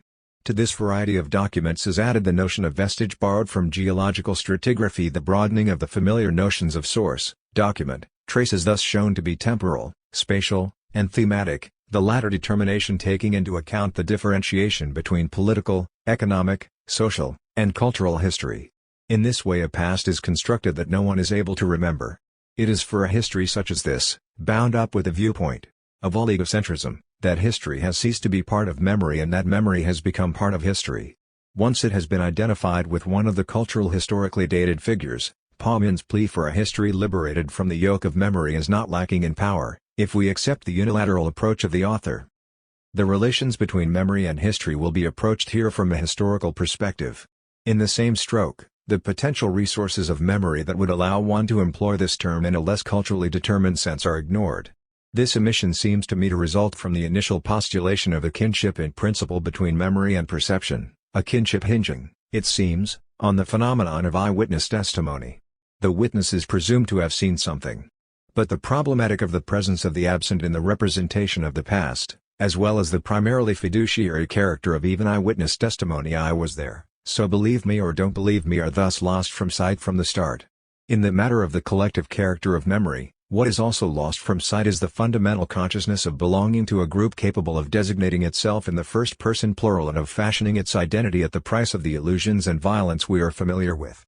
Above all, What permeates the essay is a visceral distrust with regard to the medieval memory, for which Le Goff has manifested so much sympathy. The essay, however, does not follow this tendency without correcting its unilateral character by a series of small adjustments. Numerous observations plead in favor of the idea, not of substituting history for memory, but of continuously reworking the relation between history and collective memory. For example, the redistribution of the memory of the elites is credited to humanism. In the same way, the collective memory of the literate is mentioned. Printing is said to have given rise to numerous renewals of collective memory tied to the elevation of the near and distant past to the level of an object of study. The crisis opened by the Reformation is also said to have produced within the heart of Christianity a war of memories. Even the divorce between history and memory under the double form of a rupture of literary and artistic memory and of a rupture of juridical and political memory amounts to the construction of a new memory. Finally, the cognitive emancipation with respect to memory is said to lead to the temporal, spatial, and thematic broadening of the collective memories of Europeans. What is actually produced in the course outlined by Paumion's essay, besides overturning the relations between history and memory as summed up in the title, is a system of gaps, in which the differences between history and memory are maximum where it is a matter of a very distant past, the past of nature, and reduced to the minimum where the past is close to history in every respect. This play of differences confirms that the fact of becoming an object of history is still something that happens to memory, whose representative constitution, in my opinion, makes these gaps possible in principle. In this regard, the tone of the final pages of the essay becomes more didactic between history and memory. There is no impermeable partition. A new memory is mentioned which is superimposed on an even more ancient oral memory. I interpret this softening of the vigorous thesis that propels the essay in the following way: it is the concern with preserving the formative role of history with regard to the civic sense, and more precisely with regard to the national sense, hence to the identity projected by the collective consciousness, that has reigned in the polemical impulse arising from the major opposition between scholarly history and a memory framed by religion in Christian Europe. Memory, in charge of history? Let us now listen to the plea from the other side. It is also permissible to conceive of a history that would make use of the imaginative variations coming from a cultural history of memory and forgetting as revelatory of the mnemonic potentialities that everydayness conceals. One could speak in this regard of the historicizing of memory, the benefit of which would accrue to memory. I have chosen as an example of this type of historicizing of memory the study proposed by Richard Turdeman, a literary critic, of what he names the memory crisis, in which he sees arising out of literature over the course of the long 19th century. A correlation is proposed between the epochal consciousness that Baudelaire characterized by the term modernity and this memory crisis. This correlation pairs a concept belonging to the periodization of history, the long 19th century, and specific figures of the mnemonic operation, figures of crisis. It is in this pairing that the historicizing of memory consists. Far from ratifying the thesis criticized above of the subordination of memory to history as its object, this phenomenon reinforces the opposite thesis, according to which memory is found to be revealed to itself in its depth by the movement of history. Moreover, far from holding the crisis of memory to be the mere dissolution of the relation between the past and the present, the works that afford it written expression assign to it at the same time a remarkable intelligibility, tied to the very delimitation of these cultural configurations. This is held to be modernity's gift to phenomenology, hermeneutics, casting between the historical phenomenon and the mnemonic phenomenon the bridge of a semiotics of the representations of the past. The enigma of the representation of the past in the present would therefore be deepened and elucidated along with its cultural determination. In choosing to comment on Musset's Confession d'un enfant du siècle and on the poem The Swan taken from the section Parisian Tableaux and Baudelaire's Flowers of Evil, Turdeman has taken as his object a textual space appropriate to the correlation between historical crisis and mnemonic crisis. The passage from one crisis to the other is made possible by the fact that, on the one hand, what we term the revolutions of the 19th century are at one and the same time events that actually took place and accounts concerning these events, in short, transmitted narratives, and that, on the other hand, literature constitutes a verbal, rhetorical, and poetic laboratory with unbelievable power of elucidation, discrimination, even theorization. The historical recounted and the mnemonic experienced intersect in language. So these are particular cultural configurations of the mnemonic phenomenon that the history of modern times brings to light. And these are the figures of crisis. The paradox is that these figures that seem to favor the dissolution of the time by virtue of which the past persists in the present are intelligible figures by reason of the opportunities of conceptualization opened by the poetics of crisis. The multiple variations of this discourse of crisis can be referred back to the everywhere prevalent theme of loss. In this regard, The discourse of modernity forms a contrast, in a summarily binary typology, with the discourse of total reminiscence that we read in Hegel's Phenomenology of Spirit and to which Goethe and Comte provided a vibrant echo.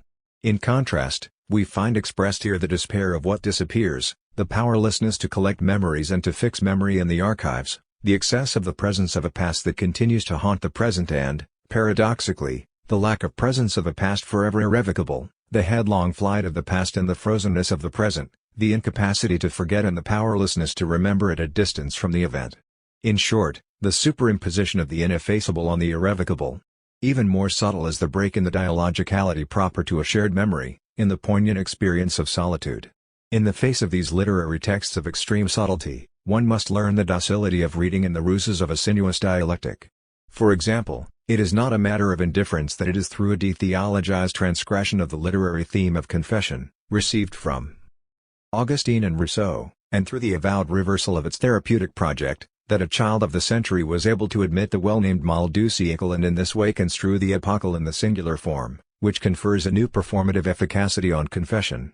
As regards the poem Le Cygne the Swan, the homonymity of a single word, Le Cygne and Le Cygne Cygne, from the very title, invites the reader to seek out the ruses hidden in the games of representation, intended to signify loss. For it is indeed loss that reigns at the heart of what Tiedemann calls the mnemonics of dispossession.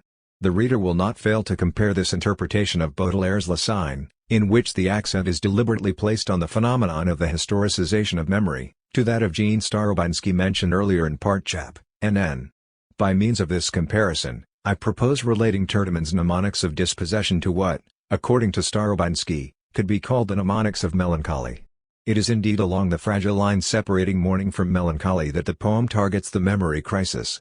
What the literature of the memory crisis produced by the horror of history finally lays bare is the problematical nature of the past's manner of persevering in the present. This feature, we have repeatedly stated, results from the fact that the reference to absence is constitutive of the mode of presence of memories.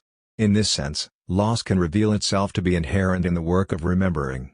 However, this reference to absence would not be a source of puzzlement if absence were always compensated by the sort of presence proper to anamnesis, when the latter culminates in the living experience of recognition, the emblem of happy memory.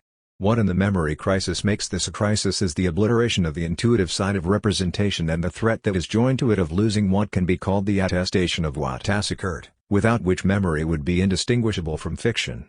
The nostalgic dimension of the mal du siècle, of spleen, nevertheless stems from the resistance of this irreducible attestation in the face of its own destruction. Musset and Baudelaire, one after the other, admit to this irreducibility. To write the story of one's life, one must first have lived. Therefore, it is not mine which I write, Musset declares. I have more memories than if I were 1,000 years old, confesses the poet of the irreparable. What is it, in the final analysis, that allows us to attribute this process of historicizing memory to memory rather than to history? It is the need to complete the eidetics of memory with an examination of the imaginative variations privileged by the course of history. This eidetics finally reaches only a capacity, a power to do, the power to remember, as is authorized in the approach to memory in its exercise part chapter. In this regard, the mnemonic potentialities are of the same order as those examined in oneself as another under the headings of I can, act, speak, narrate, and hold myself capable of moral imputation. All of these potentialities designate the aptitudes of what I call capable being. Like the other capacities, it belongs to that mode of certainty that deserves the name of attestation, which is at once irrefutable in terms of cognitive proof and subjected to suspicion by virtue of its character of belief. The phenomenology of testimony led the analysis of attestation to the threshold of doing history. Having said this, these potentialities, whose invariant core eidetics claims to reach, remain undetermined with respect to their historical realization. Phenomenology must elevate itself here to the level of a hermeneutics that takes into account the limited cultural figures that constitute as it were the historical text of memory. This mediation by history is made possible in its principle by the declarative character of memory. In addition, it is rendered more urgent by the problematical character of the central mnemonic phenomenon, namely, the enigma of a present representation of the absent past. It becomes legitimate to suppose that it is always in historically limited cultural forms that the capacity to remember faire mémoire can be apprehended. On the other hand, inasmuch as these cultural determinations are in each case limited, they are conceptually identifiable. The memory crisis, as the mnemonics of dispossession according to Tiedemann, constitutes one of these crystallizations taken into account jointly by literary history and by phenomenology conceived as hermeneutics. The process of historicizing memory, invoked on behalf of a hermeneutical phenomenology of memory, thus proves to be strictly symmetrical to the process by which history exerts its corrective function of truth with respect to a memory that continues to exert its metrical function with regard to history. The unending debate between the rival claims of history and memory to cover the totality of the field opened up behind the present by the representation of the past does not, therefore, end in a paralyzing aporia. To be sure, in the conditions of retrospection common to memory and to history the conflict remains undecidable. But we know why this is so, once the relation of the past to the present of the historian is set against the backdrop of the great dialectic that mixes resolute anticipation, the repetition of the past, and present concern.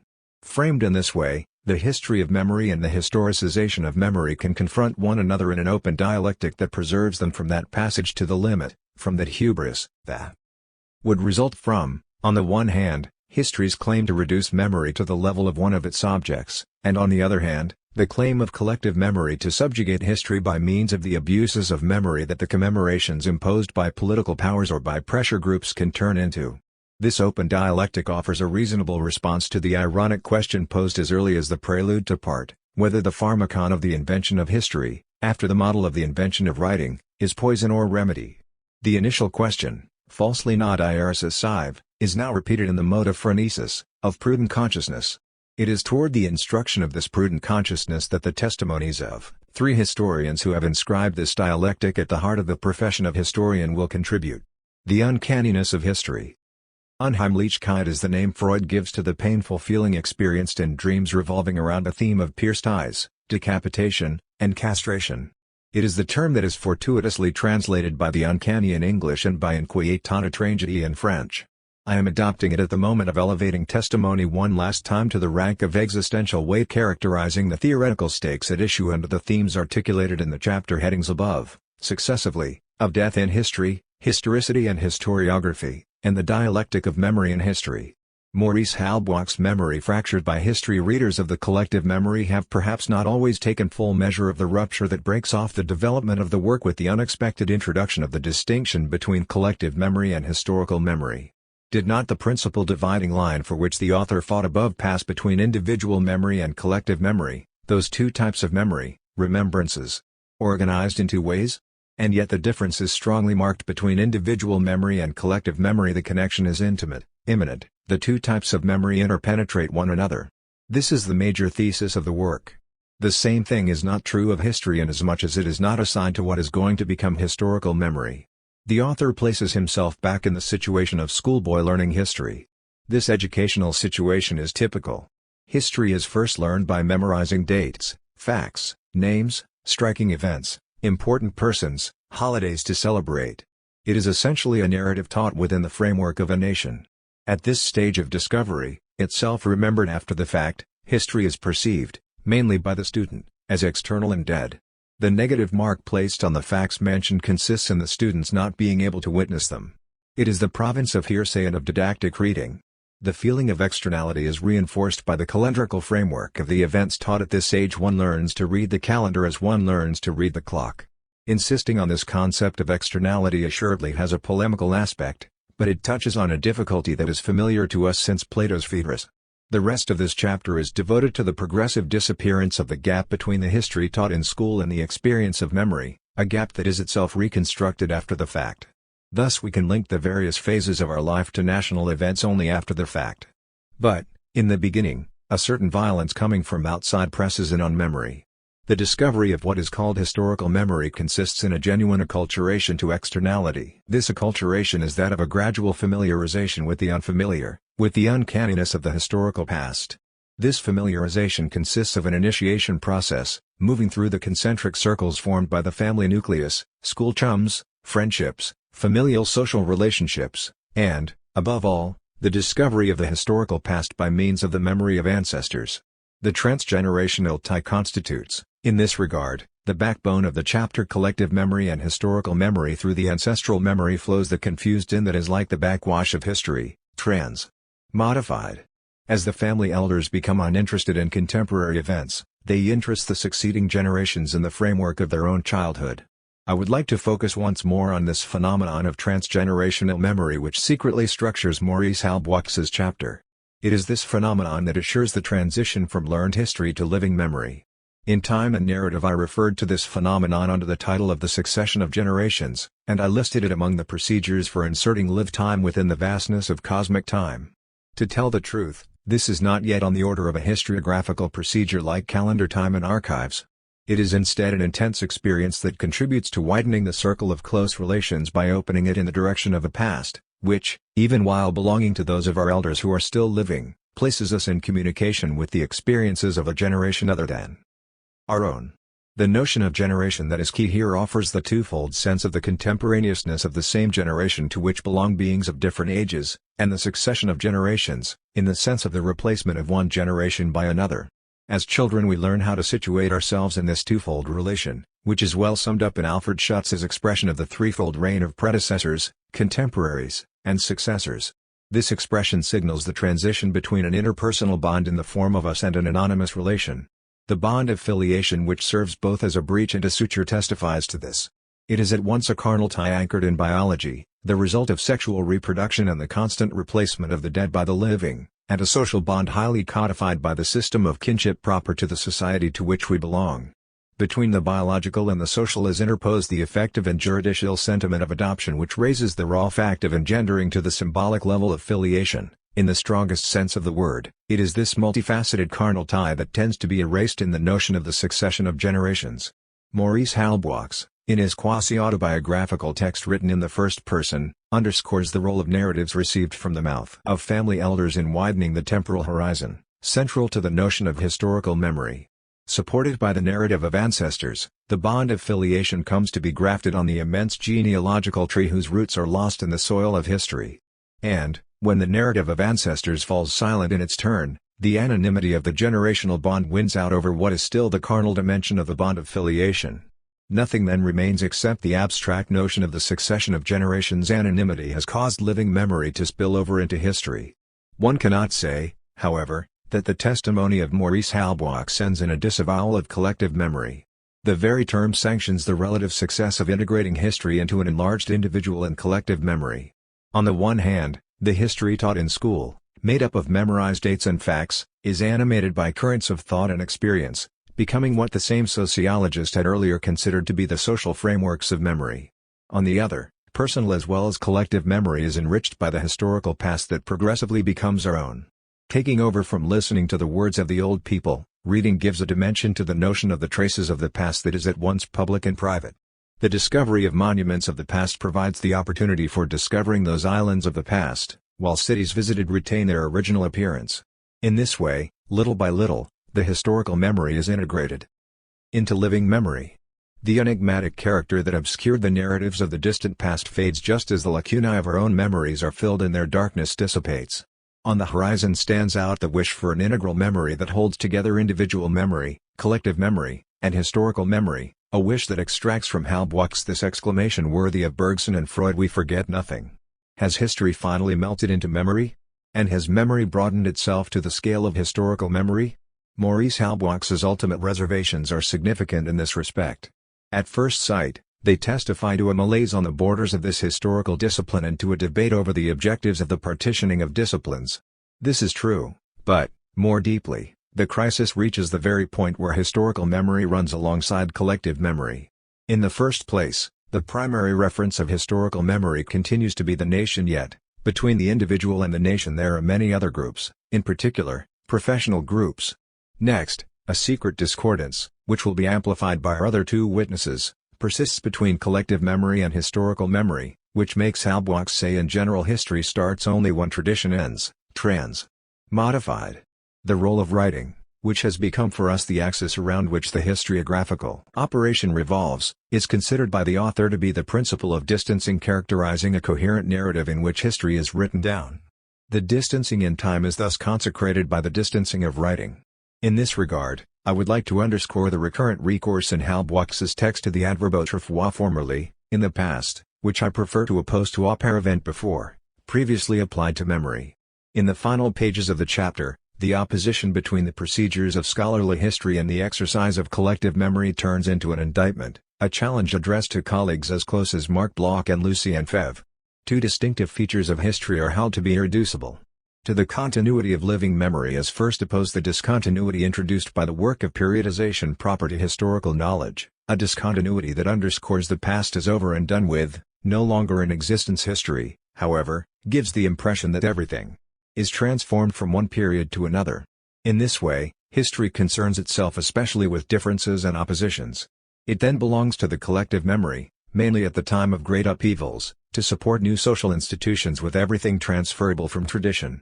It is quite precisely this wish, this expectation, that the crisis of historical consciousness evoked by our other two authors will question once more. Second distinctive feature. There are several collective memories.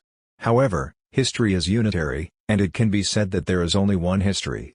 To be sure, the nation remains the major reference of historical memory, as we have said, and historical research continues to distinguish between the history of France, the history of Germany, the history of Italy. But what is cited by means of successive summations is a total tableau, in which no fact will be subordinated to any other fact, since every fact is as interesting as any other and merits as much to be brought forth and recorded. This tableau, in which all is on the same level, suggests the view of impartiality, theorized by Thomas Nagel. The manifestation of this on the part of the historian is the natural orientation of the historical mind in the direction of universal history, which can be presented as the universal memory of the human species. Is not Polomnia the muse of history? But there can be no question of reliving a past such as this which has become external to the groups themselves. In this way, Maurice Halbwachs's text traces a curve from history taught in school, external to the child's memory. We move to a historical memory that, ideally, melts into the collective memory which, by the exchange, is augmented, and we end in FN with a universal history concerned with differences between periods and encompassing differences of mentality under a gaze directed from nowhere. Does history, reconsidered in this way, still merit the name of historical memory? Are not memory and history condemned to a forced cohabitation? Yerushalmi historiography and its discontents. If Herodotus was the father of history, the fathers of meaning in history were the Jews. Yerushalmi, Ricoeur. Yosef Hayim Yerushalmi's book has the virtue, displayed by many works written by Jewish thinkers, of providing access to a universal problem through the exception constituted by the singularity of Jewish existence. This is the case with the tension that spans the century between Jewish memory and the writing of history, historiography. This book thus arrives at the right time in my own discourse on history, just when the accent is placed on the distancing constitutive of the historical perspective in relation to memory, even, or especially, it would have to be said, in the form of collective memory. In this sense, this book accompanies the step outside of memory discussed by Maurice Halbwachs, whom Yerushalmi, moreover, invokes with gratitude. Also significant is the use of the term historiography to designate historical knowledge, a term which is too often employed in French to designate, according to the French translator of Yerushalmi's book, a reflective discipline, namely, the analysis of the methods and interpretations of historians of the past. Ricoeur, in the French translation. The singularity of the Jewish experience lies in the secular indifference to the historiographical treatment of a culture itself eminently charged with history. It is this singularity that seems to me to be revealing with respect to the resistance that any and all memory can oppose to this treatment. In this sense, it exposes the crisis that, in a general manner, history as historiography produces at the very heart of memory.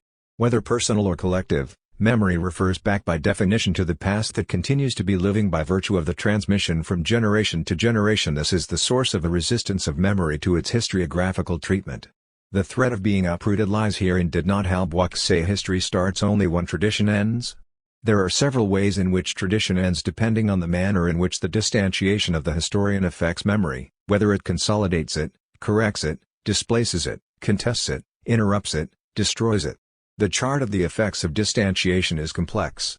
And it is here that cultural specificities are asserted and that the singularity of the Jews appears the most instructive for everyone. The critical point consists in the fact that the declarative memory, the memory that utters itself, in making itself a narrative, charges itself with interpretations immanent to the narrative.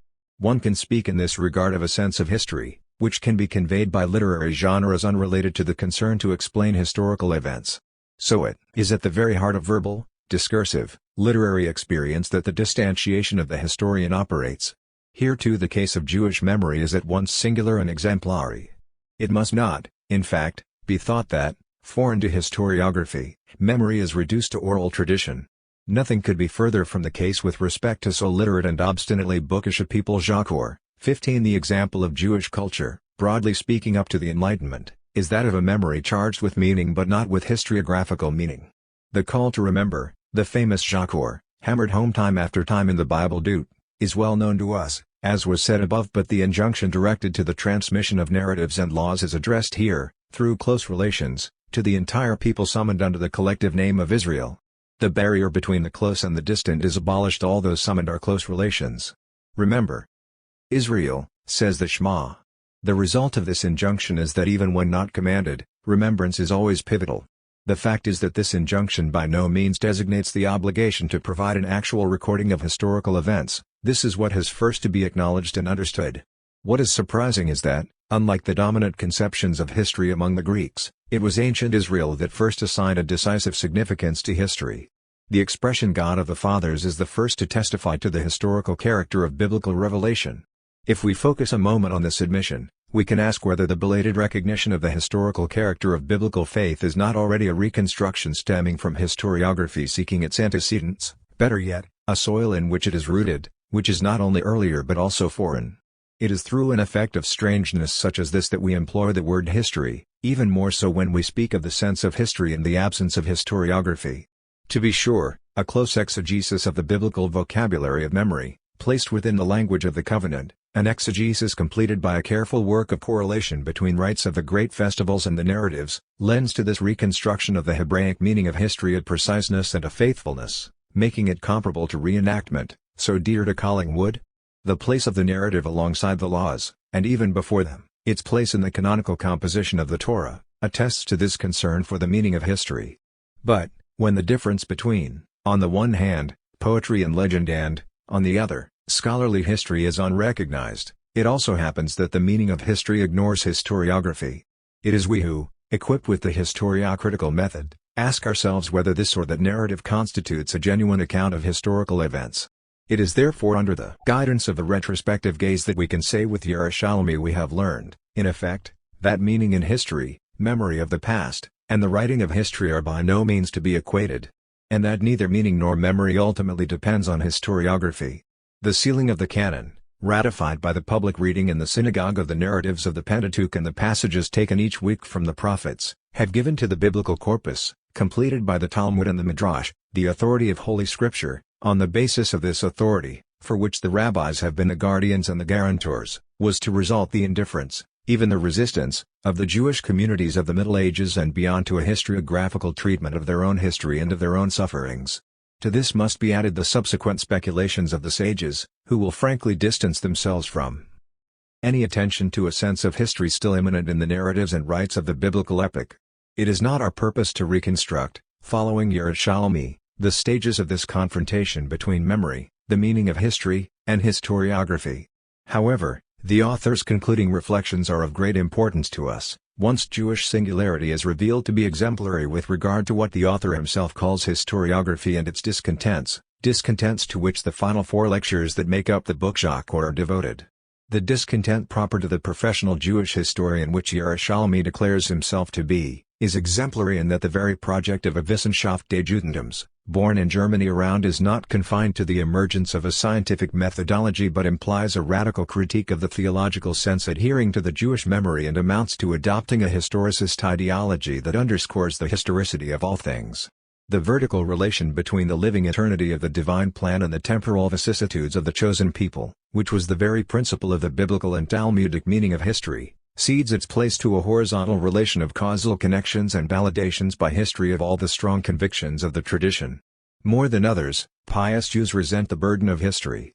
What is exemplary here is the correlation between historiography and secularization, that is to say, for Jews, assimilation from without and collapse from within.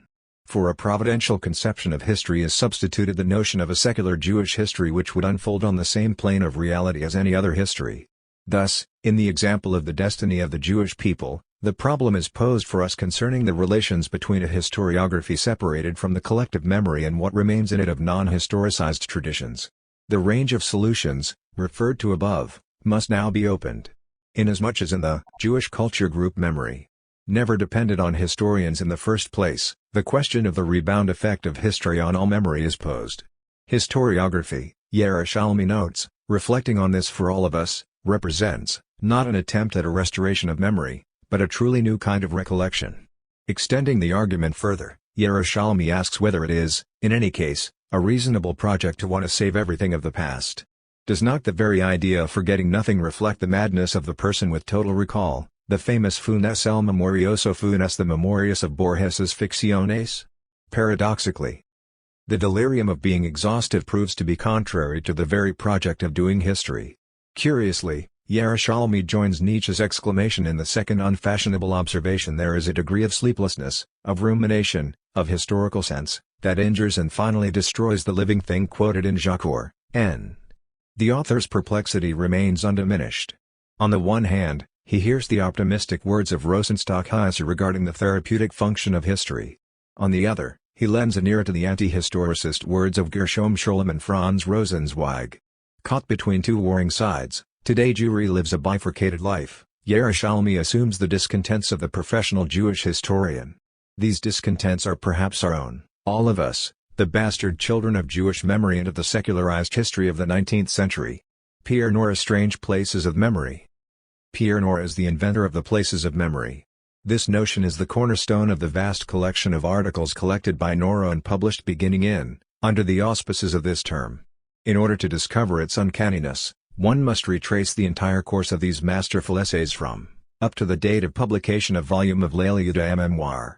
The assured tone of the first article, titled Between Memory and History, is replaced by one of irritation, occasioned by the confiscation of this theme by the passion of commemoration, against which the author had voiced his opposition in the name of national history. This great shift, from the first to the last essay, reveals the element of strangeness that the notion perhaps contained from the beginning. From the very start, the article Between Memory and History announced at one and the same time a rupture, a loss, and the emergence of a new phenomenon. The rupture is between memory and history. The loss is that of what is called memory history. The new phenomenon is the stage of a memory seized by history.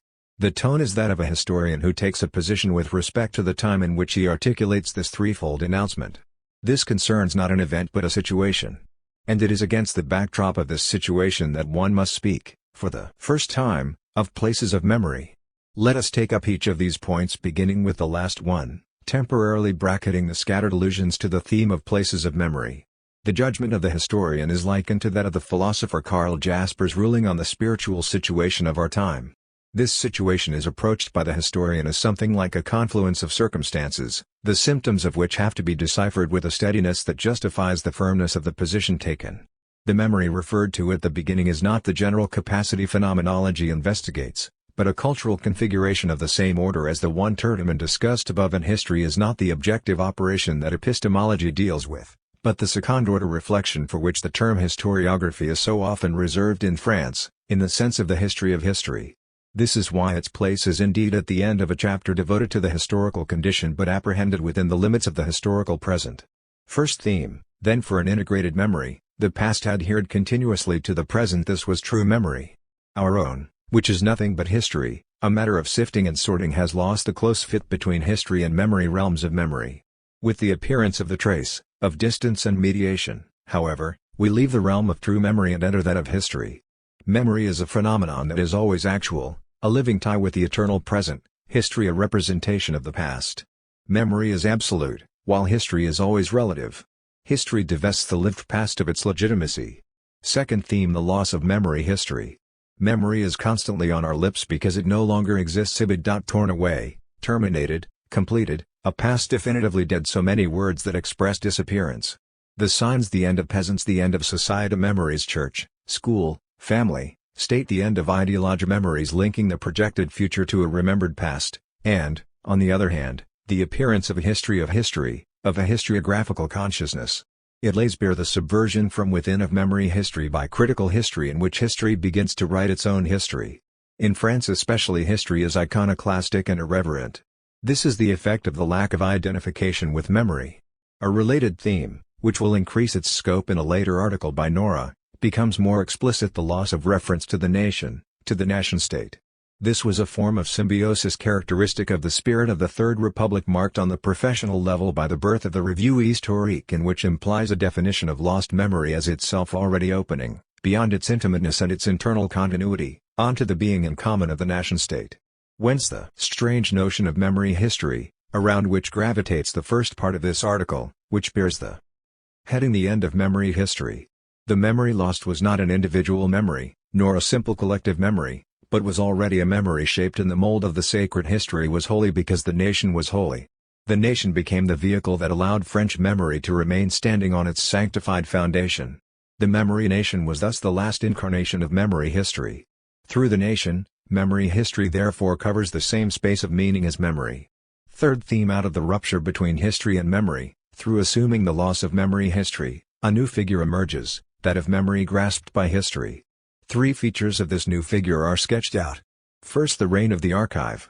This new memory is an archival memory, a paper memory, Leibniz would say. We recognize in this obsession with the archive the great mutation taken to the extreme by the myth of the invention of writing and the Phaedrus, the victory of the scriptural at the very heart of the memorial. Superstition in respect of the trace the sacred has invested itself in the trace which is its negation, modified. The sentiment of loss, as in the Platonic myth, becomes the counterpart of that institutionalization of memory. The imperative of the age is to fill archives. It is somewhat in a tone of imprecation that Nora exclaims, "Archive as much as you like, something will always be left out," states that the archive is no longer a more or less intentional record of actual memory but a deliberate and calculated compilation of lost memory, and writes of the terroristic effect of historicized memory. This is truly the tone of Plato's Phaedrus, but also the recovered tone of Halbwachs, so insistently does Nora underscore the constraint imposed from outside on this memory. It is noteworthy that to this materialization of memory is added the praise of patrimony, the year of patrimony, which in Nora's subsequent essays will be shown to produce corrosive effects regarding the idea of places of memory as contemporaneous with memory seized by history and not in rebellion with respect to history. He nevertheless underscores the dilation to the bounds of the uncertain entrée en mémoire et histoire, 27 of property transmitted by the ancestors of the cultural patrimony of a country. In short, from a very restrictive conception of historical monuments, we have moved, very abruptly, with the convention on sites, to a conception which, in theory, might well leave nothing out ex vive. As early as Nora's reader could understand the threat of an inverse reduction of the places of memory to topographical sites delivered over to commemorations.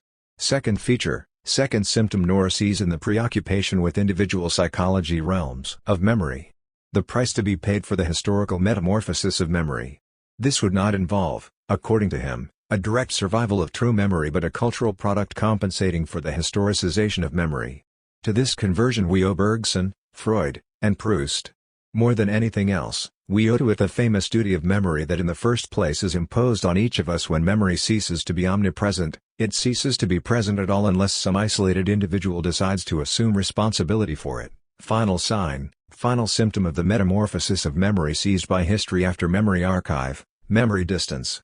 This was actually the first theme, the rupture between history and memory. It is now taken up again under the sign of discontinuity. We have moved from a firmly rooted past to a past that we experience as a radical break in continuity. There is perhaps an echo in this theme of the Foucault of the archaeology of knowledge, militating against the ideology of memorial continuity. Nora calls it the cult of continuity. It is against the backdrop of this new situation that the notion of the places of memory appears. It is understood that this is not solely nor even mainly a matter of topographical places but of external marks, as in Plato's Phaedrus, from which social behaviors can draw support for their everyday transactions. Thus, the first places named in this article are the Republican calendar, external grid of social time, and the flag, national emblem offered to all. Such are all the symbolic objects of our memory: the tricolor, the archives, libraries, dictionaries, museums, just as much as commemorations, holidays, the Pantheon or the Arc of Triumph, the Larousse Dictionary, and the Mur des Fêtes. All these symbolic objects of memory are offered as the basic instruments of historical work. The places of memory are, I would say, inscriptions, in the broad sense given to this term in our meditations on writing and space. The openness of this term must be underscored from the start, for its flattening out into territorial localities, by virtue of the patrimonial metamorphosis of national identity, will permit the co-option of this theme by the spirit of commemoration, deplored in the article. At the beginning, due to its scope, The notion of places of memory is not meant for the service of memory but of history. Lieux de mémoire exist because there are no longer any milieux de mémoire, settings in which memory is a real part of everyday experience, such as the frank declaration welcoming the arrival of this notion. To be sure, it is in such places in which memory is crystallized, in which it finds refuge, but this is a memory in tatters, whose ruin is not, it is true, so complete that the reference to memory can be erased from it. The sentiment of continuity is simply residual there. The places of memory are fundamentally vestiges. The subsequent shifts in the notion will start from this initial equivocation. The function of the place is drawn from the rupture and loss we have discussed. If we still dwelled among our memories, there would be no need to consecrate sites employing them. Nevertheless, from the perspective of critical history, the residual character of memory inspires the statement that ultimately, a society living wholly under the sign of history would not need to attach its memory to specific sites any more than traditional societies do. Because the places remain places of memory, not of history. The moment of the places of history is the moment when the life has not entirely gone out of the old symbols. Something remains to be said about the places of memory under the new dominion of memory grasped by history. Realms of memory and other history. This is announced in an assured tone in the third section of the article. The essay concludes, in fact, on a conciliatory note. The places of memory are granted remarkable efficacy, the capacity to produce another history. They draw this power from the fact that they partake of the orders of both memory and history. On the one hand, a will to remember must be present initially. Without an intent to remember, lieu de mémoire would be lieu d'histoire. But it is not stated whether this memory is the lost memory of memory history, whose loss was initially deplored, or the memory that takes refuge in the arcana of individual psychology and its appeal to duty. On the other hand, history has to present itself as an enlightened, corrected memory. But nothing is said regarding what becomes of the project of desacralizing history. This ability to place the two factors in interaction, to the point of their reciprocal overdetermination, results from the complex structure of the places of memory, which incorporates three senses of the word: material, symbolic, and functional. The first anchors the places of memory in realities that can be said to be already given and manipulable. The second is the work of the imagination, and it assures the crystallizing of memories and their transmission. The third leads back to ritual, which history nevertheless attempts to dismiss, as we see in the case of founding events or spectacles, and with places of refuge and other sanctuaries.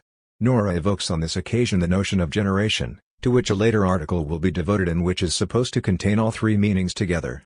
The tone becomes almost lyrical in speaking of this spiral of the collective and the individual, of the prosaic and the sacred, of the immutable and the mobile, and of these mdiaris strips, endless rounds, which enclose the maximum possible meaning with the fewest possible signs. Under the cover of patrimony, favorably mentioned, the evil of patrimonialization is not yet perceived in its tendency to reduce the place of memory to a topographical site and to deliver the cult of memory over to the abuses of commemoration. The first article of, On the Places of Memory was to be followed by several other interventions by Nora at strategic points of the great work he was directing. In the essay La Nation Mémoire, published in the series of some 40 texts dealing with the nation, the recomposition inspired by these punctual clarifications takes as its guiding theme the development of national memory. 4 types are proposed, marking out a broadly drawn chronology: founding memory, contemporaneous with the feudal monarchy and the period of defining and affirming the state memory, absorbed in the image of its own representation, the very one Louis Marin characterized above through the portrait of the King National memory, the memory of the nation becoming conscious of itself as a nation, to which Michelet bears witness, he who transcends all places of memory because of all of them, he is the geometrical center and the common denominator, the soul of these places of memory, citizen memory, finally, for which Alain is the quintessential paragon. But it is stated that the 5th type retrospectively gives a sense to what is, after all, a rather disappointing series, the type that is our own, a patrimony memory. For our investigation into the fate of the idea of places of memory in Nora's texts, this moment of analysis is decisive. It marks an internal reversal of the very notion of place of memory. The definition is concise: by patrimony memory one must not be satisfied with understanding the sudden widening of the notion and its recent and problematic dilation to include all the objects that testify to the national past, but, much more profoundly, the transformation into a common good and a collective heritage of the traditional stakes of memory itself. Much more will be said about this in Nora's final essay, placed at the end of volume, Les France, of Le Lieu de Mémoire. Only its mark on the dialectic of memory and history is emphasized here. Concerning this patrimonial transformation, it is simply stated that it carries the renewal that is everywhere underway in the historical approach to France through memory, an approach whose centrality the work comprising L'État de Mémoire would like to confirm. Henceforth, the feeling of belonging to the nation in the manner of a renewed sensibility of national singularity wins out over the mediations and oppositions involved in identifying the nation with the state. It is the hour of a patrimony memory and of a new union between France and a nation without nationalism. Erasing the tie between the nation and the state has as its corollary the promotion of memory, to which alone the nation owes its unitary acceptation, maintains its relevance and its legitimacy. By thus abstaining from a detour by way of the state, memory claims also to abstain from a detour by way of history, a foundation in France of a peace with the constitution of the nation-state with regard to this national sedimentation of memory, which is knotted around the state. A history that unfolds entirely within the horizon of the nation-state is no longer able to account for it. Henceforth, France is its own memory or it is not. At the conclusion of this brief essay a certain acquiescence prevails regarding the emergence of patrimony memory, held to characterize the fifth type of national memory, and of its corollary, dropping the nationalistic, Gallicentric, imperial, and universalist version of the nation. It is, nevertheless, not certain that the final word has been uttered, so undetermined is the notion of patrimony, and so little recognition has been paid to its harmfulness with respect to the very idea of a place of memory. See the essay La Génération, added to the first book, Conflits et Partages, of the third volume, Les France, of L'État de Mémoire, in its title and in its theme, hardly seems to announce any progress in the analysis of the idea of the place of memory and, more precisely, in its transformation in contact with the idea of patrimony. However, this is not the case. With the idea of generation, a purely horizontal view of the social bond prevails. One generation replaces another through continuous substitution. In particular, the idea of generation marks the demotion of the descending generation in the name of the ascending generation. The past is no longer the law. This is the very essence of the phenomenon generation, realms of memory. This symbolic rupture assures the preeminence of horizontal identity over all forms of vertical solidarity. Despite the aporias a theoretical definition of the phenomenon runs into, and which the author surveys, one type of belonging, generational solidarity, imposes itself, and along with it a remarkable question: as the pace of change increases, how and why has the horizontal identification of individuals of roughly the same age been able to supplant all forms of vertical identification?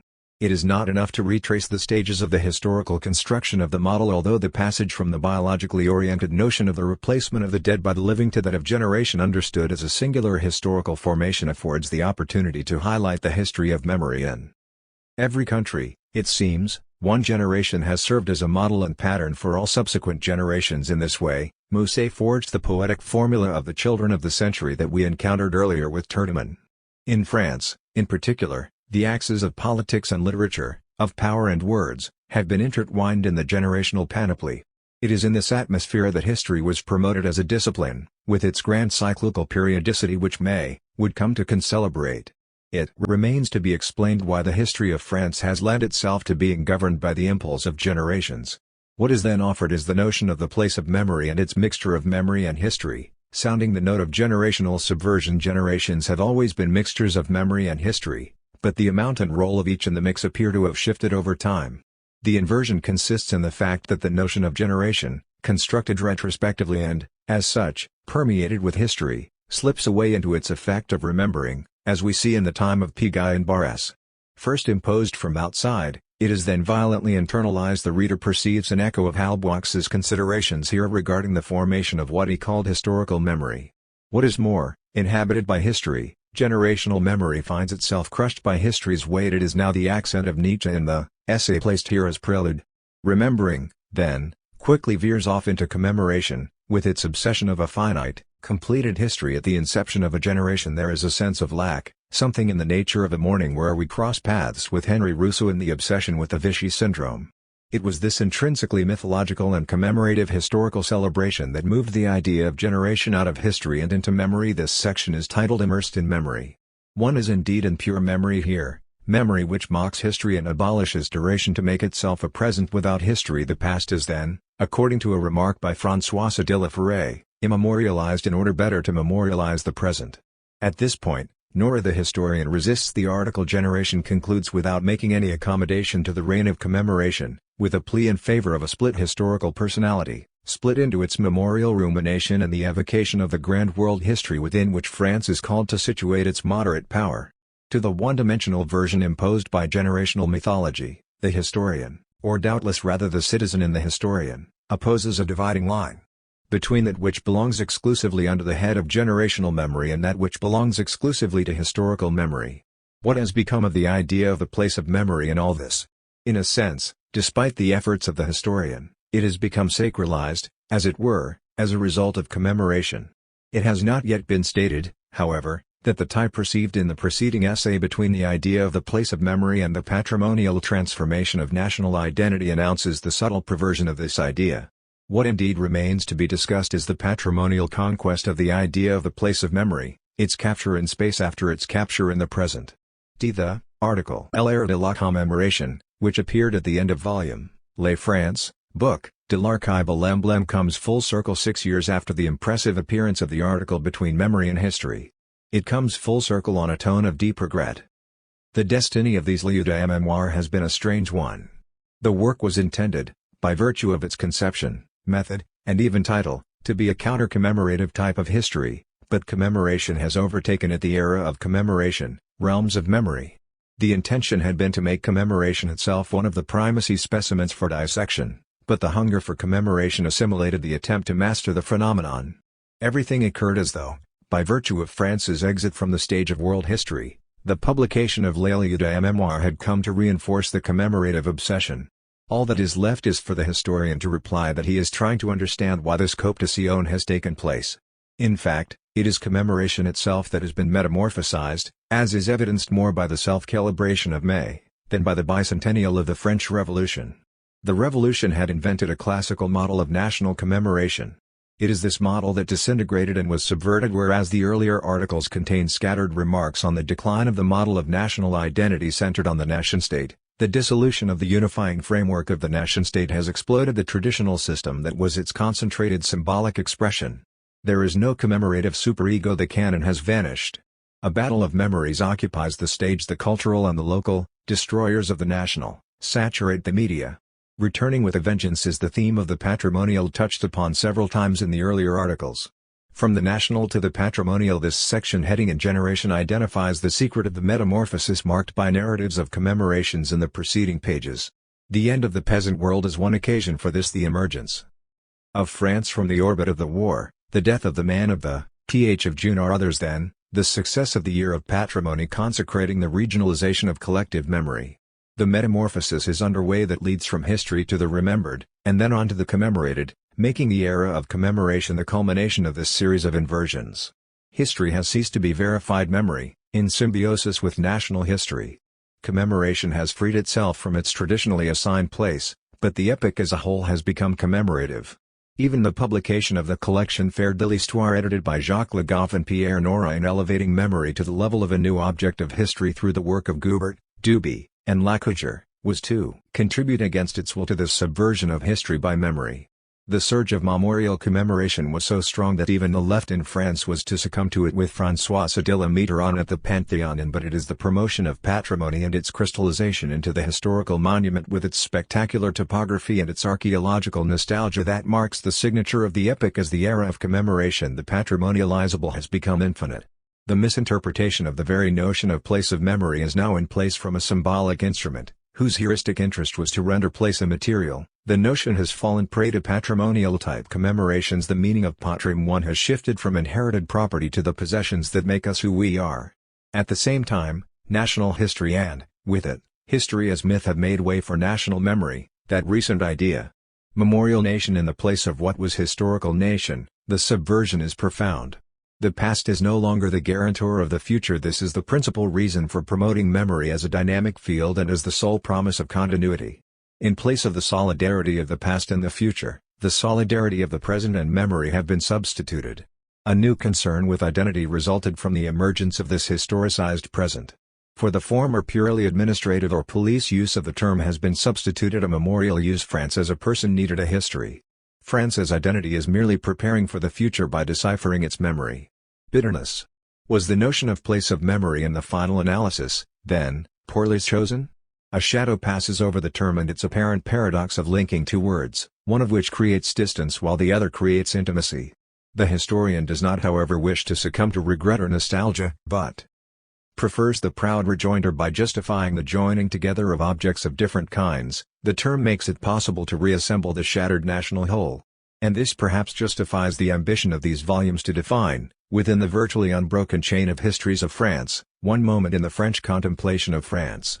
By taking up one's pen in this way, by giving a written representation of the subversion of the historical nation by national memory, the citizen historian engages in resistance. Not without issuing a challenge to one's time speaking in the future perfect, the historian evokes the moment when another way of living together will be set into place and when the need to exhume these landmarks and explore these lieux will have disappeared. Then, the inverse announcement to that with which the introduction to L'Étude de Mémoire opened several years earlier, the era of commemoration will be over for good. The tyranny of memory will have endured for only a moment, but it was our moment. Until then, let me say, nonetheless, the uncanniness of history still prevails, even as it attempts to understand the reasons why it is contested by commemorative memory. Chapter: Forgetting. Reading Guidelines. Forgetting and forgiveness, separately and together, designate the horizon of our entire investigation. Separately, inasmuch as they each belong to a distinct problematic for forgetting, the problematic of memory and faithfulness to the past for forgiveness, guilt and reconciliation with the past. Together, inasmuch as their respective itineraries intersect at a place that is not a place and which is best indicated by the term horizon of a memory appeased, even of a happy forgetting.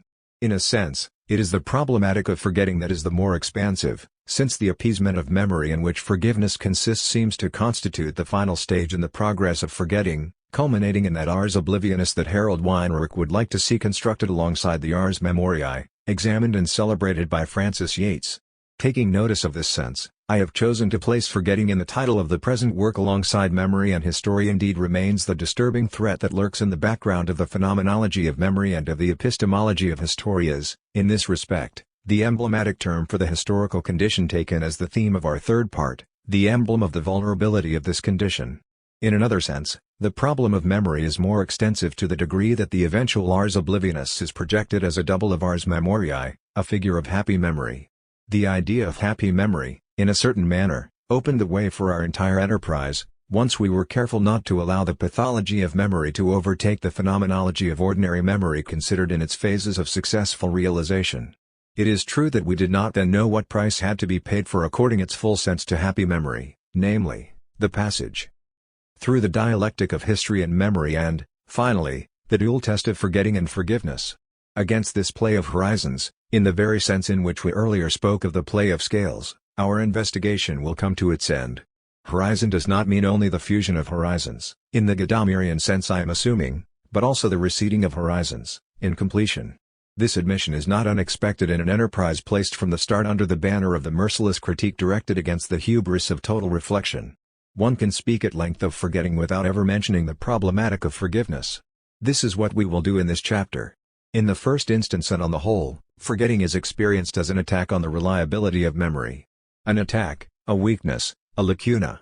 In this regard memory defines itself, at least in the first instance, as a struggle against forgetting. Herodotus strives to preserve the glory of the Greeks and the barbarians from oblivion. And our celebrated duty of memory is proclaimed in the form of an exhortation not to forget. But at the same time and in the same fell swoop, we shun the specter of a memory that would never forget anything. We even consider it to be monstrous. Present in our mind is the fable of Jorge Luis Borges about the man who never forgot anything. In the figure of Funes el Memorioso, could there then be a measure in the use of human memory, a never in excess in accordance with the dictum of ancient wisdom? Could forgetting then no longer be in every respect an enemy of memory, and could memory have to negotiate with forgetting, groping to find the right measure in its balance with forgetting? And could this appropriate memory have something in common with the renunciation of total reflection? Could a memory lacking forgetting be the ultimate phantasm, the ultimate figure of this total reflection that we have been combating in all of the ranges of the hermeneutics of the human condition? We must keep this presentiment, this Ahnung, in mind as we pass through the procession of figures that hide the horizon line. It is not an exaggeration to speak here of a procession of figures to traverse. Whoever attempts to evaluate the evident misfortunes and the presumed benefits of forgetting first runs into the crushing polysemy of the word forgetting, whose proliferation is attested by its literary history, as it has been written by Harold Weinreich. To protect ourselves from the feeling of helplessness resulting from the addition of this profusion of language to the nostalgic meanderings inherent in the theme of forgetting, I propose a reading grid based on the idea of the degree of the depth of forgetting. To clarify this distinction, I will relate it to the one that presided over the description of mnemonic phenomena considered from the perspective of object following the use of the term memory as a substantive, the distinction between the cognitive approach and the pragmatic approach. In the first approach, memory was apprehended in accordance with its aim of faithfully representing the past, while the second concerned the operative side of memory, its exercise, which was the occasion for the ars memoriae but also for the uses and abuses that we attempted to repertory following a scale proper to memory prompts a rereading of the two problematics and of their articulation in light of a new principle of discrimination, that of levels of depth and of manifestation. Indeed, forgetting proposes a new meaning for the idea of depth, which the phenomenology of memory tends to identify with distance, with remoteness, according to a horizontal formulation of depth proposes, on the existential plane, something like an endless abyss, which the metaphor of vertical depth attempts to express. Remaining for a moment on the plane of depth, I propose to correlate the problematic relating to this level with the cognitive approach to spontaneous memory. What forgetting awakens at this crossroads is, in fact, the very aporia that is at the source of the problematical character of the representation of the past, namely, memory's lack of reliability is the challenge par excellence put to memory's aim of reliability. The trustworthiness of memories hangs on the enigma constitutive of the entire problematic of memory, namely, the dialectic of presence and absence at the heart of the representation of the past, to which is added the feeling of distance proper to memories, unlike the simple absence of the image, which it serves to depict or dissimulate. The problematic of forgetting, formulated on the level of greatest depth, intervenes at the most critical point of this problematic of presence, of absence, and of distance, at the opposite pole from that minor miracle of happy memory which is constituted by the actual recognition of past memories.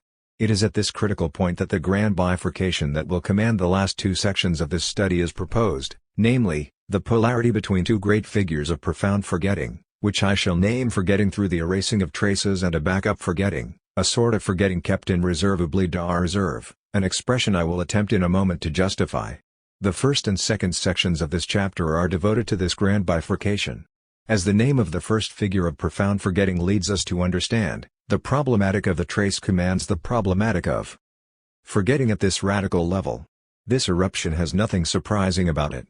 From the start of this work we have been confronted with the proposition of Plato's Theaetetus to tie the destiny of the icon to that of the tupos, off imprint, after the model of the mark left by a signet ring on wax.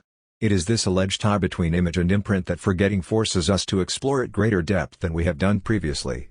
Our entire problematic of the trace, from antiquity to today, is truly the inheritor of this ancient notion of imprint, which, far from solving the enigma of the presence of absence that encumbers the problematic of the representation of the past, adds to it its own enigma. Which one? As early as the commentary on the texts of Plato and Aristotle that invoke the metaphor of the wax imprint, I propose distinguishing three sorts of traces: the written trace, which has become the documentary trace on the plane of the historiographical operation; the psychical trace, which can be termed impression rather than imprint, impression in the sense of an affection left in us by a marking, or as we say, striking, event; finally, the cerebral, cortical trace which the neurosciences deal with. I am leaving aside here the destiny of the documentary trace discussed in part, but not without recalling that, like every material trace, and in this respect the cortical trace is on the same side as the documentary trace, it can be physically altered, effaced, destroyed. Among other objectives, the archive is established to combat this threat of effacement. There remains the articulation of these two sorts of traces: psychical trace, cortical trace. The entire problematic of profound forgetting hinges on this articulation. The difficulty is first of all a difficulty in the approach taken. It is by radically heterogeneous paths that we have access to one or to the other. The cerebral, cortical trace is known to us only from the outside, through scientific knowledge, without there being any corresponding sensed, lived experience, as in the case of that part of organic sensibility that makes us say that we see with our eyes and that we grasp with our hands. We do not say in the same manner that we think with our brains. We learn that this brain object is our brain, located in this cranial cavity that is our head, with its facade of our face, our head, the emblem of the hegemony that we claim to exert over our members. This appropriation of our brain is complex, as are the traces that objective knowledge sketches in it. The first section of this chapter will be devoted to discussions concerning the notion of mnestic trace. From this follows the fate of the first form of profound forgetting, forgetting through the effacement of traces. The access to the presumed psychical traces is entirely different. It is much more deeply concealed. 1. speaks of it only retrospectively on the basis of precise experiences which have as their model the recognition of images of the past. These experiences make us think, after the fact, that many memories, perhaps among the most precious, childhood memories, have not been definitively erased but simply rendered inaccessible, unavailable, which makes us say that one forgets less than one thinks or fears. However, the difficulty related to the problematic of the two traces is not only one of access to the phenomena concerned. It touches on the very signification that can be given to these two acceptations of the trace, one external, the other intimate. The first section, dealing with the conceptual handling of the idea of mnestic trace in the framework of the neurosciences, is organized into 3 moments. We will first ask, what is the position in principle of the philosopher who I am in contrast to scientists who speak in general terms of mnestic or non-mnestic traces?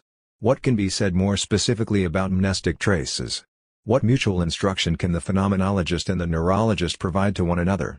It is at this stage of questioning that the major interrogation will be carried to its highest problematic level. Finally, what place does the question of forgetting occupy in the table of dysfunctions of memory? Is forgetting itself a dysfunction? It is with this third segment of questioning that forgetting, through the effacement of traces, will best be determined. But the principle of the proposed solution will be contained in the first stage with the ideas of causa sine qua non, a substratum, and a correlation between organization and function. The general orientation is that of an epistemological gap between discourse about the neural and discourse about the psychical. This gap will be protected against any spiritualist extrapolation or any materialist reductionism by our unwavering abstention on the ontological plane from the classical debate concerning the question of the so-called union of the body and the soul. By virtue of this suspension I shall pursue as far as possible in the second section the presupposition on which the recourse to a distinct notion of psychical trace is based, whatever its neural conditioning may be. The key experience, we have just said, is that of recognition. I speak of it as a minor miracle. It is indeed in the moment of recognition that the present image is held to be faithful to the initial affection, to the shock of the event. Where the neurosciences speak simply of reactivating traces, the phenomenologist, being instructed by lived experience, will speak of a persistence of the original impression. It is this discourse that I will try to carry to its highest degree of incandescence in exploring the entirely retrospective presupposition of a birth of the memory at the very moment of the impression, of a reliving of images in the moment of recognition, following Bergson in matter and memory. An unconscious existence of memories must then be postulated. In a sense it is possible to attribute to this unconscious. It is this hypothesis of the preservation by the self, constitutive of duration as such, that I will attempt to extend to other phenomena of latency, to the point that this latency can be considered a positive figure of forgetting, which I call the reserve of forgetting. It is indeed out of this treasury of forgetting that I draw when I have the pleasure of recalling what I once saw, heard, felt, learned, acquired. It is upon this perseverance that the historian, after Thucydides, will be able to create the project of what is acquired for all time. To be sure, the problem still remains of how to acknowledge together the neural status of mnestic traces and the status of what is discussed in terms of persistence, remanence, reliving, duration. There is perhaps good reason to confine my remarks, at least in the sort of discourse that is my own, to asserting the polysemy of the notion of trace, the idea of psychical trace claiming an equal right with regard to the idea of a neural trace. The two readings of mnemonic phenomena would then be left in competition. The first tends toward the idea of a definitive forgetting, this is forgetting through the erasing of traces. The second tends toward the idea of a reversible forgetting, even toward the idea of the unforgettable, this is the reserve of forgetting. Our ambivalent feelings about forgetting would thus have their origin and their speculative justification in the competition between these two heterogeneous approaches to the enigma of profound forgetting, one moving along the path of the internalization and appropriation of objective knowledge, the other along the path of retrospection on the basis of the experience principes of recognition. On the one hand, forgetting makes us afraid. Are we not condemned to forget everything? On the other, we welcome as a small happiness the return of a sliver of the past, wrestled away, as we say, from oblivion. Both of these readings are pursued throughout our life, with the permission of the brain. Continuing our progress along the vertical axis marking forgetting's levels of depth, we reach the figures of manifest forgetting. The third section of this chapter will be devoted to their analysis. The correlation proposed above between the major divisions of this chapter and the distinction between the cognitive and the practical approaches to mnemonic phenomena authorizes us to place this section under the heading of the pragmatics of forgetting. Manifest forgetting is also an exercise of forgetting. To assist us in deciphering the phenomena stemming from this pragmatics of forgetting, I will adopt the reading grid applied to the uses and abuses of memory in the analyses they undergo in the second chapter of Part 1.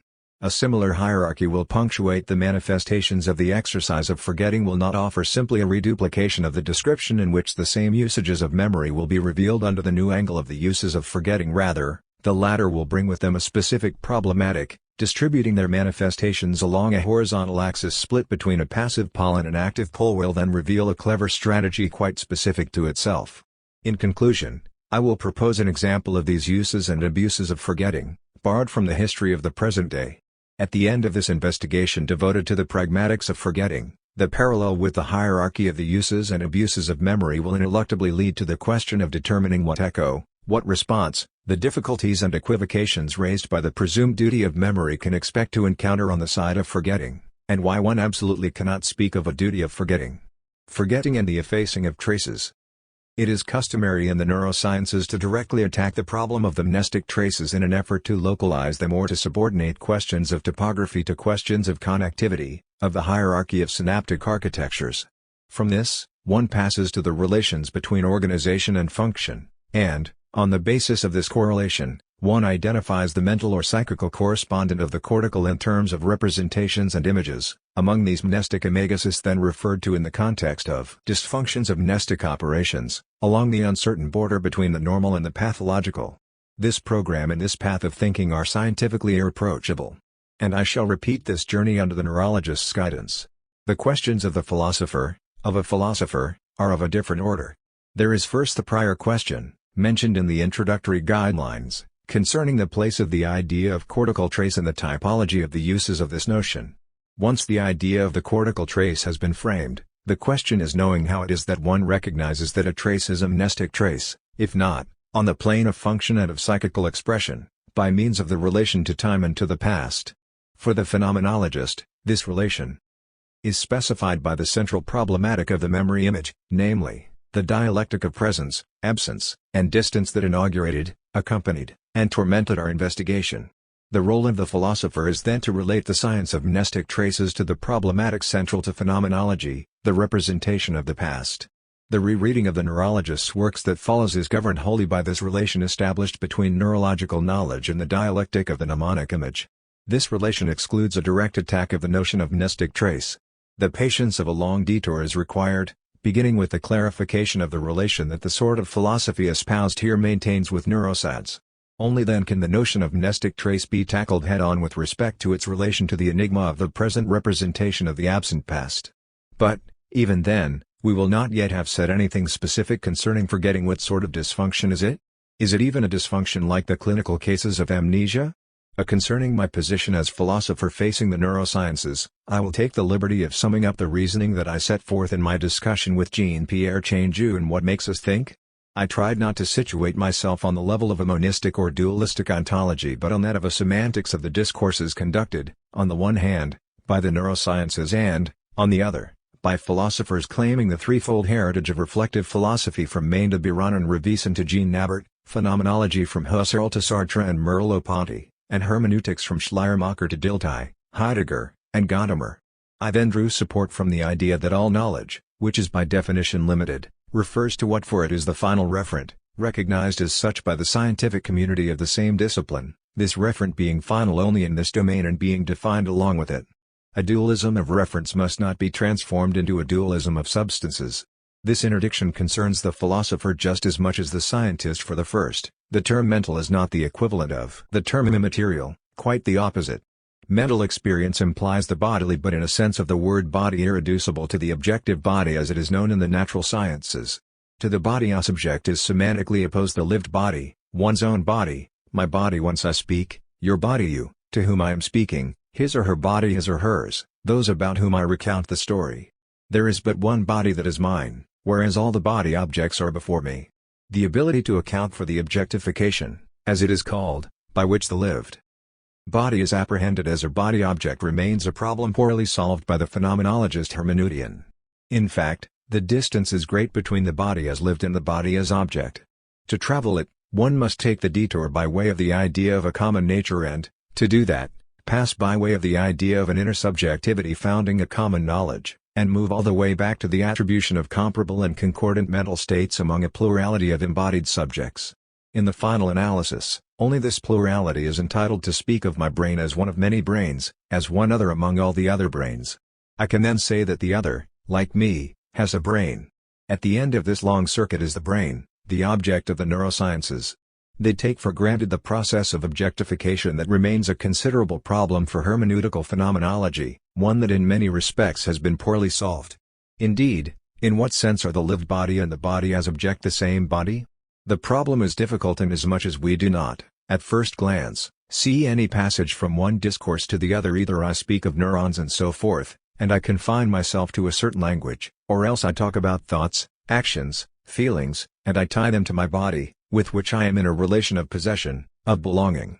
We can credit Descartes with having carried the problem of epistemological dualism to its critical point, beyond the complacencies and confusions of medieval hylomorphism, to the threshold of the notion of man, considered as that being who is not in his body as the pilot in his ship.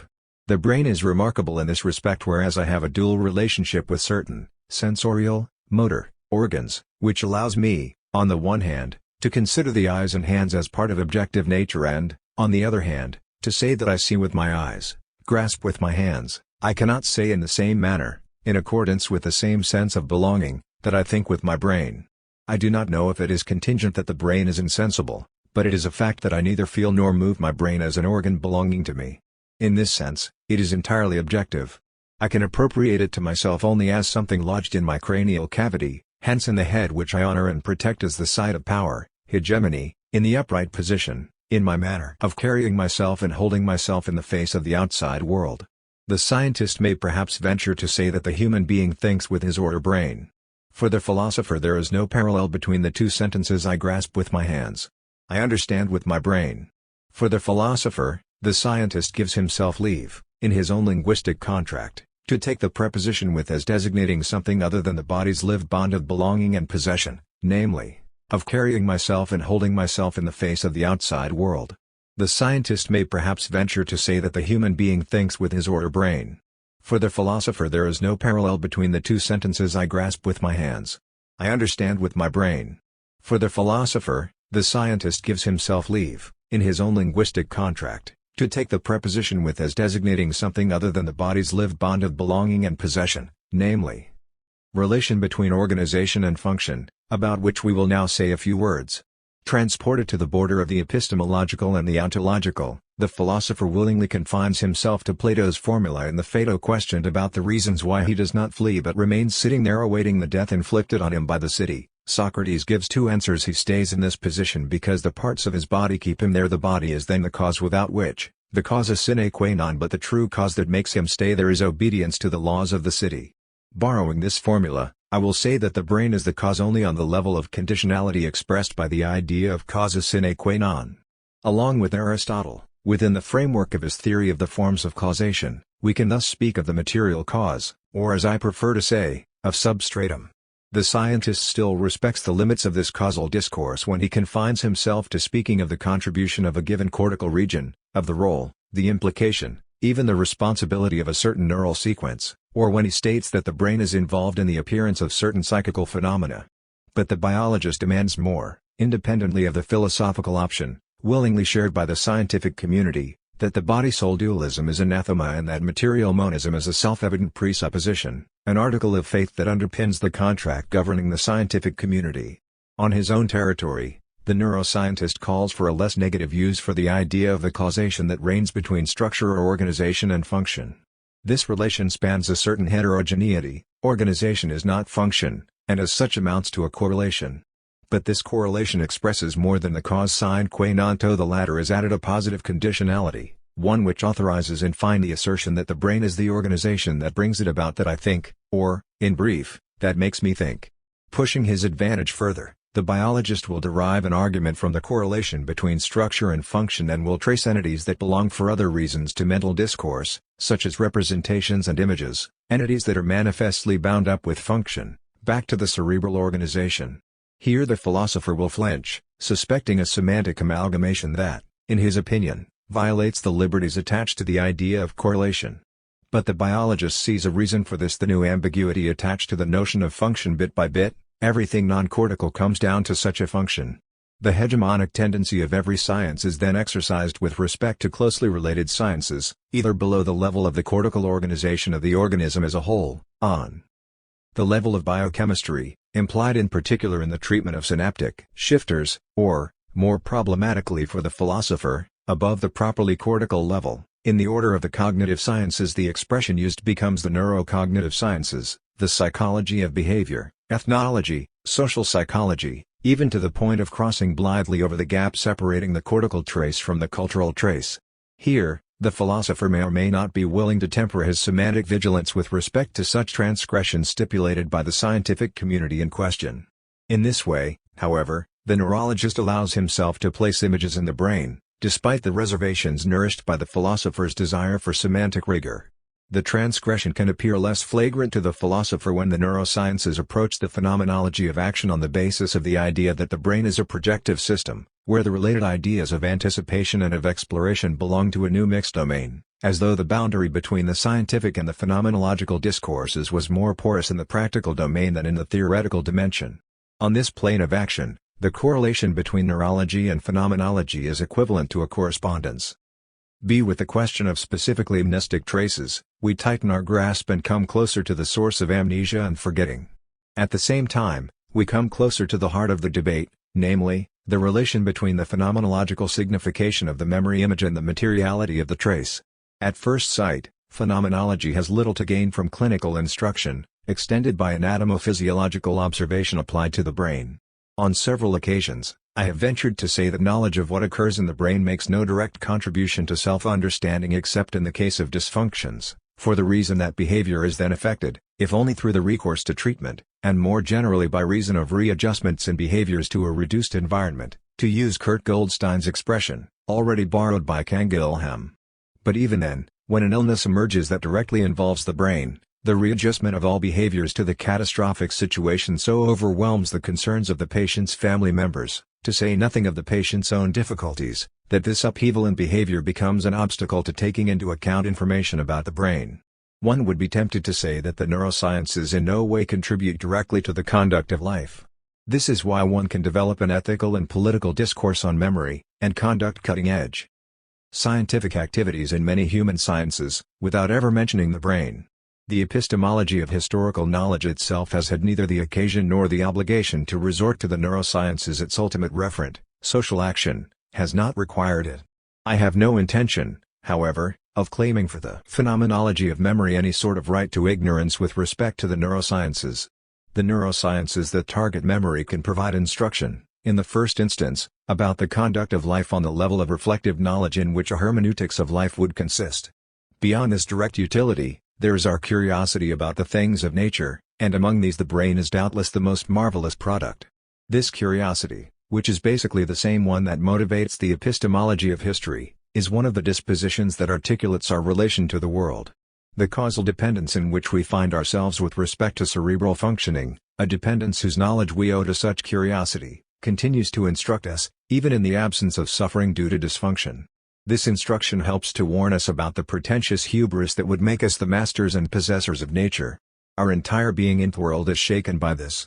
And if there is one point at which the phenomenology of memory is placed in resonance with this general lesson of the neurosciences, it is at the level of our reflections on the worldly character of memory, following the design of Casey's work, Remembering. But this breach in the wall of mutual misunderstanding can be widened. It is striking that the works dealing directly with memory and its distortions, devote a great deal of effort to what Pierre Bisser calls a taxonomy of memory, or rather of memories. How many memories, one wonders, have to be counted? This is the second great lesson received from chemistry. A direct confrontation with the phenomenology of memory proposed above is required at this level. In this regard, the discordances, more superficial than first apparent, should not surprise us. For the most part, they result from differences on the plane of questioning and of methods of approach. Our typology, with its pairs of oppositions, was essentially motivated by the question of time, of distance and temporal depth. In addition, it was oriented by a traditional conceptuality, as we saw in concepts such as representation, fiction, depiction. Finally, it was carried by the concern for essential analysis, often running counter to the distinctions of common sense or of the experimental psychology of the times. On its side, The taxonomy resulting from clinical investigations depends on observation conditions that are frequently quite remote from those of everyday life. Either these are reconstructions of structures that must be presupposed in order to account for the selective nature of this or that dysfunction, or they are observations conducted under entirely artificial conditions, the experimenter being in control of the game, in particular with regard to formulating the tasks proposed to the subjects of the experiment. The responses provided to these tasks are, in their turn, interpreted in terms of the range of criteria of success selected, even in relation to the diversity of options provided by the researchers, often shaped by very different experimental traditions. Thus, the distinctions proposed by Bisser result from a sort of consensus to which, in addition to clinical work as such, cognitive science, behavioral psychology, ethology, and social psychology have contributed. These distinctions are no less interesting as a result. This is true of the best confirmed distinction between short-term memory and long-term memory, and of the further distinctions within each of these. For example, there is immediate memory, a subdivision of short-term memory, whose effectiveness is measured on the scale of a second. We are straight away in the objective time of chronometers. There is also task memory, whose very name recalls the manner in which it has been apprehended, namely, in the execution of various cognitive tasks defined by the experimenter. Of particular interest is the distinction between declarative memory and procedural memory activities of movement and motor aptitudes. This distinction recalls Bergson's two memories or the theory of habitus in Panofsky, Elias, and Bourdieu. It is striking that this compartmentalizing has continually been pushed further, according to the class of activities concerned learning, recognizing objects, faces, semantic acquisitions, information, and know-how. Everything, even spatial memory, is entitled to a separate mention. One is struck both by the amplitude and precision of the information and by a certain narrowness due to the abstract character of the experimental conditions in relation to the concrete situations of life, in relation also to other mental functions, and, finally, in relation to the organism's involvement as a whole. In this respect, the efforts to compensate for this compartmentalizing reported by Bisser, leading to the fragmentation of specialized memories, deserves to be taken into account. The notion of consciousness, in the sense of simple vigilance or awareness, thus makes its reappearance in the field of neurocognitive disciplines, and with it the notion of levels of consciousness. One thus obtains the interesting distinction between explicit and implicit memory of the infraconscious order. In this regard, the title Bisser gives to one chapter, Consciousness and Infraconsciousness, perfectly expresses the ambition to reassemble the disintegrated taxonomies on the basis of levels of consciousness and no longer in terms of criteria of success in accomplishing tasks. It is then no longer the worldly side of memory that is addressed, as it was earlier, but its modes of reappropriation by subjective consciousness. In this way, our theory of memory attribution is found to be enriched by taking into consideration the degrees of effectiveness of conscious awareness. Later on we shall return to this theme in connection with recollection and the difficulties of recollection that are of interest to an investigation of forgetting. The reader will probably wonder what has become in all of this of the cerebral localizations or the assignment of a given mnemonic function to a particular circuit, to a particular neural architecture. Here we touch upon the most delicate point of the adventure, not so much on the plane of anatomical clinical observation as on that of the interpretation of knowledge about mnestic traces. It is, in fact, at the moment the neurosciences are closest to their target that they reach their most problematic point. The localizations in terms of areas, circuits, and systems are the most remarkable illustration of the correlation between organization and function. What has just been described in terms of the taxonomy of memories concerns the function side, for which properly neuroscience seeks a counterpart in terms of organization, the cortical counterpart. We touch on the most remarkable and most admirable aspect of the entire enterprise here: progress in the identifying of functions and the identifying of organizations. In this respect, the work of localization is far from completed. But what, finally, would be understood, if one were successful in drawing up a table with two columns, the cortical geography on one side, the functional taxonomy on the other? Would one then understand the mnemonic phenomenon in its most intimate constitution? To tell the truth, what we are supposed to clarify is the very signification of the notion of trace in relation to elapsed time. The difficulty the entire enterprise runs up against is the result of one simple fact: all traces are present to our minds. There is no hint of something that is absent. It is necessary then to endow the trace with a semiotic dimension, so that it functions as a sign, and to regard the trace as a sign effect, a sign of the action of the seal in creating the impression. What makes us think? What if one were to pass from the metaphor of the imprint in wax to that of the graphism of the tableau? The aporia is the same. How is it that such an inscription is itself present and yet also a sign of what is not present, Of what existed previously? What if one were to invoke the stability of traces? In the manner of hieroglyphics? Jean-Pierre Changeux speaks of synaptic hieroglyphs. The hieroglyphs would still have to be deciphered, as when the age of a tree is read by counting the concentric circles drawn on the tree stump. In short, a trace must therefore be conceived at once as a present effect and as the sign of its absent cause. Now, in the trace, there is no otherness, no absence. Everything is positivity and presence. In this sense, the aporia was complete in its initial formulation in Plato's Theaetetus. The metaphor of the imprint does not resolve the enigma of the representation of absence and distance. That is not its role. Its role is to make a function correspond to an organization.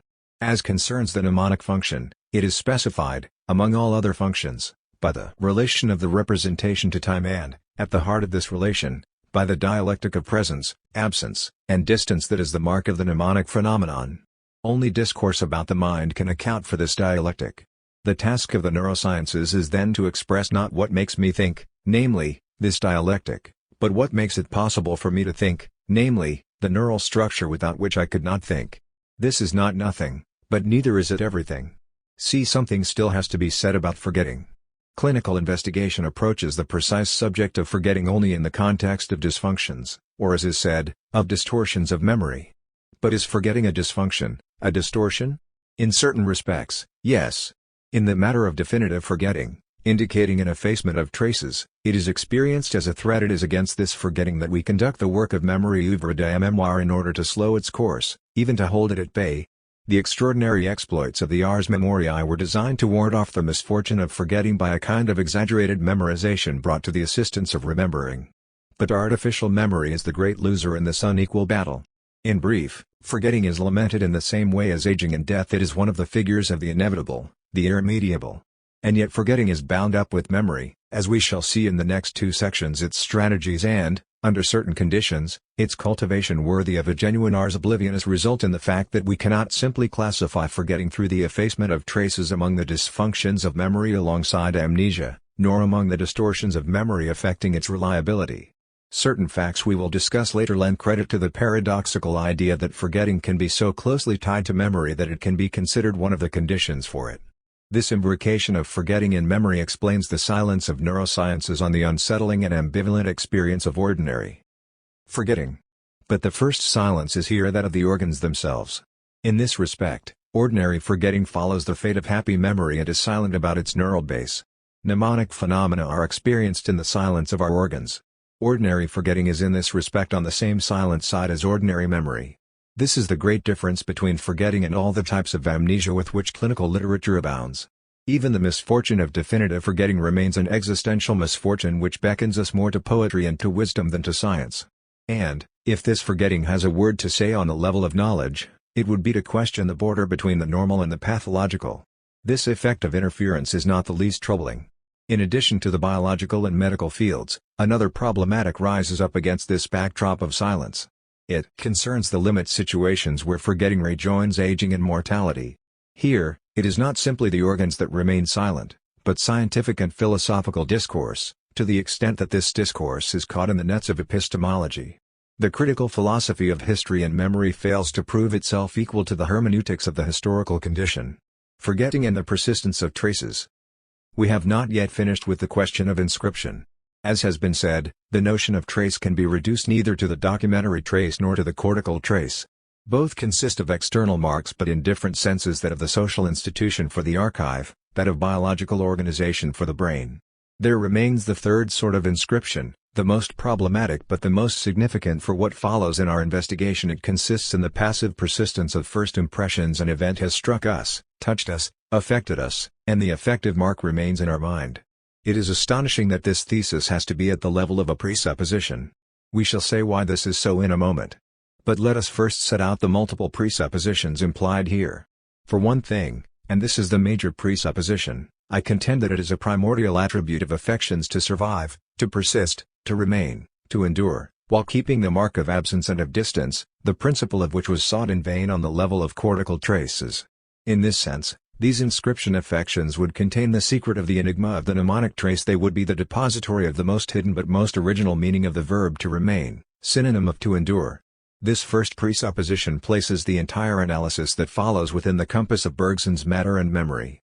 For another thing, this meaning would ordinarily be concealed from us by the obstacles to recollection which we will attempt to inventory in the third section of this chapter.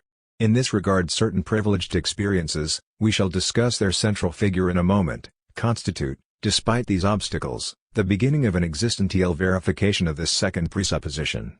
Third presupposition: there is no contradiction between the assertion concerning the capacity of the inscriptions affections to remain and to endure and the knowledge of cortical traces. Access to these two sorts of traces stems from heterogeneous modes of thought existential on the one hand, objective on the other.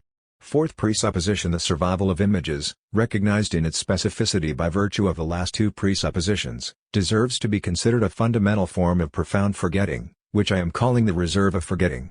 The first presupposition will be the object of our main discussion. The second will be examined in the third section of this chapter. The fourth will appear in the conclusion of the present section.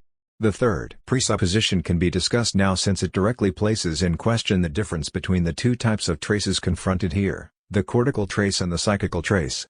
We must forcefully affirm that nothing is retracted regarding the best established teachings of the neurosciences by this exploration of the affective trace. More or less serious deficits continue to threaten our memory and result in the fact that forgetting due to the effacement of cortical traces remains the common figure of this insidious danger. Besides, the cortical basis of our corporeal existence continues to constitute the cause sine qua non of our mental activity and the silence of our organs. Finally, the correlation between organization and function also continually sustains, without our knowledge, the constant hum of our corporeal condition. It is therefore not in opposition to this basic structure that the working hypothesis we are proposing here presents its forms of proof. There are two heterogeneous types of knowledge with regard to forgetting: an external knowledge and an intimate knowledge. Each possesses its reasons for confidence and its motives for suspicion.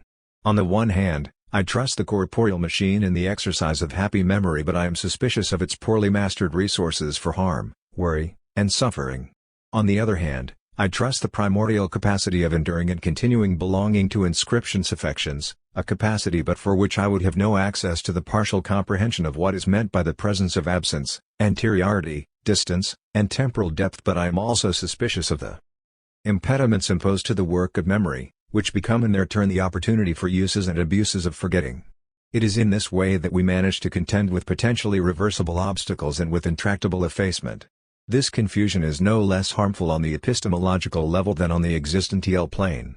To the hesitation between the threat of definitive forgetting and forbidden memory is added the theoretical incapacity to recognize the specificity of the psychical trace and the irreducibility of the problems tied to the impression affection. This state of confusion, as much epistemological as existential, forces us to return to the first presupposition, which the following two only reinforce. Which experiences can be held to confirm the hypothesis of the survival of impression affections beyond their emergence. The experience princeps in this regard is recognition, that minor miracle of happy memory. An image comes back to me and I say in my heart, that's really him, that's really her. I recognize him, I recognize her. This recognition can take different forms. It takes place already in the course of perception. A being was presented, once it went away it came back. Appearing, disappearing, reappearing. In this case the recognition adjusts, fits, the reappearing to the appearing across the disappearing. This small happiness of perception has provided the occasion for many classical descriptions. One thinks of Plato discussing the disappointments of mistaken and the opportunities of successful recognition in the Theaetetus and the Philebus. One thinks of the vicissitudes of recognition, of the anagnoresis. In Greek tragedy Oedipus recognizes in his own person the evil initiator of the misfortunes besetting the city. One thinks of Kant reconstructing the objectivity of the phenomenon on the basis of the threefold subjective synthesis, recognition crowning simple apprehension and intuition, and the reproduction of representations in the imagination. One also thinks of Husserl equating perception of the spatial object with the sum of its profiles or sketches. Kantian recognition, in its turn, will have a conceptual descendant in Anerkennung. Hegelian recognition, the ethical act in which the problematic of intersubjectivity culminates, at the intersection of the subjective spirit and the objective spirit. In many different ways, cognizing is recognizing. Recognition can thus draw support from a material basis, from a figured presentation such as a portrait or photograph, the representation inducing an identification with the thing depicted in its absence. This entanglement was the subject of Husserl's interminable analyses relating Fantasie, Bild, and Erinnerung. Finally, there is properly mnemonic recognition, ordinarily called recollection. outside of the context of perception and without any necessary support in representation. It consists in the exact superimposition of the image present to the mind and the psychical trace, also called an image, left by the initial impression. It realizes the fit mentioned by the Theaetetus between the placement of the foot and the prior imprint. This multifaceted minor miracle proposes a solution in the form of action to the first enigma constituted by the present representation of a past thing. In this respect, recognition is the mnemonic act par excellence. Without this actual resolution the enigma would remain an aporia pure and simple. Upon this converge the presumptions of reliability or unreliability directed to memories. Perhaps we have placed a foot in the wrong imprint or grabbed the wrong ring dove in the coop. Perhaps we were the victims of a false recognition, as when from afar we take a tree to be a person we know. And yet, who, by casting suspicions from outside, could shake the certainty attached to the pleasure of the sort of recognition we know in our hearts to be indubitable? Who could claim never to have trusted memories finds in this way? Do not outstanding events like this, the founding events of a solitary existence or of one shared with others, reveal this prime trust? And do we not continue to measure our mistakes and our disappointments against the signals coming from an unshakable recognition? The enigma of the presence of absence is resolved, we have just said, in the effective reality of the mnemonic act and in the certainty that crowns this reality. But is it not rendered more impenetrable on the speculative plane? Let us return to the conclusion of our first presupposition: the impression affection, we judged, remains. And because it remains it makes recognition possible. But how did we know this? The speculative enigma persists at the very heart of its effective resolution. The presupposition is, in fact, entirely retrospective. It is pronounced after the fact. Perhaps this is even the model for what is after the fact. In the narrative that follows it is pronounced only in the future perfect. It will have been true that I recognize this beloved being as having remained the same despite a long absence, a definitive absence. So late did I recognize you, O truth! Augustine painfully cries. So late did I recognize you, is the emblematic admission of all recognition. On the basis of the retrospective presupposition, I construct an argument: something of the original impression has to have remained for me to remember it now. If a memory returns, this is because I had lost it, but if, despite everything, I recover it and recognize it, this is because its image had survived. This is, in a nutshell, Bergson's argument in Matter and Memory. In my eyes, Bergson remains the philosopher who has best understood the close connection between what he calls the survival of images and the key phenomenon of recognition. To verify this, let us stop and look at chapters and of Matter and Memory, which form the psychological heart of the entire work. Chapter is titled, Of the Recognition of Images, Memory and Brain. And chapter, On the Survival of Images, Memory and Mind. To understand the centrality of these two chapters, let us go back in our investigation to the point where we first encountered, separately, the problematic of recognition and that of the survival of images. We first came across the question of recognition in the framework of our phenomenology of memory on the occasion of the distinction between two memories: habit memory, which is simply acted out and lacks explicit recognition, and recollection memory, which is not without declared recognition. But at this stage it remained one polarity among others. As concerns the question of survival, we first came upon it, already with Bergson, in connection with the distinction between memories and images. We then postulated the existence of a pure memory as a virtual state of the representation of the past, prior to its becoming an image in the mixed form of memory-image. At that time, it was the realization of memory that was retained, without clarifying the postulation of the pure memory, as though its quotation marks protected it from our curiosity. We left the pure memory virtual. It is at this critical point that we must take up our reading again, pushing it to the point of assigning to this pure memory unconsciousness and an existence comparable to that we attribute to external things when we do not perceive them, besides virtuality. These audacious equivalences will later authorize us, in turn, to elevate this status of the survival of images to a second paradigm of forgetting, in competition with the paradigm of the effacement of traces, our fourth presupposition. In order to understand this conceptual chain, we must move back further in Matter and Memory to the inaugural thesis of the whole work, namely, that the body is solely an organ of action and not of representation, and that the brain is the organizing center of this acting system. This thesis excludes from the start a search to determine the reason for the conservation of memories on the side of the brain. The idea that the brain remembers having received an impression is held to be incomprehensible in itself. This does not prevent the brain from having a role to play in memory. But this role is of a different order than representation. As an organ of action it exercises its effects on the trajectory from the pure memory to the image, hence on the trajectory of recollection. Bergson's discussion with the neurosciences of his time consists entirely in assigning the field of action, that is to say, in assigning physical movement, to the brain. It is because one cannot expect the brain to hold the solution to the conservation of the past in terms of representation that one must turn in another direction and assign to the impression the power of surviving, of remaining, of enduring, and make this power not an explicandum, as in the neural thesis, but a self-sufficient principle of explanation. In Bergson, the dichotomy between action and representation is the ultimate reason for the dichotomy between the brain and memory. This double dichotomy corresponds to the method of division applied rigorously throughout the work, consisting in moving to extreme cases before reconstructing the mixed categories, the ambiguous and disordered phenomena of everyday experience, whose comprehension is deferred. Recognition is the model of these reconstructed mixtures, and the entanglement of the two memories is the example of the mix that is easiest to take apart and to put back together. Without this key, our reading was unable to discern in the famous distinction between the two forms of memory matter and memory, FF. Two modes of recognition, the first resulting from action, the second from an effort of the mind which seeks in the past, in order to apply them to the present, those representations best able to enter into the present situation. A question is thereby posed, that of determining how these representations are preserved, and what are their relations with the motor mechanisms. We shall go into this subject thoroughly in our next chapter, after we have considered the unconscious and shown where the fundamental distinction lies between the past and the present.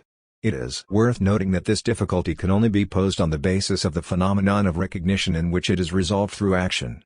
Meanwhile, psychology is in a position to declare that the past indeed appears to be stored up, as we had surmised, under two extreme forms on the one hand, motor mechanisms which make use of it on the other, personal memory images which picture all the past events with their outline, their color, and their place in time.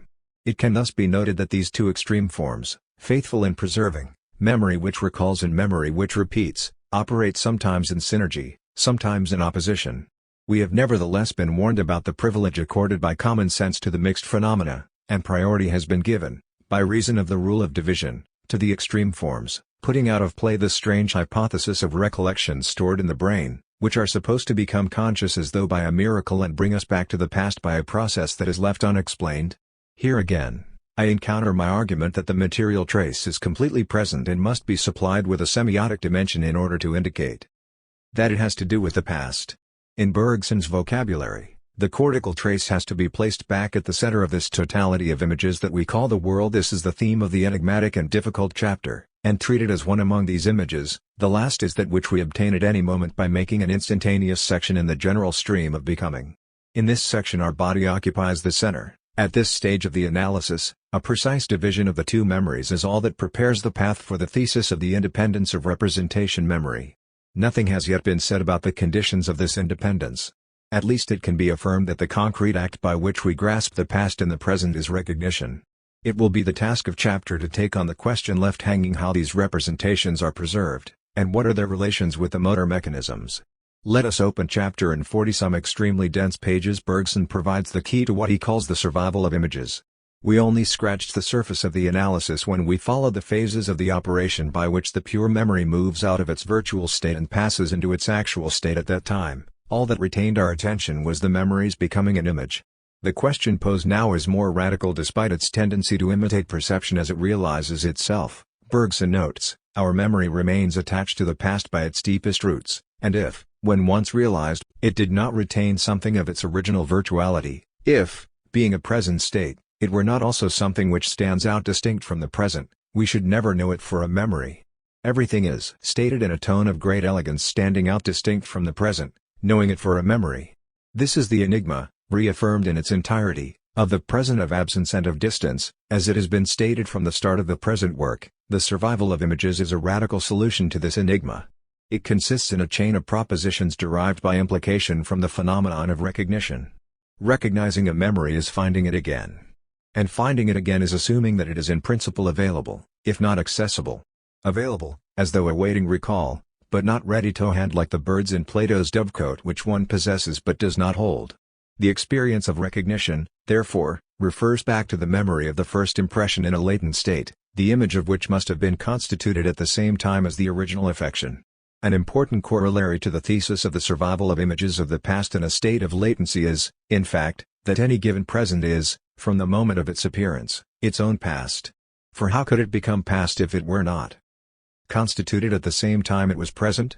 As Gilles Deleuze notes, there is here, as it were, a fundamental position of time, and also the most profound paradox of memory. The past is contemporaneous with the present that it has been.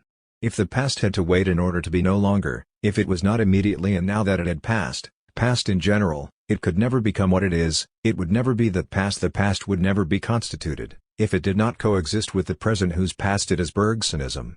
Deleuze adds, not only does the past coexist with the present that has been, but it is the whole, integral past. It is all our past, which coexists with each present. The famous metaphor of the cone represents this complete state of coexistence. The idea of latency, in its turn, calls for the idea of the unconscious, if we term consciousness the disposition to act, the attention to life, by which the relation of our body to action is expressed. Let us stress with Bergson. Our present is the very materiality of our existence, that is to say, a system of sensations and movements and nothing else. Matter and memory as a consequence of this. By hypothesis, the past is that which does not act. It is at this crucial moment of his argument that Bergson declares this radical powerlessness of pure memory is just what will enable us to understand how it is preserved in a latent state. The word unconscious can then be pronounced in connection with powerlessness. The chain of implications is completed with the addition of a final term. We are free to accord the same sort of existence to memories that have not yet been brought to the light of consciousness through recollection as the existence we grant to the things around us when we are not perceiving them. It is this sense of the verb to exist which is implied in the thesis of latency and of the lack of consciousness of memories of the past that are conserved. But here we come to the capital problem of existence, a problem that we can only glance at, for otherwise it would lead us step by step into the heart of metaphysics. This thesis remains at the level of presupposition and retrospection. We do not perceive this survival, we presuppose it and we believe it. Recognition authorizes us to believe it. What we have once seen, heard, experienced, or learned is not definitively lost, but survives since we can recall it and recognize it. It survives. But where? This is the tricky question. An inevitable question perhaps, inasmuch as it is difficult not to designate the psychical place as a container whence, as one says, the memory returns. Does not Bergson himself say that one searches for the memory where it is, in the past? But his entire effort consists in replacing the question where by the question how. I shall then only restore to it its character of memory by carrying myself back to the process by which I called it up, as it was virtual, from the depths of my past. This is perhaps the profound truth of Greek anamnesis. Seeking is hoping to find. And finding is recognizing what one once, previously, learned. The powerful images of places in Augustine's Confessions, comparing memory to vast palaces and to storehouses in which memories are stocked, literally enchant us. And the ancient association of icon to tupos is insidiously restored. To resist its seduction, the conceptual chain must be continually confirmed. Survival equals latency equals powerlessness equals unconsciousness equals existence. The tie linking the elements in the chain is the conviction that becoming, under the sign of memory, does not fundamentally signify passage but duration. A becoming that endures, this is the central intuition of matter and memory. But restoring this conceptual chain and rising to this central intuition always involves a leap outside the circle traced around us by our attention to life. It requires carrying ourselves into the region of dreams beyond the realm of action. A human being who should dream his life instead of living it would no doubt thus keep before his eyes at each moment the infinite multitude of the details of his past history. Indeed, a leap is necessary to return to the source of pure memory, while another slope of the analysis would lead it in the descent from pure memory toward the image in which that memory is realized. The schema of the inverted cone, by means of which Bergson visualized, as it were, this process of realization for the reader as Husserl did in his lectures, is well known. The base of the cone represents all the memories accumulated in memory. The summit opposite it represents the pinpoint contact with the plane of action, at the point of the acting body. This center is in its own manner a place of memory, but this quasi-instantaneous memory is nothing but habit memory. It is a moving point, the point of the present that constantly passes, in opposition to true memory represented by the vast base of the cone. This schema is meant to illustrate both the heterogeneity of different memories and the manner in which they mutually lend support to one another. The schema is enriched if one superimposes on it the representation of the preceding chapter in which the mass of memories was illustrated by concentric circles that spread indefinitely, following their increasing degree of depth, or was focused on a precise memory, according to the degree of tension which our mind adopts and the height at which it takes its stand. The non-numerical multiplicity of memories lends itself, in this way, to incorporation into the simplified schema of the cone. It is important that we not overlook this schema, especially as it marks the culmination of the Bergsonian method of division, the relation of the past to the present, which the schema illustrates, designates in fine the reconstruction of a hybrid, mixed experience. Practically, we perceive only the past, the pure present being the invisible progress of the past gnawing into the future. All the subtleness of the Bergsonian method is at play here. The reflexive movement of returning isolates the pure memory in the moment of dreamy thinking. One could speak here of meditating memory, in one of the senses of the German Gedächtnisses, as distinct from Erinnerung and related to Denken and Andenken. There is, in fact, more than just dreams at issue in the evocation of the latency of what remains of the past, something like speculation. Bergson sometimes speaks of any entirely contemplative memory, in the sense of thinking at the limit, thinking that speculates on the inevitable, quotation marks, framing the term pure memory. This speculation indeed moves counter to the effort to recollect. In truth, it does not progress, it regresses, recedes, moves back. But it is nevertheless in the very movement of recollection, and so in the movement of the pure memory in the direction of the memory image, that reflection strives to undo what recognition has done, namely, to grasp the past again in the present, absence in presence. Bergson admirably describes this operation. Speaking of the passage of memory from the virtual state to the actual state, he observes, but our recollection still remains virtual. We simply prepare ourselves to receive it by adopting the appropriate attitude. Little by little it comes into view like a condensing cloud from the virtual state. It passes into the actual and its outlines become more distinct and its surfaces take on color. It tends to imitate perception. But it remains attached to the past by its deepest roots, and if, when once realized, it did not retain something of its original virtuality, if, being a present state, it were not also something which stands out distinct from the present, we should never know it for a memory. Recognizing a memory for a memory sums up the entire enigma. To bring it to light one must dream, to be sure, but one must also think. Then we begin to speculate on the significance of the metaphor of depth, and on the meaning of virtual state. A few critical remarks are necessary before we consider the fourth and final presupposition of the second voyage to the land of oblivion, namely, the right to consider the survival of images as a figure of forgetting, worthy of being opposed to forgetting through the effacement of traces. My remarks bear on 2 points. First, is it legitimate to isolate the thesis that Bergson himself terms psychological from the metaphysical thesis which gives matter and memory its complete title? In fact, the two central chapters that we have taken as our guides are framed by an introductory and a concluding chapter which together sketch out the metaphysical envelope of the psychology. The book opens with a metaphysical thesis. It claims that the whole of reality is a world of images in a sense of the word that goes beyond any psychology. It involves nothing less than tackling the opposition between realism and idealism in the theory of knowledge. These images, which are no longer images of anything, are, Bergson says, a little less substantive than what realism holds to be independent of all consciousness and a little more substantive than what idealism, at least that of Berkeley, already attacked by Kant under the title of the refutation of idealism in the Critique of Pure Reason, holds to be merely the evanescent content of perception. Next, the body and the brain are considered to be types of practical intervention, as it were, in this neutral universe of images. As such, they are at once images and the practical center of this world of images. The dismantling of what we call matter is already underway, inasmuch as materialism constitutes the height of realism. But chapter goes no further. And one must then wait until the end of chapter before formulating the complete metaphysical thesis, which, in Fr. Eric Worms's words, consists in nothing less than a metaphysics of matter based upon duration, and it is on the basis of a metaphysics of this sort that a rereading of the classical problem of the union of soul and body, as Bergson prefers to put it in Matter and Memory, is possible, a rereading that consists in part in eliminating a false problem and in part in developing a dualism outside the categories of the historical figures of dualism. In this way, phases of monism alternate with phases of dualism according to the type of multiplicities to be divided and of mixed natures to be reconstructed. One is thus surprised to discover that the opposition between duration and matter is not definitive, if it is true that one can form the idea of a multiplicity of more or less extended rhythms of duration. This differentiated monism of durations has nothing in common with any of the dualisms developed since the period of the Cartesians and post-Cartesians. This is not, however, the final word of this work. The last pages of Matter and Memory are devoted to the formulation of three classical oppositions: extended/unextended, quality/quantity, liberty/necessity. Matter and Memory, then, has to be read from the first to the last chapter, and to its final pages. I admit as much. It remains that the psychology founded on the pair recognition/survival is not only perfectly well defined in the course of the work, but can be considered to be the key to the metaphysics that circumscribes it. Everything begins in fact with the thesis that our body is an instrument of action, and of action only.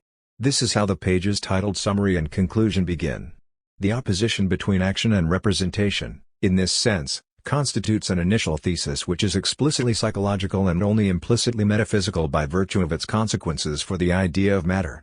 From this, one passes to the thesis of the self-survival of images of the past, through the intermediary of a corollary to the first thesis, namely, that consciousness of the present consists essentially in the attention to life.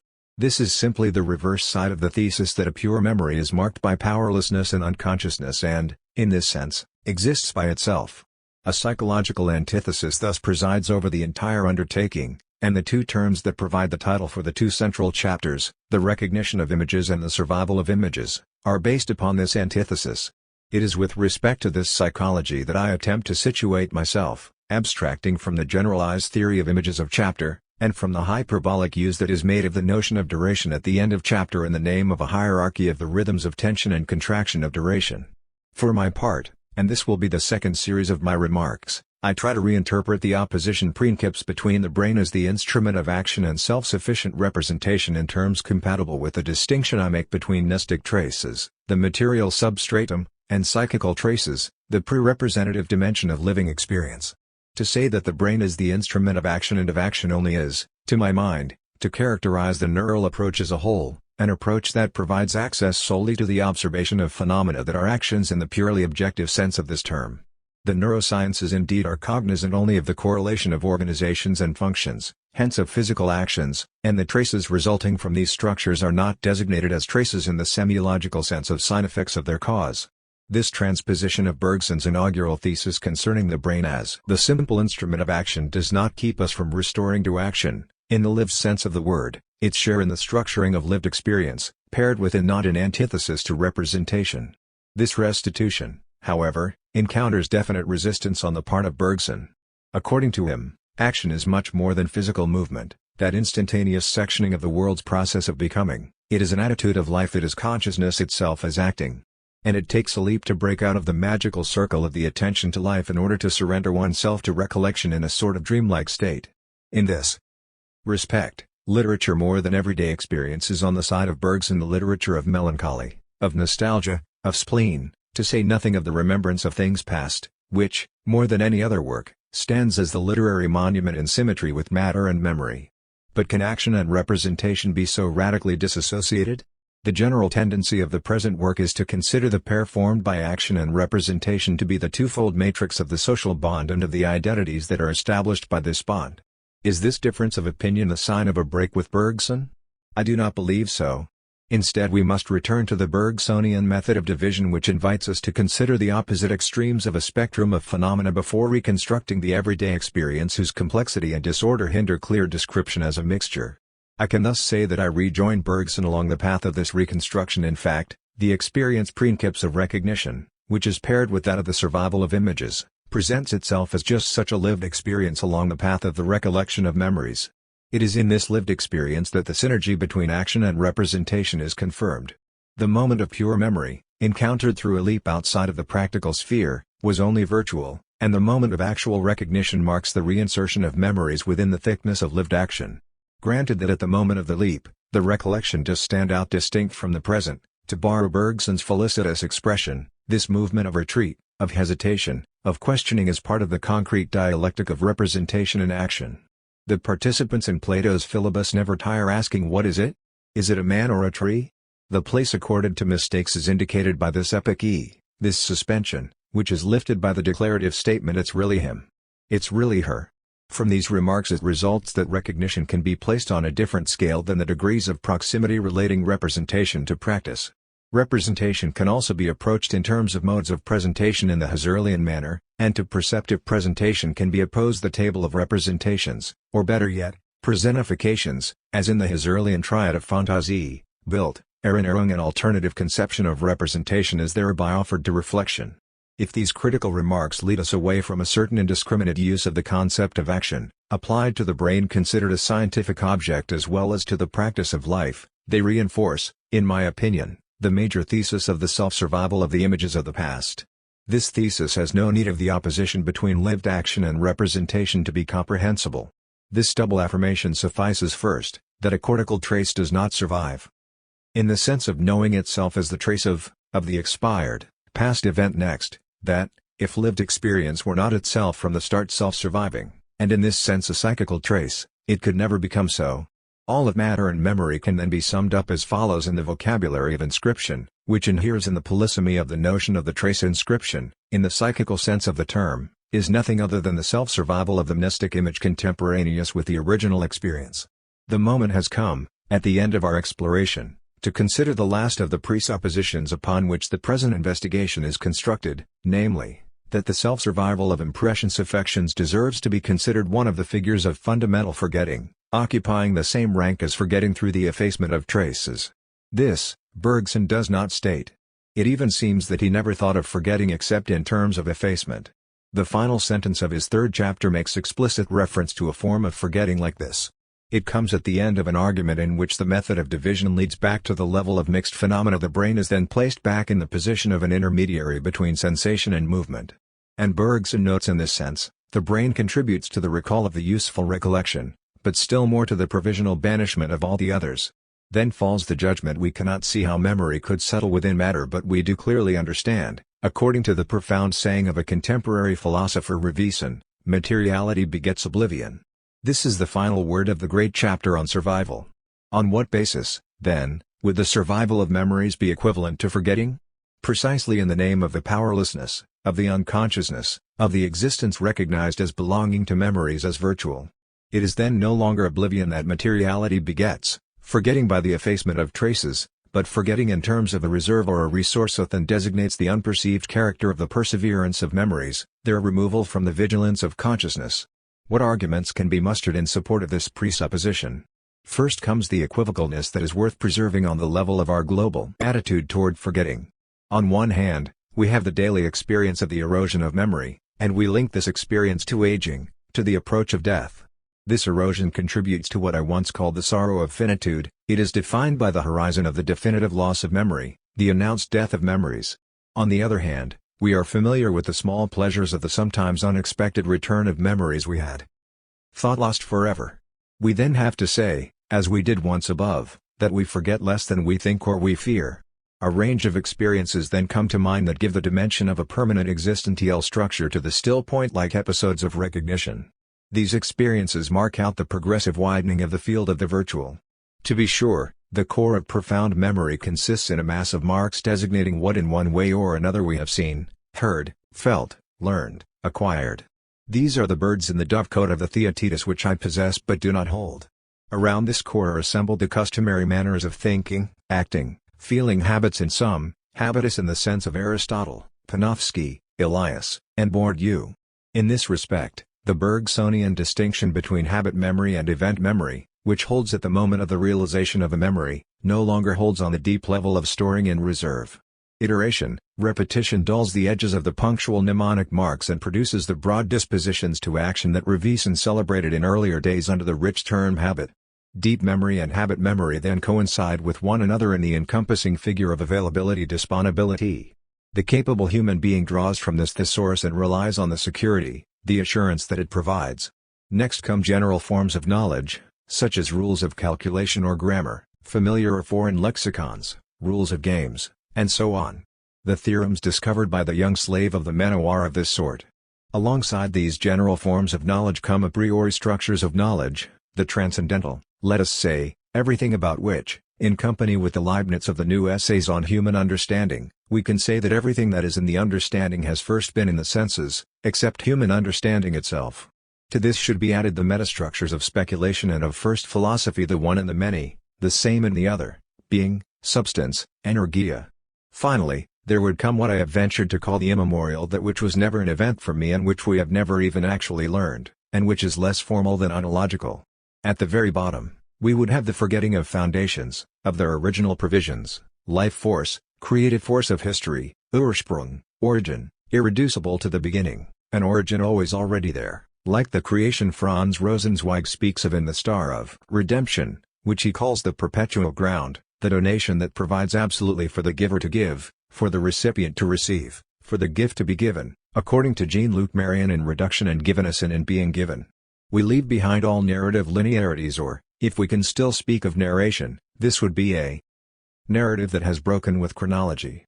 In this sense, every origin, taken in its originating power, reveals itself to be irreducible to a dated beginning and, as such, participates in the same status of fundamental forgetting. It is important that we enter into the sphere of forgetting under the sign of a primordial equivocalness. This will never leave us as we proceed to the very end of this work, as though, coming from the depths of oblivion, the double valence of destruction and perseverance continued up to the superficial levels of forgetting. With these two figures of deep, primordial forgetting, we reach a mythical ground of philosophizing that by reason of which forgetting is lethe. But it also provides the resource to memory to combat forgetting. Platonic reminiscence has to do with these two figures of forgetting. It proceeds from the second form of forgetting, which birth could not erase and which nourishes recollection. Reminiscence. It is thus possible to learn what in a certain fashion we have never ceased to know. In opposition to destructive forgetting, the forgetting that preserves. In this perhaps lies the explanation for a little noted paradox in Heidegger's text, namely, that it is forgetting that makes memory possible. Just as expectation is possible only on the basis of awaiting, remembering Erinnerung is possible only on the basis of forgetting, and not the other way around. In the mode of forgottenness, having been primarily discloses the horizon in which Dasein, lost in the superficiality of what is taken care of, can remember. Some light is shed on this apparent paradox if we take into account an important terminological decision, mentioned in the preceding chapter. While Heidegger uses an everyday vocabulary to designate the future and the present, he breaks with the custom of naming the past Vergangenheit, deciding to designate it instead by means of the compound past tense of the verb to be gewesen, Gewesenheit having been. This choice is crucial and decides an ambiguity, or rather a grammatical duplicity. We do indeed say of the past that it is no longer but that it has been. Under the first form, we indicate its disappearance, its absence. But absence to what? To or claim to act on it, to hold it at hand zu handen. Under the second form, we underscore the complete anteriority of the past with respect to every event that is dated, remembered, or forgotten. An anteriority that is not confined to removing it from our grasp, as is the case of the past as expired Vergangenheit, but an anteriority that preserves. No one can make it the case that what is no longer has not been. The forgetting which, according to Heidegger, conditions remembering is related to the past as having been. We comprehend the apparent paradox if, by forgetting, we understand an immemorial resource and not an inexorable destruction. To confirm this reading hypothesis, one can go back a few lines, to the passage in which Heidegger relates forgetting to repetition Wiederholung in the sense of return, retrieve, consisting and taking over resolutely the being that it already is. A pairing is thus made between anticipating and returning, like the pairing of horizon of expectation and space of experience in Kasse-Yek, but on the level that Heidegger considers to be derivative with respect to historical consciousness. The chain of related expressions is organized around the already, the temporal mark common to throwness, to being in debt, to falling prey to having been, forgetting, almost potentiality, repetition, retrieve. In summary, forgetting has a positive meaning insofar as having been prevails over being no longer in the meaning attached to the idea of the past. Having been makes forgetting the immemorial resource offered to the work of remembering. Finally, the primary equivocalness of destructive forgetting and of founding forgetting remains fundamentally undecidable. In human experience, there is no superior point of view from which one could apprehend the common source of destroying and constructing. In this great dramaturgy of being, there is, for us, no final assessment. The forgetting of recollection. Uses and abuses. We now turn our attention to the second dimension of memory, the reminiscence of the ancients, the recollection or recall of the moderns. What modalities of forgetting are revealed by the conjoined practice of memory and forgetfulness? We now shift our gaze from the deepest layers of existence, where forgetting silently pursues at one and the same time its work of eroding and its work of maintaining, toward the levels of vigilance where the ruses of the attention to daily life are deployed. This level of manifestation is also the place where the figures of forgetting are scattered, defying typology, as is evident in the quasi-innumerable variety of verbal expressions, the sayings of folk wisdom, proverbs and maxims, but also the literary embellishments whose analytical history is presented by Harold Weinrich. The reasons for this surprising proliferation are to be sought in several places. On the one hand, remarks about forgetting in large part represent the reverse side of expressions about memory. Remembering is in large measure not forgetting. On the other hand, Individual manifestations of forgetting are inextricably mixed with its collective forms, to the point that the most troubling experiences of forgetting, such as obsession, display their most malevolent effects only on the scale of collective memories. It is also on this scale that the problematic of forgiving intervenes, a problematic we shall set aside for as long as possible. In order to orient ourselves in this maze, I propose a simple reading grid containing once again a vertical axis of degrees of manifestation and a horizontal axis of modes of activity or passivity.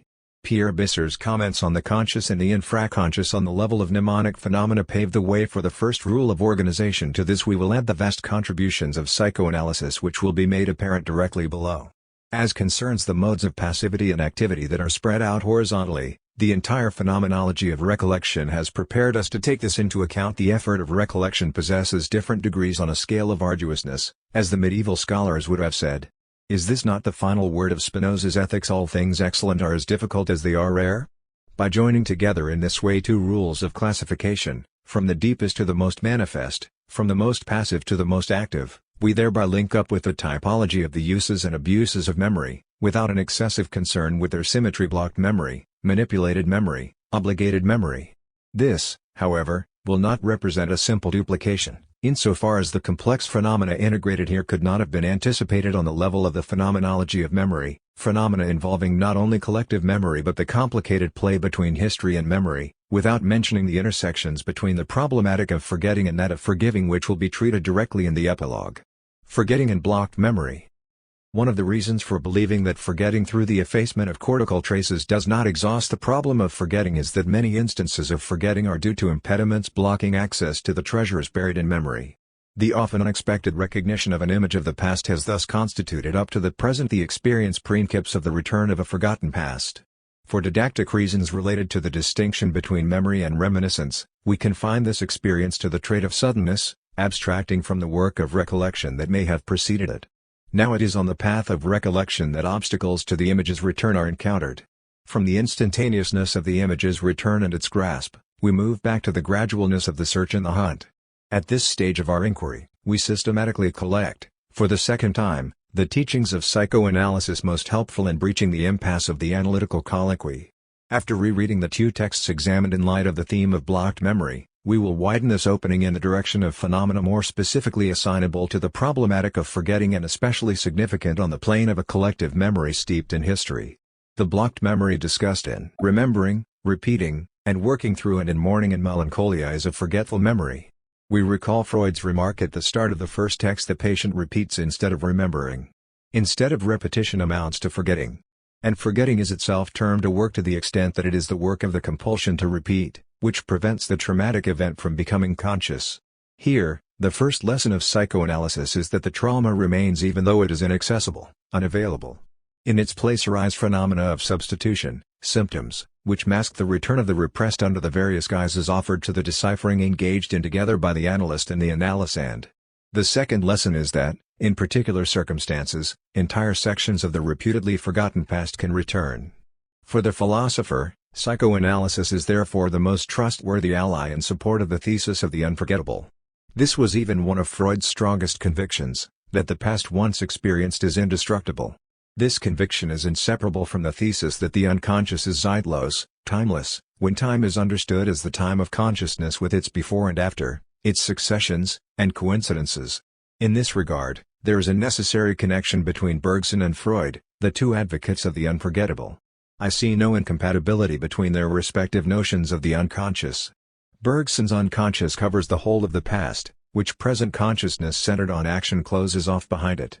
Freud's unconscious seems more limited, if one may say so, to the extent that it covers only the region of memories to which access is forbidden, censured by the bar of repression. In addition, the theory of repression, tied to the compulsion to repeat, appears to confine the discovery within the domain of the pathological. On the other hand, Freud corrects Bergson on an essential point, which at first sight seems to render Bergsonism inadmissible with respect to psychoanalysis.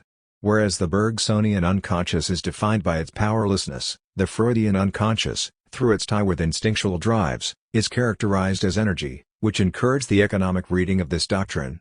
Everything that Bergson appears to place on the side of the attention to life seems here to be related to the dynamism of unconscious libidinal drives. I do not think that one should stop with this apparently glaring discordance. On Bergson's side, the final word has not yet been uttered with his equating of powerlessness, the unconscious, and existence. The pure memory is powerless only with respect to a consciousness that is preoccupied with practical utility. The powerlessness assigned to the mnemonic unconscious is such only by antiphrasis. It is sanctioned by the leap outside of the magic circle of short-term preoccupation and by the retreat into the domain of dreaming consciousness. What is more, the thesis of the revival of images of the past seemed to us to be compatible with a consideration of the pair action/representation, which leaves outside the field of living experience only the sort of action accessible to the objective gaze of the neurosciences, namely, the neural functioning without which we would not think at all. On the side of psychoanalysis, the break that characterizes the unconscious of repression from the unconscious of pure memory does not constitute an unbridgeable gap in relation to the Bergsonian unconscious. Is there not also a suspension of immediate concern required to access the analytical colloquy and its rule of saying everything? Is not the entry into psychoanalysis a manner of letting the dream express itself? But, more especially, what we have just called the second lesson of psychoanalysis, namely, the belief in the indestructibility of the experienced past, is accompanied by a third lesson, more apparent in the second essay mentioned in our chapter on blocked memory, the working through in which the work of remembering consists does not occur without the work of mourning, through which we separate ourselves from the lost objects of love and hate. This integration of loss through the experience of remembering is of considerable significance for all of the metaphorical transpositions of the teachings of psychoanalysis outside of its sphere of operation. The danger here, and one which cannot be expressed in the same conceptual terms as the compulsion to repeat, at least in the first approximation, is the attraction of melancholia, whose ramifications we explored far outside the properly pathological sphere where it was described by Freud. In this way, the clinical tableau of what are termed transference neuroses is composed, through the figures of substitution expressing the symptoms and the forms of self-deprecation belonging to melancholia, the overpowering return of the repressed, and the hollow feeling of the lost self. It is no longer possible to think in terms of drives without also thinking in terms of lost objects. Do the lessons of psychoanalysis that we have just recalled provide access to the abuses that are encountered as soon as we step outside of the analytical dialogue framed by professional competence and deontology and move away from the clinical setting? Yes, probably. It is a fact that psychoanalysis, for better or for worse, has produced a sort of vulgate that has raised it to the level of a cultural phenomenon, at once subversive and formative. It is also a fact that Freud was the first to take his discovery beyond the bounds of medical confidentiality, not only by publishing his theoretical investigations, but by multiplying his excursions outside of the sphere of pathology. In this regard, his psychopathology of everyday life forms a precious reference point along the path leading from the analytical colloquy into the public arena of the world at large. It is a fact that the psychopathology of everyday life deals principally with forgetting, the sphere of activity so close to public space. And the harvest it yields is a rich one. First, by reconnecting the apparently broken threads of the present with a past one might have thought forever erased, the work enriches in its own way the plea of the interpretation of dreams on behalf of the indestructibility of the past. Next, by revealing the intentions rendered unconscious by the mechanisms of repression, it introduces intelligibility where one ordinarily invokes chance or reflex. Finally, along its path it sketches lines of transposition running from the private sphere to the public sphere. The case of forgetting proper names, with which the work opens, provides a marvelous illustration of the first purpose. One seeks a name one knows, another pops up in its place. The analysis reveals a subtle substitution motivated by unconscious desires. The example of screen memories, interposed between our infantile impressions and the narratives we confidently tell about them, adds to the mere substitution of names in forgetting the actual production of false memories which, unbeknown to us, lead us astray impressions and events we have experienced, that is to say, things we know or knew, and forgetting projects, amounting to omissions, to selective ignorance, reveals a sly side of the unconscious when it is placed on the defensive. The cases of forgetting plans, omitting doing something, reveals, in addition, the strategic resources of desire in its relations with others. Conscience will draw its arsenal of excuses from it for its strategy of exoneration. Language contributes to this by its slips, body gestures, by mistakes, awkwardness, and other failed actions, the desk key that one uses in the wrong door. The same cleverness, coiled inside unconscious intentions, can be recognized in another aspect of everyday life, in the life of people's forgetting things. Screen memories, failed actions take on gigantic proportions on the scale of collective memory, which history alone, and more precisely the history of memory, is capable of bringing to light. Forgetting and manipulated memory. Pursuing our exploration of the uses and abuses of forgetting beyond the psychopathological level of blocked memory, we encounter forms of forgetting that are at once further removed from the deep levels of forgetting, hence more manifest, but also more widely spread out between the poles of passivity and activity. This was the level of manipulated memory in our parallel study of the practices related to recollection. This was also the level on which the problematic of memory intersected with that of identity to the point of converging with it. As in Locke, everything that compounds the fragility of identity also proves to be an opportunity for the manipulation of memory, mainly through ideology. Why are the abuses of memory directly abuses of forgetting as well? At that time we stated that it was due to the mediating function of the narrative that the abuses of memory were made into abuses of forgetting. In fact, before the abuse, there was the use, that is the unavoidably selective nature of narrative. If one cannot recall everything, neither can one recount everything. The idea of an exhaustive narrative is a performatively impossible idea. The narrative necessarily contains a selective dimension. Here we touch upon the close relation between declarative memory, narrativity, testimony, and the figured representation of the historical past. As we remarked then, the ideologizing of memory is made possible by the resources of variation offered by the work of narrative configuration. The strategies of forgetting are directly grafted upon this work of configuration. One can always recount differently, by eliminating, by shifting the emphasis, by recasting the protagonists of the action in a different light along with the outlines of the action. For anyone who has crossed through all the layers of configuration and of narrative refiguration from the constitution of personal identity up to that of the identities of the communities that structure our ties of belonging, the prime danger, at the end of this path, lies in the handling of authorized, imposed, celebrated, commemorated history, of official history. The resource of narrative then becomes the trap, when higher powers take over this emplotment and impose a canonical narrative by means of intimidation or seduction, fear or flattery. A devious form of forgetting is at work here, resulting from stripping the social actors of their original power to recount their actions themselves. But this dispossession is not without a secret complicity, which makes forgetting a semi-passive, semi-active behavior, as is seen in forgetting by avoidance fuite, the expression of bad faith and its strategy of evasion motivated by an obscure will not to inform oneself, not to investigate the harm done by the citizen's environment, in short by a wanton ya to know. Western Europe and indeed all of Europe, after the dismal years of the middle of the 20th century, has furnished the painful spectacle of this stubborn will. Too little memory, which we discussed elsewhere, can be classified as a passive forgetting, inasmuch as it can appear as a deficit in the work of memory. But, as a strategy of avoidance, of evasion, of flight, it is an ambiguous form of forgetting, active as much as passive. As active, this forgetting entails the same sort of responsibility as that imputed to acts of negligence, omission, imprudence, lack of foresight, in all of the situations of inaction, in which it appears after the fact to an enlightened and honest consciousness that one should have and could have known, or at least have tried to know, that one should have and could have intervened. In this way, as social agents remaster their capacity to give an account, one encounters once again along this path all of the obstacles related to the collapse of the forms of assistance that the memory of each person can find in the memory of others as they are capable of authorizing, of helping to give, an account in the most intelligible, acceptable, and responsible manner. But the responsibility of blindness falls on each one. Here the motto of the Enlightenment sapere aude, move out of the state of tutelage, can be rewritten: dare to give an account yourself.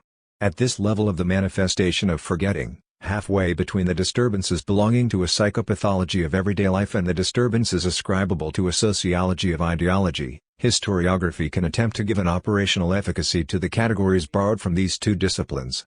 The history of the present day provides a propitious framework in this regard for such a test, inasmuch as it situates itself on another frontier, on that border where the testimony of witnesses who are still living rubs up against writing, in which the documentary traces of the events considered are already being collected. As has already been stated once in anticipation, the period of the history of France that followed the violence of the period and in particular, the equivocal political situation of the Vichy regime, lends itself in an elective manner to a historicizing transposition of certain psychoanalytic concepts which themselves have slipped into the public domain, such as trauma, repression, return of the repressed, denial, and so forth. Henry Rousseau has taken the epistemological, and at times, political, risk of constructing a reading grid for public and private behaviors, from, to today, on the basis of the concept of obsession, the obsession of the past. This concept is related to that of repetition, which we have encountered along the way, in opposition, precisely, to the concept of working through, of the work of memory. The author is thus able to consider his own contribution to the history of the Vichy syndrome as an act of citizenship, destined to help his contemporaries move on from the still unfinished exorcism to the work of memory, which, it must not be forgotten, is also a work of mourning. The choice of the theme of the obsession of the past provides the opportunity to write along with the history of the Vichy regime another history. The history of the memory of Vichy's remnants and fate after, Rousseau, the Vichy syndrome. In this sense, the Vichy syndrome is an outgrowth of the history of memory discussed in the preceding chapter. The category of obsession belongs to this history of memory as the posterity of the event. Another advantage of this theme, it directly targets forgetting along with memory, through the bungled acts, the things left unsaid, the slips of the tongue, and especially the return of the repressed. For study reveals that, even at the social level, memory is a structuring of forgetfulness. Another reason for privileging this subject, it puts on stage the fractures produced by the controversy itself, and thus merits inclusion in the file of dissensus opened by Marc Auzil. Once the choice of the theme has been made, the justification of the use of the psychoanalytic metaphor of neurosis and obsession finds its heuristic fruitfulness in its hermeneutical efficacy. This efficacy is demonstrated principally on the level of the chronological ordering of the symptoms referring back to the syndromes. This ordering has, according to the author, brought to light a four-stage process. A phase of mourning between, and in the sense of an affliction rather than the work of mourning properly speaking, which precisely did not take place, unfinished mourning the author notes. A phase marked by the sequels of civil war, from purges to amnesty. A phase of repression in the establishment of a dominant myth, that of resistance la resistentialism, in the orbits of the Communist Party and the Gaullist Party. A phase of the return of the repressed, when the mirror is shattered and the myth is exploded to bits. Rousseau provides his best pages here with his reflections on the admirable film The Sorrow and the Pity, the Touvier affair receiving by ricochet an unexpected symbolic dimension. Finally, a phase of obsession in which it seems we are still, marked by the awakening of Jewish memory and the importance of reminiscences of the occupation and internal political debate. How does the structuring of forgetfulness operate in these different phases? With regard to the first, the concept of screen memory operates on the scale of collective memory as it does on that of the psychology of everyday life, through the exaltation of the event of liberation in retrospect. However, the hierarchy of representations, in which the positive or negative character of an event is allowed to color its historical importance, has supplanted the hierarchy of facts. A screen memory permits the great liberator to say that Vichy always was and is null and void. Vichy will thus be bracketed, hiding in this way the specificity of the Nazi occupation. The return of victims from the universe of the concentration camps thus becomes the most hastily repressed event. Commemorations seal the incomplete memory and its lining of forgetfulness. In the phase of repression, the Gallian exorcism almost succeeds in concealing, but cannot prevent, at the time of the Algerian War, what the historian subtly characterizes as the old divisions resurfacing, playing and replaying the aftermath. Everything is their heritage, nostalgia, fantasy mirage, and once again celebrations. The 20th anniversary of the liberation, Jean Moulin at the Pantheon. The pages in the work titled The Broken Mirror FF are richest on the level of the play of representations. It describes the impact of the film The Sorrow and the Pity in terms of pitiless sorrow. The repressed past explodes onto the screen, crying out its "remember this." Through the mouths of witnesses placed on stage, through the things they leave unsaid in their slips of tongue. A dimension had been forgotten: the French tradition of state antisemitism. The demystification of our resistentialism passes by way of a brutal confrontation of memories, one worthy of the dissensus discussed here in the wake of Marc Auzil. The exhortation to forget, joined to the presidential pardon accorded to the militia member Touvier, in the name of social peace, carries to the fore a question whose ramifications we will unfold at the appropriate moment, when memory, forgetting, and forgiveness intersect. Here, the historian allows the voice of the citizen to be heard. How could Pompidou have hoped to draw a veil over internal dissension at a time when people's consciences were being reawakened, when the sorrow and the pity was raising new questions, and when the debate was being revived? Was it really possible to ignore the concerns of former resistance fighters and deportees, whose greatest fear was that the past might be forgotten? The question is all the more urgent as the proposed reconciliation failed to offer, as de Gaulle had been able to do, a satisfactory interpretation of history to go with it. The result is that the pardon of amnesty has taken on the value of, under the title Obsession, characterizing a period, which is still our own and which gives the book its perspective. A phenomenon such as the rebirth of a Jewish memory provides a concrete content to the idea that, when we fix a gaze upon an aspect of the past, the occupation, we blind ourselves to another, the extermination of the Jews. Obsession is selective, and the dominant narratives consecrate the obliteration of part of the field of vision here again. The cinematic representation plays a role as in Shoah and Nuit Brouillard here, too. The penal intersects with the narrative. The Barbie trial, before the Legue, Bousquet, and Papon affairs, projected to the front of the stage a misfortune and a responsibility which had failed to be apprehended in their distinct specificity because of the fascination with collaboration. Seeing one thing is not seeing another. Recounting one drama is forgetting another. In all of this, the pathological structure, the ideological conjuncture, and the staging in the media have, on a regular basis, compounded their perverse effects, while the passivity of excuses has joined forces with the active ruses of omission, blindness, and negligence. The famous banalization of evil is in this regard simply a symptom effect of this stubborn agglomeration. The historian of the present day, then, cannot escape the major question regarding the transmission of the past. Must one speak of it? How should one speak of it? The question is addressed to the citizen as much as to the historian, at least the latter, in the troubled waters of collective memory divided against itself, contributes the rigorousness of a distanced gaze. On one point, at any rate, his positivity can be unreservedly affirmed in the factual refutation of negationism. Negationism does not stem from the pathology of forgetting, nor even from ideological manipulation, but from promoting false documents, against which history is well equipped since the time of Vailland's demolishing of the false documents of the donation of Constantine. The limit facing the historian, just as for the filmmaker, the narrator, and the judge, lies elsewhere in the untransmissible part of extreme experiences. However, as has been stressed on several occasions in the course of this work, to say untransmissible is not to say inexpressible. Commanded forgetting amnesty.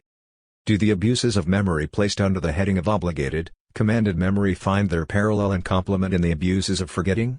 Yes, in the institutionalized forms of forgetting, which are a short step across the boundary from amnesia. This mainly concerns amnesty and, in a more marginal sense, pardoning, also called amnestying pardon. The boundary between forgetting and forgiving is crossed surreptitiously, to the extent that these two dispositions have to do with judicial proceedings and with handing down a sentence. The question of forgiving arises where there has been an indictment, a finding of guilt, and sentencing. The laws dealing with amnesty thus consider it as a sort of pardon. I will limit myself in this chapter to the discretionary institutional aspect of the measures involved and will leave for the epilogue the question of blurring the boundary with forgiveness that results from blurring the boundary with amnesia. The right to pardon is a royal privilege which is put into effect only periodically at the discretion of the head of state. This residue of a quasi-divine right is related to the subjective sovereignty of the prince and was justified in the theologico-political epoch by the religious unction that crowned the prince's power of coercion. Kant has stated all the good and the bad that can be thought of it. The significance of amnesty is quite different. To begin with, it brings to conclusion serious political disorders affecting civil peace, civil wars, revolutionary periods, violent changes of political regimes, violence that the amnesty is supposed to interrupt. In addition to these extraordinary circumstances, amnesty is characterized by the agency that establishes it in France today, the Parliament. With regard to its content, amnesty is directed toward a category of infractions and crimes committed on all sides during the period of sedition. In this respect, it functions as a sort of selective and punctual prescription which leaves outside of its field certain categories of lawbreakers. But amnesty, as institutional forgetting, touches the very roots of the political, and through it, the most profound and most deeply concealed relation to a past that is placed under an interdict. The proximity, which is more than phonetic, or even semantic, between amnesty and amnesia signals the existence of a secret pact with the denial of memory, which, as we shall see later, distances it from forgiving, after first suggesting a close simulation. Considered in its stated intention, the aim of amnesty is the reconciliation of enemy citizens, civil peace. We have several remarkable examples of this. The most ancient, recalled by Aristotle in the Athenian constitution, is taken from the famous decree promulgated in Athens in B.C. after the victory of the democracy over the oligarchy of the 30 tyrants. The formula is worth recalling. In fact, it is twofold. On one hand, the decree properly speaking; on the other, the oath taken one by the citizens. On one hand, it is forbidden to recall the evils, the misfortunes. The Greek has a single syntagma asikakein to express this, which indicates recalling. Against on the other, I shall not recall the evils, misfortunes. Under pain of maledictions unleashed by this perjury. The negative formulations are striking: not to recall. For the recall would negate something, namely, forgetting against forgetting? The forgetting of discord against the forgetting of harms suffered? We must plunge into these depths when the time comes. Remaining on the surface of things, the expressed aim of the Athenian decree and the oath have to be recognized. The war is over, it is solemnly proclaimed that present combats, of which tragedy speaks, become the past not to be recalled. The prose of the political now takes over. A civic imaginary is established in which friendship and even the tie between brothers are promoted to the rank of foundation, despite the murders within families. Arbitration is placed above procedural justice, which maintains the conflicts under the pretext of judging them. More radically, the democracy wants to forget that it is power kratos, it wants to be forgotten even in victory, in shared goodwill. Henceforth, the term politia, signifying the constitutional order, will be preferred to democracy, which carries the trace of power, of kratos. In short, politics will be founded anew on the forgetfulness of sedition. Later we will measure the price to be paid by the effort not to forget to forget. In France we have a different model with the Edict of Nantes issued by Henry IV. In it we read the following article: firstly, let the memory of all things that have taken place on both sides from the beginning of the month of March, up to our arrival on the throne, and during the other preceding troubles and on their occasion, remain extinguished and dormant as something that has not occurred. It will not be admitted or permissible for our state attorneys nor any other persons, public or private, at any time or for any reason, to make mention of, or initiate trial or pursuit in any court or jurisdiction whatsoever. Article: we forbid any of our subjects regardless of their state or quality to retain any memory thereof, to attack, resent, insult, or provoke one another as a reproach for what has occurred for any reason or pretext whatsoever, to dispute, challenge, or quarrel, nor to be outraged or offended by any act or word, but to be content to live peacefully together as brothers, friends, and fellow citizens, under penalty, for those who contravene this decree, of being punished as violators of the peace and disturbers of the public tranquility. The expression "something that has not occurred" is astonishing. It underscores the magical side of the operation, which consists in acting as though nothing had taken place. Negations abound, as in the Epic of Thrasybulus's Greece. The verbal dimension is stressed, along with the penal scope through the cessation of prosecutions. Finally, the trilogy Brothers, Friends, Fellow Citizens recalls the Greek policies of reconciliation. Lacking is the oath that places amnesty under the protection of the gods and the curse, that machine for punishing perjury. Same ambition to silence the unforgetting of memory. Leroux, La Cite Divisie. The novelty does not lie here but in the agency that forbids it. In its motivation it is the King of France who intervenes in a religious controversy and a civil war between Christian sects, at a time in which those involved in the dispute were incapable of producing a spirit of concord regarding the religious conflicts. The statesman here has the advantage over the theologians, in the name of a prerogative no doubt inherited from the kingly right of clemency, but in the name of a political conception itself marked with the stamp of the theological. As is forcefully affirmed in the preamble, it is a most Christian king who proposes, not to re-establish religion, but to establish the public order on a more healthy religious foundation. In this sense, one should speak in this regard less of an anticipation of the ethics and politics of toleration than of a shattered dream of the Renaissance, that of a Michel de Hospital in particular. Entirely different is the amnesty so abundantly practiced by the French Republic under all its regimes. Entrusted to the sovereign nation in its representative assemblies, it is a political act that has become traditional. The right of the king, with one exception the right of pardon, is transferred to the people, the source of positive right. The people are authorized to limit its effects. Amnesty brings to an end all of the trials being conducted and suspends all judicial indictments. This is then a limited juridical forgetting, but one of vast scope, and as much as stopping the trials amounts to extinguishing memory and its testimonial expression and to saying that nothing has occurred. It is certainly useful, this is the right word, to recall that everyone has committed crimes, to set a limit to the revenge of the conquerors, and to avoid compounding the excesses of combat with the excesses of justice. More than anything, it is useful, as it was in the time of the Greeks and the Romans, to reaffirm national unity by a liturgy of language, extended by the ceremonies of hymns and public celebrations. But is it not a defect in this imaginary unity that it erases from the official memory the examples of crimes likely to protect the future from the errors of the past and, by depriving public opinion of the benefits of dissensus, of condemning competing memories to an unhealthy underground existence? In rubbing shoulders in this way with amnesia, amnesty places the relation to the past outside of the field in which the problematic of forgiving would find its rightful place along with dissensus. What, then, is there to say about the alleged duty of forgetting?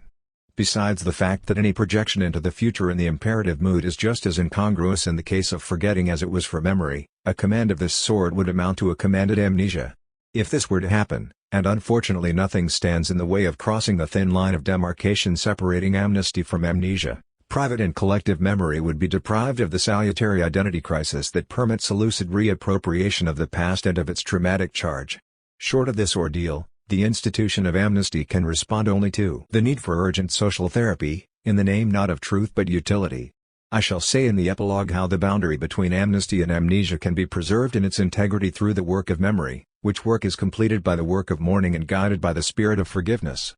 If a form of forgetting could then be legitimately invoked, it would not be as a duty to silence evil but to state it in a pacified mode, without anger. This enunciation will no longer be a commandment, an order, but a wish in the optative mood. Difficult forgiveness. Forgiveness raises a question that in its principle is distinct from the one that, beginning with the preface to this book, has motivated our entire undertaking, namely, the question of the representation of the past on the plane of memory and of history at risk of forgetting. The question now posed concerns an enigma different from that of the present representation of an absent thing bearing the seal of the interior. It is twofold. On the one hand, it is the enigma of a fault held to paralyze the power to act of the capable being that we are, and it is, in reply, the enigma of the possible lifting of this existential incapacity, designated by the term forgiveness. This double enigma runs diagonally through that of the representation of the past, once the effects of the fault and those of forgiveness have traversed all the constitutive operations of memory and of history and have placed a distinctive mark on forgetting. But, if fault constitutes the occasion for forgiveness, it is the word forgiveness that gives its tone to this epilogue as a whole. This is the tone of an eschatology of the representation of the past. Forgiveness, if it has a sense, and if it exists, constitutes the horizon common to memory, history, and forgetting. Always in retreat, this horizon slips away from any grasp. It makes forgiving difficult, not easy but not impossible. It places a seal of incompleteness on the entire enterprise. If forgiveness is difficult to give and to receive, it is just as difficult to conceive of. The trajectory of forgiveness has its origin in the disproportion that exists between the poles of fault and forgiveness. I shall speak throughout this chapter of a difference in altitude, of a vertical disparity, between the depth of fault and the height of forgiveness. This polarity is constitutive of the equation of forgiveness below, the avowal of fault above, the hymn to forgiveness. Two speech acts are at work here. The first one brings to language an experience of the same order. As solitude, failure, struggle, those givens of experience Jean Nabert, those boundary situations Karl Jaspers, upon which reflective thinking is grafted. In this way, the place of moral accusation is bared, imputability, that place where agents bind themselves to their action and recognize themselves as accountable. The second can be heard in the great sapiential poetry that in the same breath celebrates love and joy. There is forgiveness, this voice says. The tension between the avowal and the hymn will be carried almost to a breaking point, the impossibility of forgiveness replying to the unpardonable nature of moral evil. In this way the forgiveness equation will be formulated. Begun in this way, the trajectory of forgiveness will then take the form of an odyssey destined to lead forgiveness step by step back from the regions furthest removed from selfhood, the juridical, the political, social morality, to the place of its presumed impossibility, namely, imputability. This odyssey crosses through a series of institutions established for the purpose of public accusation. These institutions themselves appear to exist in several layers depending on the degree of internalization of guilt indicated by the social rule. It is on the judicial level that the formidable question of the imprescriptibility of crimes is raised, which can be considered to be the first major test of the practical problematic of forgiveness. This course will be pursued from the plane of criminal guilt to that of political and moral guilt inherent in the status of shared citizenship. The question then raised concerns the place of forgiveness at the margins of the institutions responsible for punishment. If it is true that justice must be done, under the threat of sanctioning the impunity of the guilty, forgiveness can find refuge only in gestures incapable of being transformed into institutions. These gestures, which would constitute the incognito of forgiveness, designate the ineluctable space of consideration due to every human being, in particular to the guilty. In the second stage of our Odyssey, we take note of a remarkable relation which, for a time, places the request for forgiveness and the offering of forgiveness on a plane of equality and reciprocity, as if there existed a genuine relation of exchange between these two speech acts. Our exploration of this track is encouraged by the kinship found in numerous languages between forgiving and giving. In this regard, the correlation between the gift and the countergift, the gift in return in certain archaic forms of exchange, tends to reinforce the hypothesis that the request for and the offer of forgiveness are held to balance one another in a horizontal relation. It seemed to me that, before correcting it, this suggestion deserved to be pushed to its limit, to the point where even the love of one's enemies can appear as a mode of re-establishing the exchange on a non-market level. The problem then is to recover, at the heart of the horizontal relation of exchange, the vertical asymmetry inherent in the initial equation of forgiveness. The realization of this unequal exchange must then be carried back to the heart of selfhood. A final effort of clarification resting once again on a horizontal correlation will therefore be proposed with the pair, forgiveness and promise. In order to be bound by a promise, the subject of an action must also be able to be released from it through forgiveness. The temporal structure of action, namely, the irreversibility and unpredictability of time, calls for the response of a twofold mastery exerted over the carrying out of any action.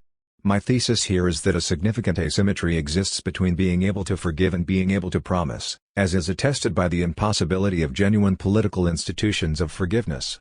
Thus, at the heart of selfhood and at the core of imputability, the paradox of forgiveness is laid bare, sharpened by the dialectic of repentance in the great Abrahamic tradition. What is at issue here is nothing less than the power of the spirit of forgiveness to unbind the agent from his act.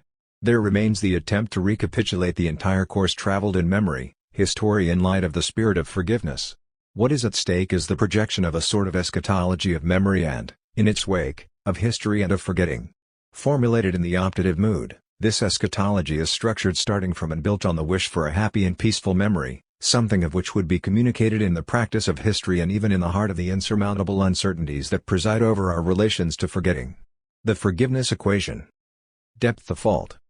The fault is the existential presupposition of forgiveness. I am using the term existential in order to emphasize the impossibility of distinguishing here between a trait that is inseparable from the historical condition of the being that we in each case are and a personal and collective experience shaped by a historical culture whose universal character continues to be alleged. The experience of fault is given essentially in a feeling. This is the first difficulty, and as much as philosophy, and more specifically moral philosophy, has given little consideration to feelings as specific affections, distinct from emotions and passions. The notion of self-affection stemming from Kant remains a difficult one in this regard. Jean Abbott, the rationalist philosopher who has ventured farthest in this direction, places the experience of fault, along with those of failure and of solitude, among the givens of reflection.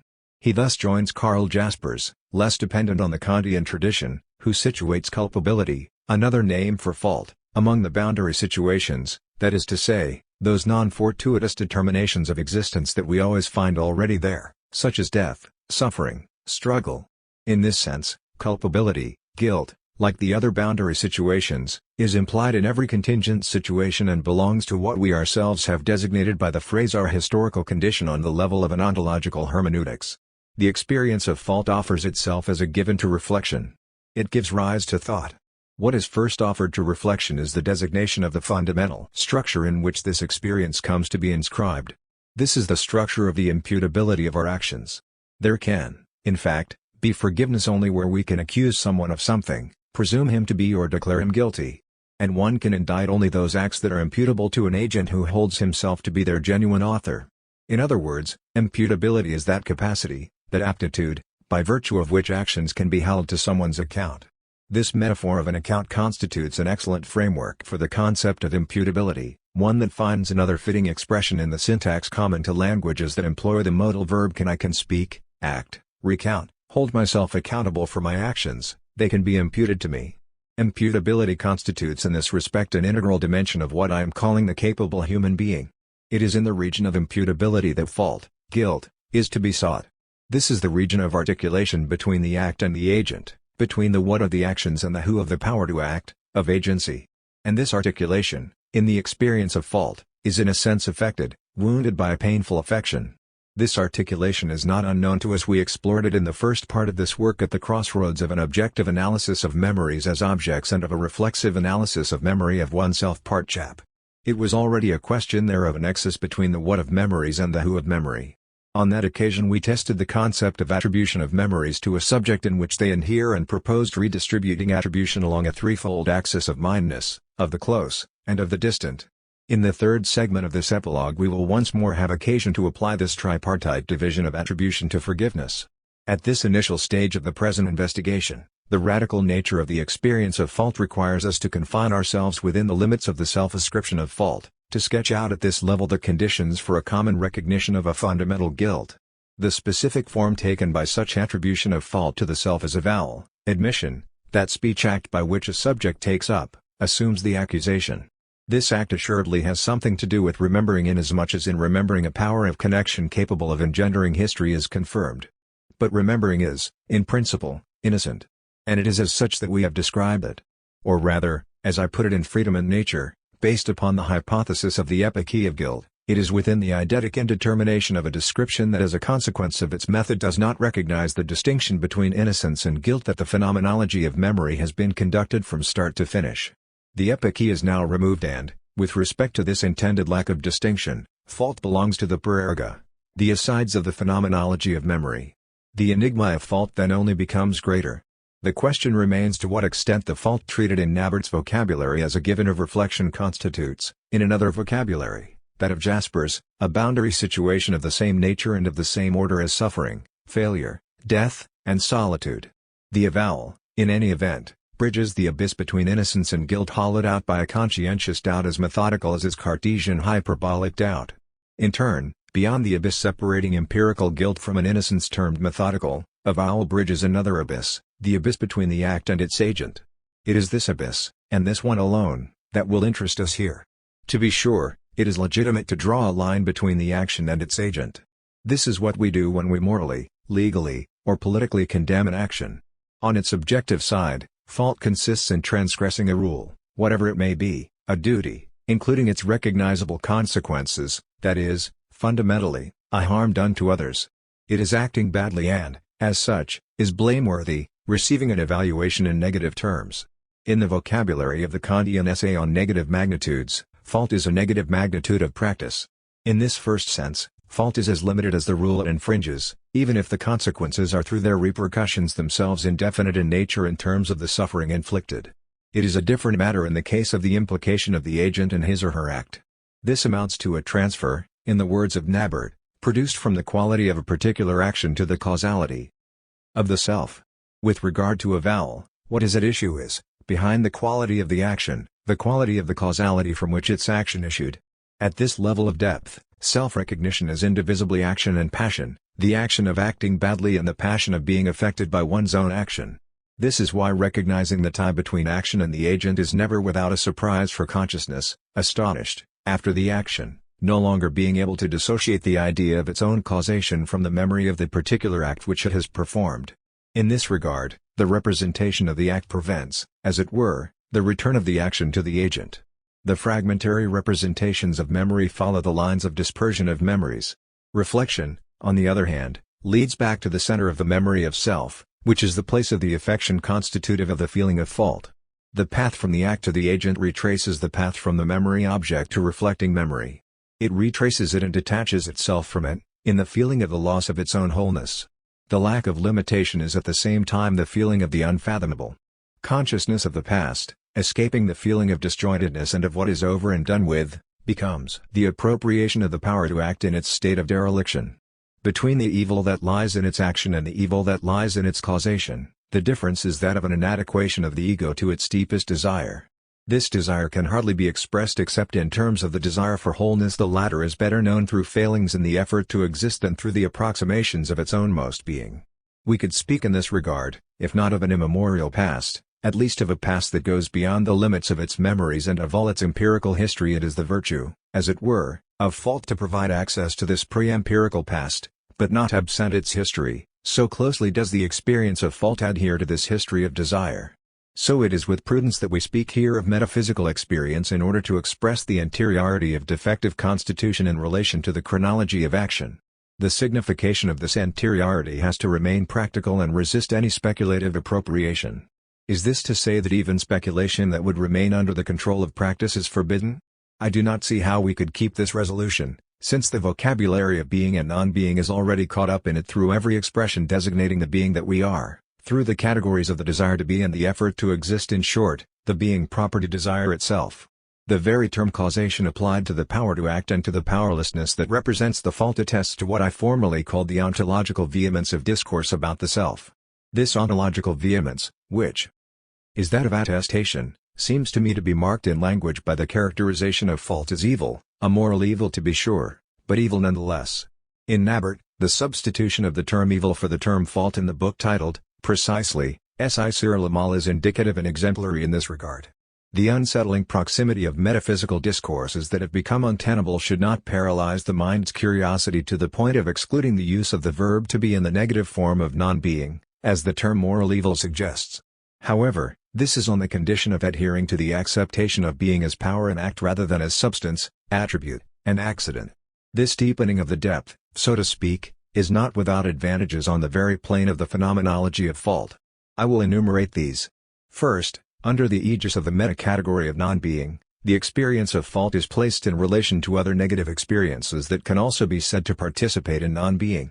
For example, failure as the contrary of success in the dimension of efficacity, of effectiveness as such, has its specific vocabulary in terms of power and act, of project and realization, of dream and accomplishment.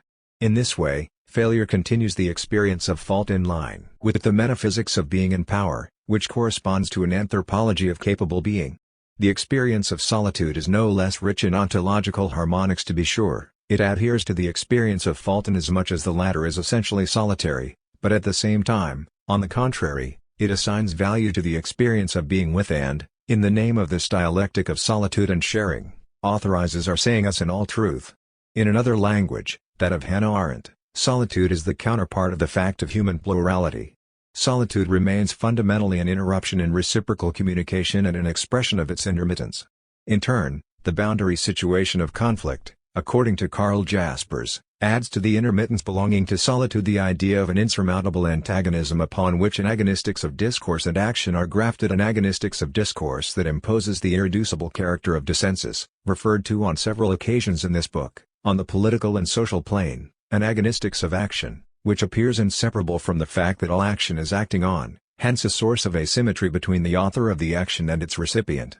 Placed back into this array, the negative experience of fault contains the dimension of evil. Another effect of pairing fault with evil in this way, the reference to evil suggests the idea of an excess, of an unbearable overabundance. This aspect of things is particularly stressed in the opening pages of Jean Nabert's essay, Sur le mal. The chapter is titled The Unjustifiable. What is signified by this word, which was not used in the Elements for an Ethic?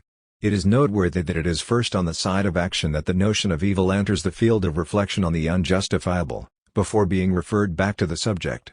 Considered from the side of the object, the unjustifiable designates the success of the nonvalid, what goes beyond infractions measured by the yardstick of the rules recognized by conscience. A type of cruelty, of baseness, of extreme inequality in social conditions distresses me without my being able to name the norms violated. It is no longer a matter of a simple contrary that I would understand in opposition to what is valid. These are evils that belong to a more radical contradiction than that of the valid and the nonvalid, and that give rise to a demand for justification for which performing one's duty is not enough to satisfy. This excessiveness of the nonvalid can be suggested only by crossing through the valid to its limit. According to Jean Nabert, these are evils, these are wounds of inner being, conflicts, sufferings, without any conceivable alleviation. These evils are then indescribable misfortunes for those who suffer them. The accounts of the survivors of the Shoah, so difficult simply to listen to, have pointed in this direction throughout our text. Saul Friedlander spoke in this sense of the unacceptable, which is an understatement. Considered from the side of the agent to whom these acts can be imputed, the excess belonging to the unjustifiable constitutes another sort of non-limitation different from that of the unfathomable causality hollowed out behind the actions in the interiority of the subject. It is a non-limitation symmetrical to that of the harm done to others, the possibility of which is always inscribed within the harm par excellence, namely, murder, death not suffered but inflicted on the other, in short the evil that man does to man. Over and beyond the will to make others suffer and to eliminate them indeed stands the will to humiliate, to deliver the other over to the neglect of abandonment, of self-loathing. The unjustifiable goes further than the experience of fault, when an admission of the complicity of the will on the side of the agent is added to the admission of exceeding what is not valid on the side of actions. Here we reach an intimate impediment, a radical powerlessness to coincide with any model of dignity, at the same time as a frenzy of commitment to action which can scarcely be measured in terms of hatred and which explodes the very idea of the subject's being affected by his or her own actions.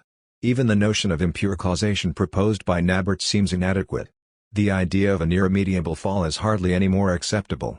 It is therefore the extreme evil done to others, rupturing the human bond, that becomes the index of that other extreme, that of the intimate malevolence of the criminal. It is at this point that notions such as the irreparable on the side of effects, The imprescriptible on the side of criminal justice, and the unpardonable on the side of moral judgment present themselves. The final moment of this epilogue will confront these notions. What extreme form of justification still remains accessible in return? Final benefit of a connection between the idea of fault and the idea of evil. The conjuncture invites us to search within the great cultural imaginary that has nourished the mythical expressions of thought. No theme outside of death and love has given rise to as many symbolic constructions as evil. What remains philosophically instructive is the narrative treatment of the question of the origin, with respect to which purely speculative thought loses itself and proves its failure. With the narrative, as we see in the Adamic myth of the Jewish Torah, comes the idea of a primordial event, the idea, as it were, of a transhistorical contingency. The loss of innocence is something that takes place in a primordial time, without connection to the time of history, and hence is something that ought not to have happened. The idea is suggested of an evil that was always already there in experience and yet is fundamentally contingent in the primordial order. It is philosophically interesting in that a distance is established in this way between the agent and the action.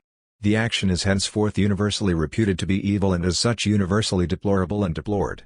But something of the subject is exempt from this, which might not have been dissipated in the adherence of the will to the evil act committed, an innocence which perhaps is not completely abolished and which could reappear on the occasion of certain experiences of extreme happiness. I have elsewhere argued in favor of the thesis that guilt constitutes a boundary situation different from the finiteness constitutive of the human condition. Discontinuity, I thought, would justify the fact that one could pass from an eidetics of the voluntary and the involuntary in the Husserlian manner to a hermeneutics open to the primary symbols of the fault, such as stain, sin, and guilt, and to the secondary symbols structured by the great myths that have nourished in particular the thought of the West, to say nothing of the rationalized myths, belonging to the various gnosis, including the Christian antignostic gnosis of original sin. For our present investigation, this attention given to the myths of guilt retains its interest, not so much for a speculation on the origin of evil, the vanity of which seems irremediable to me, but for an exploration of the resources of regeneration which have remained intact. We shall have recourse to these at the end of our investigation. A place for forgiveness will be sketched out in the hollows of the narrative and mythical treatment of the origin of evil. Height forgiveness. If a single word had to be uttered at the close of this descent into the depths of the experience of fault, abstracting from any escape into a mythical imaginary, it is the term unforgivable. The word is applicable not only to those crimes that, by reason of the immensity of the misfortune that crushes its victims, fall under the heading of the unjustifiable, according to Nabert. It is applicable not merely to the actors who are named as perpetrating these crimes. It also applies to the most intimate tie that unites the agent to the action, the guilty, to the crime. Regardless of what may in fact be the pre-empirical contingency of the founding event of the tradition of evil, human action is forever submitted to the experience of fault. Even if guilt is not originary, it is forever radical. It is this adherence of guilt to the human condition that, it seems, renders it not only unforgivable in fact, but unforgivable by right. Stripping guilt from our existence would, it seems, destroy that existence totally. This consequence was drawn with implacable rigor by Nikolai Hartmann in his Ethics. If forgiveness were possible, he says, it would constitute a moral evil, for it would place human freedom at God's disposal and would offend human self-respect. The being guilty associated with bad action cannot be suppressed for anyone, because it is inseparable from the guilty party. We are carried back to the starting point of the preceding analysis, to the concept of imputability, the capacity to hold ourselves accountable for our actions as their true agent. The experience of fault adheres so closely to imputability that it becomes its organ and its means of revelation. To be sure, Hartmann concedes, one can lessen the bite of guilt, its sting, in relations between communities, but not guilt itself. There is indeed a victory over evil on the moral plane, but not an abolishment of fault. One can arrive at comprehending the criminal, but one cannot absolve him. Fault in its essence is unforgivable not only in fact but by right. Like Klaus Dale, I will take these statements by Nikolai Hartmann as a warning addressed to any discourse on forgiveness by a philosophical ethics that considers itself immunized against the infiltration of theology. The tie between fault and self, guilt and selfhood seems indissoluble. The proclamation summed up in the simple phrase "there is forgiveness" resonates like an opposing challenge. The expression "there is" intended to protect what Levinas called illity in every proclamation of the same sort. Here, illity is the height from which forgiveness is announced, without this height being too hastily assigned to someone who would be the absolute subject. The origin is, to be sure, no less than a person, in the sense that it is a source of personalization. But the principle, Stanislaus Breton reminds us, is none of that which proceeds from it. The there is of the voice of forgiveness says this in its own way. This is why I will speak of this voice as a voice from above. It is from above, in the way that the admission of fault proceeds from the unfathomable depths of selfhood. It is a silent voice but not a mute one. Silent, because there is no clamor of what rages, not mute, because not deprived of speech. An appropriate discourse is in fact dedicated to it, the hymn. A discourse of praise and celebration. It says Ilia, skipped, there is forgiveness, the form of the universal designating it. For the hymn has no need to say who forgives and to whom forgiveness is directed. There is forgiveness as there is joy, as there is wisdom, extravagance, love. Love, precisely. Forgiveness belongs to the same family. How could one not evoke the hymn to love proclaimed by St. Paul in the first epistle to the Corinthians? But, attention, what the hymn names is not someone, at least not in the first stage of thinking, but a spiritual gift, a charisma, granted by the Holy Spirit. About the gifts of the Spirit, there are some things of which I do not wish you to remain ignorant. Thus begins the hymn, core. And the introit, properly speaking, goes further. The higher gifts are the ones you should aim at. And now I will show you the best way of all. There follows the famous litany of the I may speak in tongues of men or of angels, I may have the gift of prophecy, I may have faith, I may dole out all I possess or even give my body to be burned. And the litany of if I have no love. If I have no love, I am nothing. I am a sounding gong or a clanging cymbal. This rhetorical attack that articulates its theme by denouncing a defect, a lack, at the connecting point of having and being, expresses in negative terms the path of eminence, the path of that which goes beyond all other spiritual gifts. The apostle can then unleash an effusive discourse in the present indicative tense. Love is this. Is that. Is what it does. Love keeps no score of wrongs, does not gloat over other men's sins, but delights in the truth. There is nothing love cannot face. There is no limit to its faith, its hope, and its endurance. If love keeps no score of wrongs, this is because it descends to the place of accusation, imputability, where one's scores, one's accounts are kept. If love declares itself in the present, this is because its time is that of permanence, of the most encompassing duration, the least distended, one would say in the language of Bergson. And it will never come to an end. It endures. And it endures in a more excellent manner than the other gifts. In a word, there are three things that last forever: faith, hope, and love. But the greatest of them all is love. The greatest because it is hide itself. Now if love excuses everything, this everything includes the unforgivable. If not, it would itself be annihilated. In this regard, Jacques Derrida, whom I meet up with again here, is right. Forgiveness is directed to the unforgivable or it does not exist. It is unconditional, it is without exception and without restriction. It does not presuppose a request for forgiveness. One cannot or should not forgive. There is no forgiveness, if there is any, except where there is the unforgivable. All that ensues in the problematic results from this, from what Pascal called disproportion, in a vocabulary marked by cosmic geometry and the algebra that opposes two infinities. This disproportion between the depth of the fault and the height of forgiveness will be our torment to the end of this essay. For this infinite exigency, emanating from an unconditional imperative, is in fact masked by two sorts of factors belonging to the actual inscription of the imperative in history. First of all, the commandment to forgive is transmitted to us by a determinate culture, whose broad scope does not succeed in concealing its limitation. It is, Derrida notes, to a religious heritage, let us say Abrahamic, to gather under it Judaism and the various forms of Christianity and Islam, le siècle et le pardon, that the language we are attempting to fit into the imperative mood belongs. This complex and differentiated, even conflicting, tradition is at once singular and in the process of universalization. It is singular in the sense that it is carried by the Abrahamic memory of the religions of the book and in a Jewish, but more especially Christian interpretation of the neighbor and the fellow human being. Ibid. In this regard, no one is unaware that St. Paul's hymn to love is inseparable from the kerygma of Jesus Christ, from its inscription in a Trinitarian proclamation and a typology of gifts within the community of the early Church.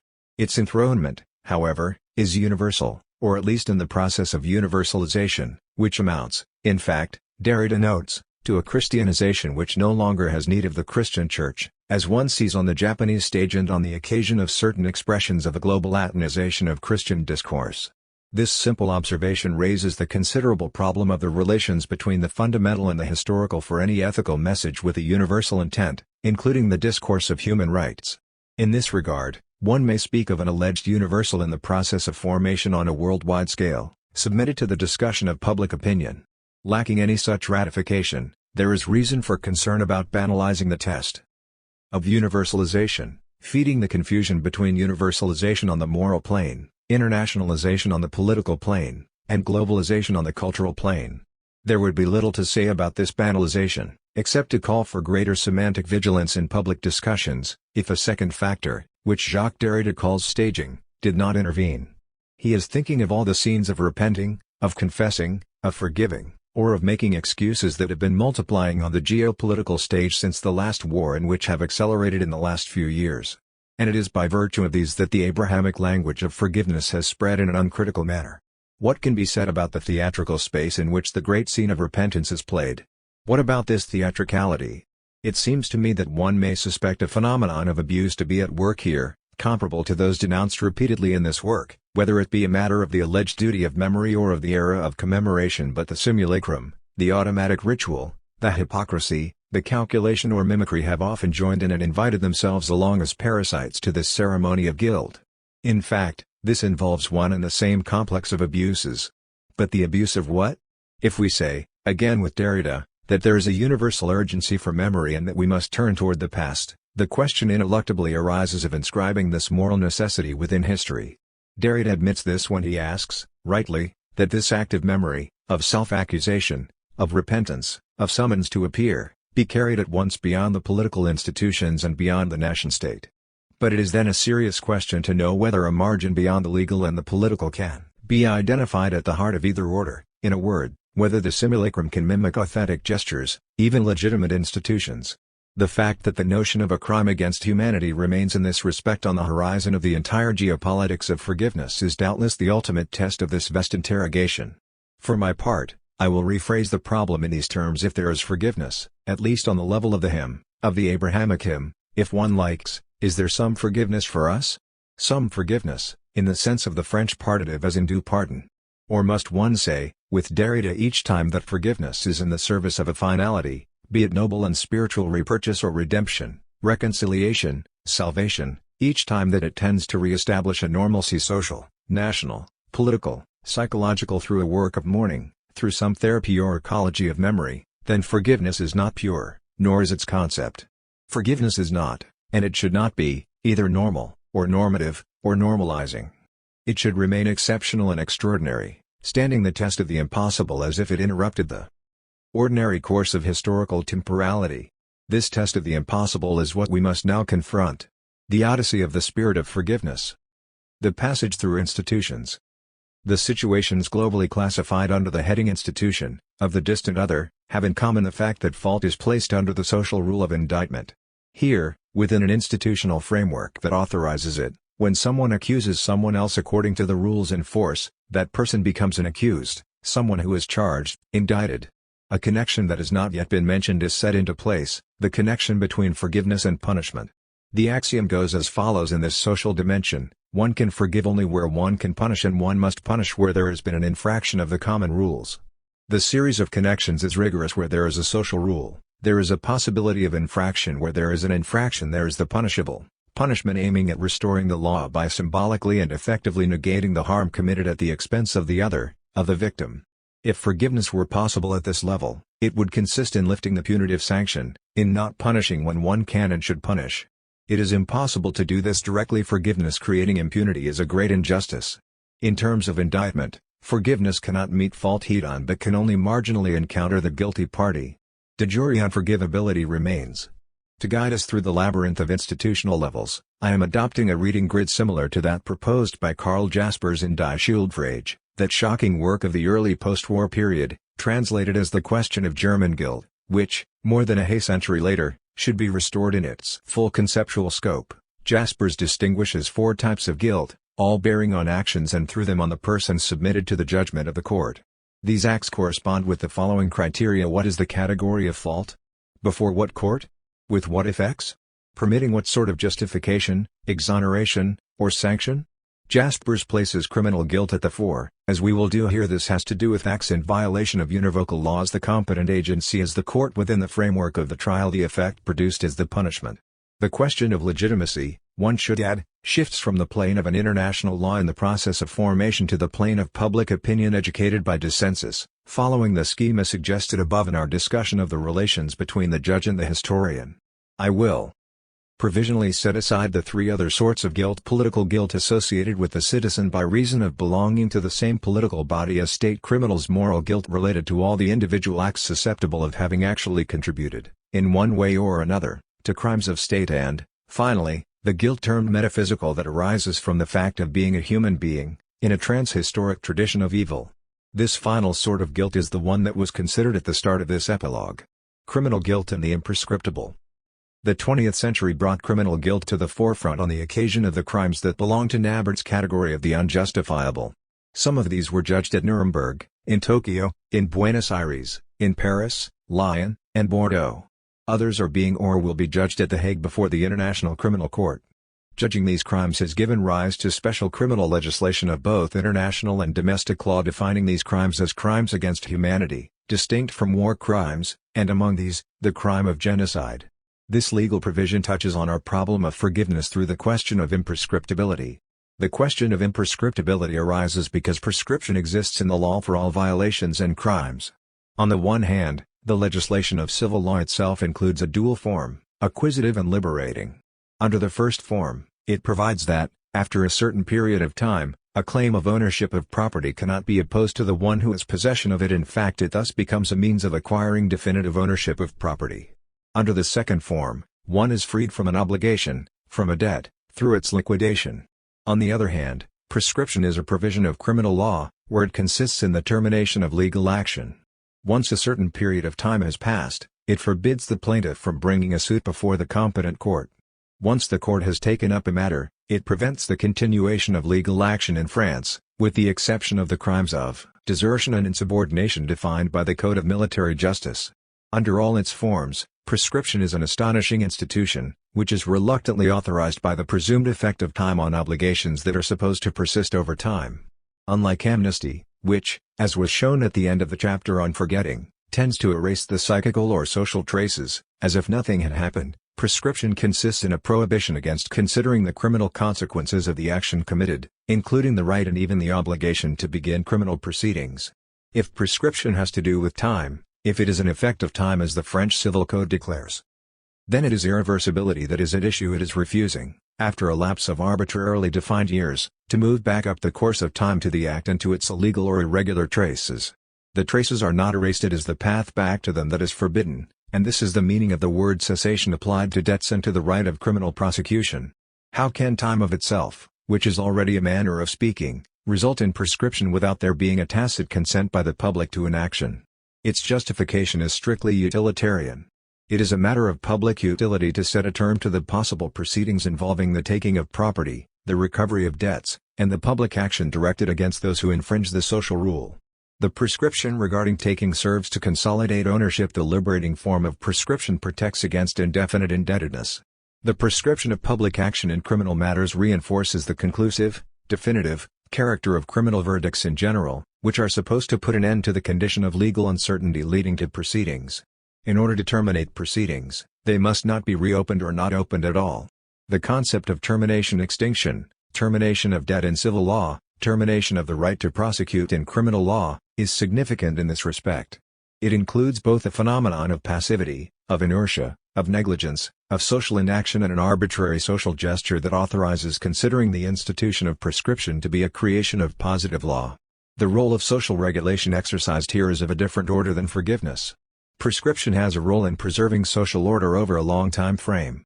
Even if forgiveness has an important social role, as will be demonstrated later in company with promising, its nature and origin are inscribed within the social function, even when it is most deeply affected by the concern with domestic peace.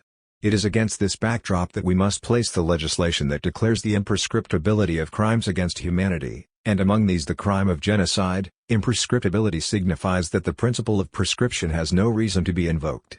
It suspends a principle that itself consists in an obstacle to the exercise of public action. By suppressing the statute of limitations, the principle of imprescriptibility authorizes the indefinite pursuit of the authors of these immense crimes. In this sense, it restores to the law its force to persist despite the obstacles to carrying through the effects of the law. The justification for this suspension of a rule which itself is suspensive draws upon several arguments.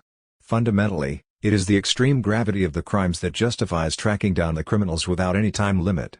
Confronting the fallacious argument of the wearing away of public outrage through the mechanical effect of time, the presumption is that the reprobation regarding the crimes considered knows no limit in time. Added to this argument is the consideration of the perversity of concerted plans, as seen in the restrictive definition of a crime against humanity in French domestic law. Such circumstances justify particular zeal in tracking criminals, taking into account the impossibility of a rapid judgment. So good are the guilty at hiding from justice either by fleeing or changing their identity. In the face of these ruses, proofs are needed that resist time's attrition, as is a language that does not recognize the statute of limitations. Having said this, what about the relations between the imprescriptible and the unforgivable? In my opinion, it would be an error to confuse the two notions. Crimes against humanity and the crime of genocide can be said improperly to be unpardonable only because the question does not arise. As we suggested above, justice must be done. Pardon cannot be substituted for justice. To forgive would be to ratify impunity, which would be a grave injustice committed at the expense of the law and, even more so, of the victims.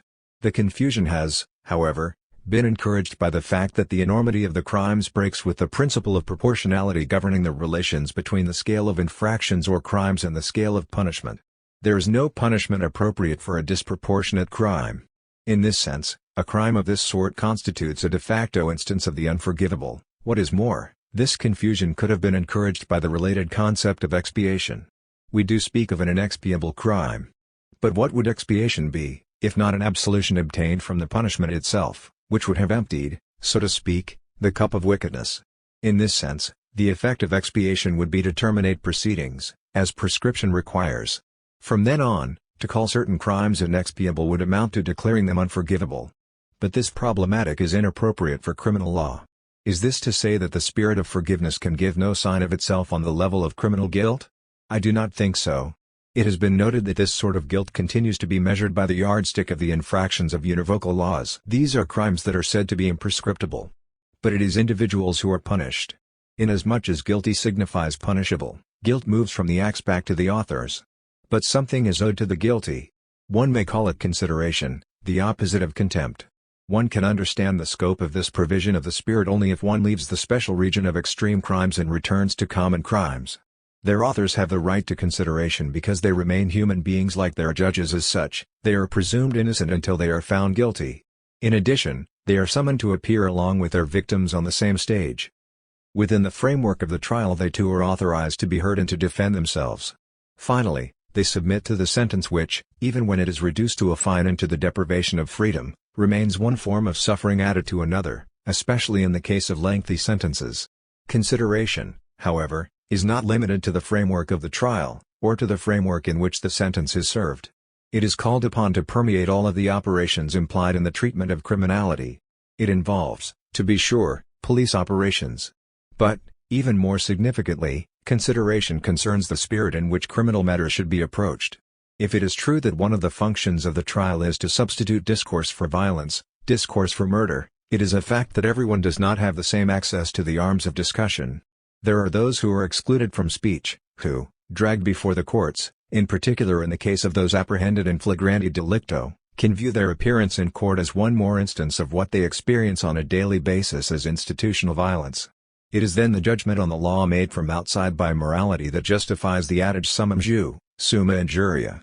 This judgment made by morality on justice is extended to a judgment made within the judicial system, in the form of injunctions addressed to justice, requiring that it be ever more just, that is to say, at once more universal and more singular, more concerned with the concrete conditions of equality before the law and more attentive to the narrative identity of those who appear before it.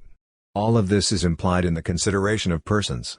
The fact that the horror of immense crimes prevents extending this consideration to their authors is the mark of our inability to love absolutely. This is the sense of Jankelowicz's last admission: forgiveness is as strong as evil, but evil is as strong as forgiveness. This statement concurs with that of Freud, whose discussion of the battle of the giants and the confrontation between Eros and Thanatos concludes with a similar hesitation. Political guilt. It is important to distinguish, as Karl Jaspers does, the political guilt of citizens and politicians from criminal responsibility under the jurisdiction of a court and hence from the criminal proceedings governing the course of the trial. Political guilt results from the fact that citizens belong to the political body in the name of which the crimes were committed. In this sense, It can be termed collective on the condition of not being criminalized. The notion of a criminal people must be explicitly rejected. But this sort of guilt involves the members of the political community independently of their individual acts or of their degree of acquiescence to state policies. Whoever has taken advantage of the benefits of the public order must in some way answer to the evils created by the state to which he or she belongs. Before whom is this sort of responsibility Hoftung exercised? Jaspers answered before the victor, to which the very fact of being alive logically forces all to submit the question of German guilt. Today one would say before the authorities representative of the interests and the rights of the victims and before the new authorities of a democratic state. This is still a matter, however, of power, of domination, if only the power of the majority with respect to the minority. As for the effects, they are parceled between punitive sanctions, pronounced by courts of justice in the name of a policy of purification, and the long-term obligations of reparation assumed by the state produced by the new power relations. But more important than punishment, and even reparation, remains the word of justice that establishes the public responsibilities of each of the protagonists and designates the respective places of aggressor and victim in a relation of appropriate distance. The limits of this guilt or certain power relations remain in play. In this regard, we must refrain from casting the history of force as the world tribunal. But, within these limits, conflicts have their place and are of concern to the problematic of forgiveness. We are always in the domain of guilt, of accusation, insofar as we remain within the field of reprobation and condemnation. The strategies of exoneration are then given free rein, acting as an obstacle to the progress of the spirit of forgiveness in the direction of the guilty self. The defense always has arguments. Facts can be opposed to facts. Rights of individuals can be invoked in opposition to national rights. The self-interested purposes of the judges can be denounced, even the accusation that they have contributed to the scourge to quoque. Or, yet again, an attempt can be made to submerge the local misfortunes in the vast history of world events. It then becomes the task of enlightened opinion to always bring the examination of conscience back from that vast stage to the small stage of the state in which one grew up. In this regard, a long-honored form of exoneration has to be denounced, the one invoked by the citizen who considers himself not concerned with the life of the body politic. The ethos of politics, Karl Jaspers recalls, is the principle of a state in which all participate with their consciousness, their knowledge, their opinions, and their wills. On the other hand, the consideration due to the accused, on the political level, takes the form of moderation in the exercise of power, of self-limitation in the use of violence, even of clemency with respect to the vanquished Parcier victus! Clemency, magnanimity, the shadow of forgiveness. Moral guilt. With moral responsibility, we move one step further away from the structure of the trial and we come closer to the center of guilt, the bad will. This concerns the mass of individual acts, small and large, that contributed by their tacit or explicit acquiescence to the criminal guilt of the politicians and to the political guilt of the members of the body politic. Here, the collective responsibility of a political nature ceases and personal responsibility begins. Jurisdiction rests with my conscience, and in communication with my friends and intimates who are lovingly concerned about my soul. The question of German guilt. What is sketched out here is the transition from the accusation to the exchange between request and forgiveness, to which we shall return in a moment. But it is also at this level that the strategies of exoneration run rampant. They draw support from the quibbles over who is right. Nowhere are intellectual honesty and the will to be lucid with regard to oneself more necessary than on this plane of complex motivations. Once again here we find the will not to know, the refuge of blindness, and the tactics of semi-passive, semi-active forgetfulness discussed above. But we must also mention the inverse excesses, those of ostentatious and shameless self-accusation, the sacrifice of personal pride that can quickly turn to aggression against fellow citizens who remain mute. One is reminded of the verbal staging of the penitent judge in Camus' work The Fall, in which the roles of the accuser and the accused are cleverly combined, without the mediation of an impartial and benevolent third party. The immediate post-war situation was not, however, to focus attention solely on the moral responsibility involved in the relations between individuals and the public powers of the national state and the internal problems posed by totalitarianism. Wars of liberation, colonial and post-colonial wars, and even more so the conflicts and wars produced by the demands of ethnic, cultural, and religious minorities have projected onto the foreground a disturbing question, which Klaus Semko Dale places at the start of his reflections on the public dimension of forgiveness. Are peoples capable of forgiving? The question is addressed, to be sure, to individuals taken one by one. This is why it is indeed a matter of moral responsibility concerning specific behavior. The motivation of the acts, however, is transmitted by the collective memory on the scale of historical communities laden with history. In this regard, the conflicts that are spread out over the entire planet share with the conflicts evoked in the great criminal trials of the 20th century the same structure of entanglement between the private and the public. Godale's question is raised on this final level. The answer, unfortunately, is negative. One must conclude that discourses on the reconciliation of peoples remains a pious vow. The collectivity has no moral conscience. Confronted in this way with outside guilt, peoples slip back into rehashing old hatreds, ancient humiliations. Political thinking runs up against a major phenomenon here, namely, the irreducibility of the friend-foe relationship, upon which Carl Schmitt constructed his political philosophy, to relations of enmity between individuals. This reluctant observation is particularly troublesome for a conception of memory like the one proposed in this work, which is based upon continuity and the reciprocal relation between individual memory and collective memory, itself established as historical memory in Halbwachs's sense. Love and hate operate differently, it seems, on the collective scale of memory. Confronting this somber result, Godale proposes as a remedy for these diseased memories the idea of normalcy in the relations between neighboring enemies. He conceives of normalcy as a sort of incognito forgiveness, incognito der Versehung nachwendzeiten? Not, he says, fraternization but proper behavior in relations of exchange. And he attaches this idea to a culture of consideration Nachlichkeit on the civic and cosmopolitan scale. We encountered this notion on the plane of criminal guilt. It has been extended to the plane of political responsibility in the form of moderation, of mansuetude, of clemency. It can also appear, finally, on the level of moral responsibility in the confrontation with hereditary hatreds in the form of a stubborn will to understand those others whom history has made our enemies. Applied to oneself, it implies the refusal to indulge in cheap exoneration with regard to the stranger, the enemy, or the former enemy. Goodwill on this level requires, in particular, an attention to founding events that are not my own and to the life stories that belong to the other side. This is the place to repeat the adage learn to recount otherwise. It is within the framework of this culture of consideration applied to the relations of foreign policy that gestures that cannot be transformed into institutions, like Chancellor Brandt's kneeling down in Warsaw, take on meaning. What matters is their exceptional character. It is by virtue of their secret alchemy that they are able to act on institutions, by producing a disposition to consideration, to use Godale's expression. As it happens, these gestures are also requests for forgiveness. As such, they signal their membership in two orders of thinking, that of guilt, which is also the unforgivable, and that of the exchange between a request and an offer, in which the unforgivable begins to be chipped away. It is in the direction of this new order that we must now proceed. The Odyssey of the Spirit of Forgiveness. The stage of exchange. Let us take a step outside the circle of accusation and punishment, the circle within which there is but a marginal place for forgiveness. This step is suggested by the sort of question raised by Jankelevich: has anyone asked us for forgiveness? The question presupposes that, if the aggressor had asked for forgiveness, whether to forgive him would have been an acceptable question. Now this very assumption is directly opposed to the primary characteristic of forgiveness, its unconditionality. If there is forgiveness, we said with Derrida, then it has to be able to be granted without the condition of a prior request. And yet we believe, on the level of practice, that there does exist something like a correlation between forgiveness requested and forgiveness granted. This belief shifts fault from the unilateral sphere of guilt and punishment into the sphere of exchange.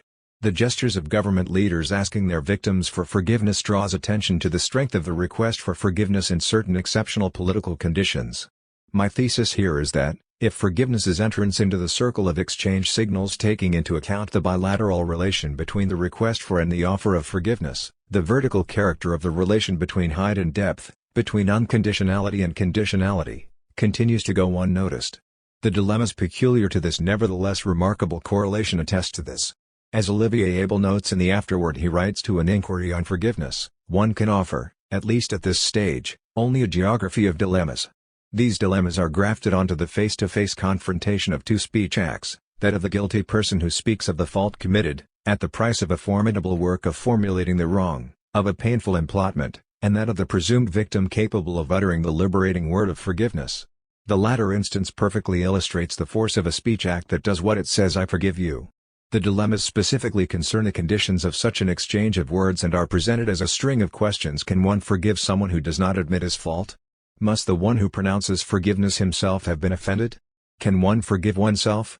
But even if a given author decides one way rather than the other, And how could the philosopher not be caught up in this? At least if his task goes beyond simply registering the dilemmas, there is always room for objection. Confronting the first dilemma, it seems to me that it is a matter of respecting the sense of self of the guilty person, showing him the consideration we spoke of earlier, to expect an admission from him. The second dilemma is more disturbing. The circle of victims continues to grow, taking into account relations of filiation, the existence of community ties, cultural proximity, and so on up to a limit that political wisdom has to determine, if only to be in a position to confront the excesses in the contemporary tendency toward victimization. But it is the counterpart to the question raised that remains troublesome. Is it only the primary offender who is in a position to ask for forgiveness? Beyond the suspicion of banalization and theatricalization, the public scenes of penitence and contrition, mentioned above, give rise to a question of legitimacy. On what authority can a political leader in office or the current head of a religious community presume to request forgiveness from the victims, with respect to whom he or she was not personally the aggressor and who themselves did not personally suffer the harm in question? This presents the question of representativeness in time and in space along the line of continuity of an uninterrupted tradition. The paradox is that institutions have no moral conscience and that it is their representatives, speaking in their name, that confer on them something like a proper name and, with it, historical guilt. Certain members of the communities involved can, nevertheless, not feel personally concerned by a cultural solidarity that possesses a force different from the political solidarity from which the collective responsibility mentioned above results. The third dilemma will receive a complete response only in the final stage of our Odyssey. The hypothesis of forgiveness accorded by the self to itself poses a twofold problem. On the one hand, the duality of the roles of aggressor and victim resist complete internalization. Only another can forgive, the victim. On the other hand, and this reservation is decisive, the difference of height between forgiveness and an admission of fault is no longer recognized in a relation in which the vertical structure is projected onto a horizontal correlation. It is this misunderstanding that, in my opinion, results in the overhasty assimilation of forgiveness to an exchange defined by reciprocity alone. The economy of the gift. In order to clarify this equivocalness, I want to consider the particular structure of the dilemmas of forgiveness along with the difficulties that result from extending the problematic of forgiveness to a model of exchange tied to the concept of the gift. The etymology and the semantics of numerous languages encourage this comparison. Don pardon, gift for giving, dono perdono, geben vergeben. Now the idea of gift has its own difficulties, which can be divided into two parts. It is important first to recover the reciprocal dimension of the gift in contrast to an initial characterization of it as unilateral. It is then a matter of restoring, at the heart of the relation of exchange, the difference in altitude that distinguishes forgiving from giving, following the essence of exchange. Concerning the first confrontation, one must admit that the thesis of the free gift le don sans retour is forceful indeed and demands significant attention. To give, the Robert Dictionary says, is to deliver over to someone in an intention of generosity, or without receiving anything in return, something one possesses or which one enjoys. The emphasis is, in fact, placed here on the absence of reciprocity. There appears to be complete asymmetry between the one who gives and the one who receives. As a first approximation, this is not false. Giving more than one has to does, in fact, constitute a parallel to giving without receiving anything in return. But, on another side, a different logic propels the gift toward re-establishing equivalence on a level other than the one spurned by the logic of superabundance. In this regard, Marcel Mauss's classic book on the gift, The Archaic Form of Exchange, must alert us. Mauss does not oppose gift to exchange, but to the market form of exchange, to calculation and to self-interest. A gift given always expects a gift in return, reads an old Scandinavian poem. The counterpart to the gift, in fact, is not receiving but giving in return, giving back. What the sociologist intends to isolate is one important set of phenomena, namely, prestations which are in theory voluntary, disinterested, and spontaneous, but are in fact obligatory and interested. The question is this: what force is there in the thing given which compels the recipient to make a return? The enigma lies in the connection between three obligations: giving, receiving, giving back. It is the force of this connection that, according to the spokespersons for these populations, underlies the obligation of the gift in return. The obligation to give back stems from the thing received, which is not inert in the things exchanged at a potlatch. There is a certain power which forces them to circulate, to be given away and repaid. The gift, the backdrop against which the market school and its notion of individual self-interest, whose triumph is celebrated by Mandeville's fable of the bees, stand out, must remain a foundation to which we return. Here, we touch bedrock. Give as much as you receive, and all is for the best, says a lovely Maori proverb. Gift and forgiveness. Does the archaic model revisited in this way offer sufficient support to resolve the dilemmas of forgiveness? The response can be positive, at least as concerns the first part of the argument concerning the bilateral and reciprocal dimension of forgiveness. However, an objection arises in the following manner: by purely and simply aligning forgiveness with the circularity of the gift, the model no longer permits us to distinguish between forgiveness and retribution, completely equalizing the partners. We may then be tempted to reverse the matter and leap to the other pole of the dilemma. With what are we then confronted? With the radical commandment to love our enemies unconditionally. This impossible commandment seems to be the only one to match the height of the spirit of forgiveness. The enemy has not asked for forgiveness, he must be loved as he is. This commandment not only turns against the principle of retribution, not only against the lex talionis that this principle claims to correct, but, ultimately, even against the golden rule that is supposed to break with retaliation. Don't do to someone else what you would not want him to do to you, says the golden rule. There is no point in writing "don't do to others what they would not want you to do to them." It is a matter of reciprocity. Little by little, suspicion is directed against private or public actions that claim to be inspired by a spirit of generosity: volunteer work, public collections, responses to poverty, to say nothing of the attacks that are made today against non-governmental humanitarian organizations. The adversaries argue this way: giving obliges giving back, giving secretly creates inequality by placing the givers in a position of condescending superiority. Giving ties the beneficiary, placing him or her under obligation. The obligation to be grateful. Giving crushes the beneficiary under the weight of a debt he cannot repay. The criticism is not necessarily malicious. The Gospel writers place it in the mouth of Jesus, precisely, just after the reminder of the Golden Rule. We read, "If you love only those who love you, what credit is that to you? Even sinners love those who love them. But you must love your enemies and do good and lend without expecting any return." Luke. The earlier criticism is thereby radicalized: the absolute measure of the gift is the love of one's enemies. And with this is associated the idea of a loan without any expectation of return. Far from softening, the critique becomes more radical under the pressure of an almost impossible commandment. I would like to suggest that not only is the market exchange attacked by the critique, so too is a higher form of exchange extending all the way to the love of one's enemies. All the objections, in fact, presuppose a form of self-interest hidden behind generosity. They therefore are themselves situated within the space of market goods, which does have its own legitimacy, but, precisely, in a domain in which the expectation of reciprocity takes the form of monetary equivalence. The commandment to love one's enemies begins by breaking the rule of reciprocity and requiring the extraordinary. Faithful to the gospel rhetoric of hyperbole, according to this commandment the only gift that is justified is the one given to the enemy, from whom, by hypothesis, one expects nothing in return. But, precisely, the hypothesis is false. What one expects from love is that it will convert the enemy into a friend. The potlatch celebrated by Marcel Mauss breaks up the order of the market from within through munificence, as does in its own fashion the expense formulated by Georges Bataille. The Gospels do this by giving to the gift a measure of extravagance that ordinary acts of generosity can only approach from afar. What name should be given to this non-market form of gift? This is no longer an exchange between giving and giving in return, but between giving and simply receiving. What was potentially offended in the act of generosity, which was still a part of the market sphere, was the dignity of the recipient. Giving and honoring the beneficiary is the form that consideration takes on the level of exchange discussed above. The reciprocity of giving and receiving puts an end to the horizontal asymmetry of the gift with no expectation of return, under the aegis of the singular figure constituted by consideration. Recognizing the reciprocal dimension of the relation between the request for and the offer of forgiveness constitutes only a first stage in the complete reconstruction of this relation. What remains to be taken into account is the vertical distance between the two poles of forgiveness. This is at issue in the confrontation between the unconditionality of forgiveness and the conditionality of the request for forgiveness. This incessantly re-emerging difficulty reappears at the very heart of the model of exchange applied to forgiveness, in the form of a question: what makes the parties capable of entering into the exchange between admission and forgiveness?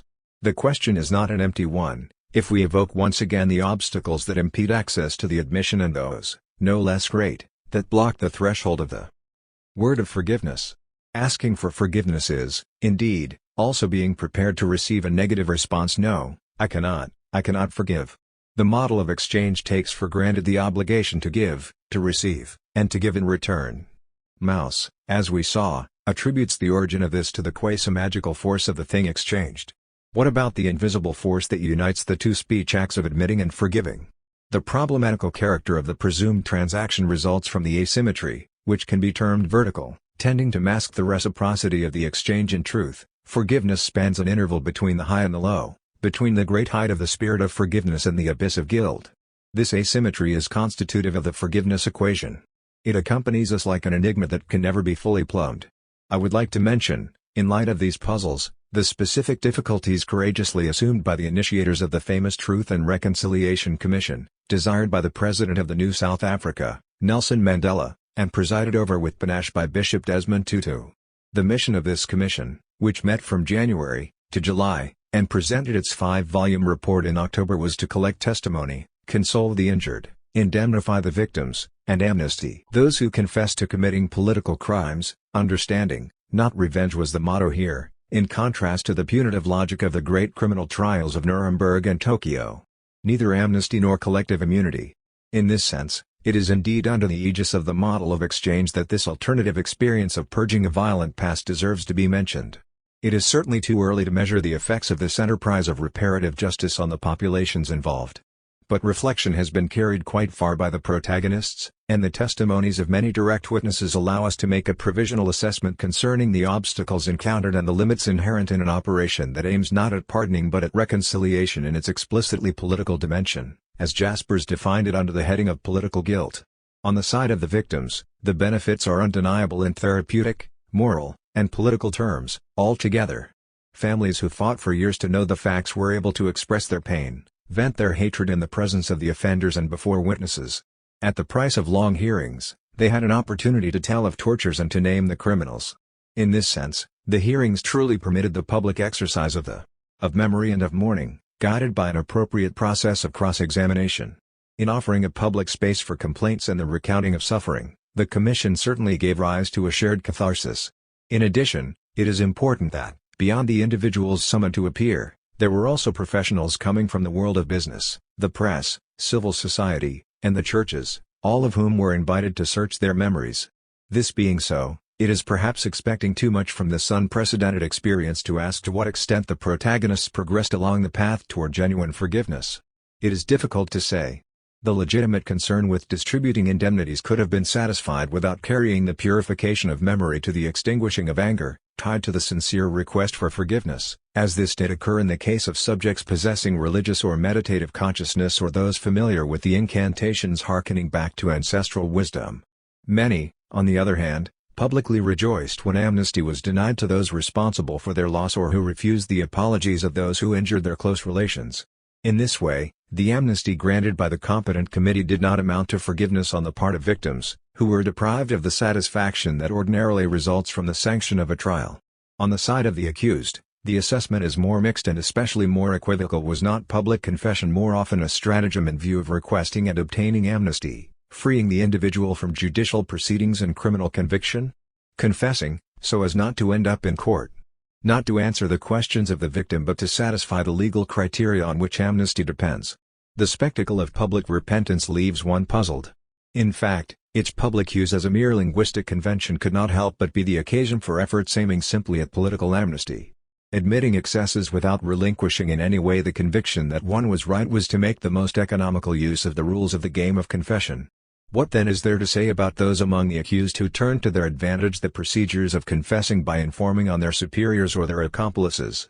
To be sure, they helped to establish the factual truth, but at the cost of the truth that liberates. The de facto immunity for earlier crimes was transformed for them into de jure impunity in return for admissions without contrition.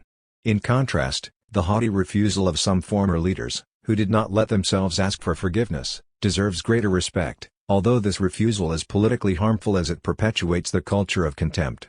These perplexities, arising on both sides of the exchange between admission and forgiveness, invite us to consider the limits inherent in a project of reconciliation like this. The very establishment of the Commission resulted from intensely impassioned negotiations between the former leaders and the new power, to say nothing of the confrontations between rival factions forced to share the victory. More profoundly and more enduringly, the violence of apartheid left wounds that a few years of public testimony were unlikely to heal. This leads us, regretfully, to a viewpoint similar to Kodale's disturbing observation that peoples do not forgive. The initiators and the advocates of the Truth and Reconciliation Commission dared to give the light to this disillusioned belief and to provide a historic opportunity for a public form of the work of memory and of mourning in the service of public peace. Often, the Commission exposed brutal truths that the agencies of political reconciliation between former enemies could not accept, as is shown by the rejection of the Commission's report by many people. It is not a sign of despair to recognize the non-circumstantial, but more properly structural, limitations belonging to an enterprise of reconciliation which not only requires a great deal of time but also a work upon the self, in which it is not an exaggeration to see under the figure of a public exercise of political reconciliation something like an incognito of forgiveness. Due to the very perplexities it has raised for its protagonists and its witnesses, the painful experience of the Truth and Reconciliation Commission has taken us back to the point where we interrupted our discussion of the relations between forgiveness, exchange, and gift.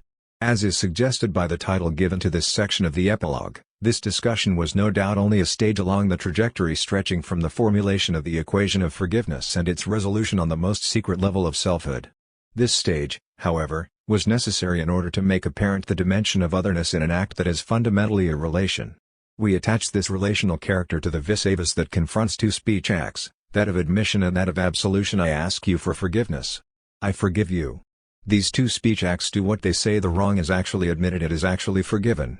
The question is then to understand how this happens, taking into account the terms of the equation of forgiveness, namely, the apparent incommensurability between the unconditionality of forgiveness and the conditionality of the request for forgiveness. Is this abyss not bridged in a certain manner by virtue of a type of exchange that preserves the polarity of the extremes? The model is then proposed of the gift and its dialectic of the gift in return.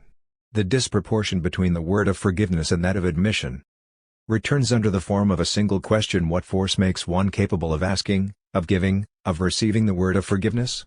The return to the self. It is now to the heart of selfhood that our investigation must be directed. But to what power, to what courage can one appeal in order simply to ask for forgiveness? Forgiving and promising. Before entering into the paradox of repentance, we must test an attempt at clarification that will be the last for us, after that of exchange and the gift. It is from our ability to master the course of time that the courage to ask for forgiveness seems able to be drawn. This is what Hannah Arendt attempts to show in The Human Condition, whose reputation is not undeserved. Her argument rests on re-establishing a very ancient symbolism, that of unbinding/binding, then on pairing forgiving and promising under this dialectic, one of which would unbind and the other bind us. The virtue of these two capabilities is that they answer in a responsible manner to the temporal constraints on the continuation of action on the plane of human affairs. Action, as we recall, is the third category of a threesome: labor, work, action. This is the basic triad of the via activa considered in terms of its anthropological structures, at the union of the fundamental and the historical. It is by its own characteristic temporality that action is distinguished from the other two terms.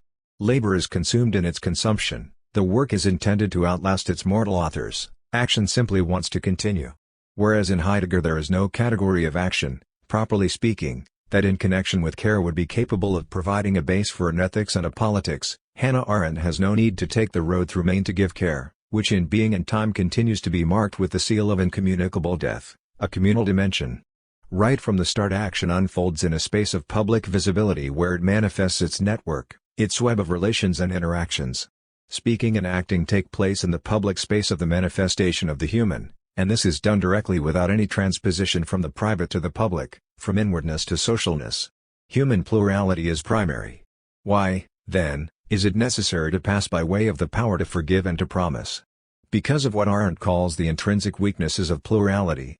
The fragility of human affairs is not, in fact, reducible to the perishable, mortal character of undertakings subjected to the merciless order of things, to the physical effacement of traces, that purveyor of oblivion.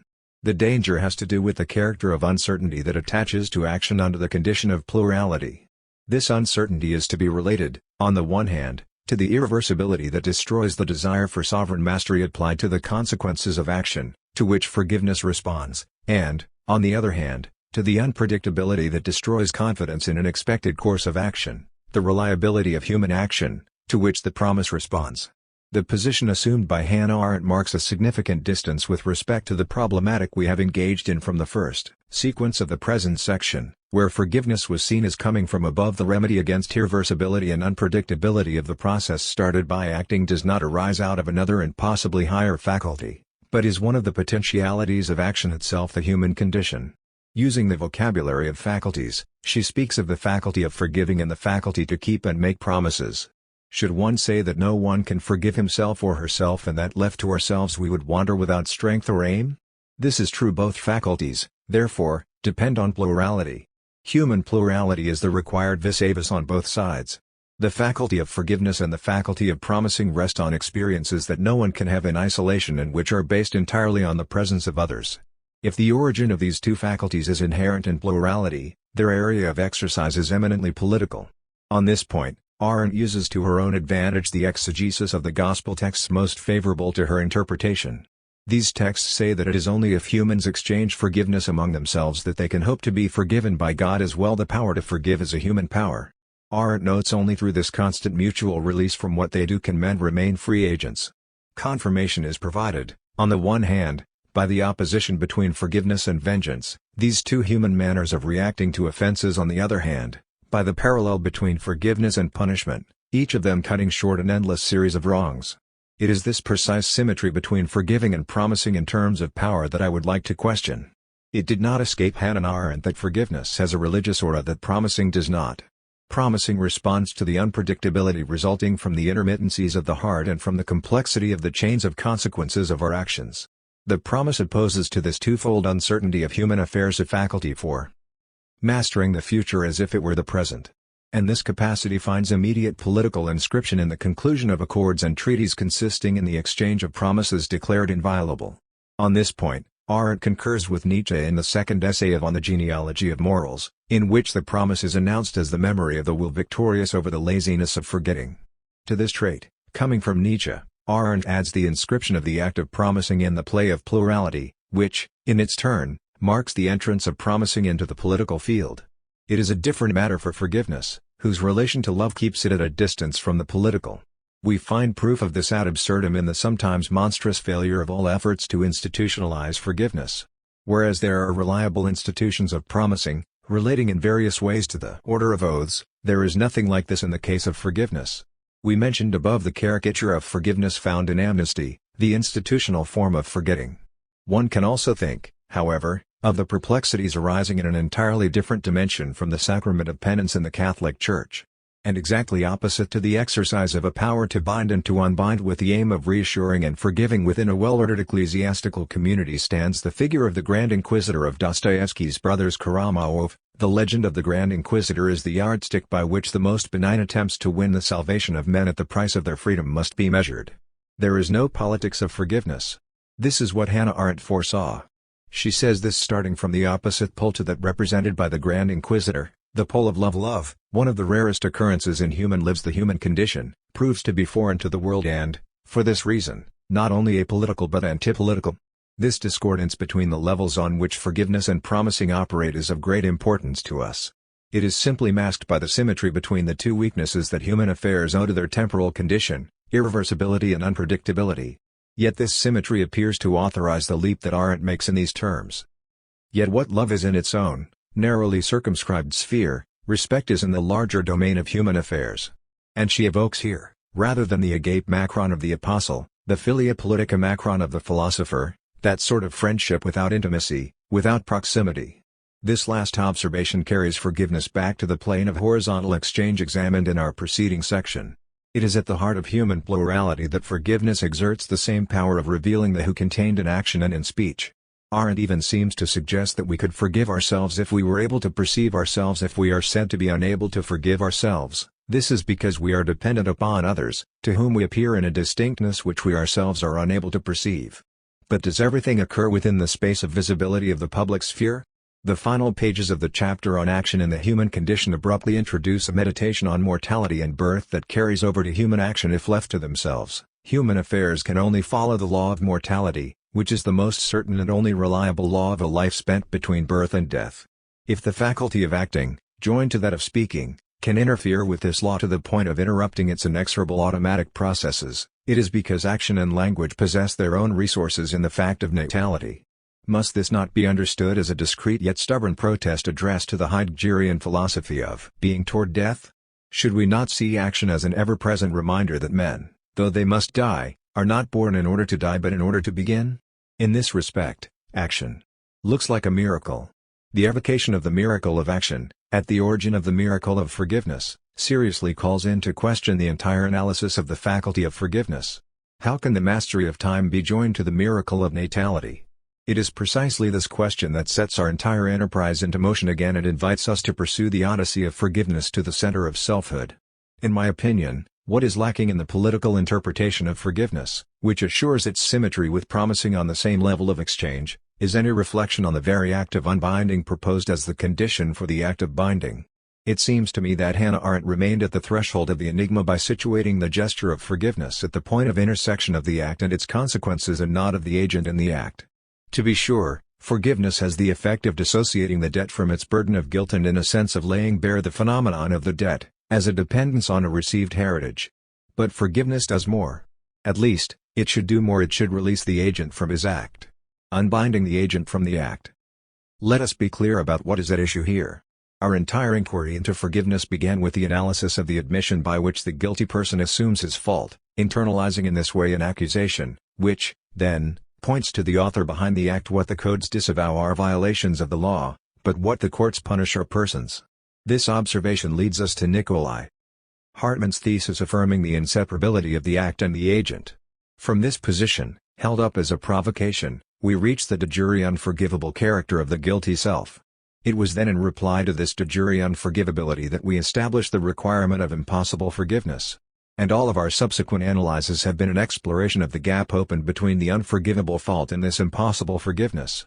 The exceptional gestures of forgiveness, the precepts concerning the consideration owed to the defendant, and all the behaviors that we ventured to maintain on the planes of criminal, political, and moral guilt, for the incognitos of forgiveness, and which are often no more than alibis for forgiveness, were applied, with difficulty, to fill this gap.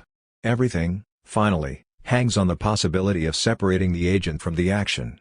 This unbinding would mark the inscription, in the field of the horizontal disparity between power and act, of the vertical disparity between the great height of forgiveness and the abyss of guilt. The guilty person, rendered capable of beginning again, this would be the figure of unbinding that commands all the others. It is the unbinding that governs all the others. But is it itself possible?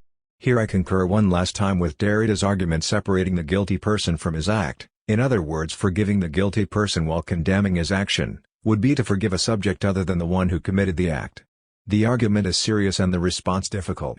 It is to be sought, in my opinion, on the side of a more radical uncoupling than that supposed by the argument between a first subject, the one who committed the wrong, and a second subject, the one who is punished, an uncoupling at the heart of our very power to act, of agency, namely, between the effectuation and the capacity that it actualizes. This intimate dissociation signifies that the capacity of commitment belonging to the moral subject is not exhausted by its various inscriptions in the affairs of the world. This dissociation expresses an act of faith, a credit addressed to the resources of self-regeneration. To account for this ultimate act of trust, there is no recourse but to assume an ultimate paradox proposed by the religions of the book and which I find inscribed in the Abrahamic memory. It is stated in the form of a pairing we have not yet mentioned, one that operates on a level of intimacy that was not reached by any of the other pairs mentioned up to now, the pair forgiveness and repentance. This is something quite different from a transaction. Rather than constituting a dilemma, this paradox suggests the idea of an entirely unique kind of circle by reason of which the existential response to forgiveness is implied, as it were, in the gift itself, while the antecedence of the gift is recognized at the very heart of the inaugural gesture of repentance. To be sure, if there is forgiveness, it remains, as is said of love in the hymn that celebrates its greatness. If it is the supreme height, then it permits neither before nor after, whereas the response of repentance occurs in time, whether it be sudden as in certain spectacular conversions, or progressive over the course of an entire life. The paradox is precisely that of the circular relation between what remains forever and what comes to be in each instance. We are familiar, in this regard, with so many dogmatic modes of thought that have allowed themselves to be caught up in disjunctive forms of logic: grace first of all, even grace alone, or human initiative first. The impasse becomes complete with the arrival of the idea of causation, be it anticipatory, auxiliary, sovereign, or other. Let us therefore leave the paradox in its stage of emergence, far removed from speculative additions, and confine ourselves to saying how it is inscribed in our historical condition under the various figures of unbinding affecting the relation of the agent to his act. This act of unbinding is not a philosophical aberration, it conforms to the lines of a philosophy of action in which the emphasis is placed on the powers that together compose the portrait of the capable being. In turn, this philosophical anthropology is based upon a fundamental ontology which, in the vast polysemy of the term to be in Aristotle's metaphysics, accords preference to being as act and as power, in contrast to the preference for an understanding in terms of a concept of substance that prevailed in metaphysics up to Kant. This fundamental ontology of power and act, which can be traced in Leibniz, Spinoza, Schelling, Bergson, and Freud, re-emerges, in my view, on the borders of moral philosophy, at the point where a philosophy of religion is grafted onto a deontological conception of morality, as we see in Kant himself in the final section of the essay of the radical evil in human nature, placed at the head of the religion within the boundaries of mere reason. As radical as evil may be, Kant states, and it is indeed radical as the first of all the maxims concerning evil, it is not original. Radical is the propensity to evil, original is the predisposition to good. It was this predisposition to good that was assumed in the famous formula with which the first section of the Foundations of the Metaphysics of Morals opens: nothing in the world, indeed nothing even beyond the world, can possibly be conceived which could be called good without qualification except a good will. This declaration does not only signal the explicit absorption of a teleological ethics into a deontological morality, but also, in the opposite direction, the implicit recognition of the rootedness of the latter in the former. This rootedness is reaffirmed in the formulas of religion within the boundaries of mere reason that mark the link between the propensity to evil and the predisposition to good. The entire discourse on predisposition analogize in fact a teleological discourse that connects together the predispositions to animality, to rationality, and finally to personality. This threesome is summed up in the affirmation that the original predisposition in man is good general observation. Thus the inaugural formula of moral philosophy and the concluding formula in the essay of the radical evil in human nature precisely correspond to one another. It is in the original predisposition to the good that the possibility of the restoration to its power resides. I would say that under this modest heading, the restoration of the original predisposition to the good, the entire project of a philosophy of religion centered on the theme of the liberation of the ground of goodness in human beings is veiled and unveiled. Regarding this incentive for good, Kant declares, were we ever to lose it, we would also never be able to regain it. This conviction finds a basis in the philosophical rereading of the old myths dealing with the meta or trans-historical origin of evil. We earlier referred in this regard to the Adamic myth in which the fall is recounted as a primordial event inaugurating a time after innocence. The narrative form thus preserves the radical contingency of a historical status now irremediable but in no way inevitable as to its occurrence. This gap with respect to the state of creation holds in reserve the possibility of another history inaugurated in each case by the act of repentance and punctuated by all the eruptions of goodness and of innocence over the course of time. This existential possibility, placed under the protection of the narrative of origin, is echoed by the predisposition to good upon which the Kantian philosophy of religion within the boundaries of mere reason is constructed. What then can be added in the service of this immense project of restoration would be, on the one hand, the symbols, such as that of the suffering servant and of his Christological expression, that nourish the Jewish and Christian imagination and, on the other hand, the metapolitical institutions, such as, in Christianity, the visible forms of the Church placed in the dual position of disciple and guardian with respect to this gift to the imagination. In the remainder of religion within the boundaries of mere reason, which is devoted to these symbols and institutions, which Kant develops, it is true, a more and more vehement tone addressing the historical forms espoused by this basic religious spirit which today we would call the religions of the book. Against the backdrop of this philosophical reading of Western religions, the enigma of forgiveness stands out in the sphere of meaning belonging to these religions. Discussing the inscription of the spirit of forgiveness in the operations of the will, Kant confines himself to assuming the supernatural cooperation capable of accompanying and of completing the inclusion of moral incentives in the maxims of our power of choice. This knot is at one and the same time the unbinding of forgiveness and the binding of promising. What is there to say, then, about the intelligibility of this conjunction? Regardless of the solutions attempted in the course of theological debates on the theme of freedom and grace, from which Kant dissociates himself in the third part of religion within the boundaries of mere reason, it does not seem that the vocabulary of the unconditional and the conditional, inherited from the antinomies of the dialectic of pure reason, is appropriate for the problematic of forgiveness and repentance. To disjunction, to dilemma, one must, it seems, oppose paradox. And regarding this paradox, one must give up any attempt to speak in the speculative or transcendental mode. Possessing an irreducibly practical nature, It can be uttered only in the grammar of the optative mood. Under the sign of forgiveness, the guilty person is to be considered capable of something other than his offenses and his faults. He is held to be restored to his capacity for acting, and action restored to its capacity for continuing. This capacity is signaled in the small acts of consideration in which we recognize the incognito of forgiveness played out on the public stage. And, finally, this restored capacity is enlisted by promising as it projects action toward the future. The formula for this liberating word, reduced to the bareness of its utterance, would be "you are better than your actions." Looking back over an itinerary. Recapitulation.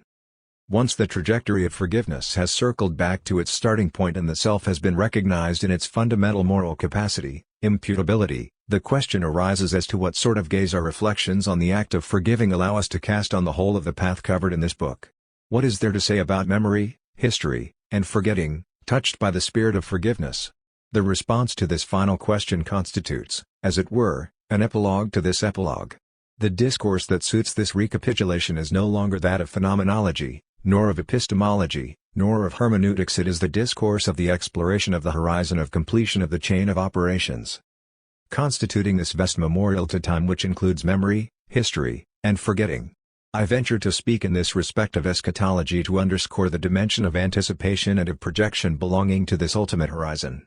The most appropriate grammatical mood is that of the optative of desire, at equal distance from the indicative of description and the imperative of prescription. In truth, I only recently identified this presumed tie between the spirit of forgiveness and the horizon of completion of our entire undertaking. It is clearly a consequence of rereading. Has the presentiment of this tie guided me from the beginning? Perhaps. If this is the case, will I apply to it the distinction proposed at the beginning of oneself as another between the underlying current of motivation and the master development of the argumentation? Or, yet again, the distinction I believe, to Eugene Fink between operative concepts, never entirely present to the mind, and thematic concepts, displayed as relevant objects of knowledge? I could not say. What I do know, however, is that the object of the entire quest merits the beautiful name of happiness. Happy memory. I can say after the fact that the lodestar of the entire phenomenology of memory has been the idea of happy memory. It was concealed in the definition of the cognitive intention of memory as faithful. Faithfulness to the past is not a given, but a wish. Like all wishes, it can be disappointed, even betrayed. The originality of this wish is that it consists not in an action but in a representation taken up again in a series of speech acts constituting the declarative dimension of memory. Like all speech acts, those of declarative memory can also succeed or fail. For this reason, this wish at first is not seen as a vow but as a claim, saddled with an initial aporia, one which I have repeated over and over in the following words: the aporia that is constituted by the present representation of an absent thing marked with the seal of anteriority, of temporal distance. If this aporia has constituted a genuine difficulty for thought, it has never been cast as an impasse. The typology of mnemonic operations was thus from start to finish a typology of the ways in which the dilemma of presence and of absence can be overcome. The royal theme of the recognition of memory was gradually developed on the basis of this arborescent typology. At the start it was simply one of the figures of the typology of memory, and it is only at the end, in the wake of the Bergsonian analysis of the recognition of images and under the fine name of the survival or revival of images, that the preeminence of the phenomenon of recognition was confirmed. Today, I discern in it the equivalent of what was characterized as the incognito of forgiveness in the preceding sections of this epilogue. But only an equivalent, to the extent that guilt is not the discriminating factor here but rather reconciliation, which places its final stamp on the entire series of mnemonic operations. I consider recognition to be the small miracle of memory. And as a miracle, it can also fail to occur. But when it does take place, in thumbing through a photo album, or in the unexpected encounter with a familiar person, or in the silent evocation of a being who is absent or gone forever, the cry escapes: that is her. That is him. And the same greeting accompanies step by step, with less lively colors, an event recollected, a know-how retrieved, a state of affairs once again raised to the level of recognition. Every act of memory faire a memoire is thus summed up in recognition. The rays extending from this lodestar spread beyond the topology of memory to the whole of the phenomenological investigation. The reference to happy memory allowed me from the start to put off the contribution of the neural sciences to the knowledge of memory until the end of this book. The underlying argument was that the understanding of mnemonic phenomena takes place in the silence of our organs as long as dysfunctions on the plane of actual behavior and of the conduct of life do not require taking into account the forms of knowledge that have the brain as their object. It was the same presupposition of self-clarity and the phenomenon of recognition that next supplied the blade that cuts between two types of absence, the anterior and the unreal, and so, as a matter of principle, sunders memory from imagination, despite the disturbing incursions of hallucination into the mnemonic field. I believe that most of the time I can distinguish a memory from a fiction, even though it is as an image that the memory returns. Obviously, I would like always to be capable of making this distinction. It is still the same gesture of confidence that accompanied the exploration into the uses and abuses that flagged the reconquest of memory along the paths of recall. Blocked memory, manipulated memory, commanded memory, so many figures of difficult, but not impossible, recollection. The price to be paid was the conjunction between the work of memory and the work of mourning. But I believe that in certain favorable circumstances, such as the right given by another to remember, or better, the help contributed by others in sharing memories, recollection can be said to be successful in mourning. To be checked along the fatal slope of melancholy, that attraction to sorrow. If it were so, happy memory would become memory at peace. Finally, the reflexive moment of memory culminates in the recognition of oneself in the form of a wish. We resisted the fascination with the appearance of immediacy, certainty, and security likely to be found in this reflexive moment. This too is a vow, a claim, a demand. In this respect, the sketch of a theory of attribution, under the threefold figure of the attribution of memory to the self, to close relations, and to distant others deserves to be reconsidered from the perspective of the dialectic of binding and unbinding proposed by the problematic of forgiveness. In return, by extending in this way to the sphere of memory, this dialectic is able to move out of the sphere specific to guilt to attain the scope of a dialectic of reconciliation. Placed back in the light of the dialectic of binding-unbinding, the self-attribution of the set of memories that compose the fragile identity of a singular life is shown to result from the constant mediation between a moment of distantiation and a moment of appropriation. I have to be able to consider from a distance the stage upon which memories of the past are invited to make an appearance if I am to feel authorized to hold their entire series to be mine, my possession. At the same time, the thesis of the threefold attribution of mnemonic phenomena to the self, to close relations, and to distant others invites us to extend the dialectic of binding-unbinding to those other than oneself. What above was presented as the approbation directed to the manner of being and acting of those I consider to be my close relations, and approbation counts as a criterion of proximity, also consists in unbinding-binding on the one hand, the consideration addressed to another's dignity, and which was credited above with being an incognito of forgiveness in situations marked by public accusation, constitutes the moment of unbinding stemming from approbation, while sympathy constitutes the moment of binding.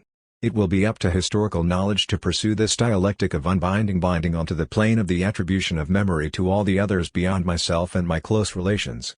In this way the dialectic of unbinding-binding unfolds along the lines of the attribution of recollections to the multiple subjects of memory: happy memory, peaceful memory, reconciled memory. These would be the figures of happiness that our memory wishes for ourselves and for our close relations. Who will teach us to decant the joy of memory? Exclaimed André Breton in La Morphew, providing a contemporary echo, beyond the Beatitudes of the Gospel, to the apostrophe of the Hebraic psalmist who will make us see happiness? Psalm. Happy memory is one of the responses given to this rhetorical question. Unhappy history? Applied to history, the idea of eschatology is not without equivocalness. Are we not returning to those metaphysical or theological projections that Palmian places under the heading of chronosophies, in opposition to the chronologies and chronographies of historical science? It must be clearly understood that we are concerned here with the horizon of completion of a historical knowledge aware of its limitations, whose measure we took at the beginning of the third part of this work. The major fact made apparent by the comparison between history's project of truth and memory's aim of faithfulness is that the small miracle of recognition has no equivalent in history. This gap, which will never be entirely bridged, results from the break, it could be termed epistemological, made by the system of writing imposed on all the historiographical operations. These, we have repeatedly stated, are from start to finish types of writing, from the stage of archives up to literary writing in the form of books and articles offered to reading. In this regard, we were able to reinterpret the myth of the Phaedrus concerning the origin of writing, or at least of the writing entrusted to external signs, as the myth of the origin of historiography in all of its states. This is not to say that every transition between memory and history has been abolished by the scriptural transposition, as is verified by testimony, that founding act of historical discourse. I was there. Believe me or not. And if you don't believe me, ask someone else. Entrusted in this way to another's credibility, testimony transmits to history the energy of declarative memory. But the living word of the witness, transmuted into writing, melts away into the mass of archival documents which belong to a new paradigm, the paradigm of the clue, which includes traces of all kinds. All documents are not testimonies, as are those of witnesses in spite of themselves. What is more, the facts considered to have been established are also not all point-like events. Numerous reputedly historical events were never anyone's memories. The chasm between history and memory is hollowed out in the explanatory phase, in which the available uses of the connector because are tested.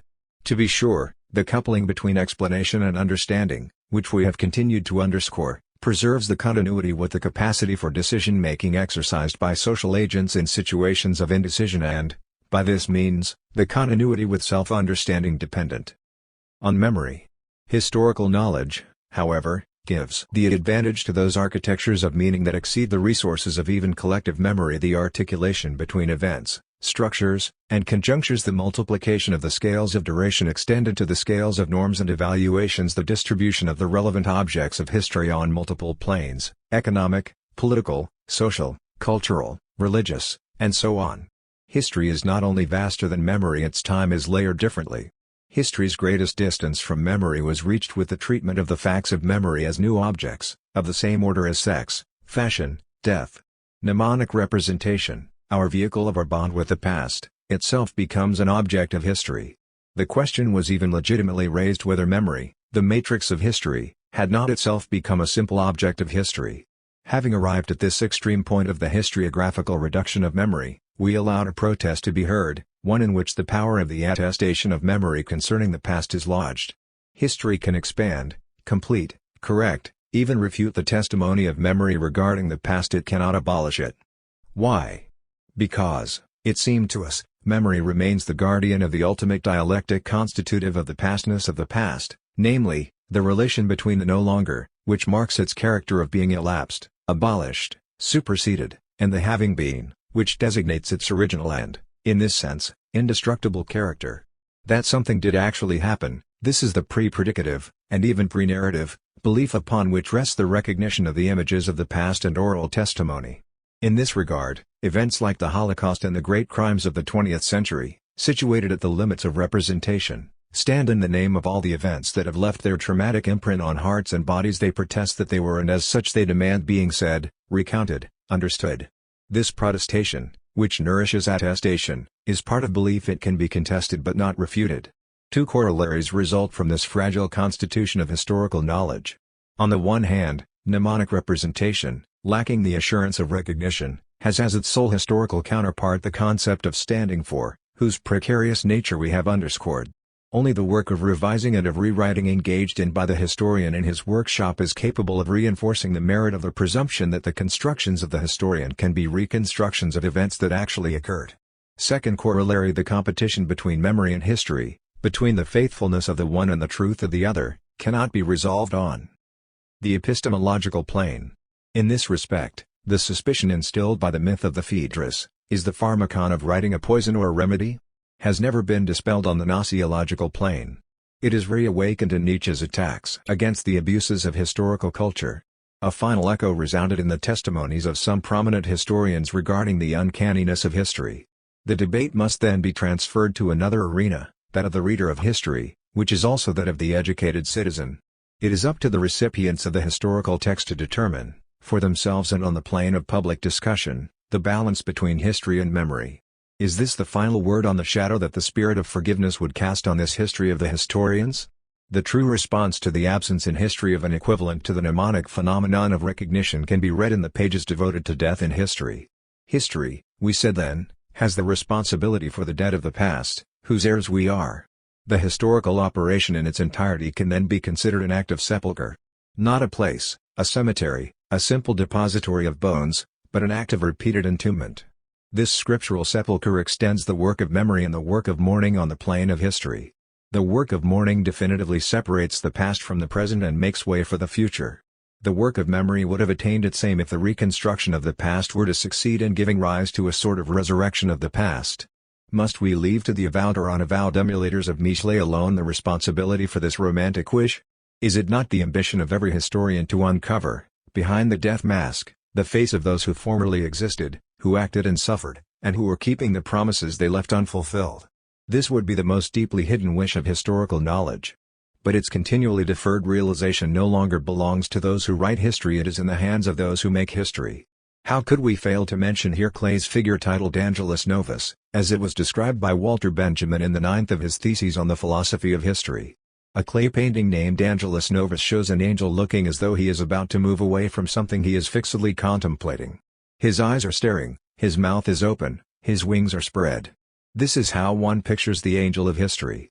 His face is turned toward the past. Where we perceive a chain of events, he sees one single catastrophe which keeps piling up wreckage upon wreckage and hurls it in front of his feet. The angel would like to stay, awaken the dead, and make whole what has been smashed, but a storm is blowing from paradise. It has got caught in his wings with such violence that the angel can no longer close them. This storm irresistibly propels him into the future to which his back is turned, while the pile of debris before him grows skyward. This storm is what we call progress. What, then, is for us this storm that so paralyzes the angel of history? Is it not, under the figure of progress which is contested today, the history that human beings make and that comes crashing into the history that historians write? But then the presumed meaning of history is no longer dependent on the latter but on the citizen who responds to the events of the past.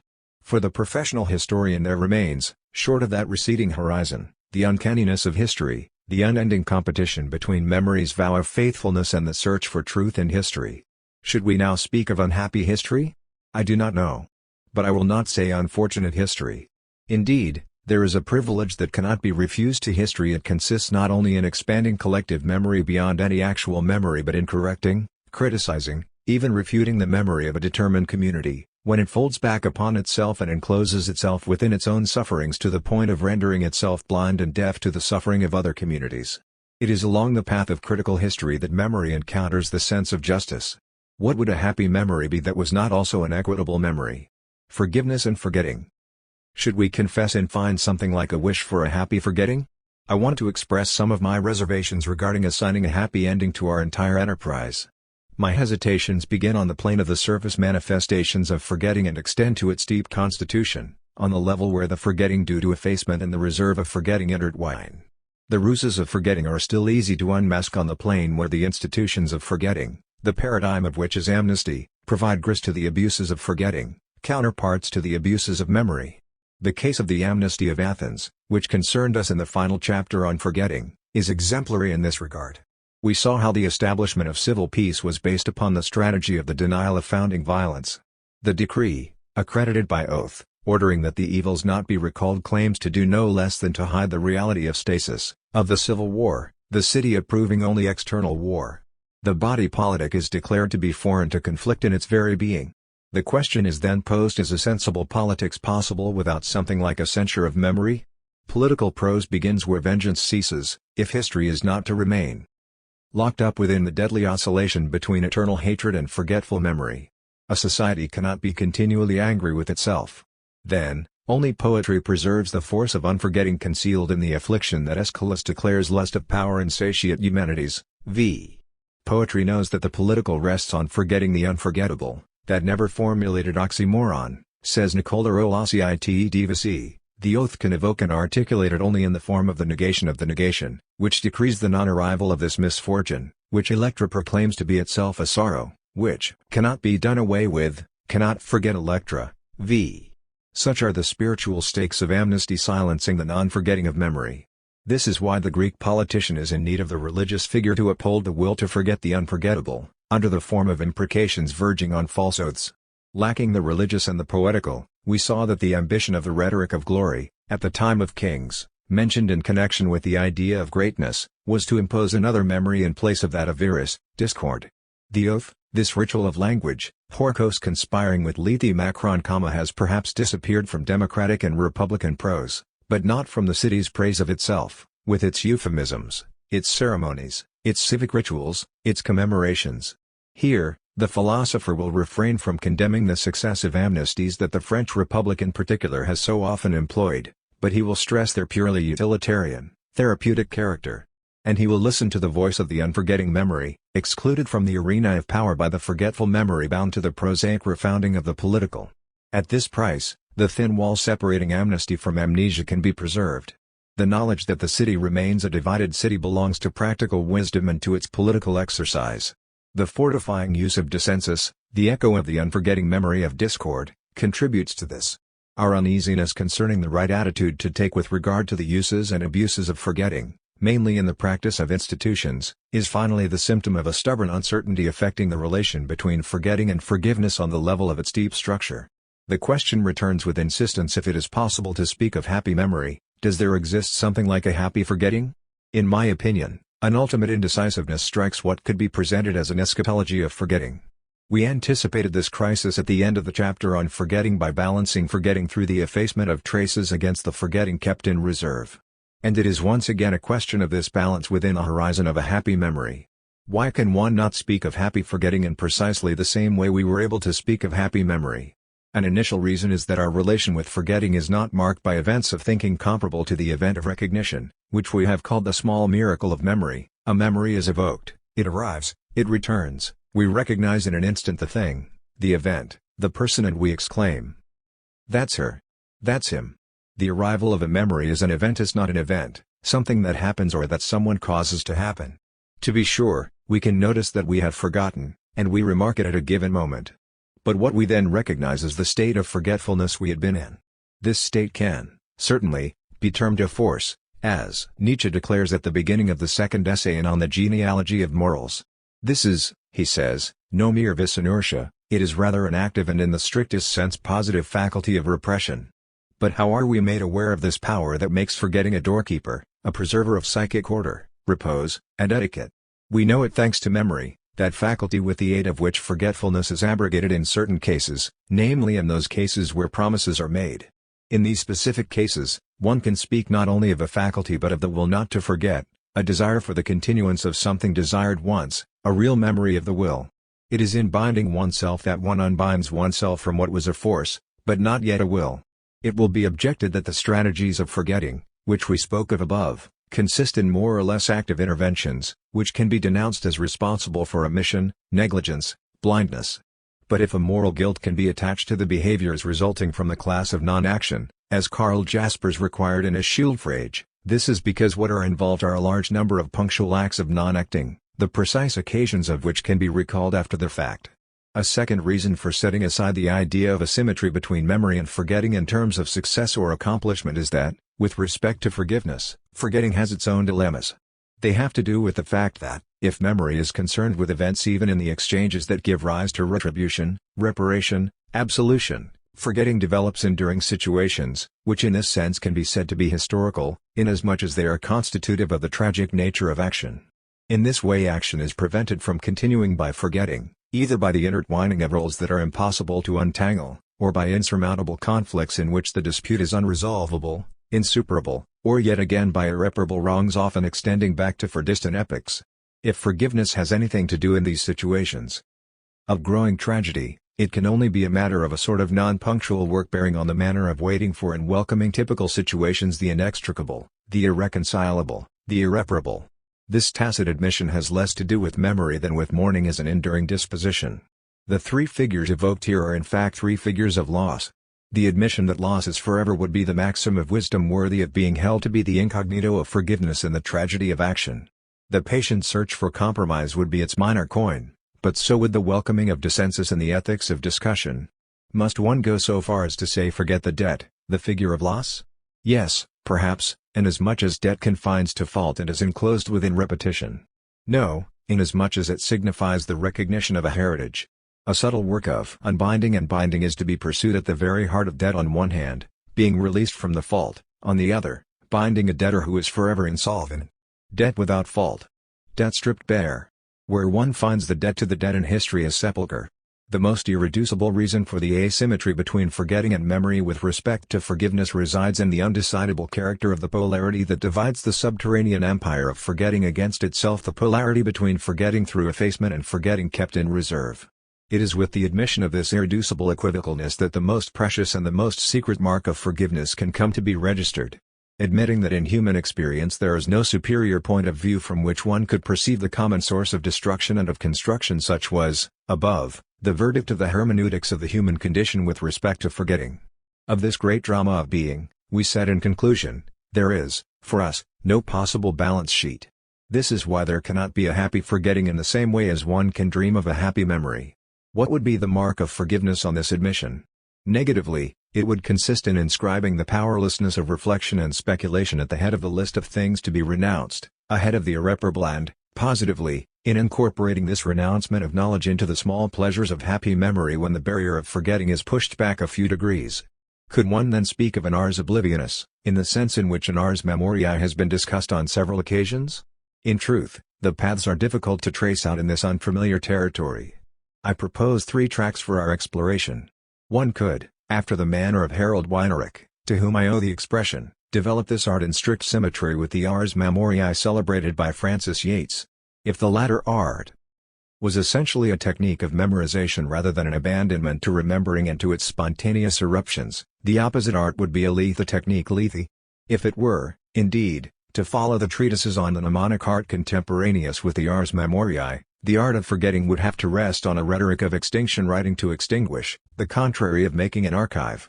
But Weinrich, too tormented by Auschwitz and impossible forgetfulness, cannot subscribe to this barbarous stream. This sacking, which in another time was called an auto-da-fé, is traced out against the horizon of memory as a threat worse than forgetting through effacement. Is not this reduction to ashes, as a limit experience, the proof by absurdity that the art of forgetting, if there is one, could not be constructed as a distinct project, alongside the wish for happy memory? What is then proposed in opposition to this ruinous competition between the strategies of memory and forgetting is the possibility of a work of forgetting, interweaving among all the fibers that connect us to time, memory of the past, expectation of the future, and attention to the present. This is the path chosen by Marc Augustin Les Formes de l'Oubli. A subtle observer and interpreter of African rituals, he sketches 3 figures of forgetting that the rituals raise to the level of emblems. To return to the past, he says, one must forget the present, as in states of possession. To return to the present, one must suspend the ties with the past and the future, as in the games of role reversal. To embrace the future, one must forget the past in a gesture of inauguration, beginning, and re-beginning, as in rituals of initiation. And it is always in the present, finally, that forgetting is conjugated. As the emblematic figures suggest, the 3 daughters of forgetting reign over communities and individuals.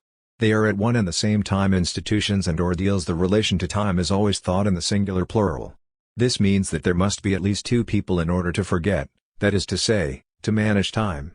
But, if nothing is more difficult to succeed than a return, as we have known since the Odyssey, and perhaps also than a suspension at a re-beginning, must one not try to forget, at the risk of finding only an interminable memory, like the narrator of Remembrance of Things Past? Must not forgetting, outsmarting its own vigilance, as it were, forget itself? A 3rd track is also offered for exploration, the path of a forgetting that would no longer be a strategy, nor a work, an idle forgetting. It would parallel memory, not as the remembrance of what has occurred, nor the memorization of know-how, not even as the commemoration of the founding events of our identity, but as a concerned disposition established in duration. If memory is in fact a capacity, the power of remembering faire mémoire, it is more fundamentally a figure of care, that basic anthropological structure of our historical condition. In memory as care we hold ourselves open to the past, we remain concerned about it. Would there not then be a supreme form of forgetting, as a disposition and a way of being in the world, which would be insouciance, carefreeness? Care, no more would be said of them, as at the end of a psychoanalysis that Freud would define as terminable. However, under pain of slipping back into the traps of amnesia, ars oblivionis could not constitute an order distinct from memory, out of complacency with the wearing away of time. It can only arrange itself under the optative mood of happy memory. It would simply add a gracious note to the work of memory and the work of mourning. For it would not be work at all. How could we not mention, echoing André Breton's apostrophe on the joy of memory and in counterpoint to Walter Benjamin's evocation of the angel of history with its folded wings, Kierkegaard's praise of forgetting as the liberation of care? It is indeed to those who are full of cares that the Gospel's exhortation to consider the lilies of the field and the birds of the air is addressed. Kierkegaard notes, yet this is so only if the person in distress actually gives his attention to the lilies and the birds and their life and forgets himself in contemplation of them and their life, while in his absorption in them he, unnoticed, by himself learns something about himself. What he will learn from the lilies is that they do not work. Are we then to understand that even the work of memory and the work of mourning are to be forgotten? And if they do not spin either, their mere existence being their adornment, are we to understand that man too without working, without spinning, without any meritoriousness, is more glorious than Solomon's glory by being a human being? And the birds, sow not and reap not and gather not into barns. But, if the wood dove is the human being, how can he manage not to be worried and to break with the worry of comparison and to be contented to be a human being? What godly diversion, as Kierkegaard calls forgetting the worry to distinguish it from ordinary distractions, would be capable of bringing man to consider how glorious it is to be a human being? Carefree memory on the horizon of concerned memory, the sole common to memory that forgets and does not forget. Under the sign of this ultimate incognito of forgiveness, an echo can be heard of the word of wisdom uttered in the Song of Songs: love is as strong as death. The reserve of forgetting, I would then say, is as strong as the forgetting through effacement. Under history, memory and forgetting. Under memory and forgetting, life. But writing a life is another story. In completion. Paul.